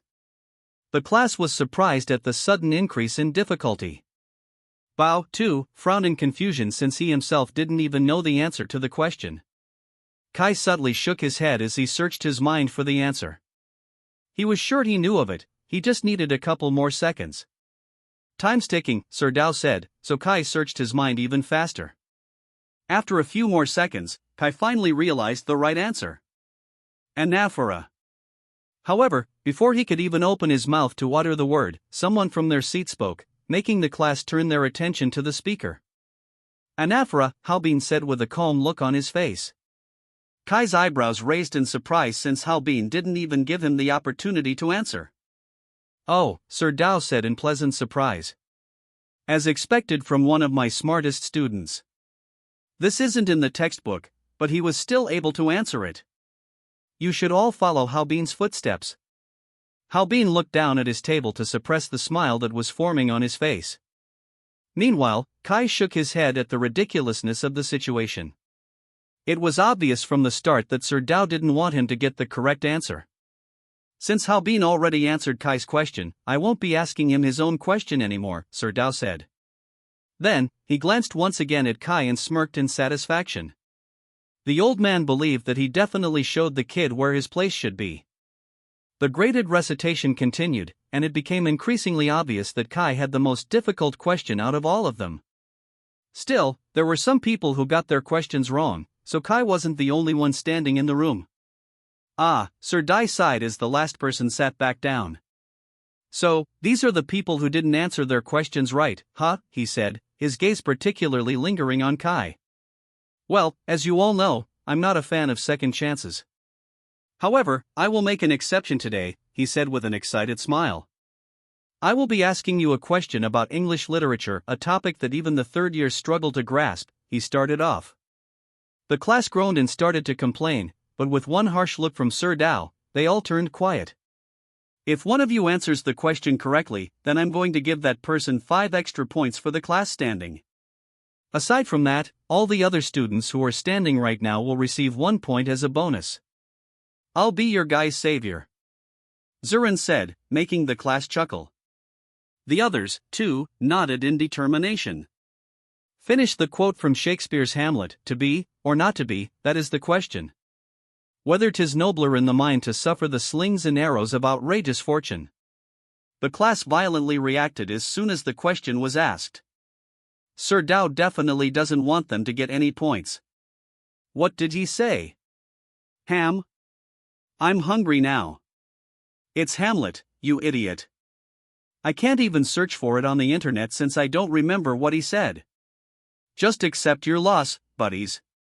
The sooner you accept it, the sooner you'll move on. Kai cleared his throat amidst the chaos in the room. However, even then, the class continued murmuring among themselves. Kai glanced at Bao, who was looking at him apologetically. Then, he glanced down at the note that Bao had written on his paper. Sorry, I don't know the answer either. Kai shook his head and turned his attention to the front before speaking. Or to take arms against a sea of troubles, and by opposing, end them. The class turned silent as soon as Kai said those words. Bao looked at his friend with wide eyes, in disbelief that he was able to complete such a phrase. Halbin, too, flipped through his textbook to look at which page the topic may be. However, in the end, what Sir Dao said was right. This was a lesson for third-year students. His classmates started speculating about his answer, while Kai remained unfazed. Meanwhile, Sir Dao was the most bothered about his answer, his eyes instantly narrowing in doubt. What did you just say? He asked. To be, or not to be, that is the question. Whether 'tis nobler in the mind to suffer the slings and arrows of outrageous fortune, or to take arms against a sea of troubles, and by opposing, end them. Kai repeated the entire phrase this time, making his classmates even more surprised. Sir Dao's back straightened as he thought of a plausible explanation for Kai's answer. He didn't write down the questions, nor did he divulge it to anyone else, so there wasn't a possibility of a leak. However, Kai must have gotten the answer based on pure luck. Who wrote this literary piece? Sir Dao asked as a follow-up question. You already said so yourself, sir, Kai smirked. It's from Shakespeare's Hamlet. Sir Dao clicked his tongue. Well, it's quite a famous piece, and the statement I provided is also a well-known one. It is? Bao muttered, not even remembering a single word from the phrase. What does this mean then? Sir Dao asked, confident that he would stump Kai with this particular question. However, much to his surprise, Kai answered without any hesitation. Hamlet is contemplating the nature of existence and the human condition, particularly the idea of enduring suffering. He's essentially pondering whether it is better to passively endure the hardships of life, symbolized by the metaphorical slings and arrows, or to actively resist them, represented by taking arms against a sea of troubles. Sir Dao's eyebrows furrowed deeper and deeper as Kai continued speaking. His other classmates were the same, still trying to comprehend Kai's deep explanation. In simpler terms, Kai quickly added when he saw the confused looks on their faces. Hamlet is choosing between being lazy or getting his ass up and fighting for what he wants, he said, making his classmates exclaim in understanding. Ah, so that's what it means. Sir Dao's jaw clenched. No cursing in my class. However, even after his angry outburst, his classmates were still stuck on the fact that Kai answered his question without any trouble. How does he know that? I definitely know that too, it just got stuck somewhere. Did it get stuck in your ass? I'm still thinking about Ham. How do you know of these answers? Sir Dao asked since he couldn't refute Kai's responses. His interpretation of the quote was nearly spot on, and he found it impossible for a person like Kai to comprehend such complicated literature. I read Hamlet, sir, Kai honestly answered, making even more of his classmates surprised. He reads? Idiot. He wouldn't be able to make it here if he couldn't read. I know, but he beats people up during his free time. It's surprising that he knows about Hamlet. Even then, Sir Dao was still not convinced. So, am I going to get those plus points? Kai asked in an almost teasing tone, making Sir Dao even more fired up. The other students who were standing cheered for Kai, excited to sit back down and gain one extra point for their class standing. However, Sir Dao didn't want to let this topic go. What is the grammatical term for a construction consisting of a noun or pronoun followed by a participle and any accompanying modifiers, providing additional information about the subject of the sentence and typically set off by commas? The old man quickly asked. An absolute phrase, Kai responded. Sir Dao's heart felt like it was going to pop out of his chest as he thought of another question. What term describes the use of a word that imitates or suggests the sound it represents? Onomatopoeia. What term describes a figure of speech in which contradictory terms are combined to create a paradoxical effect? Kai hummed, seemingly stumped. Moron, he smirked as he looked at Sir Dao. The old man's eyes widened in surprise. What did you say? My bad, Kai chuckled. That would be an oxymoron, sir. Spell it out loud, Sir Dao instructed. Oxymoron. By the end of their question and answer question, Sir Dao felt breathless. He even had to place his hand on one of the students' desks to keep his balance. I'm feeling lightheaded, he muttered, wanting to believe that all of this was just a dream. So, can we sit now? Kai asked, already having enough. Sit, Sir Dao snapped, subtly glaring at the student. Then, he went to the board and fanned himself with his hands before grabbing his water bottle on the table. He drank the remaining liquid in one go before returning his gaze to Kai. He was about to say something to him when the bell suddenly rang, signaling the end of the class. The students cheered while Sir Dao pursed his lips in disappointment. Then, he quietly gathered his belongings on the table before walking over to the door. I'll see you guys tomorrow, he quickly said before leaving the room. That was the first time he had left their classroom so meekly. As soon as he was gone, the chatters inside the room increased in volume, with most of them talking about Kai. Is he actually smart? I really thought he called Sir Dao a moron just now.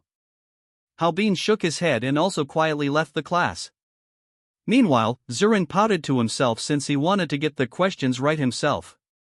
It's all right, he sulked. I'm better at basketball, he assured himself. Bao, on the other hand, excitedly turned to his friend. That was so cool just now. I knew you were smart the moment I saw your answers for our last assignment. What do you mean? Kai asked. Your answers, they were all right, but Sir Dao accused you of cheating. However, I think you've shown him what you're really made of. Kai nodded with a satisfied smile, looking at the current counter on his user interface. People proven wrong, he's pretty smart, plus 14. Total, 72. As Kai made his way to the basketball court, some of his classmates, whom he met along the way, tried to greet him. The stunt he pulled in the classroom a while ago definitely created a good impact, and it seemed like some of them even wanted to befriend him. However, due to his disbelief that his classmates were actually acknowledging his presence, he wasn't able to greet them back, making them believe that Kai was still as cold as ever. Feeling a little bit regretful, he arrived at the basketball court, where he saw the players already getting dressed in their respective uniforms. Kai passed by the second-string team, not missing the opportunity to wave at them. They all enthusiastically waved back before telling Kai to quickly make his way to the first-string team. As he arrived at the first-string team circle, he saw Jinping looking at him with furrowed eyebrows. What are you doing here? He asked. Zurin, too, turned to him in surprise. Shouldn't you be there? He asked, pointing to the second-string team's direction. Kai looked around for Yuza and saw the hesitant look on his face. Ah, he must not have told anyone yet, Kai thought. This is going to be interesting, he muttered. Gather around, Yuza said, making the players line up according to their numbers. Fortunately, Kai, with the number 16, was situated at the very end, making it easier for him to assume his position. As you all know, Shang has just gotten back from the hospital and is still recovering from his leg injury, Yuza started off. He suffered an ACL torn and will need a total of 12 months to fully recuperate, he revealed, making the players exclaim in shock. Kai looked around and saw that all of the members except for Yuza, Koen, and Lena were surprised by the sudden revelation. An ACL torn? Jet asked in surprise. He told me he had a knee sprain. Koen chuckled in amusement. And you believed him? He would have been here if it was just a knee sprain. Jet pursed his lips as he nervously looked at their captain. What are we going to do now then? Jet asked. Shang and I have already talked, and he has made his decision. From this day forward, he will no longer be a part of the basketball team. Therefore, we will only proceed with 12 members starting today. What? Shang's quitting? What the heck? He's one of the starting players. What are we going to do now without him? He's a defensive pillar on the court. Without him, the team will crumble. The players voiced their concerns, obviously disappointed that one of their key players wouldn't be able to join them on the court anymore. However, Jinping was more focused on Yu's last statement. 12, he asked. With Shang, our total headcount is 12. Now that he's gone, how could we still have 12 members? That's right, Yu said. I have another announcement for all of you today. Kai felt his heart race inside his chest, awaiting the moment that he was going to be announced as a first-string player of the team. Since we lost one of our defensive pillars, I decided to recruit one member from the second-string team to fill the void of Shang's presence on the court, Yu said. With his utterance, the other players all turned to Kai, who had already prepared his pose for when they finally glanced his way. Kai's gaze was focused on the front, and he had his arms crossed in front of his chest. A small smirk arose from his lips with the thought of looking cool at the moment. Hey, your butt crack is eating your jersey shorts, Jet suddenly said, shattering all of his fantasies. Kai clicked his tongue and quickly tugged on the material before facing his new teammates. Then, he bowed his head in respect, not being able to hide the small smile on his face. However, because he wasn't too used to smiling, it came out like a smirk instead, making Jinping shake his head. Kai's going to be the one to replace Shang? Jet asked. Oh, we're doomed. He's going to be bouncing basketballs on other people's heads now. Kai clicked his tongue. That was a one-time thing. Yu chuckled as he went next to Kai. It was a hard decision to make, but Lena was the one who insisted we take Kai in. Zurin snapped his gaze to Lena, seemingly betrayed. Babe, he whined, earning him a slap on the back of the head from Lena. I also thought hard about it. Kai has been training by himself after the first-string team's official practices, and I see a major improvement in his skills. Kai perked up, however, Lena quickly popped his bubble with her next words. He's still not at the level of Shang, and he'll probably take a long way to get there. However, I believe that he's the defensive member our team needs. I think we can all agree that Kai was great at his rebounds during the game with the Feng Foxes. We can't always have Yuza under the rim, so he's a great substitute. The others murmured in agreement. However, Zurin and Jinping were still hesitant to accept Kai into their team. For them, other first-year students deserved it more than him. All he has is his height and his body, Jinping muttered. What was that? Lena asked. Jinping sighed. I can also replace Shang and become the power forward, though. That's my main position when I was in my lower years.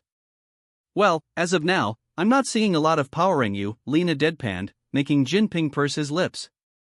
Anyway, the decision is already final. So, let's all welcome Kai to our team. The court was filled with cheers, courtesy of the second-string members who were listening on the bench. Kai looked down at the ground and smiled to himself. It was official. He was now a part of the first-string team. He thought he was going to make it here right away, but he didn't regret being accepted into the second-string team during his first month. For him, it was an essential part of his journey that made his passion for basketball burn even brighter. Lena clapped, capturing their attention once more. However, those are not the main announcements that we have for today, she smiled, walking to the covered whiteboard that had been sitting on the corner of the room since earlier. Cohen, reveal it, please, Lena said. Cohen nodded and went to the board, removing the white cloth that covered it. Now, we have to talk about something more important, she excitedly began. The Winter Cup. The players all murmured excitedly at the mention of the Winter Cup. For the first-year students, it was a foreign concept, which made them even more excited. Meanwhile, for the old players, it was a reminder of the bitter past, one that they wanted to overcome this year. Kai, on the other hand, was definitely familiar with the Winter Cup. Huolan Hai also joined every year, and Kai made sure to watch every game that they partook in. For all the newcomers, I'm going to explain the mechanics of the Winter Cup, Lena started, grabbing a chair and sitting in front of the board. She held a small stick and pointed to the title of the tournament. Winter High is a high school basketball event that takes place every year during the first semester of the school year. It's open for all high schools in Jilin City, and they also have a separate league with the same name for second-string players, she started off. It's definitely not as large-scale as the inter-high preliminaries or the inter-high nationals, but almost all of the schools in the city still partake in the event. It's sort of like a warm-up for the inter-high preliminaries, and schools use this time to monitor their opponents and figure out each team's playing style. I'm proud to say that Shitsi High's basketball team has joined every year since its establishment, Lena smiled. And we also lost each year, Kyun chimed, making Lena click her tongue out of annoyance. That doesn't matter. What matters is that our team still has some fighting spirit despite being part at the bottom ranks each year, she said. Zurin raised his hand in inquiry. If I may ask, in what place did you finish last year? He asked. Lena hummed. If I'm not mistaken, it was the 11th? 12th, Yuza answered. Lena chuckled awkwardly. Right. We placed 12th out of 15 schools. You might think this is low, but it's really a miracle that we didn't end up in the last place last year, Lena said.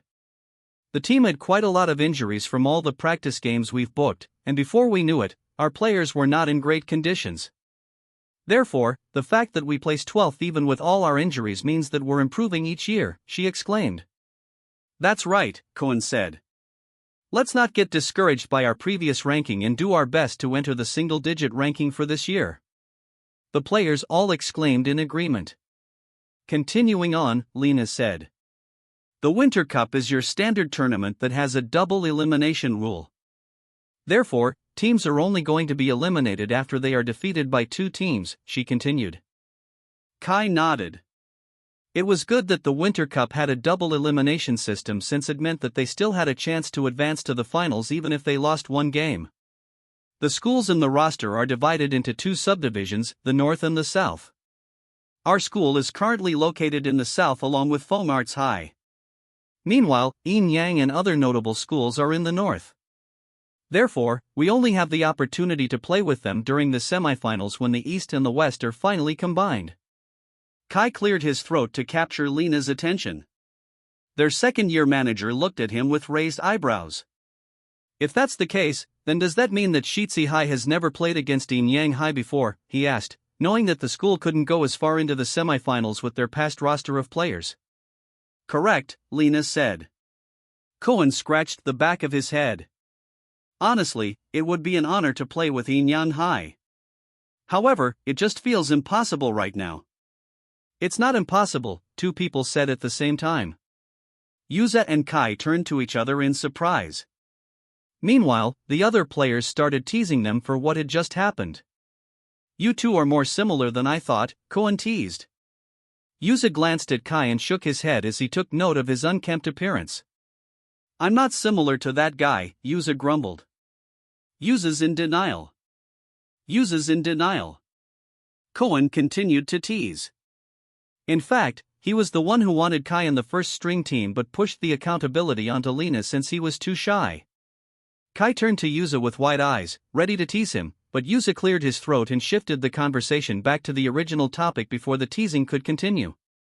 Although the Winter Cup isn't as highly regarded as the inter-high preliminaries and the inter-high nationals, it is still a great time to train our skills and play with various talented people, Yuza said. Moreover, this tournament awards cash prizes to the winners, so we can use that money to improve our amenities and for our future training outside of the campus. With that in mind, all of you better take this tournament seriously, Yuza warned, looking intensely at the players. Yes, Captain, they simultaneously agreed. The Winter Cup will be starting next week and will continue on for around 2 to 3 months until the end of the year, Lena continued to explain. Most games will be taking place during the weekends, but they sometimes occur after school hours, too. Anyway, I will officially register our team and the committee tomorrow after my classes. Then, I'll get back to you by Wednesday for an intensive training program that will prepare you for the first game of the Winter Cup. Yes, ma'am, Cohen said, quite nervous yet excited for what was about to come. We can't accompany you tomorrow, though, Cohen quickly added. Yuza and I have mock college entrance exams, and the attendance is mandatory. It's all right, Lena shrugged. I can just go on my own. No, you can't, Yuza said before turning to the other members of the team. Yuza, I'm fine, Lena sighed. I can take care of myself very well. Koen clicked his tongue. Remember the last time you went to register the team on your own? He asked, causing Lena to cast her head to the ground. One of you will accompany Lena tomorrow, Yuza said. Without hesitation, Zurin raised his hand. Me. Me. However, they were surprised when another person volunteered. Kai cleared his throat. I'll go with you. Sir. Zurin whined as he held onto Sir Mukin's desk. I have somewhere to go today. I know that you have basketball training, Sir Mukin started off. But this is also important. It's not basketball training. It's much more important than that. My love life is on the line if you don't let me go, he dramatically said, almost kneeling on the floor. Meanwhile, Kai, whose role was assigned to be the classroom cleaners of the day, watched him in amusement. And your grades are on the line if you go, Sir Mukin sighed. You've failed 2 quizzes of mine already. You need to answer a makeup quiz so you can pass this grading. Am I all alone on this one? Zurin asked, glancing at Kai since he also wanted him to stay. Yes, Sir Mukin said. Now, go ahead and grab a seat so you can answer this 75-point quiz. 75 points? Zurin asked with wide eyes. That's a periodical exam already. Do you want to have the makeup quiz or not? Sir Mukin asked as he held the paper toward Zurin. Zurin pursed his lips and begrudgingly sat on one of the chairs. Fine, he muttered. Good, Sir Mukin smiled. You have an hour to finish it. I have to go home early to feed my dogs and cats. Zurin sighed and flipped the paper, sighing even deeper when he saw the contents of the quiz. I don't know any of these, he muttered. Meanwhile, Kai was done with his duties, so he grabbed his backpack from his chair and prepared to go out of the room. Zurin sighed as he stared at his retreating figure. Next time, my love, he muttered. We'll definitely have our alone time together. Kai walked through the hallways with Bao, who was busy eating some snacks that he bought from the convenience store. Who are you going to meet again? He asked. Lena, Kai responded. Bao stopped as soon as he heard her name. You mean the really pretty manager of the basketball team? Yup, Kai said. She's very pretty, isn't she? Bao enthusiastically nodded. She's very kind, too. Are the 2 of you going out on your own? He asked. Kai hummed. Bao stopped for a moment and looked at his friend with a strange gaze. Kai, too, halted when he saw this. What? He asked. Are the 2 of you dating? Bao asked in a teasing tone. Kai's cheeks reddened as the idea of dating Lena popped into his mind. Then, he shook his head. Definitely not, he said. Bao chuckled in amusement. Why are you so defensive about it? I'm not, Kai said. He just felt shy at the thought of dating a girl. I'm just telling the truth, he continued, trying to compose himself. I'm only going to accompany her to register our team for the Winter Cup. Bao nodded. Well, she is out of your league, he muttered. No offense, though. Bao quickly said. The 2 of you just feel different, you know? Kai nodded in understanding. I know. They finally arrived in front of the gym, where Kai and Lena agreed to meet after their classes. Well, there she is, Bao said. I'll get going then. You guys have fun. Kai nodded, his eyes focused on Lena. She was dressed differently today. Instead of her usual matching tracksuit, she was dressed in the school uniform that consisted of a blazer, a polo, and a skirt. However, her legs weren't exposed and were covered with jogging pants instead. Hey, Kai said as he made his way to where she was. Hi. Lena said, her cheeks a bit pink because of the cold. So, are you ready to go? She asked. Kai nodded. Yeah, let's go. The 2 of them started walking while conversing about their day, oblivious to the eyes watching them from afar. Zurin, who still wasn't finished with his makeup quiz, stared at them from the window, appearing straight from a drama scene with his melancholic expression. He wanted to cry because of two things: one, because his long-term crush was out with another guy, it technically wasn't a date, but Zurin was still upset, and two, he couldn't get past number 3 on Sir Mukin's worksheet. Another person, Eva, who was sitting on one of the benches near the gymnasium, narrowed her eyes once she saw the pretty woman right by Kai's side. It had been a while since she last saw Kai, and Eva was about to greet him when he saw that he was with another woman. "Who is she?" she muttered while looking at Lena. Eva instantly brought out her phone and pulled out her FBI skills to search for her profile on social media. "So, how did your day go?" Lena asked, making some small talk. "Thankfully, it was uneventful," Kai said. "Why?" Lena chuckled. "Is it usually eventful?" "Very," Kai said. "Ever since I was granted this chance, life has become much more dynamic."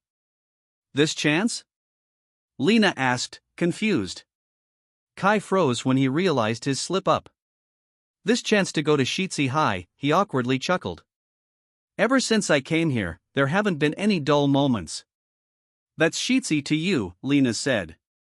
"We may not be the greatest school, but it's definitely a place where we can make the greatest memories." The two were finally out of the school's vicinity and were on the train to go to the office of the high school basketball committee for their registration for the Winter Cup. They didn't speak much during the ride. However, it was surprisingly peaceful and not awkward at all. There were some times when they bickered here and there, but it only added to the fun of their conversation. After a couple of minutes, they arrived at the office of Jilin's high school basketball committee. "Let's go," Lena said, leading Kai inside since it was his first time to come to this office. "It's just going to be quick since I've already prepared everything," Lena said, retrieving the documents from her bag. However, as they arrived inside the office, Kai realized that it might not be quick at all. "Gosh," Lena muttered as soon as she saw the familiar group of guys. "The dolphins are here." "The dolphins?" Kai asked out loud. Lena tried to cover Kai's mouth, but it was already too late. "Did you call for us, bud?" 5 boys went out of the office, appearing to just have finished their registration for the Winter Cup. Along with them was an old man who kept looking at Lena with a weird expression. Kai noticed this and suddenly moved in front of her to cover her from the group of men. "Do we just need to drop this off?" Kai asked, ignoring the question of one of the players. Lena nodded. "Yeah, we just need to hand them some papers and sign an assent. After that, we can go." "Are you ignoring us?" the same person asked. Kai looked back at them and saw his nameplate on the right side of his chest. "Shui." Kai once again didn't respond. It was more because he didn't really know what to say. However, the dolphins took his silence personally and began scrutinizing Kai's appearance. They looked him up and down, their eyes landing on his worn-out shoes. They suppressed their laughter when they saw that it was almost tearing at the seams. "Is this a new player of yours, Lena?" Shudi asked. Lena pursed her lips before responding. "Yes," she said. "He accompanied me to register our team today." "Ah, where's the fun in that?" Shudi asked. "Last time, you went on your own, so we had some time to talk." Lena shifted uncomfortably in her spot before going behind Kai once again. Shudi was about to approach Lena when Kai blocked his way. "Whoa," Shudi said, raising both hands in fake surrender. "I see that you've recruited a tall player this time," Shudi chuckled. "However, I heard from my friend, Peng Yang from the Phone Foxes, that uses the only decent player this year, too." "Peng Yang?" Kai asked. "That's no surprise then. The two of you seem to have similar personalities," he added. "Right?" Shudi asked. "Aren't we both handsome too?" "Yup," Kai answered, feeding the player's ego. "Handsome and rotten," he quickly added, making Chuyi's smile drop. Chuyi looked at him in disbelief. "What the heck did you just say?" It appeared like these dolphins weren't afraid to get physical, so Kai stepped back in fear of getting punched in the face. Fortunately, their coach stepped forward and placed his arm on Chuyi's chest. "You do not want to create any trouble here, kid. Do you want us to get banned from the Winter Cup?" Chuyi's jaw clenched as he stepped back. "Let's go," the coach said, leading his players out of the room. However, before they left through the door, the coach didn't pass the chance to wink at Lena, causing the girl to squirm in discomfort. Once they were out, Lena sighed in frustration. "Ugh, I hate them," she groaned. "I thought I wouldn't run into them again, but here they are. That old man is still very creepy, too." "Did they bother you last year, too?" Kai asked. Lena nodded as she looked down at the ground. "I was a very enthusiastic first-year student last year. I was adamant about becoming Shitsi High's manager, so I did my best to earn the players' trust. In the end, I did a lot of errands for them. Don't get me wrong. It wasn't because they compelled me to do it. I just thought it would be nice to do these things to them while they were busy training for the games. So, I went on my own here last year," she continued. "I didn't expect to run into such an imbecile team, though. They asked what I was doing with a team like Shitsi and even invited me to become their manager. Anyway, it wasn't a fun time. Thankfully, the Yin-Yang team arrived before they could pester me further," she said, her eyes brightening with the mention of the top-performing school. "These dolphins," Kai started off. "Oh, don't even think about them," Lena said. "They're from Dashua High, a school near ours. Their facilities are definitely bigger, and they consistently place within the top 10 each year. However, I believe their trash-talking skills are 100 times better than their basketball skills. If only they could invest so much time into training, then they might actually make it into the top 5 each year. However, with their crappy attitudes, it's only fair that they don't make it too far." "The dolphins, huh?" Kai muttered. "Dolphins are supposed to be the smartest animal in the world, aside from humans, of course, but I actually think they're pretty evil. The same is true with these dolphins. Rumor has it that they don't play dirty on the court but off the court instead," Lena added. Kai frowned in confusion. "Is that so?" Lena hummed. "These are only rumors, though.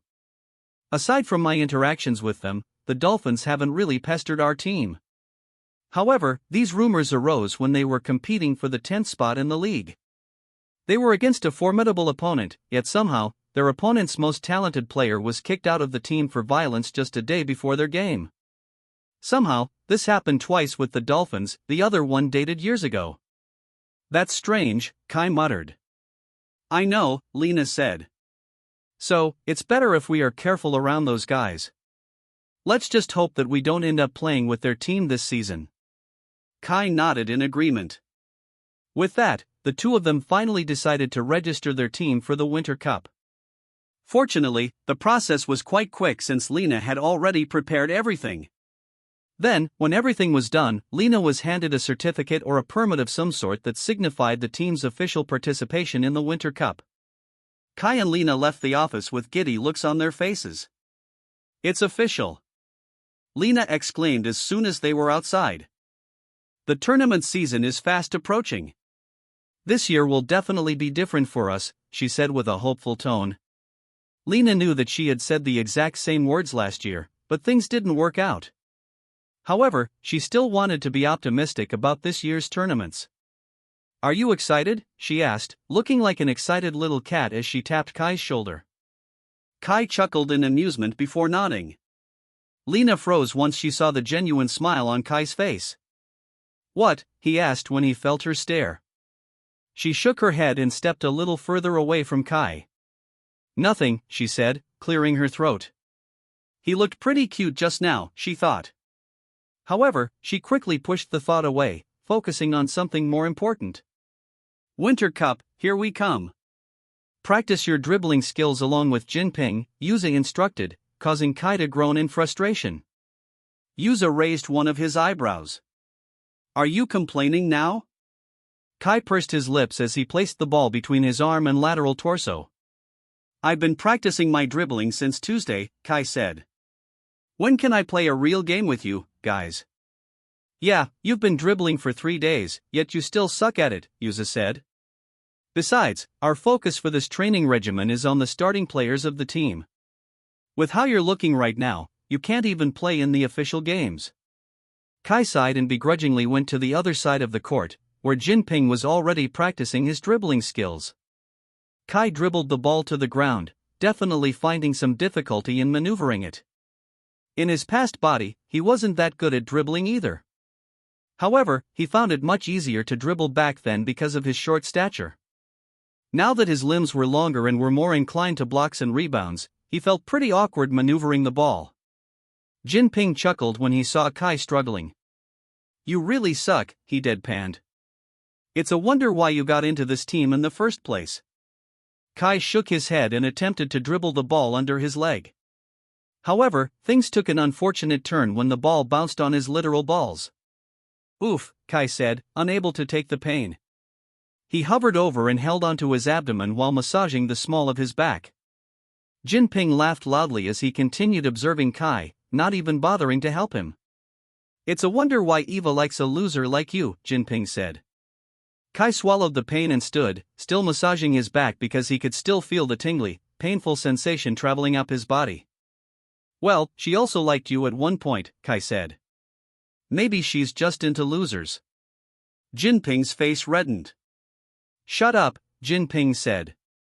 "She told me I was the coolest guy she knew." "Maybe she didn't know a lot of guys back then," Kai continued to tease him. Jinping was about to throw the ball at Kai's face when Yuza suddenly called his name. "Jinping," Yuza said, causing the two of them to turn to their captain. "We're going to have a 5v5, he said. "Join Jet's team." Jinping smirked at Kai before jogging to the other side of the court. "Kai," Jinping also called, causing him to smirk. Was he finally going to play? "Move over to the back," Yuza instructed. "We're going to play full court." Kai's shoulders slumped in disappointment while Jinping and Zurin mocked him with teasing stares. He pursed his lips and begrudgingly went to the back of the court. It also didn't help that the second-string members weren't here. After winning 4th place in League of the Legends, Battle of the Handsome Balls, they decided to register in more small leagues. In the end, they were able to compromise with the school to have them train in the open court for 2 hours on Mondays, Wednesdays, and Fridays. The game started, and Kai couldn't help but feel envious as he watched them play. It had been a while since he felt the thrill of the game, and he wanted to join in. Cohen was at the scorer's table along with Lena while the 10 other players engaged in a friendly game. As usual, Yuza stood out among all of the players. Truly, he was the only person on the team who could compete with other top players in top schools. Nonetheless, Kai also saw improvements in the other players' skills. After Shang officially departed from the team, Jet started working harder, which allowed him to play to his maximum potential. Meanwhile, Zurin, despite being a bad student, was growing to be a good player. As much as Kai hated to admit it, Zurin was probably the third most talented player in their team despite only being a third-year student. Jinping, on the other hand, has improved his dribbling skills too. It seemed like Yuza's training turned out well. "Must be nice," Kai muttered, feeling a surge of adrenaline coursing through his veins. Before he knew it, he unconsciously dribbled the ball very aggressively as he thought of ways he could train with the team. It was true that he had a mini court in his house, courtesy to the second-string team, but their backyard consisted of gravel, which made it harder for him to practice his dribbling skills. As he continued to think, the sound of his dribbling increasingly became louder. Lena, who was focused on the game, couldn't help but feel distracted when she heard the booming sound of dribbling coming from the remote part of the court. "What is he doing?" she asked, causing Cohen to look in Kai's direction too. His eyes widened in surprise when he saw the ball bouncing on the ground with extreme resistance, making it appear like Kai was downright slamming the ball onto the ground. However, even then, Kai didn't look fazed at all. "Kai!" Lena called when he saw that he was increasingly becoming more aggressive. However, Kai was still preoccupied with his thoughts.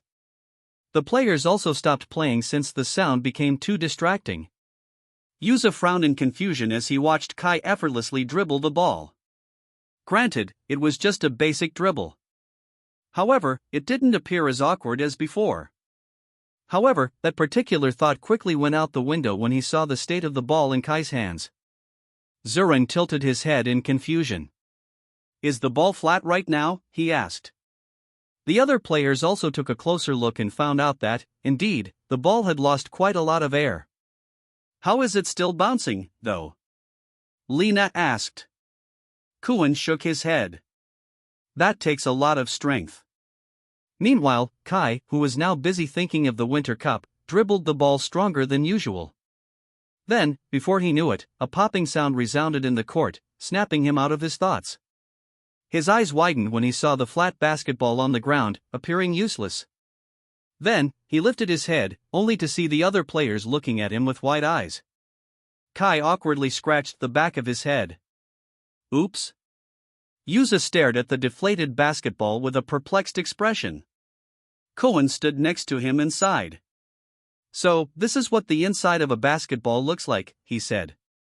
I saw a video once, and it said there were little aliens inside basketballs because they're so sturdy. Lena shook her head in amusement. You're so childish. I'm telling the truth, Koen exclaimed. I've never seen the inside of these bad boys before. So, what are we going to do now? Jet chimed. This is one of the 5 balls we have, he muttered. It's the most expensive one, too. Koen chimed. This is the only scalding ball we have. He then turned to Kai and clicked his tongue. You should have been more careful. I wasn't even using a lot of strength, Kai muttered. Yuza was the only person who heard him, causing the captain to shake his head. If he wasn't using a lot of strength, then Yuza could only imagine what it would be like if he used his full strength. Sir Dao is the one assigned with managing the finances of the school clubs, too, Jet sighed. I highly doubt he's going to give us some money to buy another good quality scalding ball. Kai scratched the back of his head, feeling guiltier as the conversation continued on. He knew that the team struggled with their resources, and with the loss of a single basketball, they would definitely have a harder time. For other schools, it might not be a big deal. However, for Shitsi High, every ball was precious. Just then, his system appeared before him with a summary of his upgrades for the last week. Current level, Advanced Beginner, 06. Congratulations! You were able to prove a total of 72 people wrong. XP, plus 72. Number of official trainings, 4. XP, plus 40. Number of official losses, 1. XP, minus 2. Total, 110. A small smile emerged from Kai's face as he looked at his total added XP. This was the largest upgrade he had yet. He wondered if he was finally going to advance from the beginner level just in time for the Winter Cup. However, his smile quickly dropped when he saw his new level. Congratulations! You have advanced to a new level. Current level, slightly more advanced beginner, 16. What the heck, he couldn't help but loudly exclaim, surprising the players near him. What the heck? Koen asked. Why? You don't want to contribute any money to the ball that you've destroyed? Jinping scoffed while Zurin shook his head in disappointment. You're so stingy. We're even pitching in our allowance just for this, Zurin said. Kai pursed his lips. Wow, the timing couldn't have been better. He was just surprised with his level upgrade and couldn't control his reaction. What does slightly more advanced beginner even mean? However, that was the least of Kai's concern for now since his teammates were cooking him with their gazes. Lena looked at him with a strange expression, too, making him feel even guiltier. Incoming new weekly mission. Before Kai could even think of what to say next, his world became blurry. Then, basketballs bounced around his vision, reminding him of what happened mere moments ago. Is this system trying to tease me? He thought. A basketball player owns up to his mistakes. Pay for the ball yourself with your own money. The ball should be the same model and the same brand. Deadline is in 1 week. XP at stake, 40. Lose the same amount of XP once failed. Normal progression from official and unofficial training is halted until the mission is fulfilled. I'll buy it, Kai quickly said. You're going to buy the ball yourself? Yuza asked in surprise. Kai nodded. Yes, Zurin celebrated. My allowance is spared. How much is it? Kai asked, already calculating how much of his allowance needed to be saved before he could buy a single basketball. Well, like Jet said, this ball is from the brand Scalding. It was gifted to us by a past captain. I think it was around 450 yuan at that time? 450 yuan? Kai asked in surprise, his eyes almost bulging out of its sockets. Dang, it's that expensive now? Kuan asked. My allowance each day is only 100 yuan. Well, Kai would pay for it like he said, Zurin said. Kai pursed his lips as he tried to make sense of the situation. For context, his allowance per day was only 30 yuan. Where could he possibly get 450 yuan in just a week? Thanks for paying for the ball, Kai, Lena suddenly said, making him absent-mindedly chuckle. What did he get himself into? The match list is here, everyone! Lena exclaimed as she entered through the doors. The players, who had just finished training, all excitedly went to where Lena was standing. She held a piece of paper in her hand but hadn't read it yet since she wanted to surprise herself along with the other members. As you all know, the opening for the Winter Cup is already next week. Hence, the official match list is finally released. Kai listened with all ears, forgetting his financial issue for a moment. He also wondered who they were going to play with for their first match. I just hope it's not the Phone Foxes again, Kuan said. I don't want to end up in the losers bracket on the very first day of the tournament. It's definitely much better than being in the same subdivision as Yin Yang. All the other schools in the north are probably dreading their game with Yin Yang, too. Yeah, thankfully, the schools in the south are much weaker than the ones in the north, Kuan said, earning himself a slap on the back of his head. Don't be complacent, Yuza said. We should aim to beat opponents that are much stronger than us. Lena nodded in agreement. That's right. We should be prepared for any opponent that comes our way. Just as long as it's not those dolphins, Lena muttered in a bitter tone. Whatever Lena wants, Lena gets. Zurin exclaimed, making the girl shake her head. Jet chuckled in amusement. I guess we all feel the same way with the dolphins, Let's just hope they get dropped from the tournament before we can play with them. Finally, Lena revealed the piece of paper, her face falling as soon as she saw who their first opponent was going to be. Yuza pursed his lips as he read her expression. It's the Dolphins, isn't it? Kai was sitting at their small dining room table, a pen in his hand and a notebook resting on the surface. Let's see, he muttered, tapping the pen on the table as he tried to calculate how much he needed to save if he was to buy the scalding ball for the basketball team and his weekly mission. So, my daily allowance is 30 yuan, he started off. I can save all of these since I walk to and from school. Grandma also prepares me lunch so I can withhold eating snacks for the rest of the week. However, even then, he could only save 150 yuan since he didn't get any allowance on Saturdays and Sundays. So, he needed 300 yuan more to be able to buy the freaking expensive scalding ball.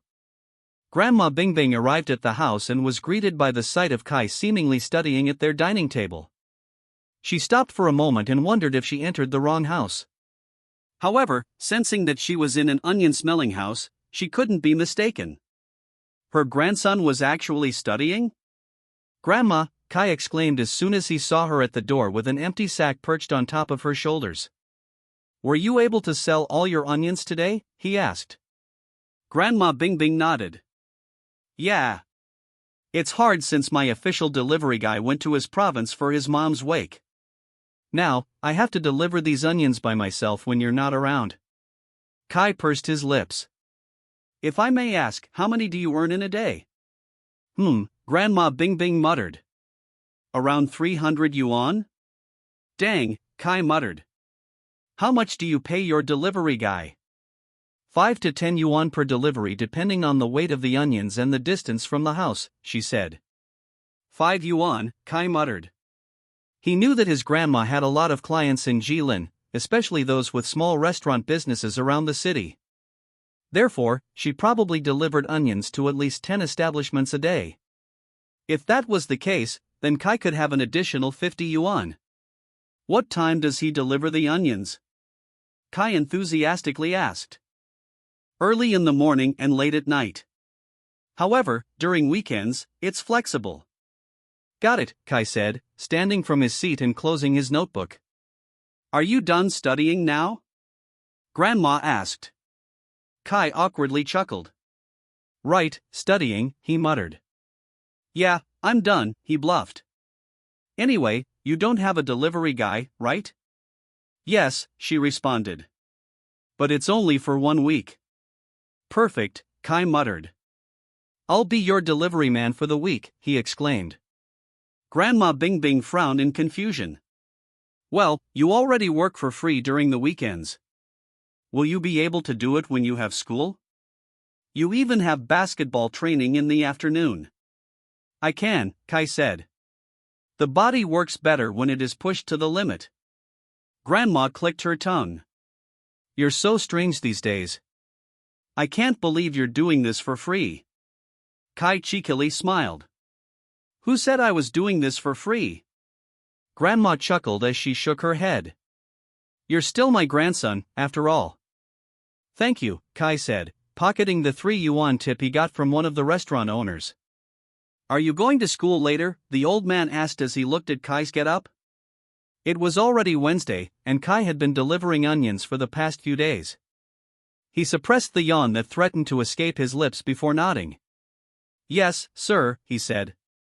Since Kai wanted to maximize his time, he left home at dawn, already dressed in his school uniform, so he could go straight to Shitsi High once everything was done. So, with one last sack of onions perched on his shoulder, he whistled a happy tune while he walked to the last restaurant of the day, one he hadn't been to since he started delivering onions for Grandma Bing Bing. He finally arrived at the restaurant and was surprised to see it was bigger than most of the restaurants he had been in. Kai wasn't too familiar with it since he was currently in the northern part of Jilin. He entered the restaurant, his eyes widening when he saw the basketball merchandise inside. In fact, it was filled with photos, trophies, and even medals that seemed to have been from basketball. There was one notable item in the very middle of the room, a framed Yang High basketball jersey. Joe, 04. Just then, a kind-looking middle-aged woman came from the kitchen. She welcomed Kai with a warm smile, which was a great contrast to how other clients treated him when they first saw him. Kai couldn't really blame them. No matter how plain he tried to look, he still appeared like a troublemaker. However, the woman appeared like he didn't have any prejudice. Are you Grandma Bing Bing's grandson? She asked. Kai wordlessly nodded.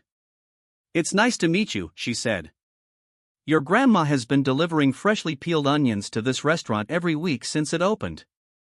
I'm glad you're helping her out. I didn't expect her grandson to be so tall, though. You would make a good basketball player. She then glanced at her uniform and smiled. Oh, Shitsi High. Are you going straight to school after these deliveries? Yes, ma'am, Kai responded. Ma'am? No need to call me so formally, she said. Just call me Meishio. As Grandma Bing Bing's grandson, you're no stranger. Thank you, Meishio, he said. She chuckled and patted his back. Well, you can place the onions in the kitchen. You can also drink some water if you want. Kai nodded and went to the kitchen to place the bag of onions next to the sink. As he went out, he saw Meishio looking out of the window. They should be here by now, she muttered. However, when she felt Kai's presence behind her, she quickly turned around. Oh, you're done? Do you want to eat something before you go? Typically, Kai would undoubtedly agree. Who even passes up on the chance for free food? However, seeing that he only had 30 minutes left before school started, he shook his head. Still, he wanted to ask one last question before he left.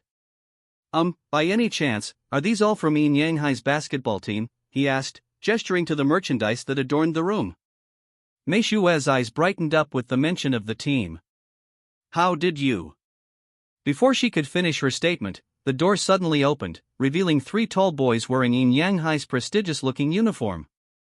Along with that, Kai heard footsteps coming from the stairs, so he turned around and saw an even taller boy trudging down the stairs. Max!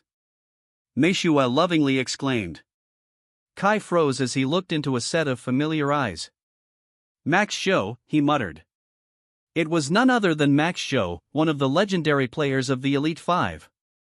Max didn't even bother glancing at Kai as he joined his friends on one of the tables. At that moment, Kai felt invisible, only standing at the sidelines. "You guys took too long," Max grumbled, hurrying to eat the breakfast that Miss Meishua placed on their table. "The school is literally just in front of your restaurant," one of the students said. He had a ball in his hand, so it didn't take a genius to conclude that he was a basketball player. Moreover, the small backpack and the big duffel bag were a dead giveaway. The way they walked, too, screamed that they played the sport. "Yeah," another chimed.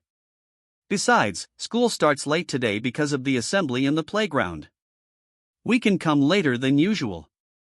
"Max is set on giving extra training to those first years," one of them chuckled. "That's why he wants to come earlier than usual." "Oh, Max," his mom sighed. "You should give those boys a break. You already train every day after school." Max clicked his tongue. "They're not as hard-working as we were during our first year in the team. We can't afford to slack any further since the Winter Cup is approaching soon." "With how Max is acting, you would think that he's already in his last year," his friend said. "Relax a bit, bro." "Shut up," Max said, shoveling food inside his mouth like a hungry caveman. Max Zhou. How could Kai not know him? He was a second-year student from Inyan High.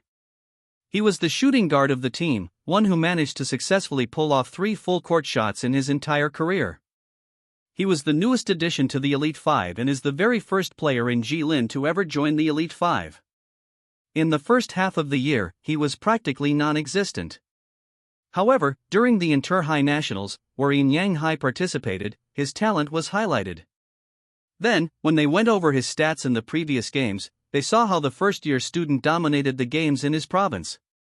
Even though they didn't win the Nationals, Max Zhou won the hearts of many. Once summer kicked in, when the National High School Basketball Committee decided on the official Elite Five, Max quickly became a part of the roster, replacing one of the members who had graduated. Kai saw his interview saying it was a shame he didn't become a part of the Elite Five during his first year, attributing it to the fact that he was a player in a lesser-known province. However, it was still amazing how he became a part of the Elite Five so early into his career. Meanwhile, Fong Lu, the tenacious player of Hualan High, was one of the 2 people who made it into the Elite Five during his first year.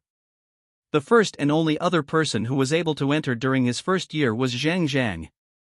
Kai didn't realize that he was staring at the boys and that they were already looking at him with strange expressions. Meishua was preparing the boys' desserts, so they were left alone in the dining area. Is he asking for food?" one of them whispered. "I'm sorry. We don't have any money," another said to Kai. "Yeah, it's the reason why we're living off of our friend over here," they gestured to Max. "Max, give him some money." Well, maybe this wasn't so bad of an idea. Kai truly needed any money. "I need 300 yuan, Kai jokingly said. However, it seemed like they didn't think of it as a joke. Beggars these days have modern mindsets. They even set the price for what they want to take. Kai scratched the back of his head. "I was joking. I don't need any money." He was only less than 100 yuan short of his goal. By scratching the back of his head, the logo of Shitsi High was shown, surprising the young men. "Oh, you're from Shitsi High," one said, standing from his seat. Kai saw his nameplate, reading Iloan. Then, he nodded in response. "Whoa, dude. You're pretty tall," Iloan said. "You're even taller than Max." Kai pursed his lips and didn't know how to respond. So, he ignored Iloan and directed his gaze to Max. "Max Zhou," he said his name, surprising the player. "You know me?" he asked. Fabian, another one of his friends, slapped the back of his head. "Of course, he knows you," he exclaimed. "You're a local celebrity in Jilin." Then, Fabian turned to Kai. "Are you also a fan of Max's? Is that why you came here to their restaurant despite being from the southern part of the city?" Iloan teased. "Give him your signature, Max. He must be an aspiring basketball player. Your height is definitely suitable for a basketball player. Although you're from Shitsi," he scratched the back of his head. I don't know if that will turn out well. Iloan, Max clicked his tongue. Sorry, man, Iloan raised his hands in surrender. I never played with them before, so I don't know much about their skills. That one guy is good, though, yuzu? That's a fruit, idiot, Fabian said. It's yuza. Right, yuza, Iloan chuckled. Anyway, like I said, you can probably make it into their basketball team. Don't give up on your dreams, he said like a motivational speaker, causing Kai to shake his head in disbelief. Max sighed and turned to Kai. I apologize for these idiots, he said. It's all right, Kai said, shaking the nervousness away from his heart. It's true that Yin Yang doesn't know of Shizi's skills, Kai started off, making the group of boys look at him in confusion. However, I'll make sure that you guys do. What are you talking about, man? Fabian asked. Kai stood tall as he looked everybody in the eyes, his gaze settling on Max Show at the very end. I'll see you this Winter Cup, Kai said. We're going to play against each other, and you're finally going to see what Shizi is made of. Just then, Meishue came out from the kitchen with a plate of candied sweet potatoes in her hand. Oh, Kai. You're still here. Do you want to take some of this home? However, even then, Kai didn't pay attention to Miss Meishue and kept his gaze on Max Show. I'll definitely make sure of it. Kai. Grandma Bingbing called as he placed the sack of onions over his shoulders. It was already Friday, and he only had a few hours before the end of his weekly mission. However, he was still 15 yuan short of his goal. Therefore, he needed to make 3 deliveries within the night, find the scalding ball, and leave it in Shizi High's basketball court. It's already late. Just make these deliveries tomorrow, she said. But you already promised your clients that it was going to be delivered tonight, Kai called out from their door. They would understand. Just go early in the morning. I can't, Kai smiled. The Winter Cup starts tomorrow. The opening ceremony is going to start early, and I don't want to be late. By the way, I already got the 15 yuan from your pocket as my compensation, Kai smiled. With that, he placed his worn-out shoes on and sprinted out of their house. Grandma opened her mouth to stop him once again, but Kai had already sped through the streets, out of sight from the old woman's gaze. Grandma Bingbing shook her head and stared at the snack she had prepared for her grandson. My grandson is truly idiotic, she muttered with a fond smile on her face. Fortunately, his deliveries were only in the southern parts of the city, so it would take him only a maximum of 1 hour to finish. He had already gone to the first and second house before, so he didn't have a hard time finding it. They even gave him a tip since he mentioned it was going to be his last day. The third house, however, was foreign to him. Fortunately, he was able to find it quickly, just as the skies had gotten darker. He knocked on the door of the humble home, whistling to himself as he waited for the owner to open it. Once the door opened, his eyes widened when he saw who it was. The man at the door also frowned in confusion, looking at Kai with a suspicious gaze. Kai, what are you doing here? Officer Huang, Kai said, recalling one of the police officers who apprehended him during his first day in Kaigua's body. Kai showed him the bag of onions he ordered with a sheepish smile. Onions? Kai asked. Officer Huang continued looking at Kai with suspicion. I recall telling Grandma Bingbing to just bring it tomorrow since it's too late. What are you really doing here? You're not in our neighborhood to cause any trouble, are you? You haven't caused any trouble during the past month, too. It's strange, he muttered. I feel like you'll create trouble soon. Kai scratched the back of his head. I won't, Kai said. I'm just here to deliver onions since Grandma's delivery boy is out of town. Officer Huan finally got the bag of onions from Kai. Make sure of it, he said while pointing his finger at Kai. Now, go home. With that, Officer Huang closed the door in front of Kai's face, causing the latter to shake his head in disappointment. He didn't tip, Kai clicked his tongue. Stingy officer. Meanwhile, Officer Huang, who was a great tipper, grabbed the coins from his pocket and placed it on the table. He always gave Grandma Bingbing's delivery man a tip every time he delivered peeled onions to their house. However, seeing that it was her grandson who delivered it, Officer Huang decided to withhold the tip. He knew how much trouble the kid had been in and all the headaches he had caused his grandma. Officer Huang went back to their dining room, where his precious daughter was waiting. "Who's that?" she asked. "The onions," Officer Huang said. "Oh, from that old lady you always talk about?" he asked. Officer Huang nodded. "Isn't it really late, though?" "The delivery man must be working hard," she chimed. "Did you give him a good tip?" Officer Huang smiled. "Of course I did, Lena." Despite running into a small mishap during his last delivery, Kai was still in a good mood since he could now buy the ball that he worked hard for. Truly, it was hard delivering onions early in the morning before school and in the afternoon after his basketball training. Who knew that carrying and delivering onions was more tedious than basketball training? He massaged his shoulder with one hand and stared at the stack of money in his other hand. Kai had earned a total of 467 yuan from the deliveries he made during the entire week. Because of the tips he got today, he even got an excess of 17 yuan. "I'll treat myself to something later," he muttered. With that, he whistled a happy tune while walking to the city's sports center. There was only half an hour left before they closed, so Kai navigated the dark streets quickly. "I think this is a shortcut," he muttered as he stared at a dark alleyway. It didn't seem like there were any people in the alleyway, so he decided to give it a shot.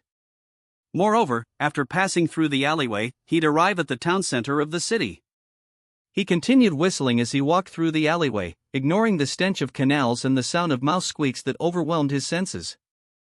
"Almost there," Kai said as he arrived in the middle of the alleyway.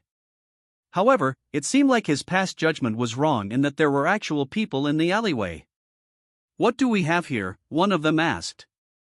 Kai stopped for a moment as he felt the presence of more than one man in the alleyway. In fact, there were 4 of them currently surrounding him. "Oh, he's got money," another said, noticing some of the peeking bills from his pocket. "Looks like we hit the jackpot, boys." Kai continually cursed his mind as he tried to look for a way to flee the place. However, the 4 boys covered all parameters, leaving Kai with only a small margin to escape. "Now, are you going to cooperate? Or are you willing to get beaten up?" Kai didn't want to fight with anyone. In fact, he wasn't familiar with fighting at all. Unless he was the one getting beat up, then it was impossible for him to engage in a physical fight. However, he also didn't want his hard-earned money to go down the drain just because of a bunch of brainless idiots. So, he held onto his pocket and buried the money deeper into it, causing the 4 boys to burst into laughter. "Looks like we have a tough one here, guys," the loudest guy, who was undoubtedly their leader, said in an amused tone. "Well, he is pretty large," he muttered. "But there's 4 of us and only one of him." With that, the 2 boys behind his back tried to attack him with their fists. The alleyway was dark, however, with adrenaline pumping through his veins, he was able to anticipate the trajectory of their movements, causing him to move away at the very last second and evade their punches. The 2 boys were surprised for a moment. However, Kai felt another attack coming from behind him, so he once again evaded it using his instincts. He breathed heavily, but he pursed his lips to mask the sound. He didn't want to appear like he was struggling to fight against them. His pride as a troublemaker was on the line. Kai glanced around to look for a route to escape. He couldn't afford to waste any more time since the sports store was going to close soon. "Look, just let me go," Kai said. "I have 17 yuan spare. You can take that, at least." The 4 boys stopped for a moment, glancing at each other before bursting into loud laughter. 17 yuan? "That can't even feed 2 of us with that amount of money," their leader said. "We need that thick stack of money in your pocket." With that, the 4 boys attacked him simultaneously. However, Kai expertly evaded all of their attacks. Although he had no idea about fighting, he could somewhat see their movements with his keen senses. This body must have grown accustomed to fighting to be able to see such nuances. The 4 boys were getting tired, and Kai took the opportunity to finally run away from the dark alleyway. However, it seemed like they still had a lot of energy left as they followed after Kai. With long strides, Kai ran as fast as he could, his heart pounding in his chest since he couldn't find the end of the alleyway. Lesson learned, he muttered. Dark alleyways are a red flag. Just then, he felt a strong force behind his back. He stopped for a moment as one of the boys threw himself at him like a monkey, wrapping his arms around Kai's neck and trying to get him to stop. Kai cursed under his breath since the man on his back seemed to be the heaviest of the four boys. It felt like he was carrying a boulder. Nonetheless, Kai clicked his tongue and continued running, hoping to make it into a bright and person-filled place so these lunatics could finally leave him all alone. Should I elbow his face? He thought. Then, he shook his head. He couldn't get into fights now that he was a part of Shitsi High's basketball team. But they don't seem to know who I am, he pondered, the devil and angel in his mind overtaking each other's thoughts. However, when he saw the light at the end of the alleyway, he decided to go with his angel. Shit, he heard the boys curse behind him. This dude is fast as hell. Only a few more steps. Finally, after what seemed to be a 3-minute run, Kai was greeted by a street light. However, his relief was quickly replaced with disappointment when he saw that the bright streets didn't have any people. Almost all of the establishments were also closed at this point. He forgot that the city wasn't as populous as his past home and that most people were already at their respective houses this late into the night. Lucky day, the man on his back said, wrapping his arm around Kai's neck and squeezing tight. Fortunately, Kai was able to hold onto his arm before he could squeeze the oxygen out of him. Ow, ow, ow, the man on his back exclaimed. Kai turned around to see whether the other three had caught up to him, only to see them tiredly jogging over to where they were, breathless and sweaty. Stop right there, their leader threatened. However, it didn't sound threatening at all. Then, the boy with a buzzed head and a scarred eyebrow raised his head, his eyes widening when he finally saw the face of the person they'd been chasing for a hot minute. Kai, he exclaimed, causing Kai's eyebrows to raise in surprise. Kai paused, narrowing his eyes in suspicion as the boys suddenly flocked to where he was. However, instead of mischievous looks, admiring looks adorned their faces. The man behind his back also craned his neck to confirm Kai's identity, making him almost kiss Kai on the cheek. Kai cursed and finally pushed him away, his ass hitting the ground with a loud sound. However, it seemed like he wasn't in pain at all. In fact, his ass was able to cushion his fall, so he stood as if nothing happened only seconds after. It's really Kai, the one who fell on his ass said. Kai stepped back, but the four of them followed. He was planning on making a run for it, but the next words they said made him halt in his spot. We've been waiting for you for a long time, their leader said, walking up to him and giving him a hug. Kai's eyes widened as he quickly pushed the guy away. What are you doing? Kai asked. He frowned in confusion. It's us Aang, Chang, Gang, and Wang, their leader exclaimed. Aang? Kai frowned. Like the airbender? Aang's eyes widened as he gave Kai another hug. Fortunately, he broke the hug quickly this time. That's what you said when we first met. You still remember us, after all. Kai pursed his lips and took another step back, but it seemed like these guys were adamant about following him as they stepped forward. Where have you been? Did you really go to Shitsi High like you said? Chang asked. You should have gone to Sunshine High along with us, Gang said. Did you forget? Kai got kicked out of Sunshine, Wang whispered. Right, Gang awkwardly chuckled. Sorry, bro. Sorry. Are we close? Kai asked amidst the loud chaos. Aang placed his hand over his heart. How could you forget about us? We used to be tight. Not really, Chang muttered. We just wanted to be like you, but you never gave us the opportunity to get close. To you. We're close. Aang exclaimed. You even treated us to a meal once for helping you beat up a group of 10 boys. Kai pursed his lips before shaking his head. He was grateful that their plans of mugging him finally came to an end.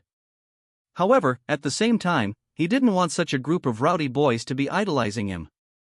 He scratched the back of his head and glanced at the sports store, only to see the young worker flipping the sign, signifying they were already closed. Kai sighed and shook his head, feeling disappointed. They're closed, he muttered. It seemed like Aang was able to hear those words, so he quickly suggested something. Do you need to buy something from the sports store? He asked. Kai nodded. That's what the money is for. I need to buy a basketball. Basketball, they exclaimed in shock. As far as they know, Kai was Jack's hit at basketball. However, since this was the person they idolized, they were willing to support him all the way. What's stopping you then? Aang asked. Let's go and buy one right now. The store is closed, Kai deadpanned. And? Aang asked. A closed sign is just a sign. Indeed, a closed sign is just a sign. It seemed like meeting these boys wasn't too bad after all. They actually helped him with something useful this time around.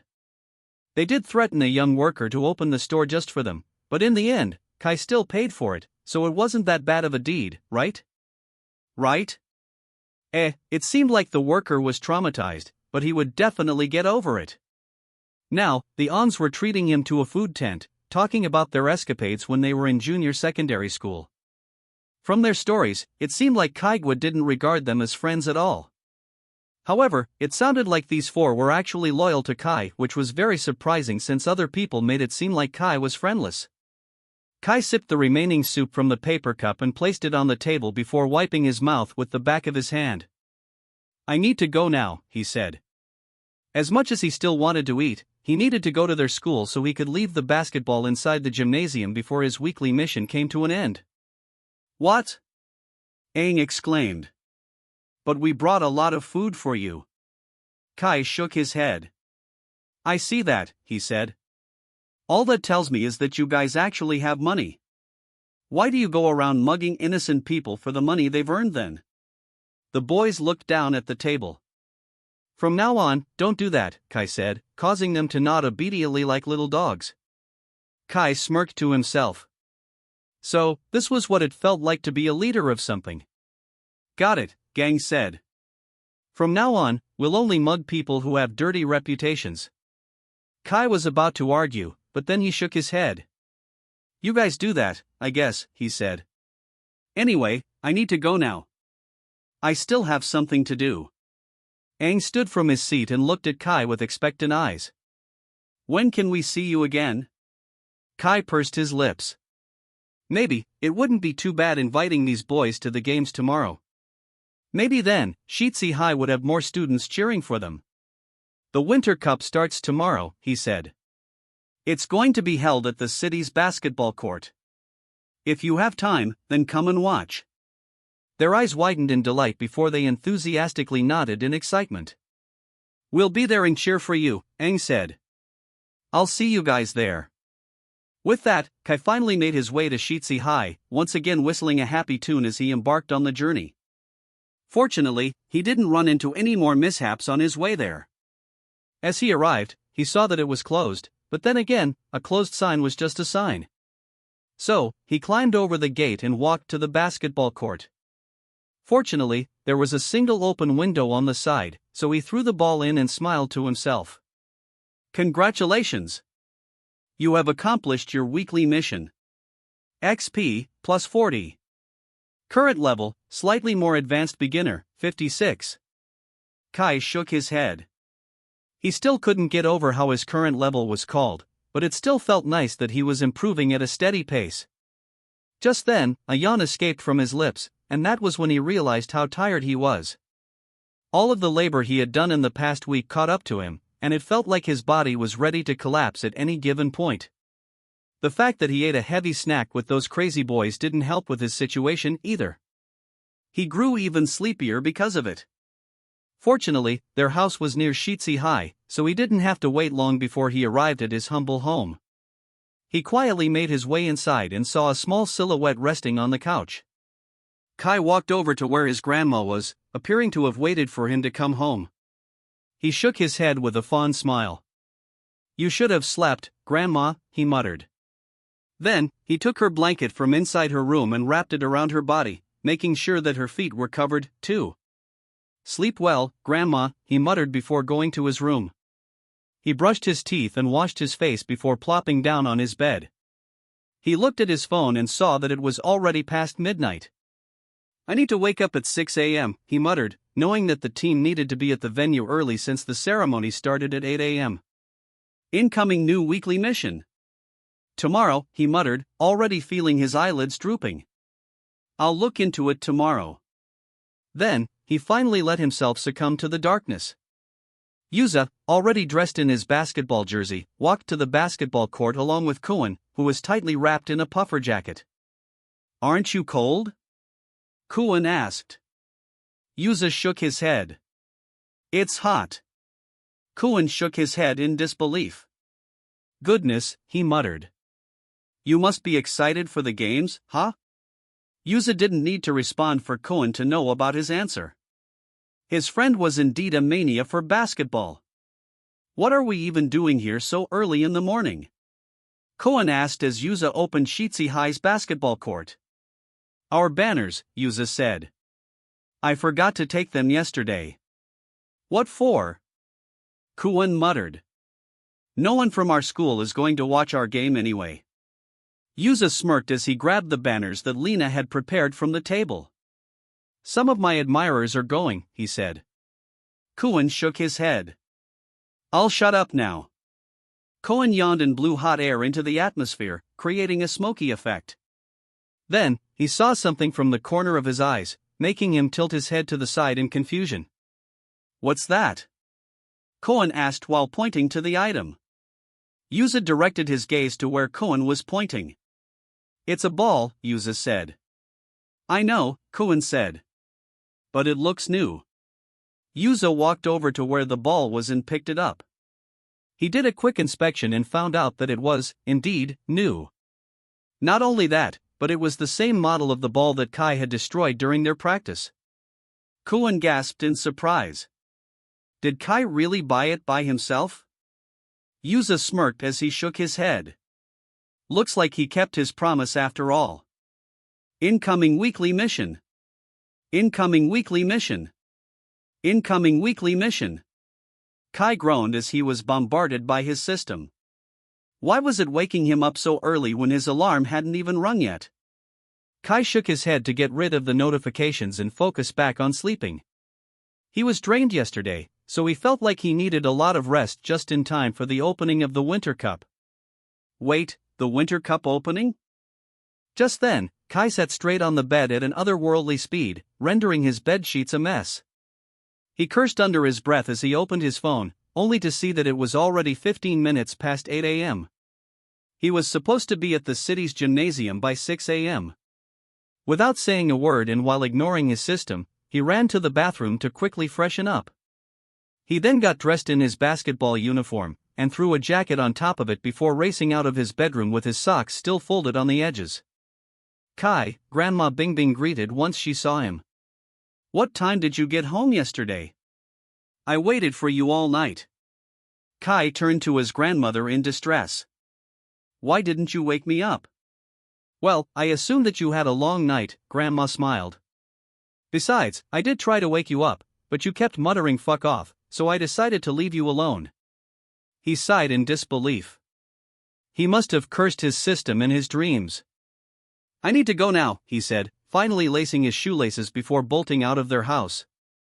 Your breakfast. Grandma called. However, Kai was already out of the door in no time.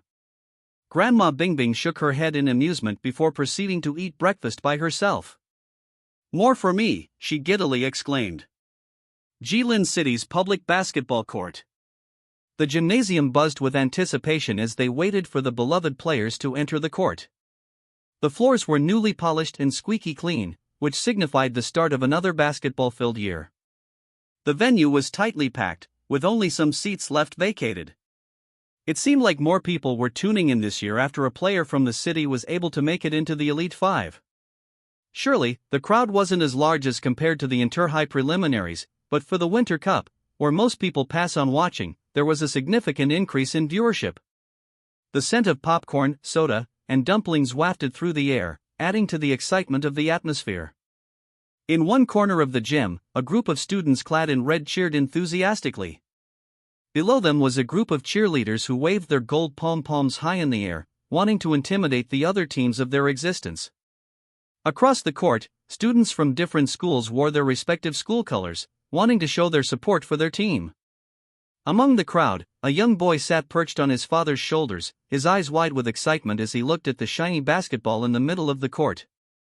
Meanwhile, a group of players' girlfriends waited near the floors with sports drinks in their hands, wanting to hand it to their boyfriends who probably weren't even going to break a sweat because they mostly sat on the bench. All in all, everyone's competitive spirit waved through the air, setting the excitement for the opening of the first high school basketball league of the academic year. Outside the closed basketball court, there were 14 tables laid out, one for each different school for the banners they had prepared. This was a ritual during the opening of the games, as all teams in the city were gathered. It was also a popularity contest of some sort. Lena and Shine were the ones manning the table, yet it seemed like their table didn't need to be handled by someone at all. "Let's just go in," Shang sighed. "No one's taking these banners. My handsome face is already on display for the people to see, yet they're still ignoring our banners. I think that says a lot for Sheetsy High's team. Or maybe you just did a bad job at editing these banners," he said, looking at the pink, sparkly banner that Lena had meticulously prepared. "Shut up," Lena groaned. "I worked really hard on this design. Look at all the other banners. We're surely going to stand out." "Yeah," Shang deadpanned. "It'll be like a single sparkly pink banner in a sea of primary and secondary colors. We're almost like a pink eye virus." Lena clicked her tongue. "Well, you should have made them yourself if you were going to complain like this." "No can do," Shang smiled. "I'm monitoring the growth of my carrots these days. They seem to be growing really well, and I could not be more excited." Lena smiled in amusement before looking at the other tables that surrounded them. The table on their right was none other than the Phone Foxes, while the one on their left was Yin Yang High. "And it's gone," a shrill voice from Yin Yang's table exclaimed, capturing Lena's and Sean's attention. "I'm sorry, guys. The banners I've made are all out," Faye, the new manager of Yin Yang High, said in a sweet tone, making the boys who were in line sigh in disappointment. "Can we have your autograph instead?" they asked like rabid dogs.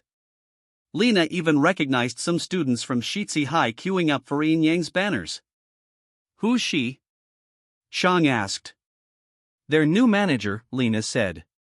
"Although, she's more like a marketing tactic. We attended the same junior secondary school together. She's a year younger than me, but I don't recall ever seeing her in any of the basketball games." "Well, Yin Yang has always been known for their pretty managers. I wish we would be known for that too," Shang teased, causing Lena to slap the back of her head. "I don't have any paper with me," Faye regrettably informed. Then, she glanced at Sheetsy High's table, a sweet smile still on her face. However, underneath the facade, Lena could see a cunning look in her eyes. "Can I have some of your banners?" she asked. Lena frowned in confusion. "For what?" "So, I can give them my autograph," she chimed. Lena felt her eye twitch before holding onto the banners she had made. "That's not our problem, is it?" she asked, trying to hold her contempt inside. Faye pouted and turned away from the two of them. "So stingy," she said. "It's not like anyone's going to take those banners anyway." "I hate her," Lena groaned as she slumped on the table. Shang chuckled and lifted her up using the back of her shirt. "The table's dirty, you know," he asked. "And don't be too upset about it. She's still young." "I'm young, too," Lena said. "I definitely wasn't like that during my first year as a manager." "That's right," Shang said. "You were like our coach even when you were just a first-year student. Meanwhile, that Faye girl is just utterly pretty." "I don't know how to feel about your last statement," Lena said with narrowed eyes. Shang chuckled and shook his head. "Well, if it makes you feel any better, she's gone now," he said. "That actually makes it worse," Lena said. "That means that all of her banners have been distributed." Lena glanced to her right and saw the foam arts team also packing up already. "Meanwhile," she said, glancing at the sizable stack of pink banners on their table, "we were only able to give out banners to use as faithful admirers and some students from the school who took pity on us." Shang and Lena stared off into the distance before sighing in unison. However, they suddenly felt ominous figures shrouding their view of the sun and casting a shadow over their table. Lena snapped out of her trance and was surprised when she was met with 4 unfamiliar guys staring down at the two of them.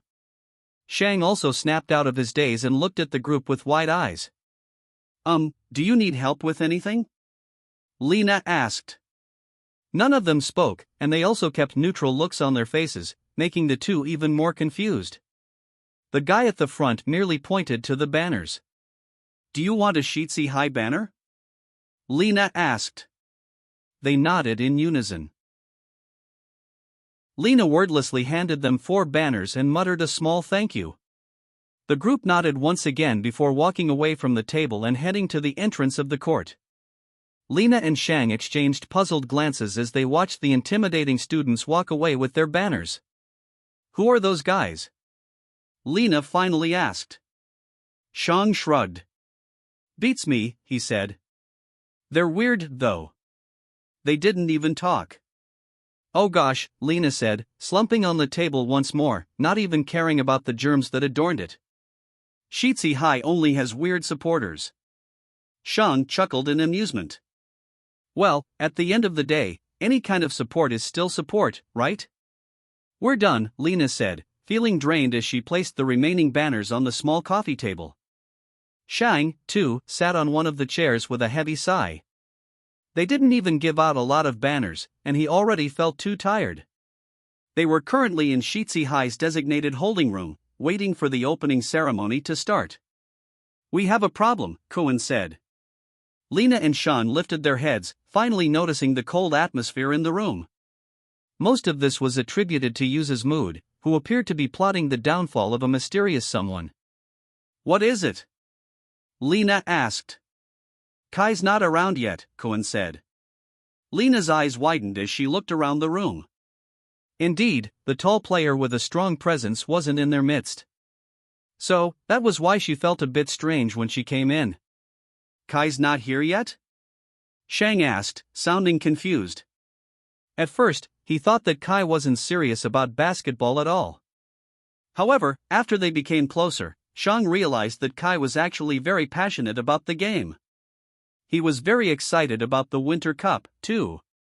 Maybe something happened, Shang muttered, knowing that Kai wouldn't miss the chance to come early and experience the opening ceremony to its fullest. Yuza clicked his tongue while shaking his head. "And just when I thought he was taking this seriously," Yuza muttered. Jinping cleared his throat. "I mean, it's not that big of a deal, is it? He's not even a starting player." Yuza glared at the first-year student. "What's one of my rules in this team?" he asked. "Never ever be late," the team said in unison, causing him to nod. "That's right. I don't tolerate any latecomers." Meanwhile, Kai was about to piss his pants as he got out of the bus and ran to the basketball court.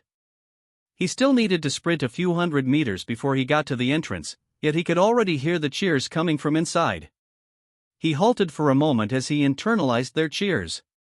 Then, the vague sound of a commentator's voice was also heard, making him curse and run even faster than before. Kai hadn't played yet, but sweat was already dripping from his temples. Just then, he felt something plop onto his shoulder, causing him to halt once more. He wiped the substance off, only to find bird poop on his hand. He looked up to the sky and saw a bird flying on top of him, almost like the action was deliberate. "Really?" he asked as he glared at the bird. Out of this large area, the bird chose to poop on Kai's shoulder? Then, the sprinklers from a nearby grass patch came on, dousing him in water. "Aish," he muttered as he ran once more, taking his towel from his backpack and wiping his body as he made his way to the entrance of the court. The people outside threw him weird stares, finding the tall, semi-wet player strange. As he arrived at the entrance, a guard placed his arm over the door. "Are you a player?" he asked. Kai enthusiastically nodded. "Yes. I need to go in." "The player's entrance is in the back," the guard explained. Kai shook his leg impatiently as he craned his neck to look at what was currently happening inside the court.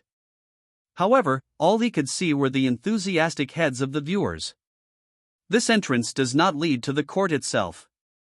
There's no opening. That's why this entrance is for the audience members only, the guard chimed. Kai didn't argue any further. Instead, he broke out into another sprint. However, halfway through, the commentator's voice pierced through the air once more. Without further ado, let us all welcome this year's participants for the Winter Cup. The gymnasium practically shook as the different teams entered the court, their captains holding onto flags that contained their school's emblem. As expected, the lower-tier teams came out first, which meant that Shitsi was the third one to enter. Another thing that was expected was the dramatic increase in cheers once the more popular schools entered. In Jilin City, there were 4 teams to look out for. The Xing Stars, the Hushui Alligators, the Foam Foxes, and last but not least, the Yin Yang Knights. These 4 powerhouses always entered the top 5, with the first 2 interchanging ranks every now and then. So, naturally, they were the last 4 to enter. The Xing Stars, clad in their gold uniforms, strode to the court with pride. They were able to snatch the 3rd place in the inter-high preliminaries last year, and they were determined to have greater results this time around. The Hushui Alligators, dressed in red, had serious looks on their faces. They were going to play the first game in the North League, so they couldn't afford to joke around. As the Foam Foxes entered, the already loud screams became even louder, causing Yuza to cover one of his ears. "Goodness," Lena said from the sidelines. Sean was right next to her, and he felt bitter watching the team that caused his injury enter with wide smiles on their faces. If they only knew their coach's real colors, then they wouldn't be cheering so hard, he muttered. However, they didn't have time to internalize their thoughts when the last team entered. As they say, save the best for last, and damn right they did. The screams became deafening, and the players wondered whether they were in a basketball game or in a K-pop idol concert. People who held banners of another school even cheered for the Yin Yang Knights, making their popularity unrivaled. The cheers were so loud that Kai found it deafening even when he was still outside. He was hoping that he'd make it inside the court while the cheers were ongoing so that his entrance wouldn't be too obvious. Mark Lee, the official commentator of Jilin City's tournaments, cleared his throat into the microphone. "Here we have our beloved teams that will compete in the Winter Cup. We can see how much the city loves basketball with the amount of cheers the players have gotten," he started off. "Now, with their arrival, let us proceed to the formal ceremony," he said. "Please stand for the national anthem." The crowd finally calmed down and stood, ready to give respect to their homeland. Everyone became silent as the music finally started, engulfing the court in a patriotic atmosphere. Meanwhile, Kai cursed when he realized that the crowd had gone silent just as he was about to enter the door. Then, the national anthem started, making him close his eyes. "It would be a bad time to enter now, right?" he asked. He nodded to himself and decided to just wait for the national anthem to finish. He stood at the door that led through the court, and at that moment, it felt like the longest song ever. Finally, after what felt like an eternity, the music stopped, so Kai took the opportunity to open the door and enter the court. However, at that moment, the door screeched loudly, bringing the audience's attention to the source of the sound. Kai entered through the door and saw almost all of the players and the audience in the first rows looking at him with curious expressions. "Who's that? He's from Shitsi High? I've never seen him before. What is a middle-aged man doing at a high school basketball game like this? I'm surprised that someone from Shitsi High is late. Doesn't Yuza hate late people? Kaigwa? The Kaigwa? Who is he? Didn't he go to our school once? Ours too. Ours too. He's been everywhere, I think. I know all of this is fascinating and all, but aren't we going to talk about his timing?" Kai looked around and realized that coming in during the national anthem would have been a better choice. At least then, the public would be focused on singing. Now, with a Buddhist monk staring at him with narrowed eyes, Kai felt even more ashamed. They were currently offering a prayer for the opening ceremony. Lena and Sean covered their mouths to hide their laughter. It only got worse when they made eye contact, the two of them realizing that they were people who shouldn't be together during serious situations. Meanwhile, Yuza massaged the bridge of his nose while looking at the ground. Koen shyly scratched the back of his neck and subtly gestured for Kai to line up with them. Kai quickly made his way to the line, trying his best to stay unnoticed. However, that was practically impossible with his height and physique. Iluan from Yang High, one of the boys whom Kai met when he delivered onions in the north, leaned closer to Max's ear. "Isn't he the guy who threatened you?" he asked. Max sighed. "He didn't threaten me. He just told me that we'll see more of Shitsi High this year." Fabian chuckled and joined their conversation. "I didn't think we'd be seeing him so soon," he chimed. On the other hand, Chunlei held onto Yiming's shoulder for support as his shoulders shook in amusement. "Ah," he said, leaning against Yiming. "This guy's too funny." "What is he doing?" a pretty girl softly whispered from the audience. Clad in a black hoodie and a mask, the girl appeared to be even more mysterious than a celebrity. In reality, she didn't want anyone to find out that she came to the opening ceremony of the Winter Cup because she was interested in how their school would play. "I can't believe I came here just to see this," Susie said, already feeling that this was a mistake. Fortunately, the prayer finished without any more mishaps, and Markley took the microphone once again. "As we gather here today, let us remember the words of the legendary coach, John Wooden, who once said, 'Success is never final, failure is never fatal, it's courage that counts.' These words remind us that no matter the outcome, it's the courage to keep pushing forward that truly defines us. Today, we come together not only to witness thrilling displays of athleticism but also to celebrate the spirit of sportsmanship. Whether you're a player on the court, a coach on the sidelines, or a fan in the stands, let us embrace the joy and excitement that basketball brings." Ladies and gentlemen, basketball enthusiasts and supporters of the game, welcome to the Winter Cup. The teams were then called one by one, starting with the most popular teams this time. "Let us welcome last year's champions Yang High," Mark exclaimed. "Young knights of Yang High, unite! Together, we rise in darkness and light."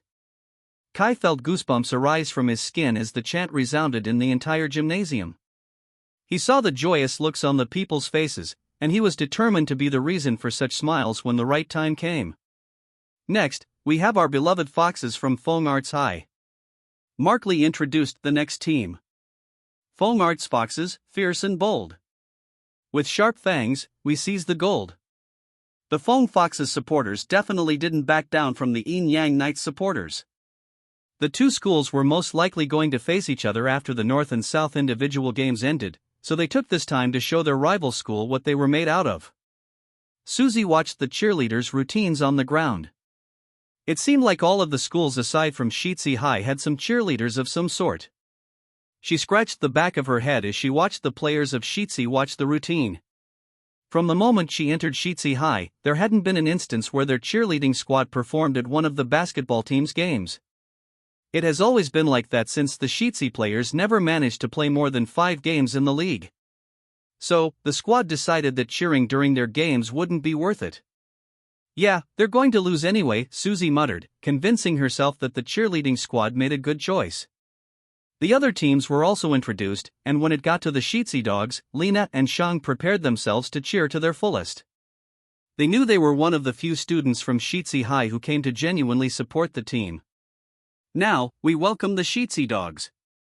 Kai's eyebrows raised in surprise after he heard their team name. He didn't know that their names were literally called dogs.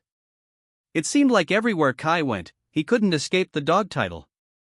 He was even called Mad Dog by the streets. Meanwhile, Lena and Shang screamed as loud as they can, yet it still sounded soft compared to the other school's cheers. Just then, a loud shout was heard inside the gymnasium, making the people turn in the direction of the sound. It seemed like the kind of sound you would hear during a brawl or a fight. Kai saw the 4 idiots who tried to mug him the other day, his face becoming pale when he realized what they were going to do. "Who are those gangster-looking kids? They are holding pink banners. Are they here to support Shitsi High? Well, that's new." Then, with a loud voice, the 4 boys simultaneously cheered.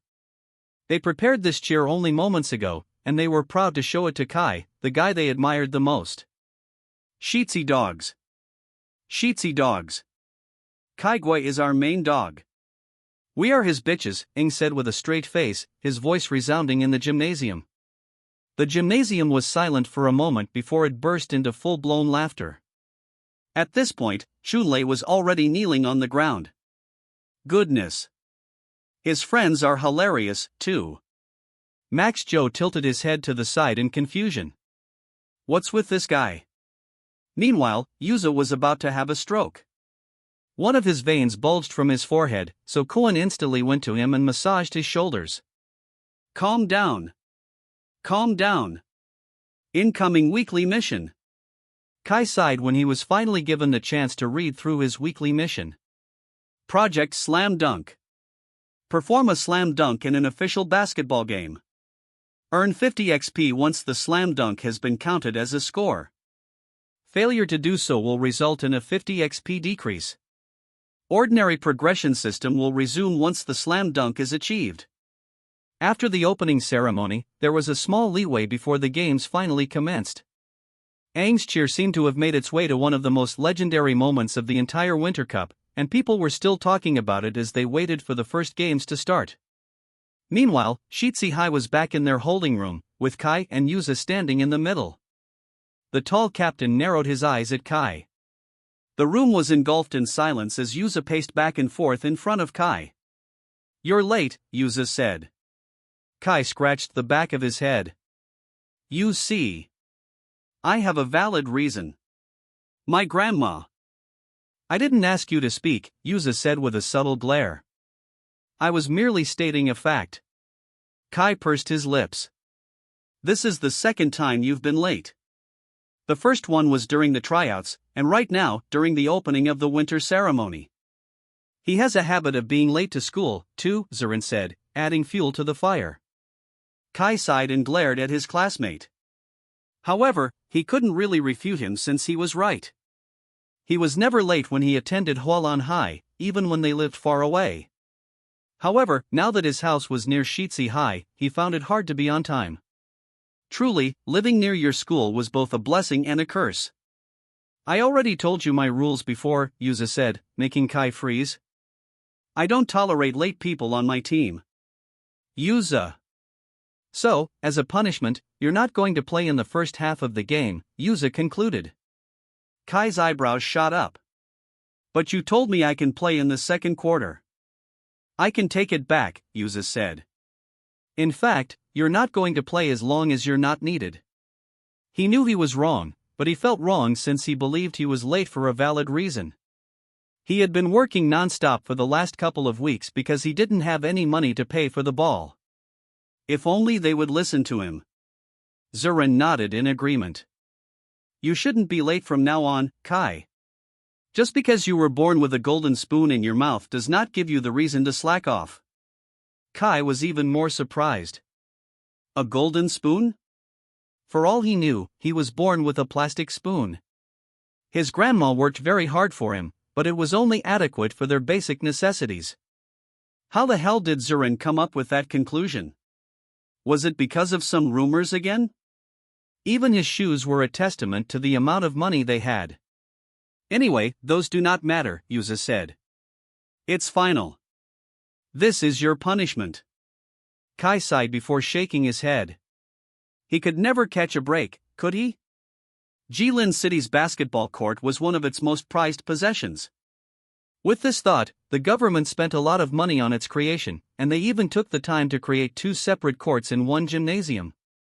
Through this, the players from the north and south could play simultaneously during the basketball leagues. One court was larger than the other, and it was usually reserved for the bigger games and the greater teams. On the main court, we'll have the Yin Yang Knights versus Chuntian Rams. The crowd erupted into cheers at the mention of the Knights. Most of the supporters whose schools weren't playing yet decided to watch their game. And on the subsidiary court, we'll have the Shitsi Dogs versus the Dashue Dolphins. After the announcement, the players went to their respective courts, ready for the first games of the league. As expected, most of the audience stayed in the main court to witness the Knights game, so when the Shitsi Dogs arrived at the subsidiary court and saw that it was nearly empty, they weren't surprised anymore. Fortunately, some of the Dolphins supporters came, and their cheerleading team enthusiastically took the front seats. So, the court wasn't entirely empty. However, as Koan stared at their side of the bleachers, he let out a disappointed sigh. I wonder what that feels like, he said. Then, he glanced beside him to look at the current condition of their supporters. There was a mysterious girl wearing an all-black outfit who seemed to want to be buried underneath the ground. Then, there was Sean, who was busy flirting with one of the cheerleaders from the Dolphins. It didn't seem like it was going well though. A couple of first-year students who were probably excited to attend their very first game also attended, unaware of the Sheetsy Dog's loser-like reputation. Meanwhile, Lena was on the side of the bench, and she felt Chuyi staring at her.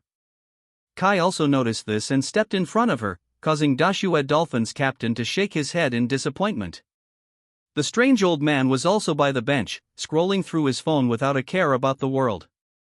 However, as the referee and the professional scorers arrived at their table, he quickly coaxed them over.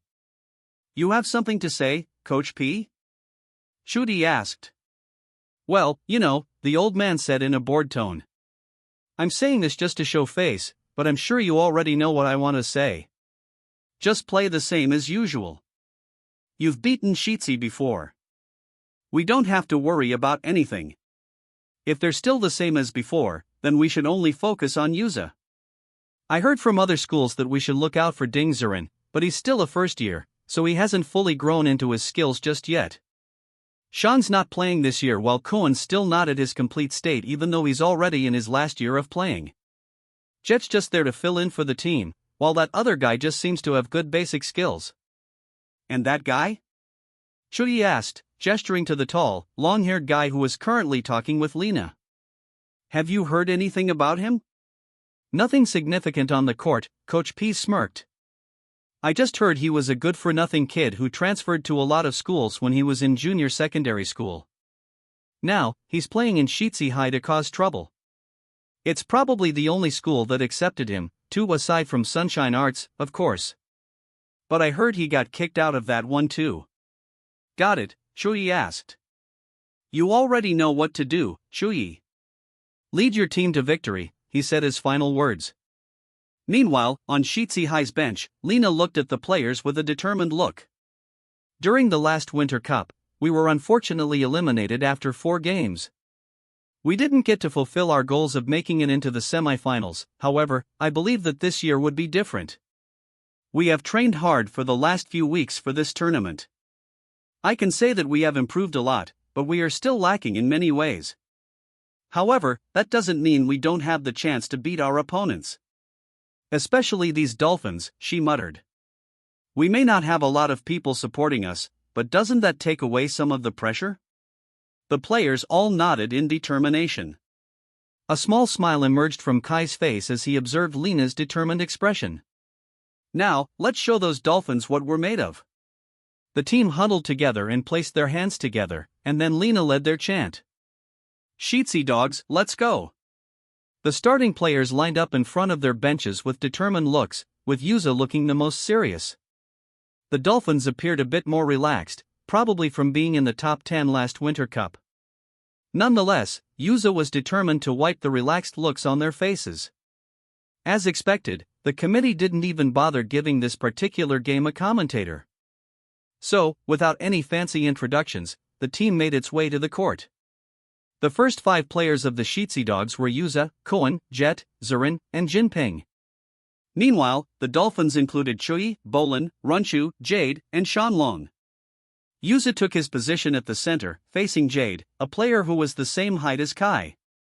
From the looks of it, Jade looked pretty intimidated by Yuza. Coach P nodded to himself. He never expected Jade to be able to get the ball from Yuza anyway. The jump ball was something they just had to give away. At the end of the day, the elite knew that Yuza's skills were one of the best in the South schools, even rivaling those at Fong Arts High. Nonetheless, he made an unwise choice to join a team like Sheetsy. "What a shame, really," Coach P muttered as he glanced at Yuza. As the whistle sounded, Yuza jumped high into the air, giving it his all. However, Jade only did a half jump, signifying his loss for the particular jump. Yuza frowned in confusion, already feeling suspicious since the Dolphins seemed to not be taking the game seriously. As Yuza passed to Koen, he felt even stranger when he saw 3 players guarding him: Jade, Shanlong, and Runchu. Koen was perplexed, but he quickly made his way to their side of the court for an easy shot. However, it seemed like the Dolphins were anticipating their duo play as Chudi jumped high in the air to block Kuan's shot. Kai's eyebrows raised in surprise. Chudi, for someone with a trashy personality, actually seemed to be a decent player. Nonetheless, Zurin saved the play by retrieving the ball and shooting it with ease. Coach P's eyes narrowed in suspicion.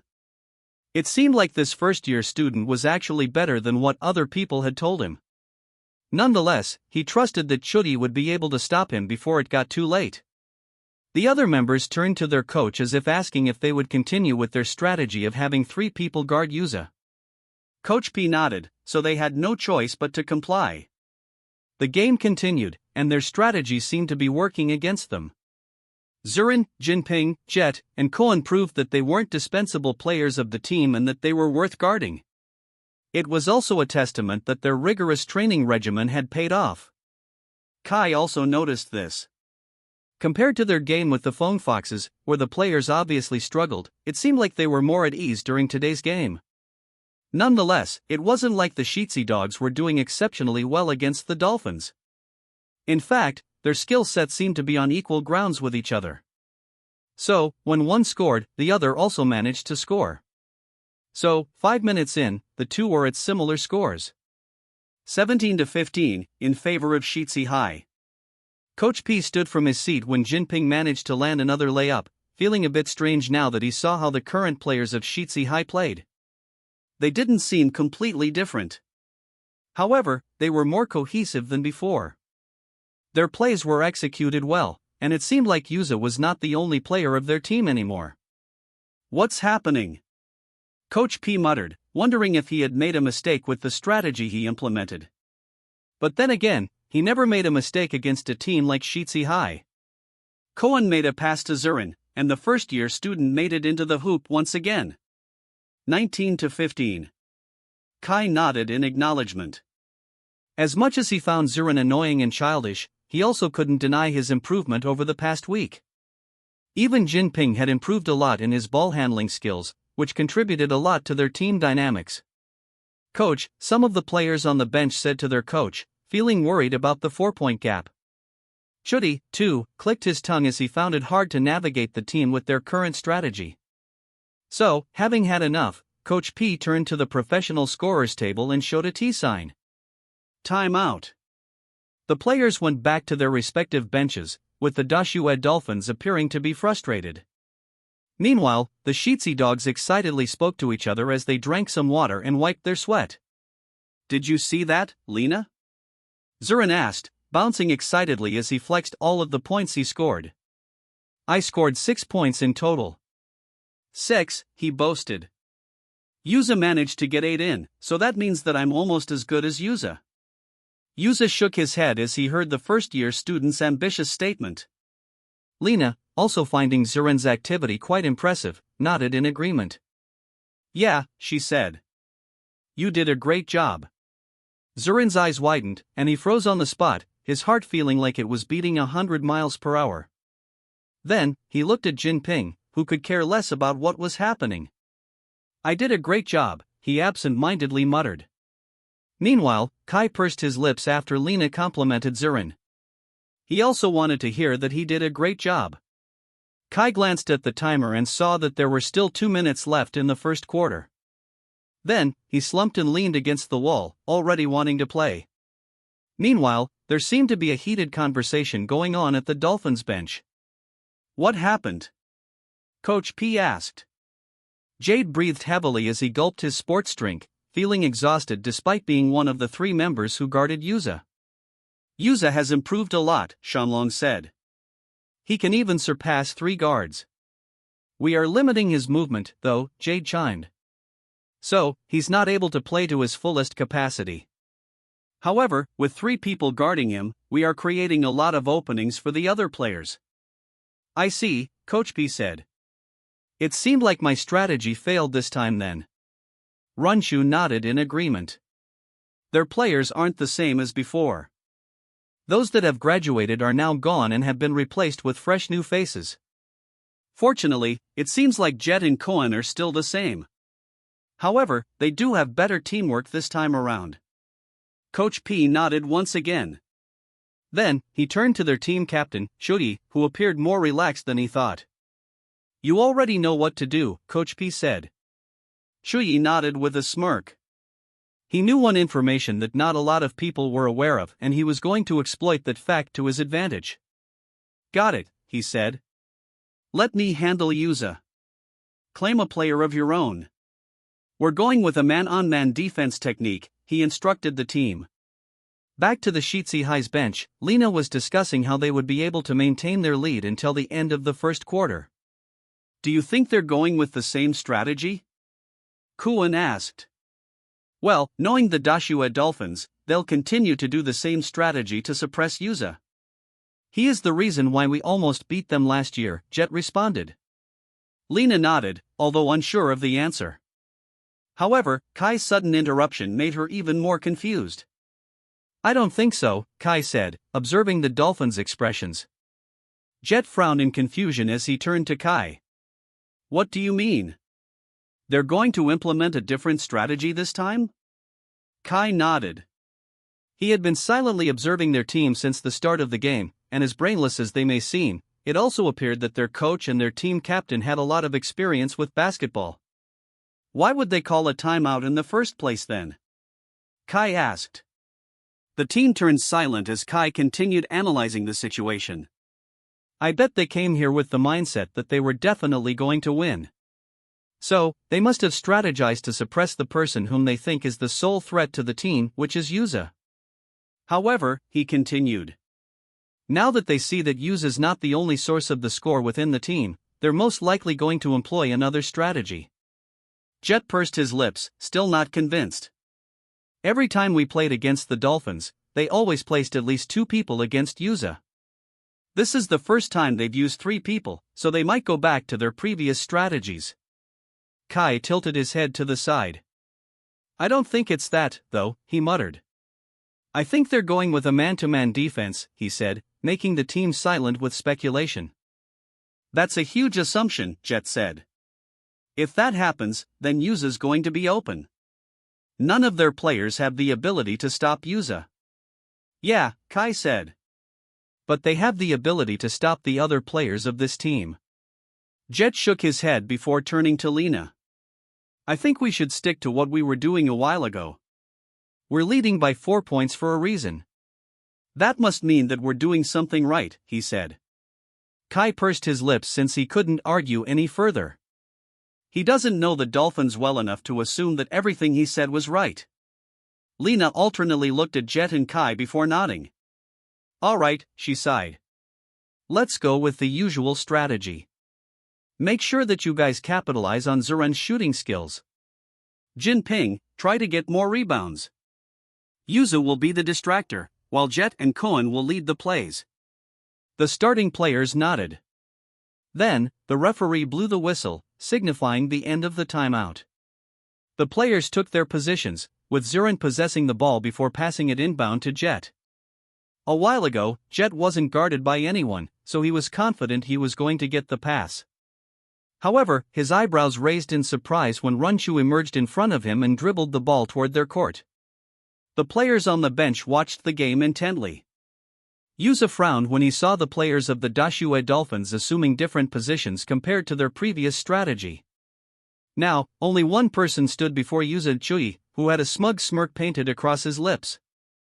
Runchu was able to make the shot as he surpassed Jet. Then, he made his way to the other side of the court, ready to defend his assigned player. 19-17. Lena gasped and watched the scene before her with wide eyes. "What's this?" she asked, noticing their positions. Then, she glanced at Kai from behind her back, realizing that what he said was right. "It's man-to-man," she whispered.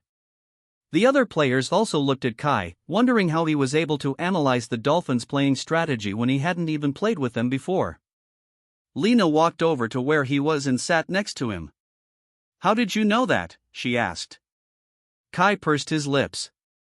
To him, the answer was simple: the Hualan Guardians had played with different teams, and Kai always found it fun analyzing each team's playing styles. He still had difficulty analyzing bigger, stronger teams, but for a team like the Dashua Dolphins, Kai could get a gist of their playing style even with just one quarter. They're the do-or-die kind of team. They stick to the status quo when everything goes well, and they change it when things do not work in their favor. However, because Lena and the other past players had played with them before and they've only stuck to the status quo since then, it was understandable how they'd believe they would stick to the same strategy. Kai didn't answer Lena's question and instead continued analyzing the game. Yuza and Zurin are standouts on the court, he started off. However, the Dolphins have a greater team strength. So, now that 3 of the members are suppressed, we'll only have Yuza and Zurin. What year is the guy that's guarding Zurin? Kai asked. A 3rd year, Lena answered. Kai clicked his tongue. Since he's playing with a 3rd-year student, he's at a disadvantage. Zurin is great on the court, but he does lack the experience that the 3rd-year student has. Meanwhile, Yuza, Kai muttered, looking at Yuza, who appeared to be having an intense stare-down with Chui. Lena clicked her tongue as she also stared at the 2 of them. Chui's a dirty player, she said. Although the Dolphins don't play as dirty on the court as the Phone Foxes, Chui is another story. He's the type to play dirty both on and off the court. Do you think Yuza's going to be okay? Kai asked. I think so, Lena said. Because no matter how Chui trains, he will never beat Yuza. They're rushing, Kai said, observing how 4 of their players, aside from Yuza, were struggling to keep the team together. Lena frowned in confusion, glancing at the clock, and saw that there was still more than a minute left. Keep the gap, she exclaimed. Sean supported Lena by shouting the same thing. Meanwhile, the cheerleaders at the Dolphins bench started cheering for their team. They did this to encourage their players, all while providing a distraction for the Sheetsy dogs. Susie glanced at them and shook her head. If their cheerleading team had come, then they would have devoured their team. It seemed like the Dolphins' cheers worked their charm, as the players of Sheetsy dogs started losing focus in the game. Pass, Yuza said to Zurin, but the 1st-year student wasn't able to hear him, so he shot the ball inside the ring. However, since he was rushing, the ball bounced off of the rim and onto the hands of Runshu, who made a run to their side of the court. Then, he passed it to Sean Long, who did a layup. 19-17. Lena bit her lip in anxiety. Less than a minute left, she muttered. We better keep this gap. Kai watched the game intently and shook his head. They're playing like they were before, Kai said. I believe the implications of the man-to-man defense still hadn't hit them. They're using the same strategies that they used during the 1st quarter, however, since they're not as open as before, none of their shots are making it in. You're right, Lena said, wanting to call a timeout but choosing to believe in the players for now. Still, they need to be able to keep the gap, she desperately said. With how things are going, Kai started off. Cohen missed another shot while Yuza failed to rebound due to Chui's close guarding. He seemed unbearably close to Yuza's body, which made it harder for the bigger player to move. And if this goes in, he continued, following Shanlong's movements as he dashed to their side of the court. And if my assumption is right. Shanlong moved to shoot the ball. We're going to end this quarter with a tie. Shanlong made it in. 19-19. The buzzer resounded in the entire court, signifying the end of the 1st quarter. The Dashui Dolphins cheered as their players went back to their seats. It seemed like the atmosphere between the 2 interchanged, with the Sheetsy dogs sitting in silence. Lena pursed her lips and stood from the bench. You guys did a great job, she said, causing Jet to shake his head. I don't think we did, he said. We missed a lot of shots during the last few minutes. We lost the gap, too, Jinping said. It's still much better than how we performed last year, Lena said. We weren't even able to overtake their score back then, yet we already did it during the 1st quarter. Yuza nodded in agreement, not wanting his teammates to lose hope. Zurin, he said, turning to the 1st year. Sit this one out. You're going back during the 3rd quarter. Zurin nodded in agreement. Gongwon, take Zurin's place. The other 4 will stay the same as usual. They are definitely going to continue with their man-to-man defense, Yuza said, glancing at Kai when he recalled how he guessed they were going to implement the strategy.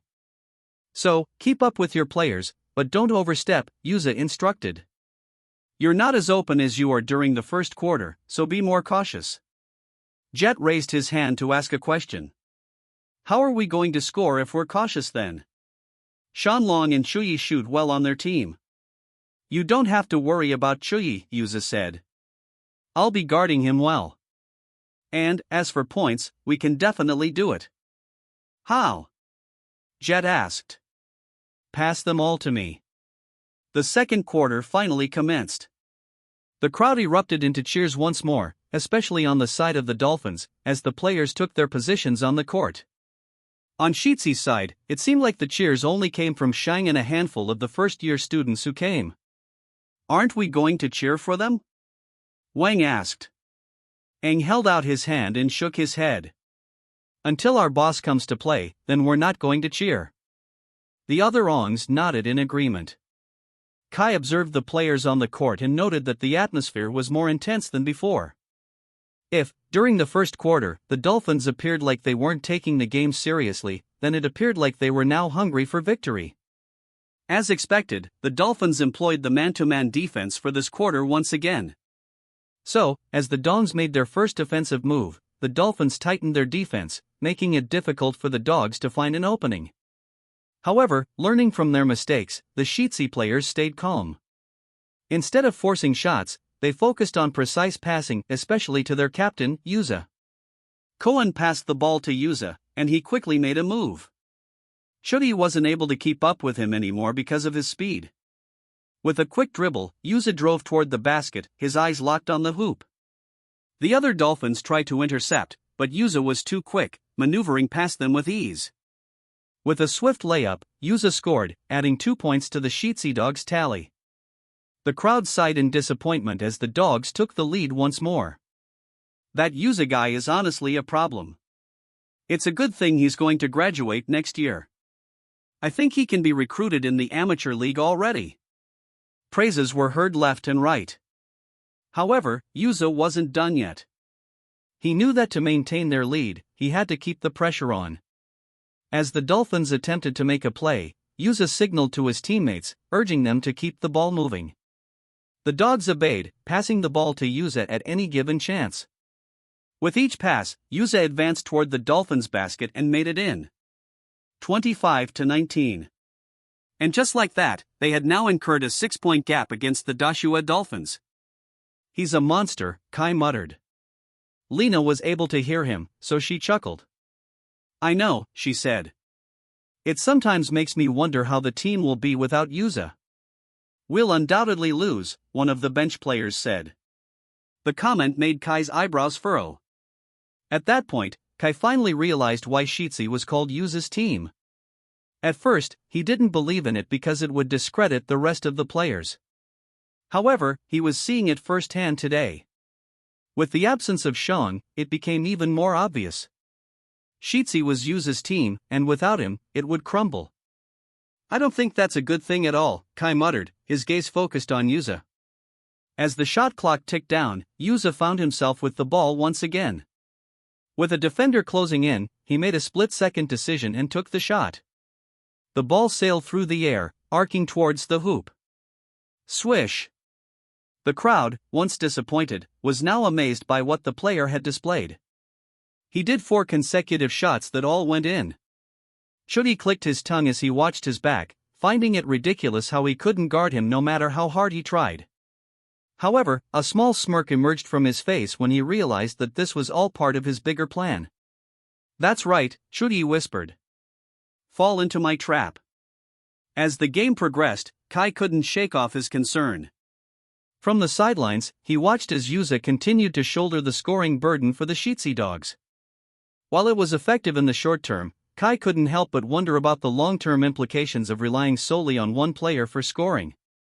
The other Shizi players were relegated to defensive roles, which they were doing quite well since the Dolphins' shooting decreased compared to the first quarter. However, even then, the Dolphins didn't give up. Shanlong and Jade were determined to level the points. So, they countered Yuza's shots with their teamwork, and the score now teetered like a seesaw. 34-28. 36-30. 38-30. 40-32. Yuza clicked his tongue in frustration as he watched the scoreboard. Despite his efforts, the score remained at an 8-point gap. In order for him to feel more secure, he wanted the team to have a 2-digit gap before the second half of the game commenced. I think he's getting tired. Definitely, he's been running around non-stop. At the end of the day, monsters still have their own limitations. Yuza, feeling breathless, passed the ball to Zurin. However, the Dolphins' defense swarmed him and overwhelmed him with pressure, causing Zurin's shot to go astray. But just when it seemed like the ball was going to bounce off, Yuza sprinted across the court with lightning speed. Then, he leaped into the air, capitalizing on his tall height. Yuza caught the ball mid-air and executed a flawless alley-oop that left the people in awe. The crowd gasped in surprise as the Dogs extended their lead to 10 points. Holy crap, Susie muttered as she stared at Yuza. He's actually really good. It was no secret that Yuza was the basketball team's saving grace, but for Susie, who hadn't watched their game before, it seemed like Yuza was actually very underrated. However, amidst their celebration, a moment of concern flashed across Kai's face as he noticed Yuza limping. It was only for a few steps, so most people weren't even able to notice this. For a moment, it seemed like Yuza might be injured, but he quickly shook it off, jogging as if nothing happened. As the game resumed after Yuza's impressive alley-oop, the Dolphins refused to back down. With determination burning in their eyes, they intensified their offensive efforts. Shanlong and Jade led the charge for the Dolphins. With a swift pass from Shanlong to Jade, the Dolphins executed a flawless play, scoring a basket and reverting the gap to just 8 points. Yuza bit his lip in frustration as the buzzer for the second quarter sounded. Although they managed to keep the gap, it still wasn't the 10-point gap that he had set his mind on. Kai tapped Lena's shoulder, who appeared to be elated since the Dogs were able to surpass the Dolphins. Is Yuza going to play in the third quarter? He asked. I believe so, Lena said.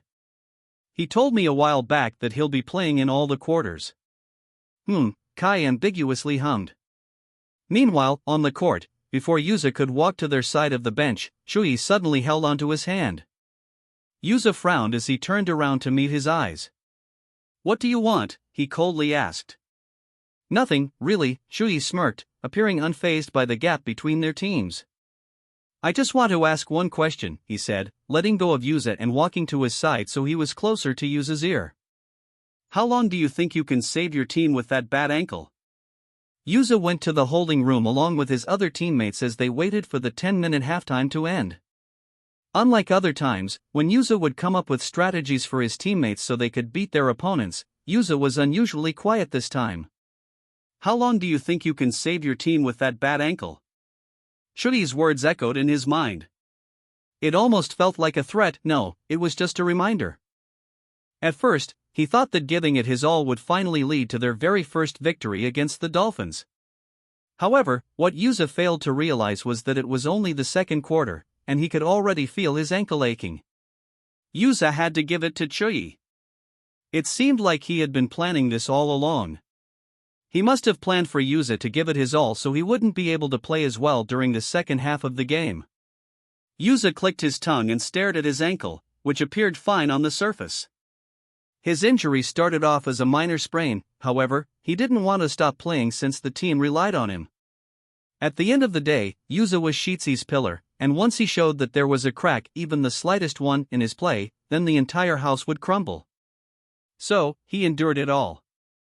Honestly, it wasn't too bad when he played to the best of his body's capability.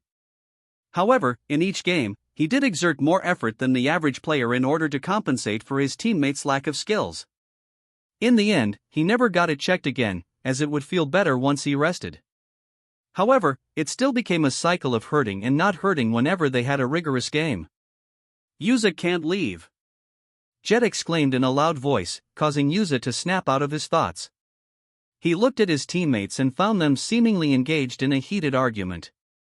Cohen massaged the bridge of his nose as the tension increased in the room. Goodness. Are we going to argue at every halftime now? He muttered. Leave? Yuza asked. Who's leaving? You, according to Lena, Jet responded, causing Yuza to frown in confusion. I didn't agree to this, Yuza said, turning to their manager. I already told you. I'm playing the entire game.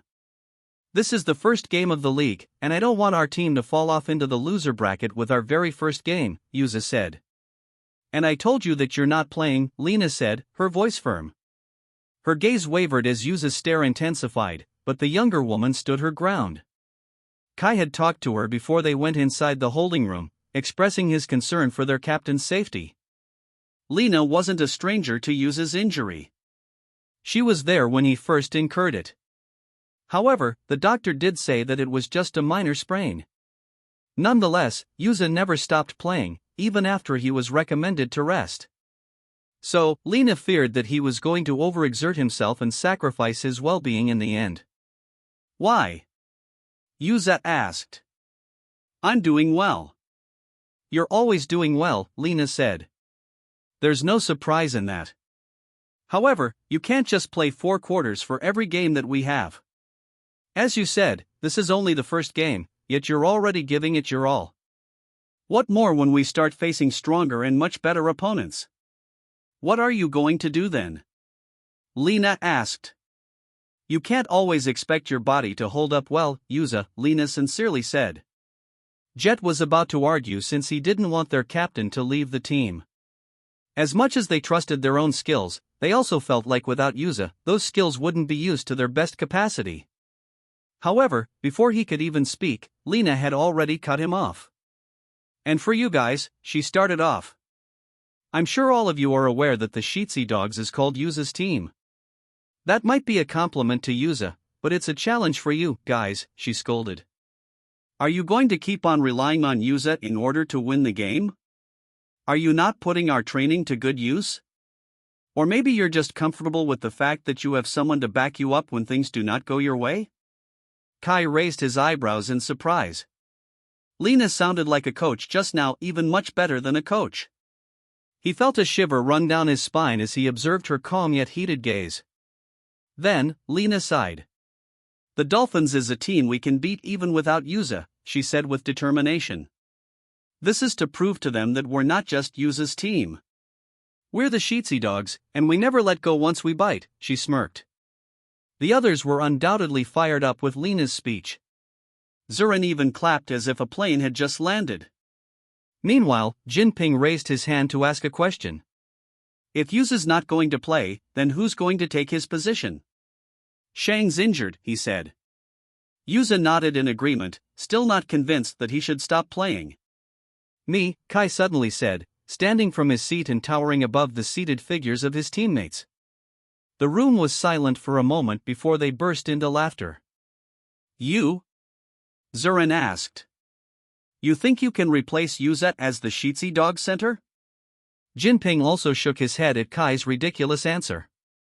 As much as he was good at rebounds, he could never be like Yuza under the rim, who was practically uncontrollable.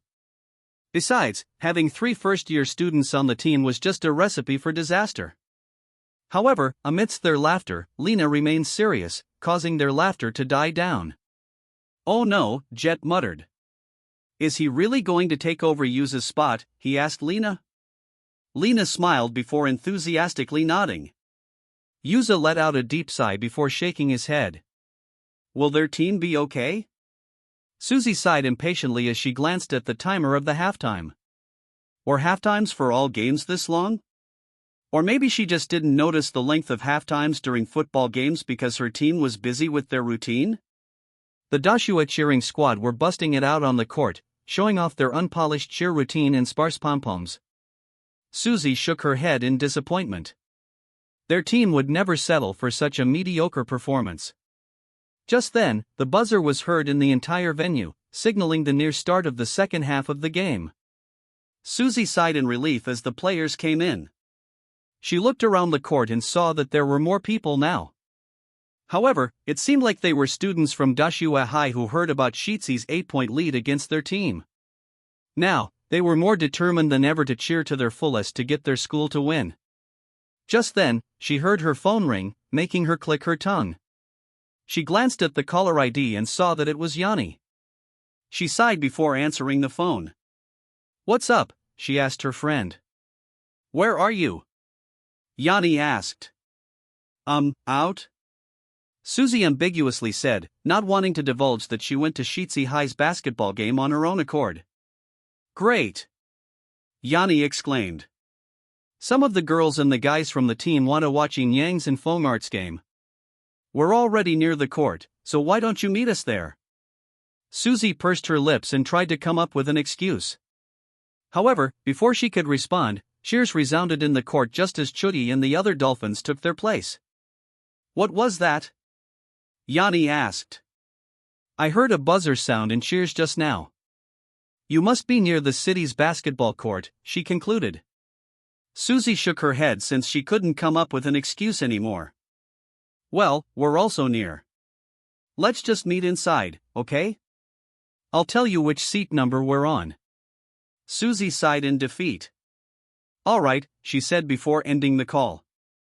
Then, she turned her attention to the court, where 4 players from Shitsi High were already preparing. Suzy watched the players before biting her lip. It seems like he's still not playing, huh? She muttered. Meanwhile, the 4 strange boys who were sitting in front of her also sighed in disappointment. Why is our boss still not playing? Shang asked. He must be a bench warmer, Wang answered. Gang clicked his tongue. Well, he was pretty bad at basketball. Remember that time when he was asked to play by the team since he was tall but ended up being the reason of their loss? Aang shook his head in disappointment. Don't speak about our boss like that. He must be warming up now. Look, he's standing. Don't mess this up, Yuza warned Kai. I'll only be resting for 1 quarter, so don't lose the gap I've created. Kai showed him an OK sign before standing from the bench and jogging toward the other players of the team. Wait, who's that? Where's Yuza? Yuza's sitting. Is Yuza really not going to play? They overestimate their 8-point lead too much. That's just 4 baskets. Is Yuza not going to play for 4 quarters this time? This is our chance to catch up. The Dashue Dolphins were also confused by their sudden change in lineup. Chudi, who had been calm since the beginning of the game, frowned once he saw the familiar annoying guy who shielded him away from Lina. Chudi was certain that Yuza was going to play the whole 4 quarters. That was the very reason why he even allowed a gap between their scores anyway. He was determined to get Yuza to overexert and worsen his injury as time passed by. However, this boy, who appeared to be in his late 20s, came and ruined all of his plans. What are we going to do now, Captain? Runchu asked. Chuyi clicked his tongue. Stick to the man-to-man defense. My first plan might not have worked, but it's okay. This guy's probably worse than Yuza, so it'll still work in our favor. The other dolphins nodded and went to their respective positions. However, they were once again distracted when deep and loud voices echoed in the court. Boss! That's our boss! Show them who has the real balls in this game. Kai, you're so handsome! They simultaneously cheered, overpowering the cheers of the Dashue cheerleaders. Kai sighed as he went in front of Chuyi, shaking his head as embarrassment engulfed him. Looks like you're popular, Chuyi teased. Popular with strange men, he continued, causing Kai to click his tongue. The referee blew the whistle, and Chuyi quickly caught Shanlong's inbound pass. Kai's eyebrows furrowed as he concentrated on Chuyi's movements, finding him slower than he had expected. Kai, having had energy from oversleeping this morning, felt that he was quick on his feet. He wasn't the only one who realized it, though. Chuyi, who already had a hard time playing against Yuza, seemed to be in a dilemma as Kai followed his every movement. He wasn't sure if it was because this was Kai's first quarter, but it seemed like he had a lot of energy stored within his body. He moved at a ridiculous speed, making Chuyi wonder if he was moving even faster than Yuza. Chuyi moved to the side but found that Kai once again followed after him, almost like a leech, with how close he was. Crap, he muttered as he lost control of the ball. Thus, he mindlessly threw it in any direction. Fortunately, Shanlong was able to catch it from the side and shoot it from the 3-point line without any hesitation. The ball entered the ring after bouncing off the rim, causing Kai to sigh in disappointment. 40-35. Zurin caught the ball while the others jogged to the other side of the court. On their way there, Jinping nudged Kai's shoulder, subtly glaring at his teammate. "You should have caught that pass." "It was so obvious," Jinping loudly said. Kai pursed his lips and decided to focus on the game. Meanwhile, Shui begged to disagree with what Jinping had said. "It wasn't a pass," Shui muttered. "In fact, it was a mistake." Suzy clicked her tongue as she watched Kai move around the court. "You really make me feel infuriated without any reason," she muttered, wondering why the boy irked her so much. However, deep inside her heart, she was also anticipating seeing Kai play. The game during Battle of the Handsome Balls didn't count since they were going against a noob team. She also wanted to see whether he had improved over the course of less than a month. She just didn't expect him to play without their star player, Yuza. "They're going to lose if it keeps going like this," she muttered, already dreading how the game was going to progress. "I heard he's decent in defense," one of the players from the Dolphins bench said to Coach P. The old man smirked, crossing his arms in front of his chest. "Surely, not as good as our Chuyi, right?" "Definitely," the player said. However, with the burden of his team's belief on Chuyi's shoulders, he found it more difficult to guard Kai during the game. Since he had been playing with Yuza for 3 years now, he felt that the older player's movements were a bit more predictable. This guy right here moved like an earthworm who had been sprinkled with salt. Nonetheless, as much as he was difficult to guard, he also wasn't that great at offense, which made Chuyi relax a bit. "This guy must be a new player," he muttered. "But why does he look so old?" he thought, wondering how he could be a new player if he already looked like a graduated student. Yuza bounced his leg, not able to keep still while he was on the bench. Then, he turned to Lina, who didn't even bother looking at him and continued concentrating on the game. "We're going to lose the gap at this point," Yuza said, but again, Lina didn't pay him any attention. Kai, despite his efforts, found himself making mistakes on the court. His lack of experience in the scoring role that Yuza had left was evident as he struggled to find his footing. Passes intended for him were intercepted, shots missed their mark, and defensive lapses allowed the Dolphins to close their gap to a mere 2 points. Coach P chuckled as he glanced at the Dogs bench. "Well, it looks like Yuza's going back soon. I hope Chuyi will take care of him for good this time. We don't want to face them anymore, do we?" he proudly said. On the bleachers, Suzy clenched her fists in frustration as Kai's mistakes continued to grow. "This guy, really," she muttered. "What is Lina even doing with letting him stay? And why the heck is Yuza just on the bench?" The boys in front of her continued to cheer for Kai, though, even praising him despite his missed shots and passes. On the sidelines, Yuza continued to watch with concern. He really wanted to go to the court and replace Kai. However, he respected Lina and let her decide what was best for the team at the moment. His ankle was still a bit sore, so he also didn't want to push it. 46-43. "Kai, get it together," Jet said, clenching his teeth in anger as the rookie continued to make mistakes. However, it seemed like Kai was unfazed, appearing to not have heard what Jet had said. He then glanced at the timer of the clock and smirked. There were 5 minutes left, and he already got what he needed. "It's game time," he muttered, shaking his limbs as he went to the Dolphins' side of the court.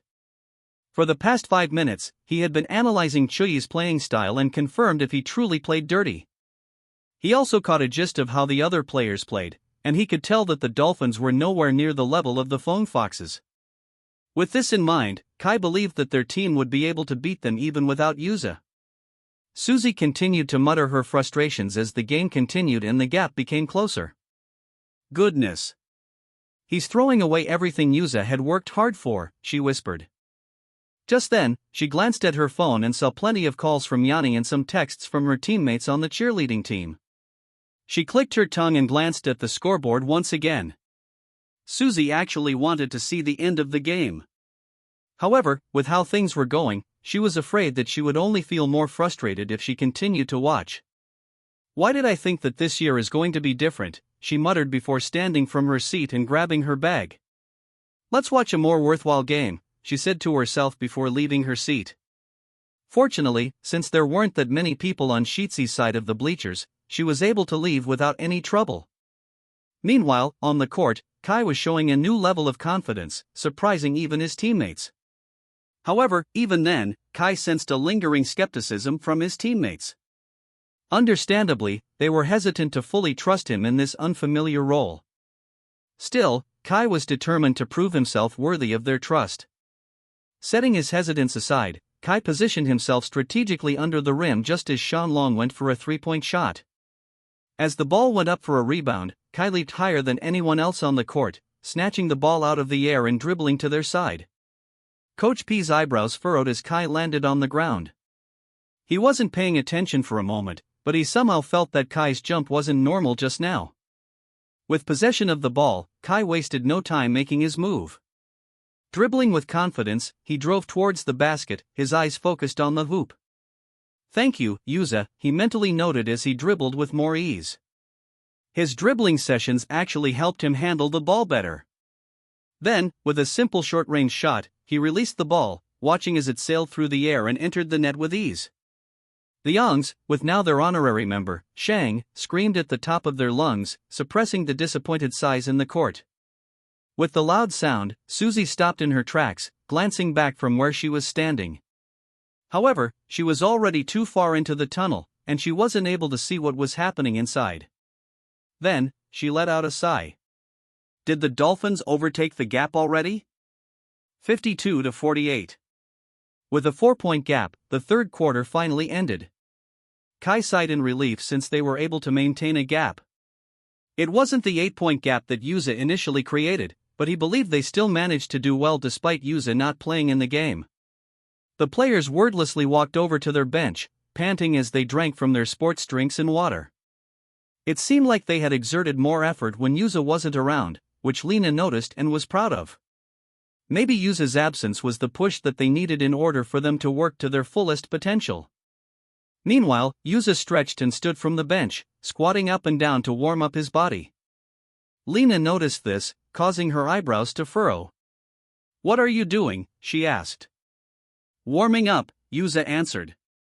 Despite Kai's efforts and the dog's lead, Yuza was itching to get back into the game. However, Lena, sensing his eagerness, held him back with a firm hand and a shake of her head. "We can lose," Yuza protested, frustration evident in his voice. But Lena's expression remained resolute. "Trust in them. You've trained them well," she said, her confidence unwavering as she gestured towards the players who were already sweating buckets. Yuza pursed his lips and looked down at his lap. "I'm going in if they lose the gap," Yuza said. Lena nodded with a smile. With a deep breath, he settled back into his seat, his eyes fixed on the court where the game continued to unfold.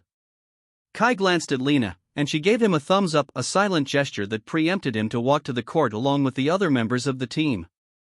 Meanwhile, the players at the Dashua Dolphins bench turned to Chuyi in curiosity. "How is he?" Coach P asked. "He is good at defense," Chuyi confirmed.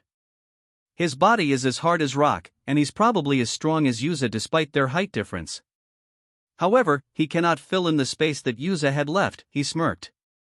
"He's a complete amateur, probably a slightly more advanced beginner. But that's all there is to him. For now, let's continue doing what we're doing. We're going to close the gap soon with how the game is progressing."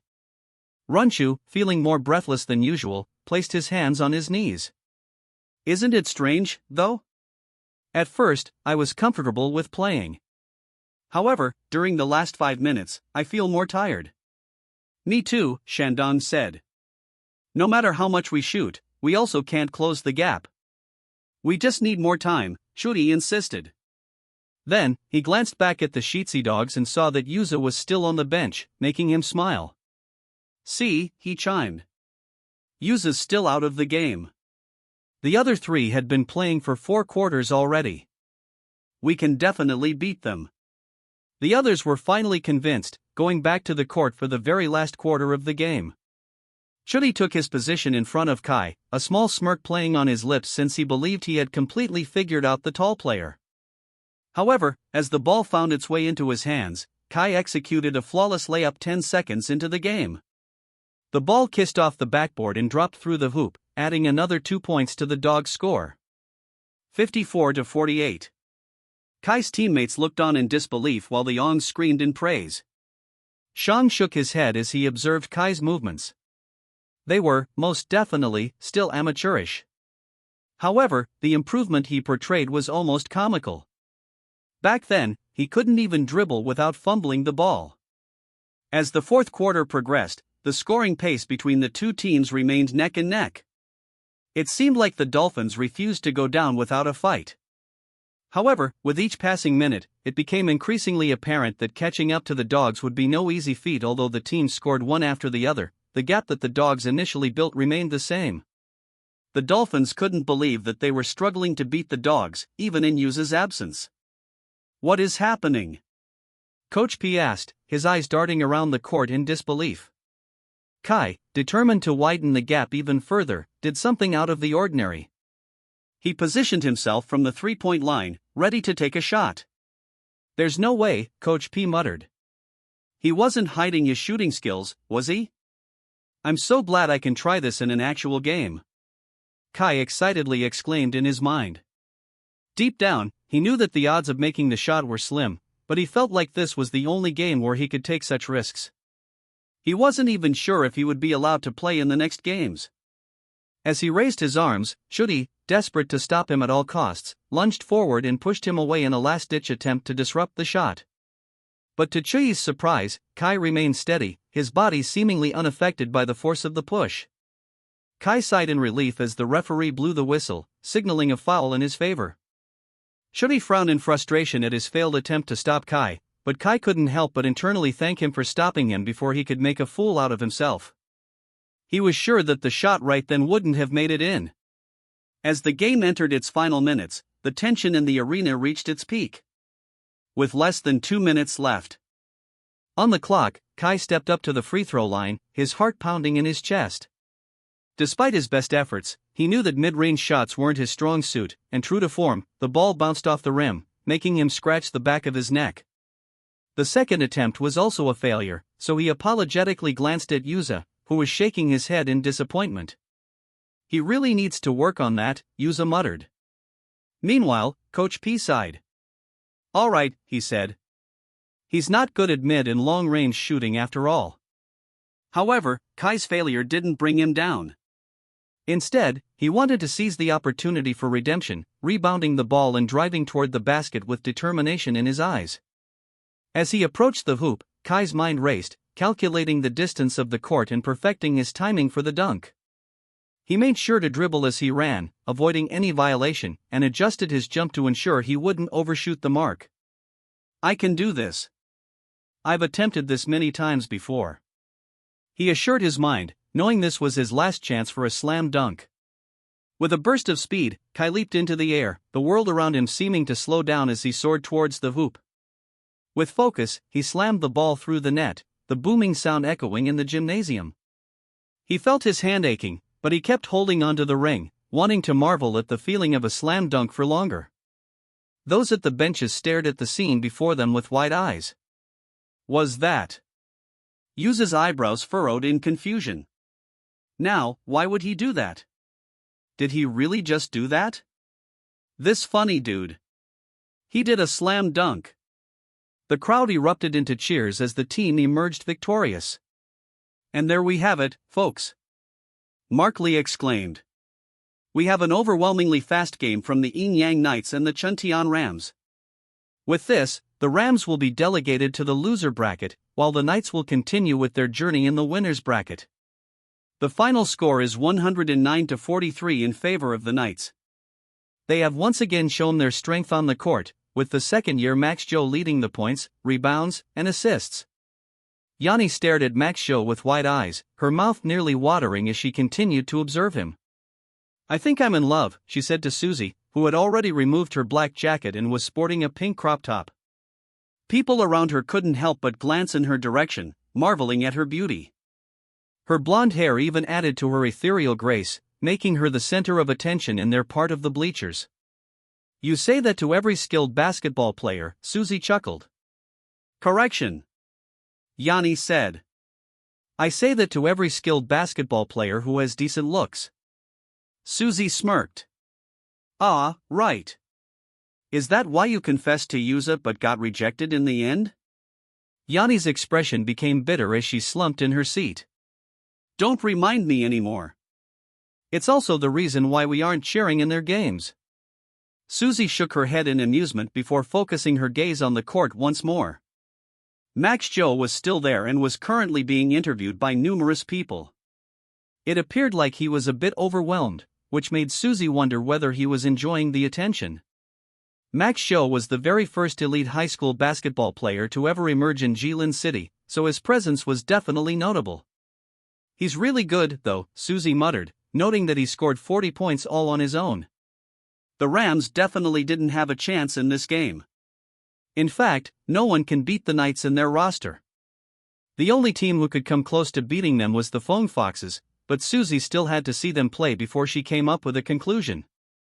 I wonder how the teams at the South are doing, Suzy mindlessly said, causing Yanni to turn to her with wide eyes. You're curious about the Sheetsy Dogs and the Dashua Dolphins? Suzy's face reddened since she didn't expect to say those words out loud. Well, you know, she said, coming up with an excuse. We still go to Sheetsy High after all. Yanni shrugged. I guess. Well, it looks like it's not finished yet. My bet is that Sheetsy High is going to lose again. They've never beaten the Dolphins before. Suzy pursed her lips before nodding. You're right, she said. Let's go. Yanni excitedly said. I want to eat some chicken. The other cheerleading team members also enthusiastically agreed, so Suzy eventually joined them. As they walked out of the gymnasium, Suzy heard loud screams coming from the subsidiary court, causing her to halt in her steps. Suzy, let's go! Yanni exclaimed. The pretty girl glanced one more time at the court where the Sheetsy Dogs were currently playing before nodding. Yeah, I'm coming. Meanwhile, Kai couldn't believe that he finally accomplished a slam dunk. After numerous failed attempts, here he was. A smile appeared on his lips as he continued hanging on the rim, his teammates staring at him with wide eyes. His satisfaction increased even more as the referee signaled 2 points to the professional scorers table. 69-64. There were less than 30 seconds left on the clock as Kai descended to the ground. However, before he could celebrate, Chudi grabbed the ball from the ground and ran to their side. Kai's eyes widened, and so did his other teammates, scrambling to run after Chudi. Yuza, too, stood in surprise, his eyebrows furrowed as he watched Chudi take his position on the three-point line. Block! Yuza exclaimed from the sidelines. Kai cursed under his breath and ran even faster. He was so happy with his accomplishment that he nearly forgot that the game still wasn't over. Standing defiantly on the three-point line, Chudi raised the ball, his eyes locked on the hoop with anger coursing through his veins. We can't lose. We definitely can't, he continuously muttered. With a flick of his wrist, he released the ball, the arc perfect as it sailed through the air toward the basket. In a heartbeat, the ball dropped through the net, adding 3 crucial points to the Dolphins' score. The arena fell silent for a moment, the weight of the shot hanging heavy in the air. However, just as the ball reached the ground, the buzzer rang out, signaling the end of the game. 69-67.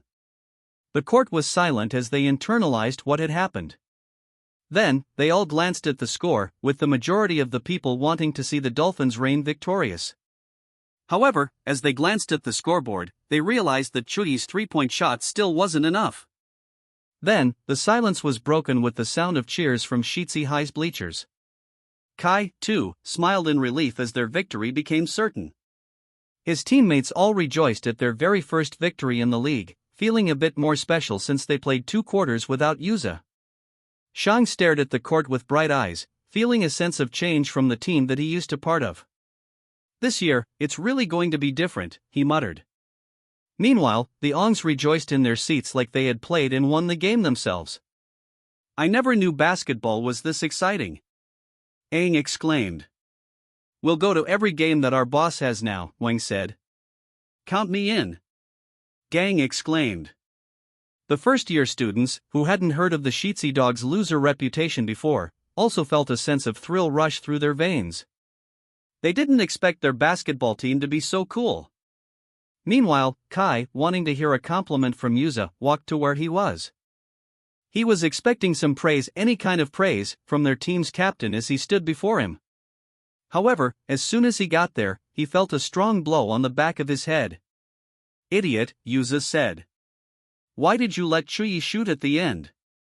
Kai rubbed the back of his neck, still sore after Yuza slapped it multiple times, by the way.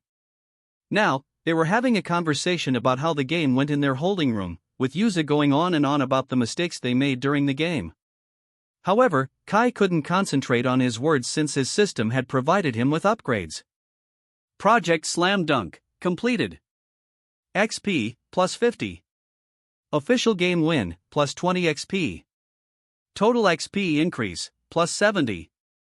Congratulations! You have increased in level. You are now a rising rookie, 26. Progression system will increase in difficulty. Asterisk XP sources asterisk. Official training, plus 5 XP per session. Official matches, plus 10 XP per win, minus 10 XP per loss. Unofficial games, plus 5 XP per game, minus 5 XP per loss. Weekly quests, varied XP rewards based on difficulty and accomplishment. Personal training, varied XP rewards based on hard work and effort. The usual progression system will only be applicable after the weekly quest has been accomplished. Weekly quests with quotas that are done throughout the week will proceed with the usual progression. Reach 100 XP points and move to the next level. You have earned a skill, Anchor Stance, unyielding stability against opponents' pushes. Kai smiled as he watched another skill added to his roster. He now had a total of 4 skills: Simple Fake, Quantum Leap, Guard Wall, and Anchor Stance. Although other players must have a plethora of skills under their sleeves, Kai was satisfied with gaining 4 skills in such a short amount of time. However, he would have liked it better if he had earned the Slam Dunk skill instead. Just then, he felt another blow to the back of his head, causing him to snap out of his thoughts. He lifted his head to glare at the culprit, only to see Yuza looking at him with furrowed eyebrows. "We are discussing your mistakes, yet are you still smiling?" Yuza asked. Kai pursed his lips. He wasn't even smiling about his mistakes. And besides, what if he was smiling? Couldn't he feel happy that they won their first game in the league? Yuza massaged the bridge of his nose while shaking his head.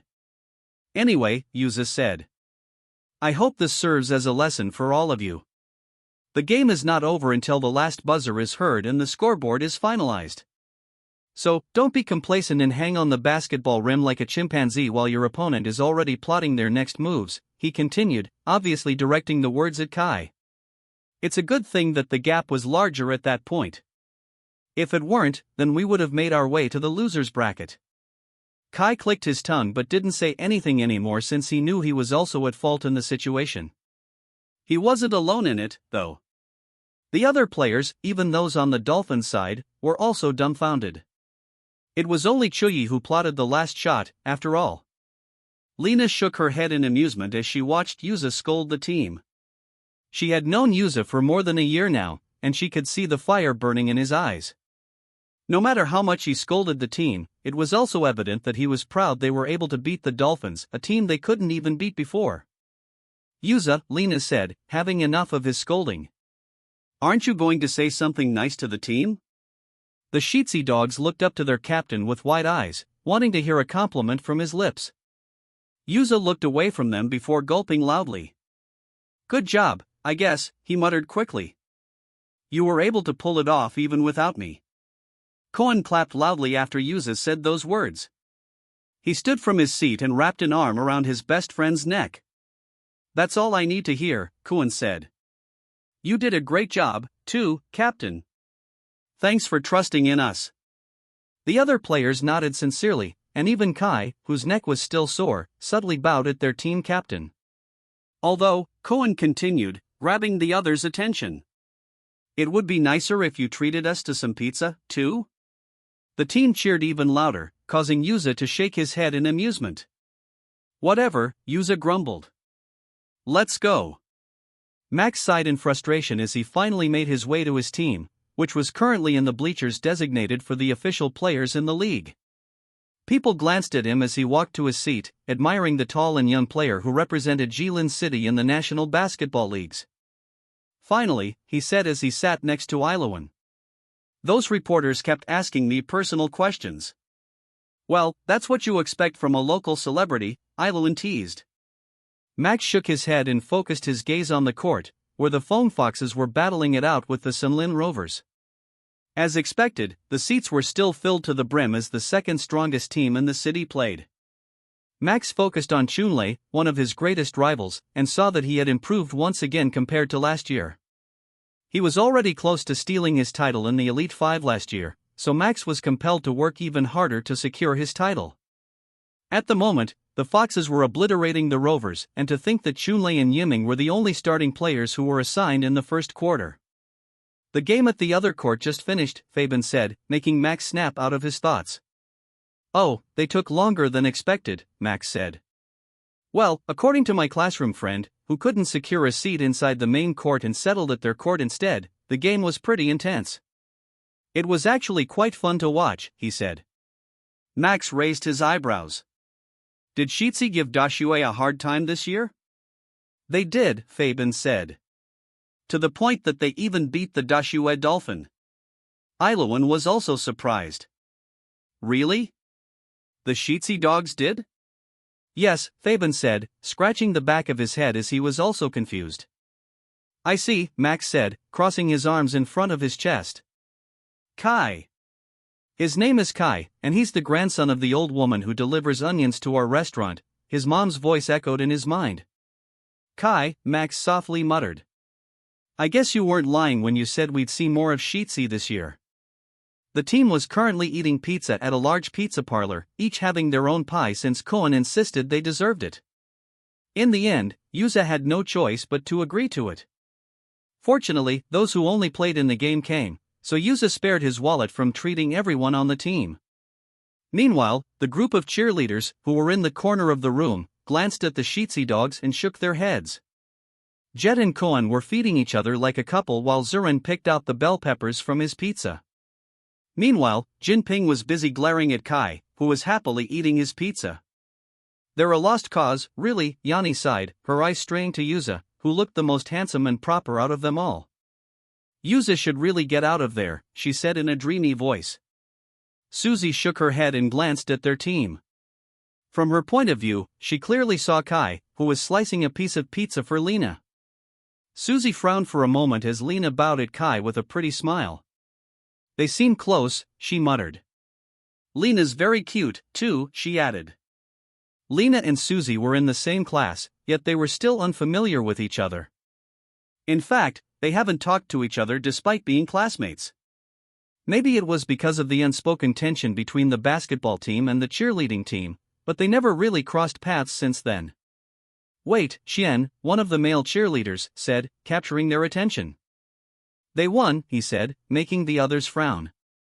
Who? Yanni asked. The Foam Foxes?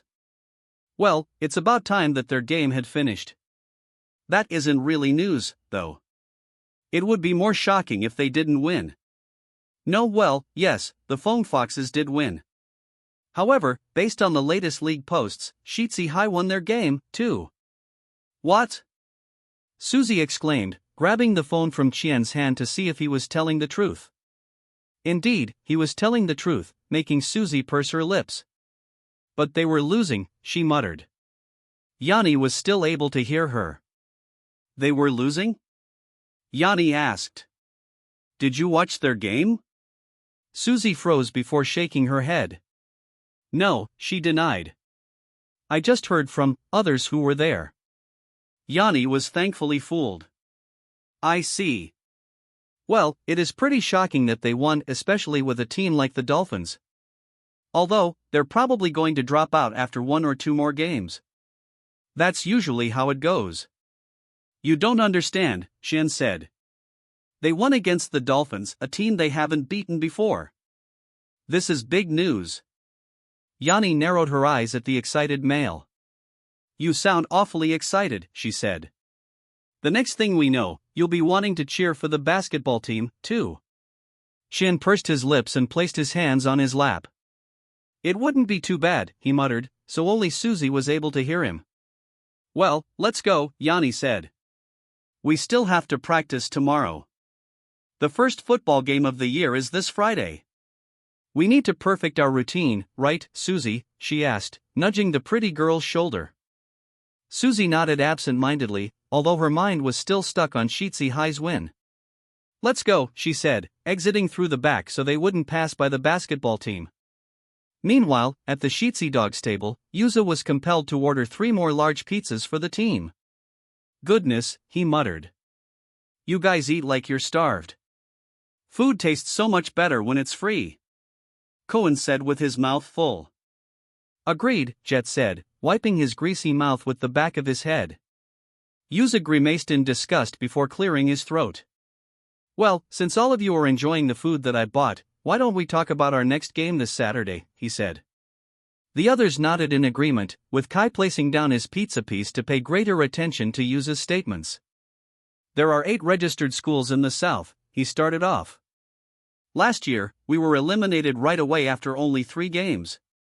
The last team to beat us was the Dashue Dolphins, so it's great that we were able to beat the team that beat us back then. In order to get to the semifinals, we need to win 2 more games in the winner's bracket. We'll be playing against the teams who won today. Only the Fong Foxes and the Donny Embers are confirmed to have won. Currently, the Xing Stars are battling it out with the Pilai Lightnings. Then, the last winner is also confirmed, Jet said. We beat the Pilai Lightnings last year. The Xing Stars will definitely win this game. Jet's right, Cohen said. That means we'll be playing with one of these teams next week. I just hope that it's the Donny Embers. I don't want to be eliminated. Yuza clicked his tongue. However, deep inside, he also wished for their next competitors to be the Donny Embers. As much as he wanted to believe in their skills, he also knew the limitations of their team. There was still a lot to be done, and although he felt the drastic improvement in how they played, he felt that it wasn't enough to beat a team like the Xing Stars and the Fong Foxes. Anyway, let me give you a gist of how these teams play, Yuza said. Well, you already know about the Fong Foxes. If we do play against them, let's focus on Chunlei and Yiming. They haven't played against us to their fullest capacity, so we need to tighten up our defenses and double up on offense once they play against us. Meanwhile, the Donny Embers is a team we've played with often. Without a doubt, they are the easiest competitors out of the 4, but they are still the reigning winners of the losers bracket.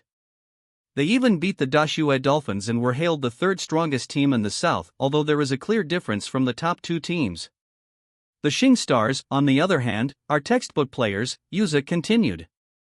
They're the type of team you would see on a basketball catalog. They have clean basketball skills, and all of them have great foundations.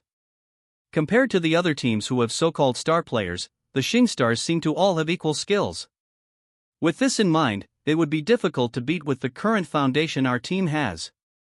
Lena nodded in agreement, her eyes fixed on her phone as she waited for the announcement of the new tournament schedule. Then, her eyes widened when she finally saw the schedule. It's out, she said, capturing the others' attention. She turned her phone to the boys with wide eyes before gulping. We're playing with the Xing Stars next. The sun was already setting when the Sheetsy dogs finished eating. With a total of 12 large pizzas and a whole lot of strategizing, the owner sighed in relief as soon as the team went out of his shop. Goodness, the owner muttered. Those guys ate like trucks. Yuza went out of the restaurant with furrowed eyebrows, glaring at his teammates as they all looked at him with bright eyes. You made me spend so much money, Yuza grumbled.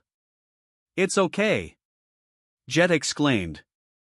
You can just ask your dad for more money, he said. Cohen pursed his lips and stepped on Jet's foot, causing the latter to exclaim in pain. Yuza shook his head and placed his wallet inside his pocket. Well, I need to go to the school to arrange some things, he said. Cohen pursed his lips and stood next to Yuza. Well, it looks like I'll be joining this guy. Let me come with you, Jet said. I'll be meeting up with Eva. I guess I'll head out with you guys, Jinping said with a proud smile, gazing at Kai. Kai shook his head. He couldn't care less about that. My dad's going to pick me up, Zorin said. Well, I guess I'll be the only one heading the opposite way, Lena said. My house is nearer if I walk here, she pointed in the other direction. You're going on your own? Yuza asked with a concerned tone. Yeah, Lena said. It's no big deal. The sun's still out.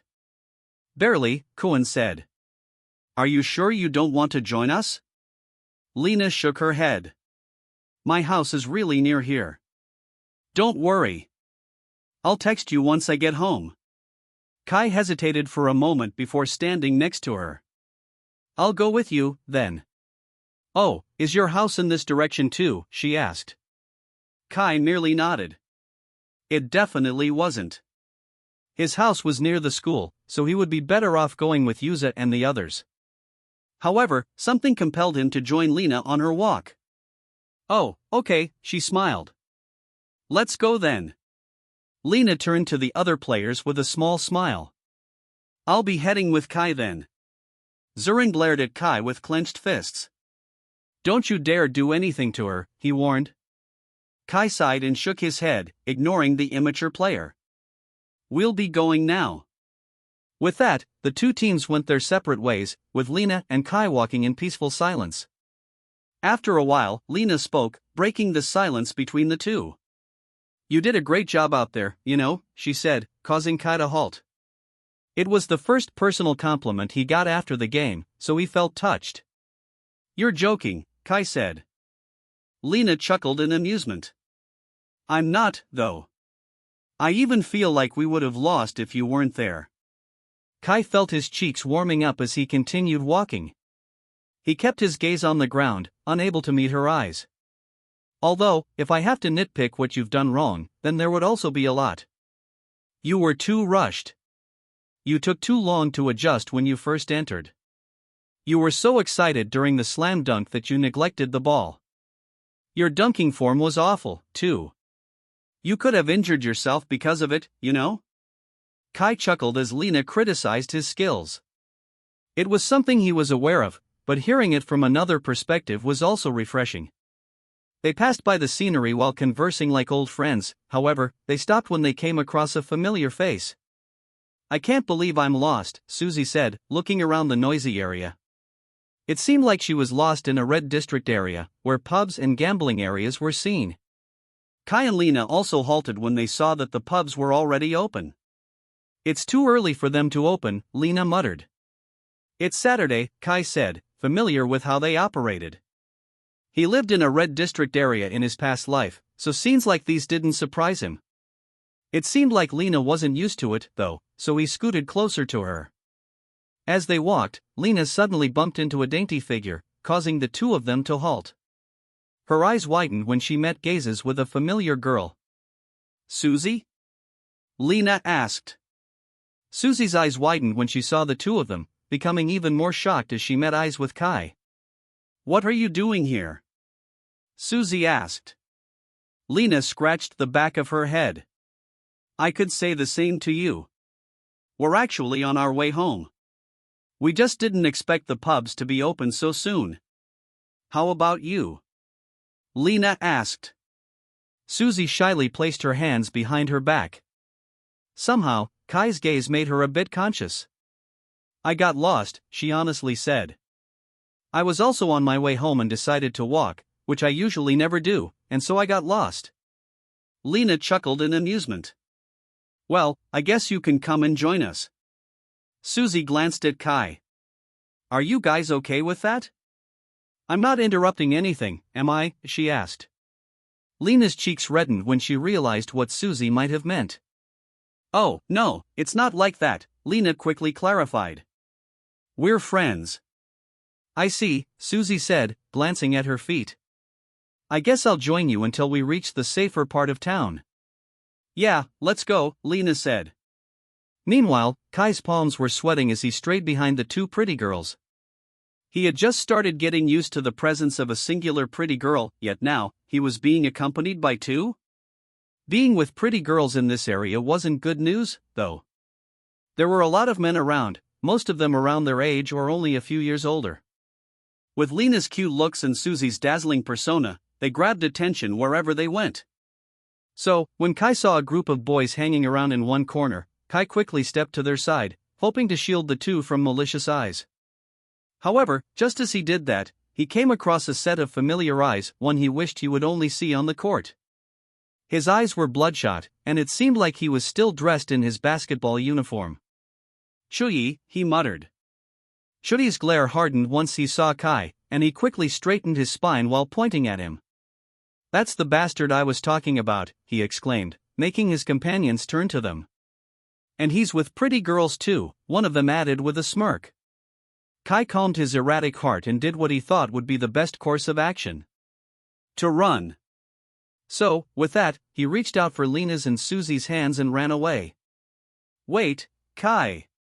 Lena exclaimed as Kai continued to hold onto her hand and ran to a safer place. His legs were really long, so she was unable to keep up with his pace. Meanwhile, Susie stared at their hands and found that Kai's hand was much larger than hers. It felt very warm, too. It was a little bit wet, probably from nervousness. However, Susie didn't mind at all. However, as she glanced at Lena, she couldn't help but feel worried when she saw her restless expression. "Kai," Susie called, making him halt for a moment to look at how the two of them were doing. As soon as he saw Lena's face, he knew she couldn't run any further. So, he quickly dragged them to a narrow and dark crevice, which could serve as a good hiding place. He led Lena and Susie in first before looking back to see where Chuyi and his bastards were. When he saw that they were near, he quickly compressed their bodies together, placing both hands on top of the wall and caging the two pretty ladies in place. Lena was still restless while Susie was frozen in place. Biceps, she thought, looking up at Kai's body. She could also smell his scent, which was a mixture of sweat and laundry detergent. As Lena calmed down, she also started noticing Kai's scent. His arm was also awfully close to her cheek, and his chin was almost touching her forehead. Lena blushed as this was the closest she had ever been to a boy. However, she felt a sharp pain go up her leg, causing her to buckle down and hold onto Kai's bicep for support.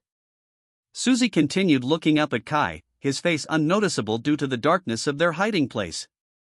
However, just then, a ray of light came through from a small hole, illuminating Kai's face just as he took one step back. At that moment, the light shone down on Kai's eyes, causing a small gasp to escape from Susie's lips. "What the heck?" she exclaimed in her mind.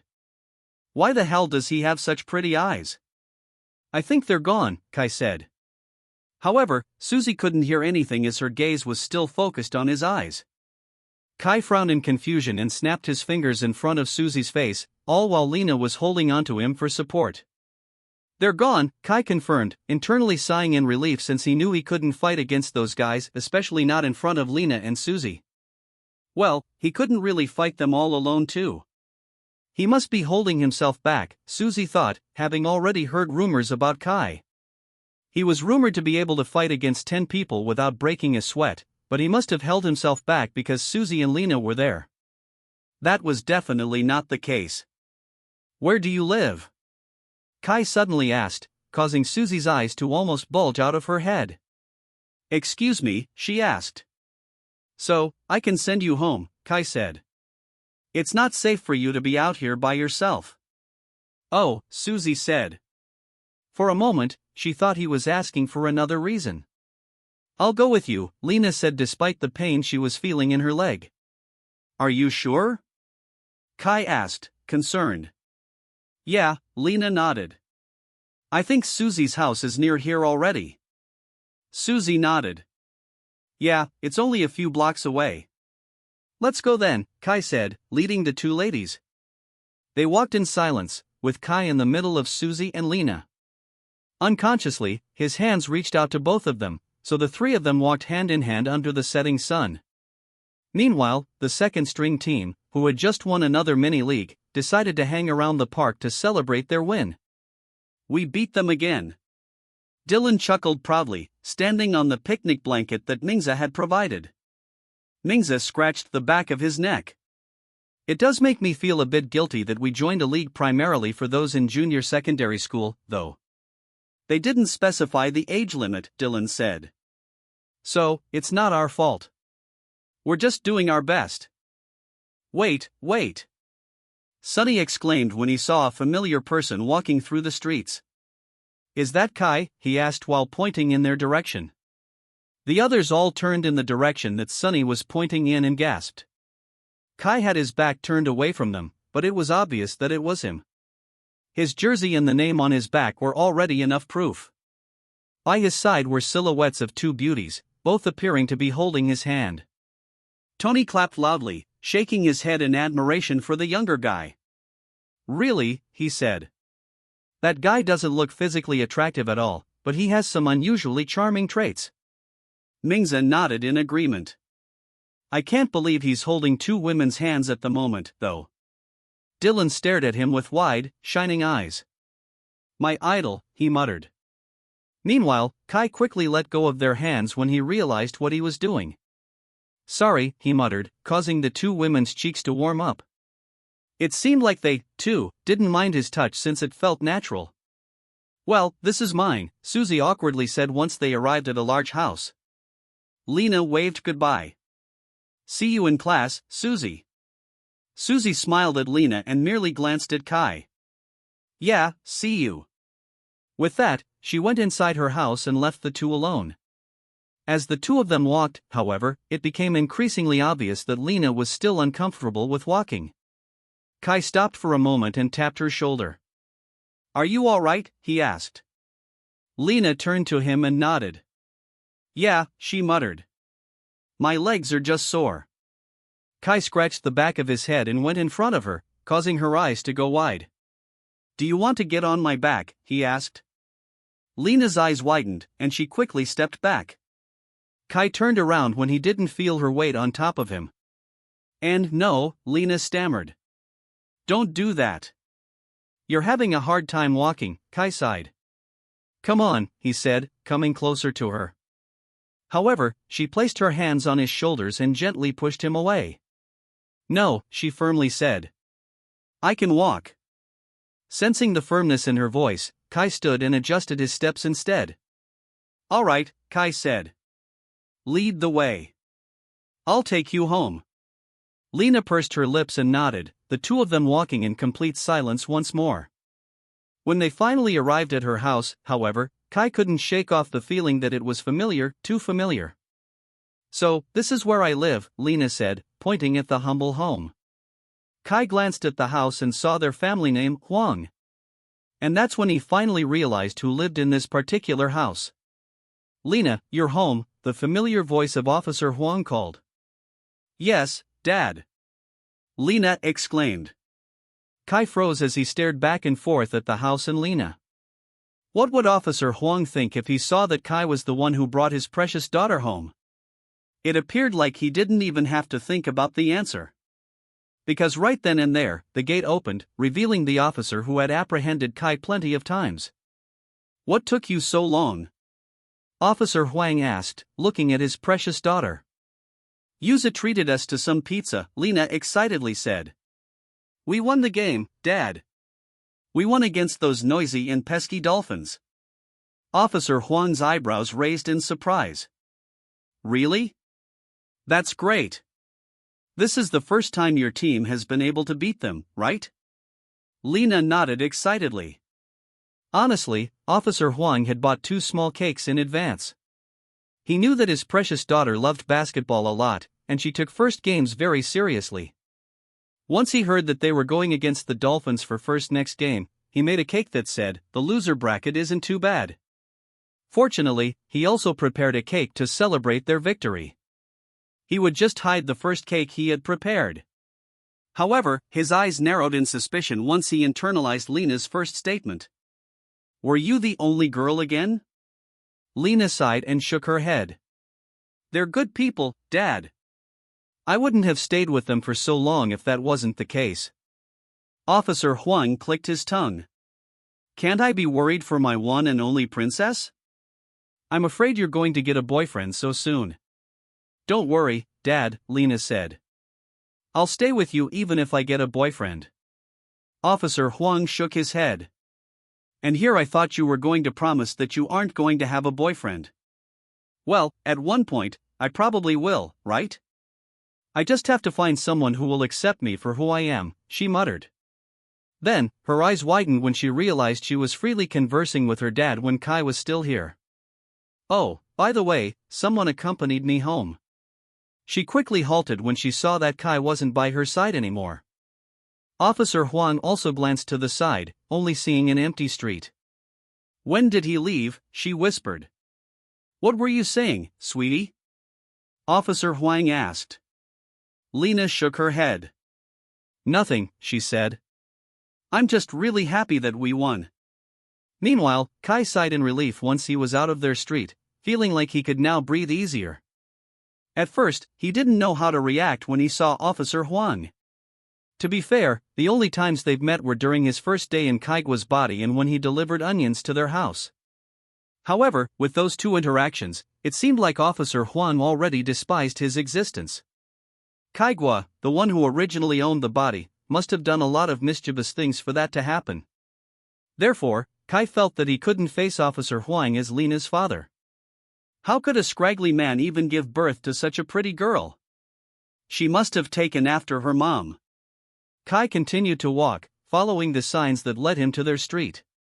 It was a longer route, especially since Kai didn't want to pass by the Red District anymore, so Kai took his time to look around the gorgeous scenery. Just then, he came across a semi-large school, making him halt in his spot. He also heard the sound of heavy marching, so he walked closer to the scene. There was a wired fence that separated him from the team of boys clad in gold jerseys, but that didn't stop him from observing what they were doing. Then, he squinted his eyes to get a better look at the team name on the back of their jerseys. Because of the distance, he couldn't make out the words. However, there was a star at the very end of the last letter, making him tilt his head to the side. Then, he stepped back to look at the signage above him. Xing Academy, he muttered. The Xing Stars, he softly said, realizing that this was the team they were going to play with next Saturday. With that, he went closer to the fence once again and even held onto it. He squished his body closer to the fence to get an even closer look. Strangely, he couldn't recognize anyone from their team. In fact, he didn't notice their team that much during the opening ceremony. Yuza must have been right when he said that the Xing Stars didn't have any star players. Instead, they were a team filled with people who had great foundations. They're training this late at night? Kai asked, finding it admirable that they were still in their school despite it being a weekend. Moreover, they had just finished a game. Were these guys robots or something like that? Then, they started doing something that strengthened Kai's belief. 1, 2. 1, 2, their leader exclaimed. Kai's eyes widened in surprise when he saw the team walking in synchronized fashion. What kind of military training is this? He muttered. I hate PE class, Bao muttered as they got changed into their PE attire. Kai sighed and placed on his pants. Bao couldn't help but notice the tag that was sticking out of Kai's underwear, and he wondered if he should place it back in. However, it would be too awkward to touch a homie's backside. Therefore, he just let it be. However, when Kai bent forward to place on his pants, he saw the words, size XL, written in bold font on the tag, making him let out a small gasp. Then, when Kai turned around after getting dressed, Bao placed his hand on one of his shoulders and gave him a vigorous tap. Good for you, bro, good for you, he said. Kai frowned in confusion. What are you talking about? Kai asked. Bao shook his head. Nothing. I just hope you live a great life. Kai was still confused, but he decided to brush it off. Okay, he muttered. What were you saying before that again? Huh? Bao asked. Oh. I was just ranting about how PE class sucks. Kai nodded in agreement. Yeah, he sighed, causing Bao and some of the others who heard their conversation to turn to him with raised eyebrows. You, of all people, hate PE? Bao asked in surprise. Yeah, Kai confirmed. As much as he wanted to participate in sports and physical activities in his past life, he was never granted the opportunity to do so. During team plays, he would always be picked last. In the end, his grade in PE was the worst, making him resent it even more. Moreover, as much as he liked basketball, he didn't like other sports. I suck at PE, Kai admitted. This is your first practicum of the year, Miss Cherry, their PE teacher, excitedly exclaimed as the students gathered in the field. They were staying on the side since their football team was currently training for their first game of the year on Friday. It was amazing how the school granted them excused absences days before their game when they don't even do so for the rest of the sports teams, or at least not for the basketball team. Sheetzy High's football team, also known as the Sheetzy Snakes, was undoubtedly the most prized possession of Sheetzy High. Even the cheerleading team supported them the most, which was why the cheerleading team were also practicing near them during class hours. At least there's one thing to look forward to during this class, Bao said, looking at the cheerleading team with bright eyes. Agreed, Zurin said, surprising Kai that he was now sitting next to them. Kai raised both eyebrows in surprise. What are you doing here? Zurin frowned. Why? Can't I sit here with a bunch of losers as community service? Kai scoffed and shook his head. I guess that automatically makes you a loser then. Zurin shook his head. Whatever. I didn't want to be with the other guys since they said I make them look like shrimp. You two already look like shrimps, so there's no problem with me staying with you, right? It's all right with me. Bao said, happy to make a new friend. Do whatever you want, Kai said, making Zurin beam. Students, please turn your attention to the front, Miss Cherry said. They all stopped looking at the football team and the cheerleading team and focused their attention on their teacher. As I was saying, she said. This is your first practicum of the year. You will now be applying what you've learned during our lectures. This is a graded activity, but even then, don't forget to have fun. What we're going to be doing today is one of the simplest games I've taught, dodgeball. Let's go. I've always wanted to play this. Isn't this the game that foreigners usually play? Let's throw balls at each other. You shall decide your teams, Miss Cherry said. Who do you want to be the team captain? She asked. Zurin. Zurin should be the team captain. Zurin is the most athletic in the class. Zurin proudly smirked as his name was called. He stood from his seat and clicked his tongue, seemingly shy about the situation. However, deep inside, he was definitely enjoying the attention. Oh, stop it, he bashfully said. Kai shook his head since he could see right through him. Who's the other one, then? Miss Cherry asked. The others started pushing their friends to the front, but none of them seemed to want to play against Zurin. Miss Cherry noticed this and looked around for a suitable opponent. Then, when her eyes landed on Kai, she nodded in approval. This student had quite a great physique. How about you, then? She asked, pointing at Kai. The others became silent as they all turned to Kai. Bao cheered for his friend. Let's go! Bao exclaimed in support for Kai. Kai had never been chosen as the captain before, so he decided to take up the challenge. He stood and walked to where Zurin was standing. Let's choose teams, then, Miss Cherry said, excited to watch the upcoming game. There are 20 boys in this class, so you get to pick 10 each. Ladies, you shall watch them first, then we'll proceed with your game after. The girls in the class nodded in agreement, also excited to watch the boys' game. Why don't we start with Kai, she said. Zurin clicked his tongue. He wanted to go first and pick Rambo, the biggest guy in their class. He was sure that Kai was going to pick him without a doubt. Kai looked around the class to find suitable teammates. However, it seemed like the others were deliberately avoiding his eyes. Rambo, undoubtedly the heaviest guy in their class, was even playing with the blades of grass just to avoid his gaze. Kai sighed and shook his head. It wasn't like he was going to pick him anyway. Bao, Kai said, maintaining his loyalty to his friend. Bao's eyebrows raised in surprise while the others were also perplexed. Truth be told, this was the first time Bao had been called first during PE class. So, this is what it feels like, Bao said, excitedly standing next to Kai. Zurin sighed in relief and called Rambo's name, making the big guy jump in happiness. That's what I'm talking about, baby! Rambo exclaimed. One by one, Kai and Zurin started picking their teammates. However, Zurin frowned as Kai called another lanky guy with very thick glasses to his team. Why is he only calling losers? One of the girls asked. The guy was surprised, but he excitedly joined their team. Kai looked at his teammates and nodded in acknowledgement. This was the exact team that he had wanted, a team that comprised the people who were used to getting picked last. As someone who was in their shoes before, Kai wanted to make them feel that they were worthy of being chosen, and if they lost, at least it was still a great experience for everyone. Kai didn't mind winning, though. There were way too many cocky bastards in Zurin's team. Now, it was down to the last two male students. They already felt quite bitter since they were used to getting called earlier.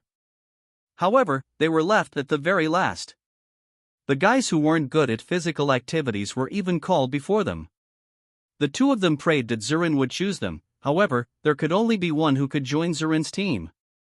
So, Yesu had no choice but to join Kai's team. Miss Cherry looked at the teams and found that Zurin's team overwhelmed Kai's team by a huge margin. She thought it was going to be a fairly equal game, but that doesn't seem to be the case. Now that the teams are complete, Miss Cherry started off. Let's get started. Extra quest. Ball handling at its best. Catch a ball and win 1 XP. Eliminate one person and win 1 XP. 1 XP didn't seem like much, but Kai still wanted to take the opportunity to win against Zurin's team. They appeared really relaxed, and it made Kai want to beat them even more. Rambo glanced at Kai's team and clicked his tongue. Kai is strong, right? He asked Zurin. I only heard rumors about his strength. Look at his other teammates, though, one of their teammates said.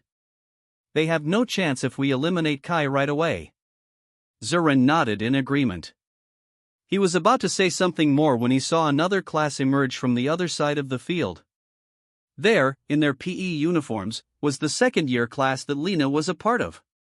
Zurin's spine straightened, and he found himself getting more fired up to win the game. Kai's not that good at handling the ball, he said to his teammates. Rambo frowned in confusion. Really?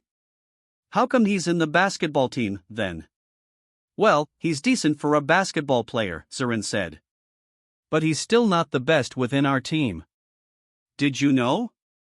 Yuza still makes him practice dribbling skills up to this day. Rambo and the rest of his teammates laughed out loud. Isn't that something that middle schoolers do? One of his teammates asked. I know, Zurin said. So don't be intimidated and just throw the ball at your own will. They all nodded in agreement. Meanwhile, in Kai's team, the last picked person, Yesu, sighed bitterly as he looked at his teammates. It's over, Yesu muttered. Meanwhile, Kai appeared more determined than ever. Well, he was the one who picked the team, so it would be strange if he didn't believe in them. However, what was stranger was the fact that he picked such a team in the first place. They probably think we're an easy target, Kai honestly said. His teammates cast their heads to the ground. Then, Kai smirked. That just makes it more exciting for us to beat them. They all looked at Kai like he had gone insane. Bao scratched the back of his head. As much as I am elated to be the first person to be chosen on this team, I also can't help but wonder how we'll be able to beat them. The others nodded in agreement. Just avoid the ball, Kai simply said. You guys are great at avoiding things, aren't you? Bao pursed his lips since he couldn't refute Kai's statement.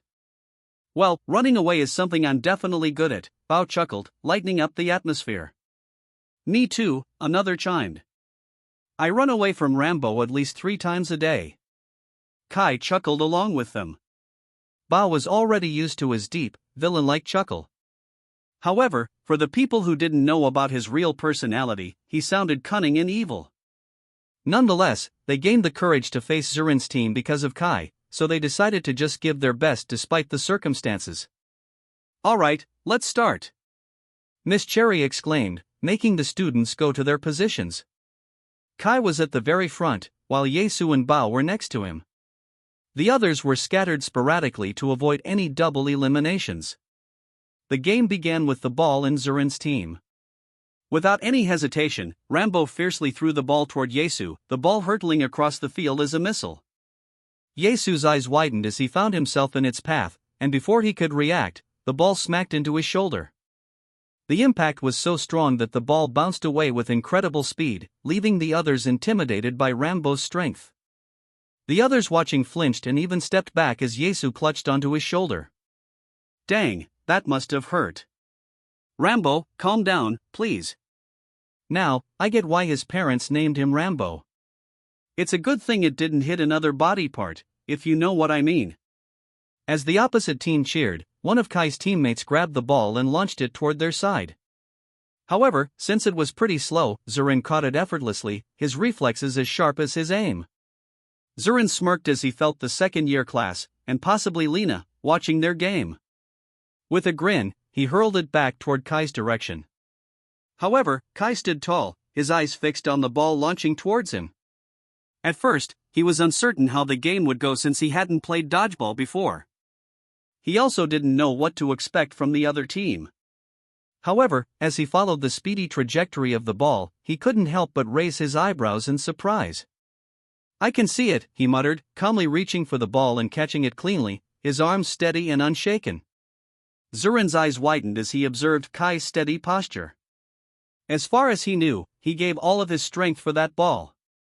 How was he able to catch it so effortlessly? Lena's eyes widened in surprise while Kai's teammates watched in awe as he held the ball, a glimmer of determination in their eyes. Without missing a beat, Kai spotted an unsuspecting player on the opposing team. With a swift motion, he sent the ball flying toward them, imagining that he was throwing a basketball to a teammate who was at the very end of the court. The ball ricocheted off of Zurin's teammate's chest and bounced toward another player, creating a domino effect.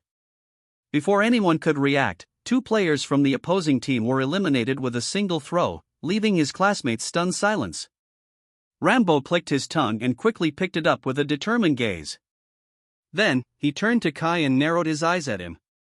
He took a step back, almost as if he was gathering all of his energy into the throw before launching it forward.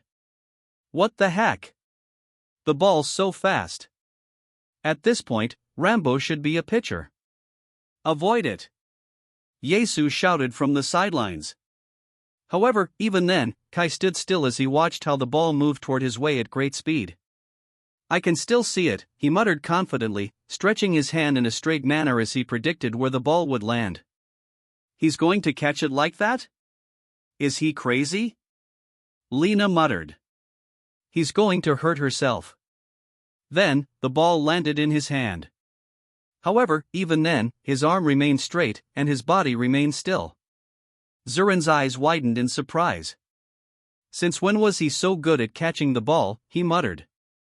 Kai stared at the ball in his hands and surprisingly found that the impact didn't hurt. So, he quickly looked back at their shocked opponents and threw the ball once more. The guy next to Zurin couldn't move as the ball approached him like a fast-paced car. Then, before he even knew it, he was eliminated from the game. What the? I mean, Kai is still probably the strongest among them. Rambo's just the biggest. But Kai said he was bad at PE before we went here. Duh, he was definitely lying. He was the best at fighting during junior secondary school. How could he suck at PE? Meanwhile, Zurin wasn't happy with what was happening, so he quickly gathered his teammates and whispered a new strategy. Don't hit Kai for now, he said. Just hit those lankly, little dudes. The others nodded in agreement, with Rambo holding onto the ball. His gaze, which was originally focused on Kai, shifted to the one standing next to him. With all the strength that he could muster, Rambo threw the ball at the guy with the thickest glasses on the team. Kai's eyebrows raised in surprise when he realized where Rambo was aiming the ball. Then, he acted quick and held onto his teammate's sleeve before pulling him away. However, since his teammate resisted a bit, the ball still managed to hit the edge of his shoulder. Out! Miss Cherry exclaimed, and the glasses guy quickly jogged to where the rest of the class was sitting. One by one, their teammates got eliminated. It seemed to be a pretty equal match, one that the teacher didn't expect based on how the teams looked in the beginning. However, it seemed like Kai's team was holding out pretty well since they currently had the same amount of people as Zurin's team. The people nearby had stopped to look at their match, intrigued by the push and pull that the two teams were showing. Bao found himself getting bashful because of all the attention, which caused him to be eliminated on the next round due to his lack of focus. He exclaimed in surprise when Rambo's throw caused his glasses to get knocked off of his face. Wait, Bao said, halting the resumption of the game as he picked up his glasses from the grass. Kai saw how it got slightly bent, causing his eyebrows to furrow. Hey, are you okay? Kai asked as Bao placed his crooked glasses on. He still had a wide smile on his face, appearing to find the game fun. Yeah, Bao said. I'll go to the side now, he cheerily exclaimed as he joined the rest of his classmates. However, Kai didn't find it nearly as fun after seeing his friend get hit in the face. It was one of the rules in dodgeball. A hit on the head was only going to count if the person ducked down or dodged and managed to get hit. Rambo definitely aimed it at Bao's head from the very beginning. However, even then, it seemed like Kai was the only one who found it strange. He shook his head in disappointment as he grabbed the ball and threw it over to their side, determined to eliminate their third teammate to even out the score. Fortunately, it seemed like his aim was only getting better and better as time passed by. Zurin sighed in relief when the ball passed through him, even making his hair fly in the process. Goodness, he muttered. At this point, he should be a professional dodgeball player. However, even then, Zurin didn't give up. Kai's last teammate, who had been running around for the entire duration of the game, appeared to have slowed down due to physical fatigue. Zurin took this opportunity to aim at his chest, and it landed with a loud thud, signaling the elimination of Kai's last teammate and leaving him all alone to face two opponents. Do you think he can take the two of them? Well, in a fight, I feel like he could. Go, Kai. Let's go, Kai. Bao cheered excitedly. Kai looked at the side and found the boys he picked for his team, who were looking at him with bright eyes. Back then, Kai swore that some of these boys looked at him with fearful gazes. Somehow, seeing them cheer for him put him in a better mood. So, he quickly turned his focus to Zurin, who was already aiming to hit him. Kai narrowed his eyes in concentration, his gaze darting from side to side to predict which way Zurin would throw the ball. Fortunately, since the two of them were teammates, Kai had an inner instinct where Zurin would throw the ball. That was how he received his passes during their game with the Dashua Dolphins, after all. With that, he was able to dodge his attack and get the chance to retaliate and possibly put an end to the game. He took the ball from the ground, held it with both hands, and focused his gaze on Rambo. From his peripheral vision, he could sense Zurin standing nearby, which gave him the perfect opportunity for another double elimination. He tried to recall how he managed to accomplish it a while ago. Then, he realized that he had to aim at Rambo's side so it could bounce off into Zurin's direction. Let's do this, Kai muttered. At this point, the cheerleaders were already resting, their gazes focused on the noisy part of the field. Yanni clicked her tongue as she watched their showdown. Goodness, she said. These first-year students are so noisy. Don't they know that they're interrupting our practice? Let them be, Susie said, her gaze focused on Kai. Let's watch along with them. It seems pretty fun. Yanni sighed and begrudgingly faced them. Deep inside, she was also tuning into their game. It was much more interesting than she had expected. With a deep breath, Kai finally raised his hand, aiming the ball at Rambo's side so he could fulfill his objectives. He made sure not to execute any dirty plays like Rambo did, although he was very tempted after seeing Bao's crooked glasses. It seemed like time stood still as the ball hurled into Rambo's direction. The big guy's eyes widened as he gauged the speed of the ball, sensing that it was faster than Kai's past throws. It almost seemed hypnotizing, and because of it, instead of moving away, he felt compelled to come close to it. So, instead of moving to his left to evade the attack, he jumped to the right, where the ball was perfectly heading in a fast trajectory. Shit, he muttered as the ball became dangerously close to his treasured body part. Then, before he knew it, a loud thud was heard around the field, arguably the loudest thud of the entire game. The others quickly looked away as the scene happened before them, and even Miss Cherry couldn't help but cover her eyes. Kai's eyes widened as Rambo fell to the ground, his hands covering the sore area. Welp, Zurin said as he stared at his teammate who was writhing in pain on the ground. Now, that's what you call a triple ball. Balls caught, 9. People eliminated, 6. Total, 15. Current rank, Rising Rookie, 41.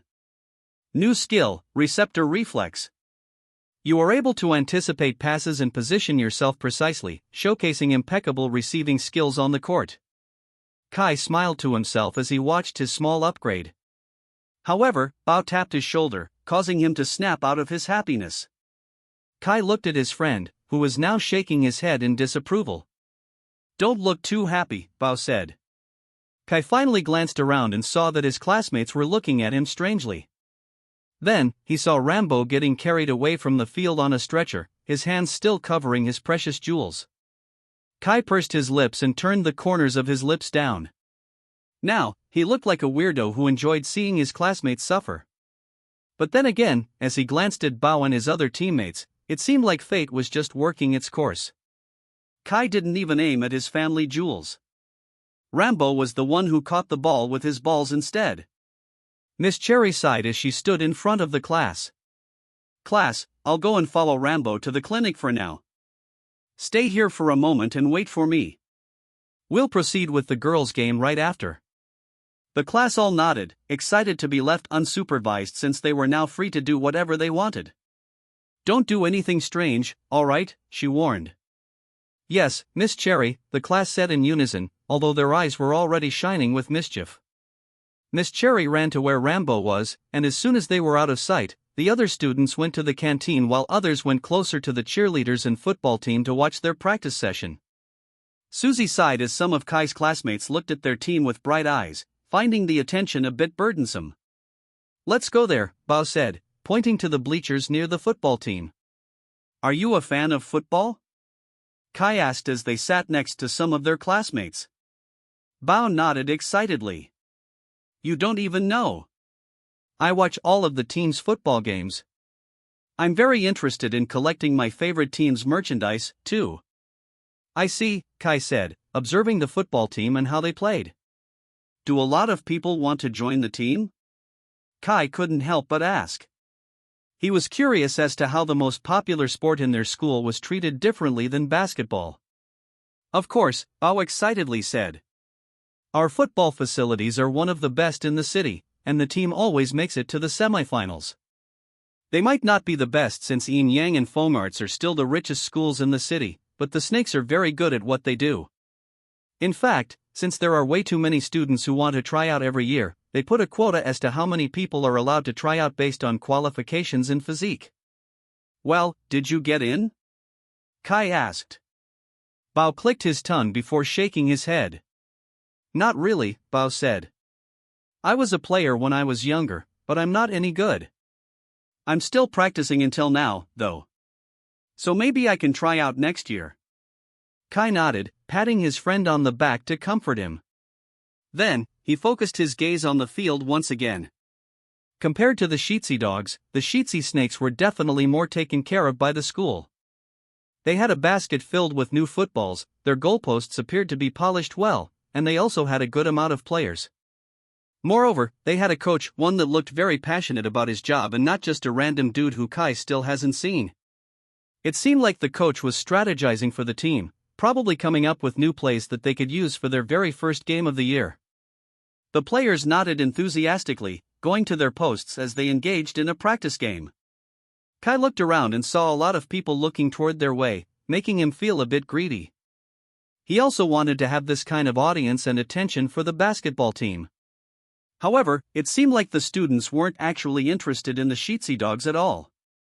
The game started, and Kai watched, although he didn't even know how the rules worked. All the players needed to do was guard the ball, pass it to their teammates, and make it into the goalpost, right? It somehow reminded him of basketball, but more focused on the lower body and with a bigger goal area. Kai looked around and couldn't help but look at the players' physiques. He wondered if all of them actually liked to play football, or if they were interested in other sports, such as basketball. One of the goalies, in particular, appeared very much like a basketball player. He was probably as tall as Kai, maybe a few centimeters shorter, and he also had a very lean body.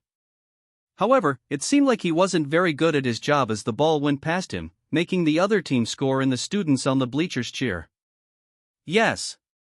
Bao exclaimed, even standing up to show his support for the person who just scored. Kai raised his eyebrows in surprise. "You like that guy?" Kai asked. Bao excitedly nodded. "Yeah," he said.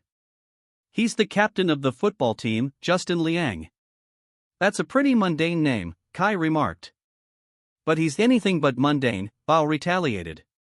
His skills are one of the greatest in the city. If the basketball team has Yuza, then the football team has Justin. That's also the reason why the basketball team and the football team have this sort of rivalry, he muttered the last statement, making Kai unable to hear him. Huh? Kai asked. Bao shook his head. Nothing, he quickly said. Just know that Justin Liang is not someone to be taken lightly in the world of high school football. He's a legend in the making. Just then, their conversation was interrupted when Kai suddenly felt something bump into his feet. His canvas shoes, the ones he usually wore to school, were pretty thin, so he felt the impact pretty quickly. Bao and Kai glanced at the item on Kai's feet. Bao's eyes widened when he realized what it was. What's the ball doing here? He muttered. Hey! A deep voice suddenly exclaimed, making Kai lift his head once more. Justin Liang, who was standing from afar with a deep frown, waved his hand to capture their attention. The ball, he exclaimed, louder this time. Kick it back here. Kai stared at the ball and wondered what to do. How could a round thing look so familiar yet foreign at the same time? It was then that Kai realized that he didn't know anything about other ball sports aside from basketball. So, he glanced at Bao so he could ask him to kick the ball to the football team instead. He was the one who wanted to become a part of the team, after all. However, he found Bao looking at the ground, scooting away from Kai slowly by slowly. Kai sighed when he realized that some of his classmates were looking toward him, all expecting him to kick the ball. Justin Liang clicked his tongue as he watched the tall, scruffy guy hesitate to kick the ball their way. Junior, his teammate, sighed in frustration. Who is that guy? He's delaying the practice game. Justin also sighed before running his fingers through his hair. Fine, I'll get it myself, he said. Kai saw Justin walking over to where they were, and he internally panicked. So, he quickly stood and positioned himself for a kick. All he needed to do was to kick it to them, right?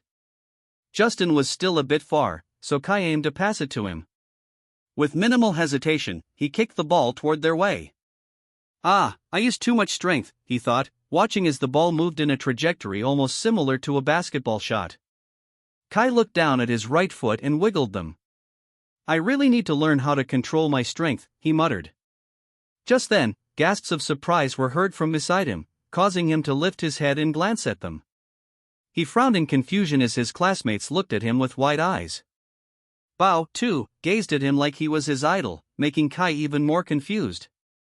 He turned his attention back to the field, where he saw the football team looking at him with either furrowed eyebrows or wide eyes. Then, he saw the ball on the other side of the field, rolling away from the goalpost. Kai scratched the back of his head. Why were they looking at him like he just made a goal or something? The ball was clearly far from the net. Justin was frozen in his spot as he realized what just happened. He stared at the tall guy and looked for something that indicated his name. However, there was none. It seemed like he didn't try out for the football team, too, which was strange since most guys with his physique tried out for their team. Every guy wanted to become one of the Sheetsy snakes. Just then, a loud shout was heard all over the field. Class! Miss Cherry's voice rang out. The first years in the field acted quickly as they ran back to their spot. Those who were at the canteen were informed by their friends, staggering to get back to the field as quick as possible. Justin saw that the first year was walking away when he didn't even get the opportunity to ask his name. So, feeling a bit strange, he went back to his team, who were still a little bit surprised. Let's get back to the game, their coach exclaimed. Meanwhile, Justin jogged to where Junior was standing and nudged his shoulder before nodding in the direction of the first-year student. Junior turned to him with a curious expression. Do you know that guy's name? He asked. Junior shrugged. No idea, honestly. Meanwhile, in their spot on the field, the girls were now engaging in their own game of dodgeball. Their squeals and laughter were heard, and they appeared to be having fun, unlike the competitive game that the boys had. Hey, Bao, Kai suddenly said, capturing his friend's attention. Bao hummed and turned to Kai. Why was everybody looking at me a while ago? I didn't make the goal, did I? Bao shook his head, making Kai chuckle. Right, he said in an amused tone. That would be impossible. Yeah, Bao muttered. You hit the corner of the goalpost instead. Kai stopped chuckling as he looked at Bao with furrowed eyebrows. The goalpost? Kai asked. Bao nodded slowly. Yeah, the goalpost. It bounced off of the metal post and rolled away. That's why the ball was so far away from the net when you saw it. Friday finally came, and the school was excited for the very first football game of the year. The colors of Sheetzy High, pink like cherry blossoms and yellow like a lion's mane, adorned every corner of the school. People were already wearing their Sheetzy High jackets, some even with face paints of the numbers of their favorite athletes. They were going to compete with the Phoneflies today, one of their greatest rivals, so the excitement was higher than usual. Are you going to go to the game later? Students excitedly asked. Of course. Everybody's going. I can't believe the first home game is with the Phoneflies. It's going to be so exciting. I can't wait for our last class to end. Sir Dao, who was a big fan of Justin Liang and the Sheetzy Snakes, was in a good mood as he entered the faculty room. The last class had just finished, and almost all the people in the school were preparing to watch the game between the Sheetzy Snakes and the Phoneflies. Coach Jean!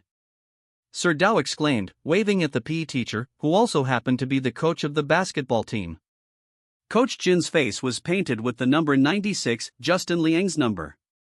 He also had some cheering lights and pom-poms, making him look like a die-hard fan. You're going to the game? Sir Dao asked. Isn't it obvious? Coach Jean chuckled. Sir Dao chuckled along with him. Well, it is a very exciting game. Let me sit next to you. Just then, Sir Mukin passed by them, so Sir Dao called for his attention. Mukin! Are you going to today's game? Mukin shook his head. I have a lot of papers to check, sir. It's the weekend tomorrow. Sir Dao exclaimed. You better loosen up, or you'll grow to be an ugly old man sooner. Coach Jean nodded. Come with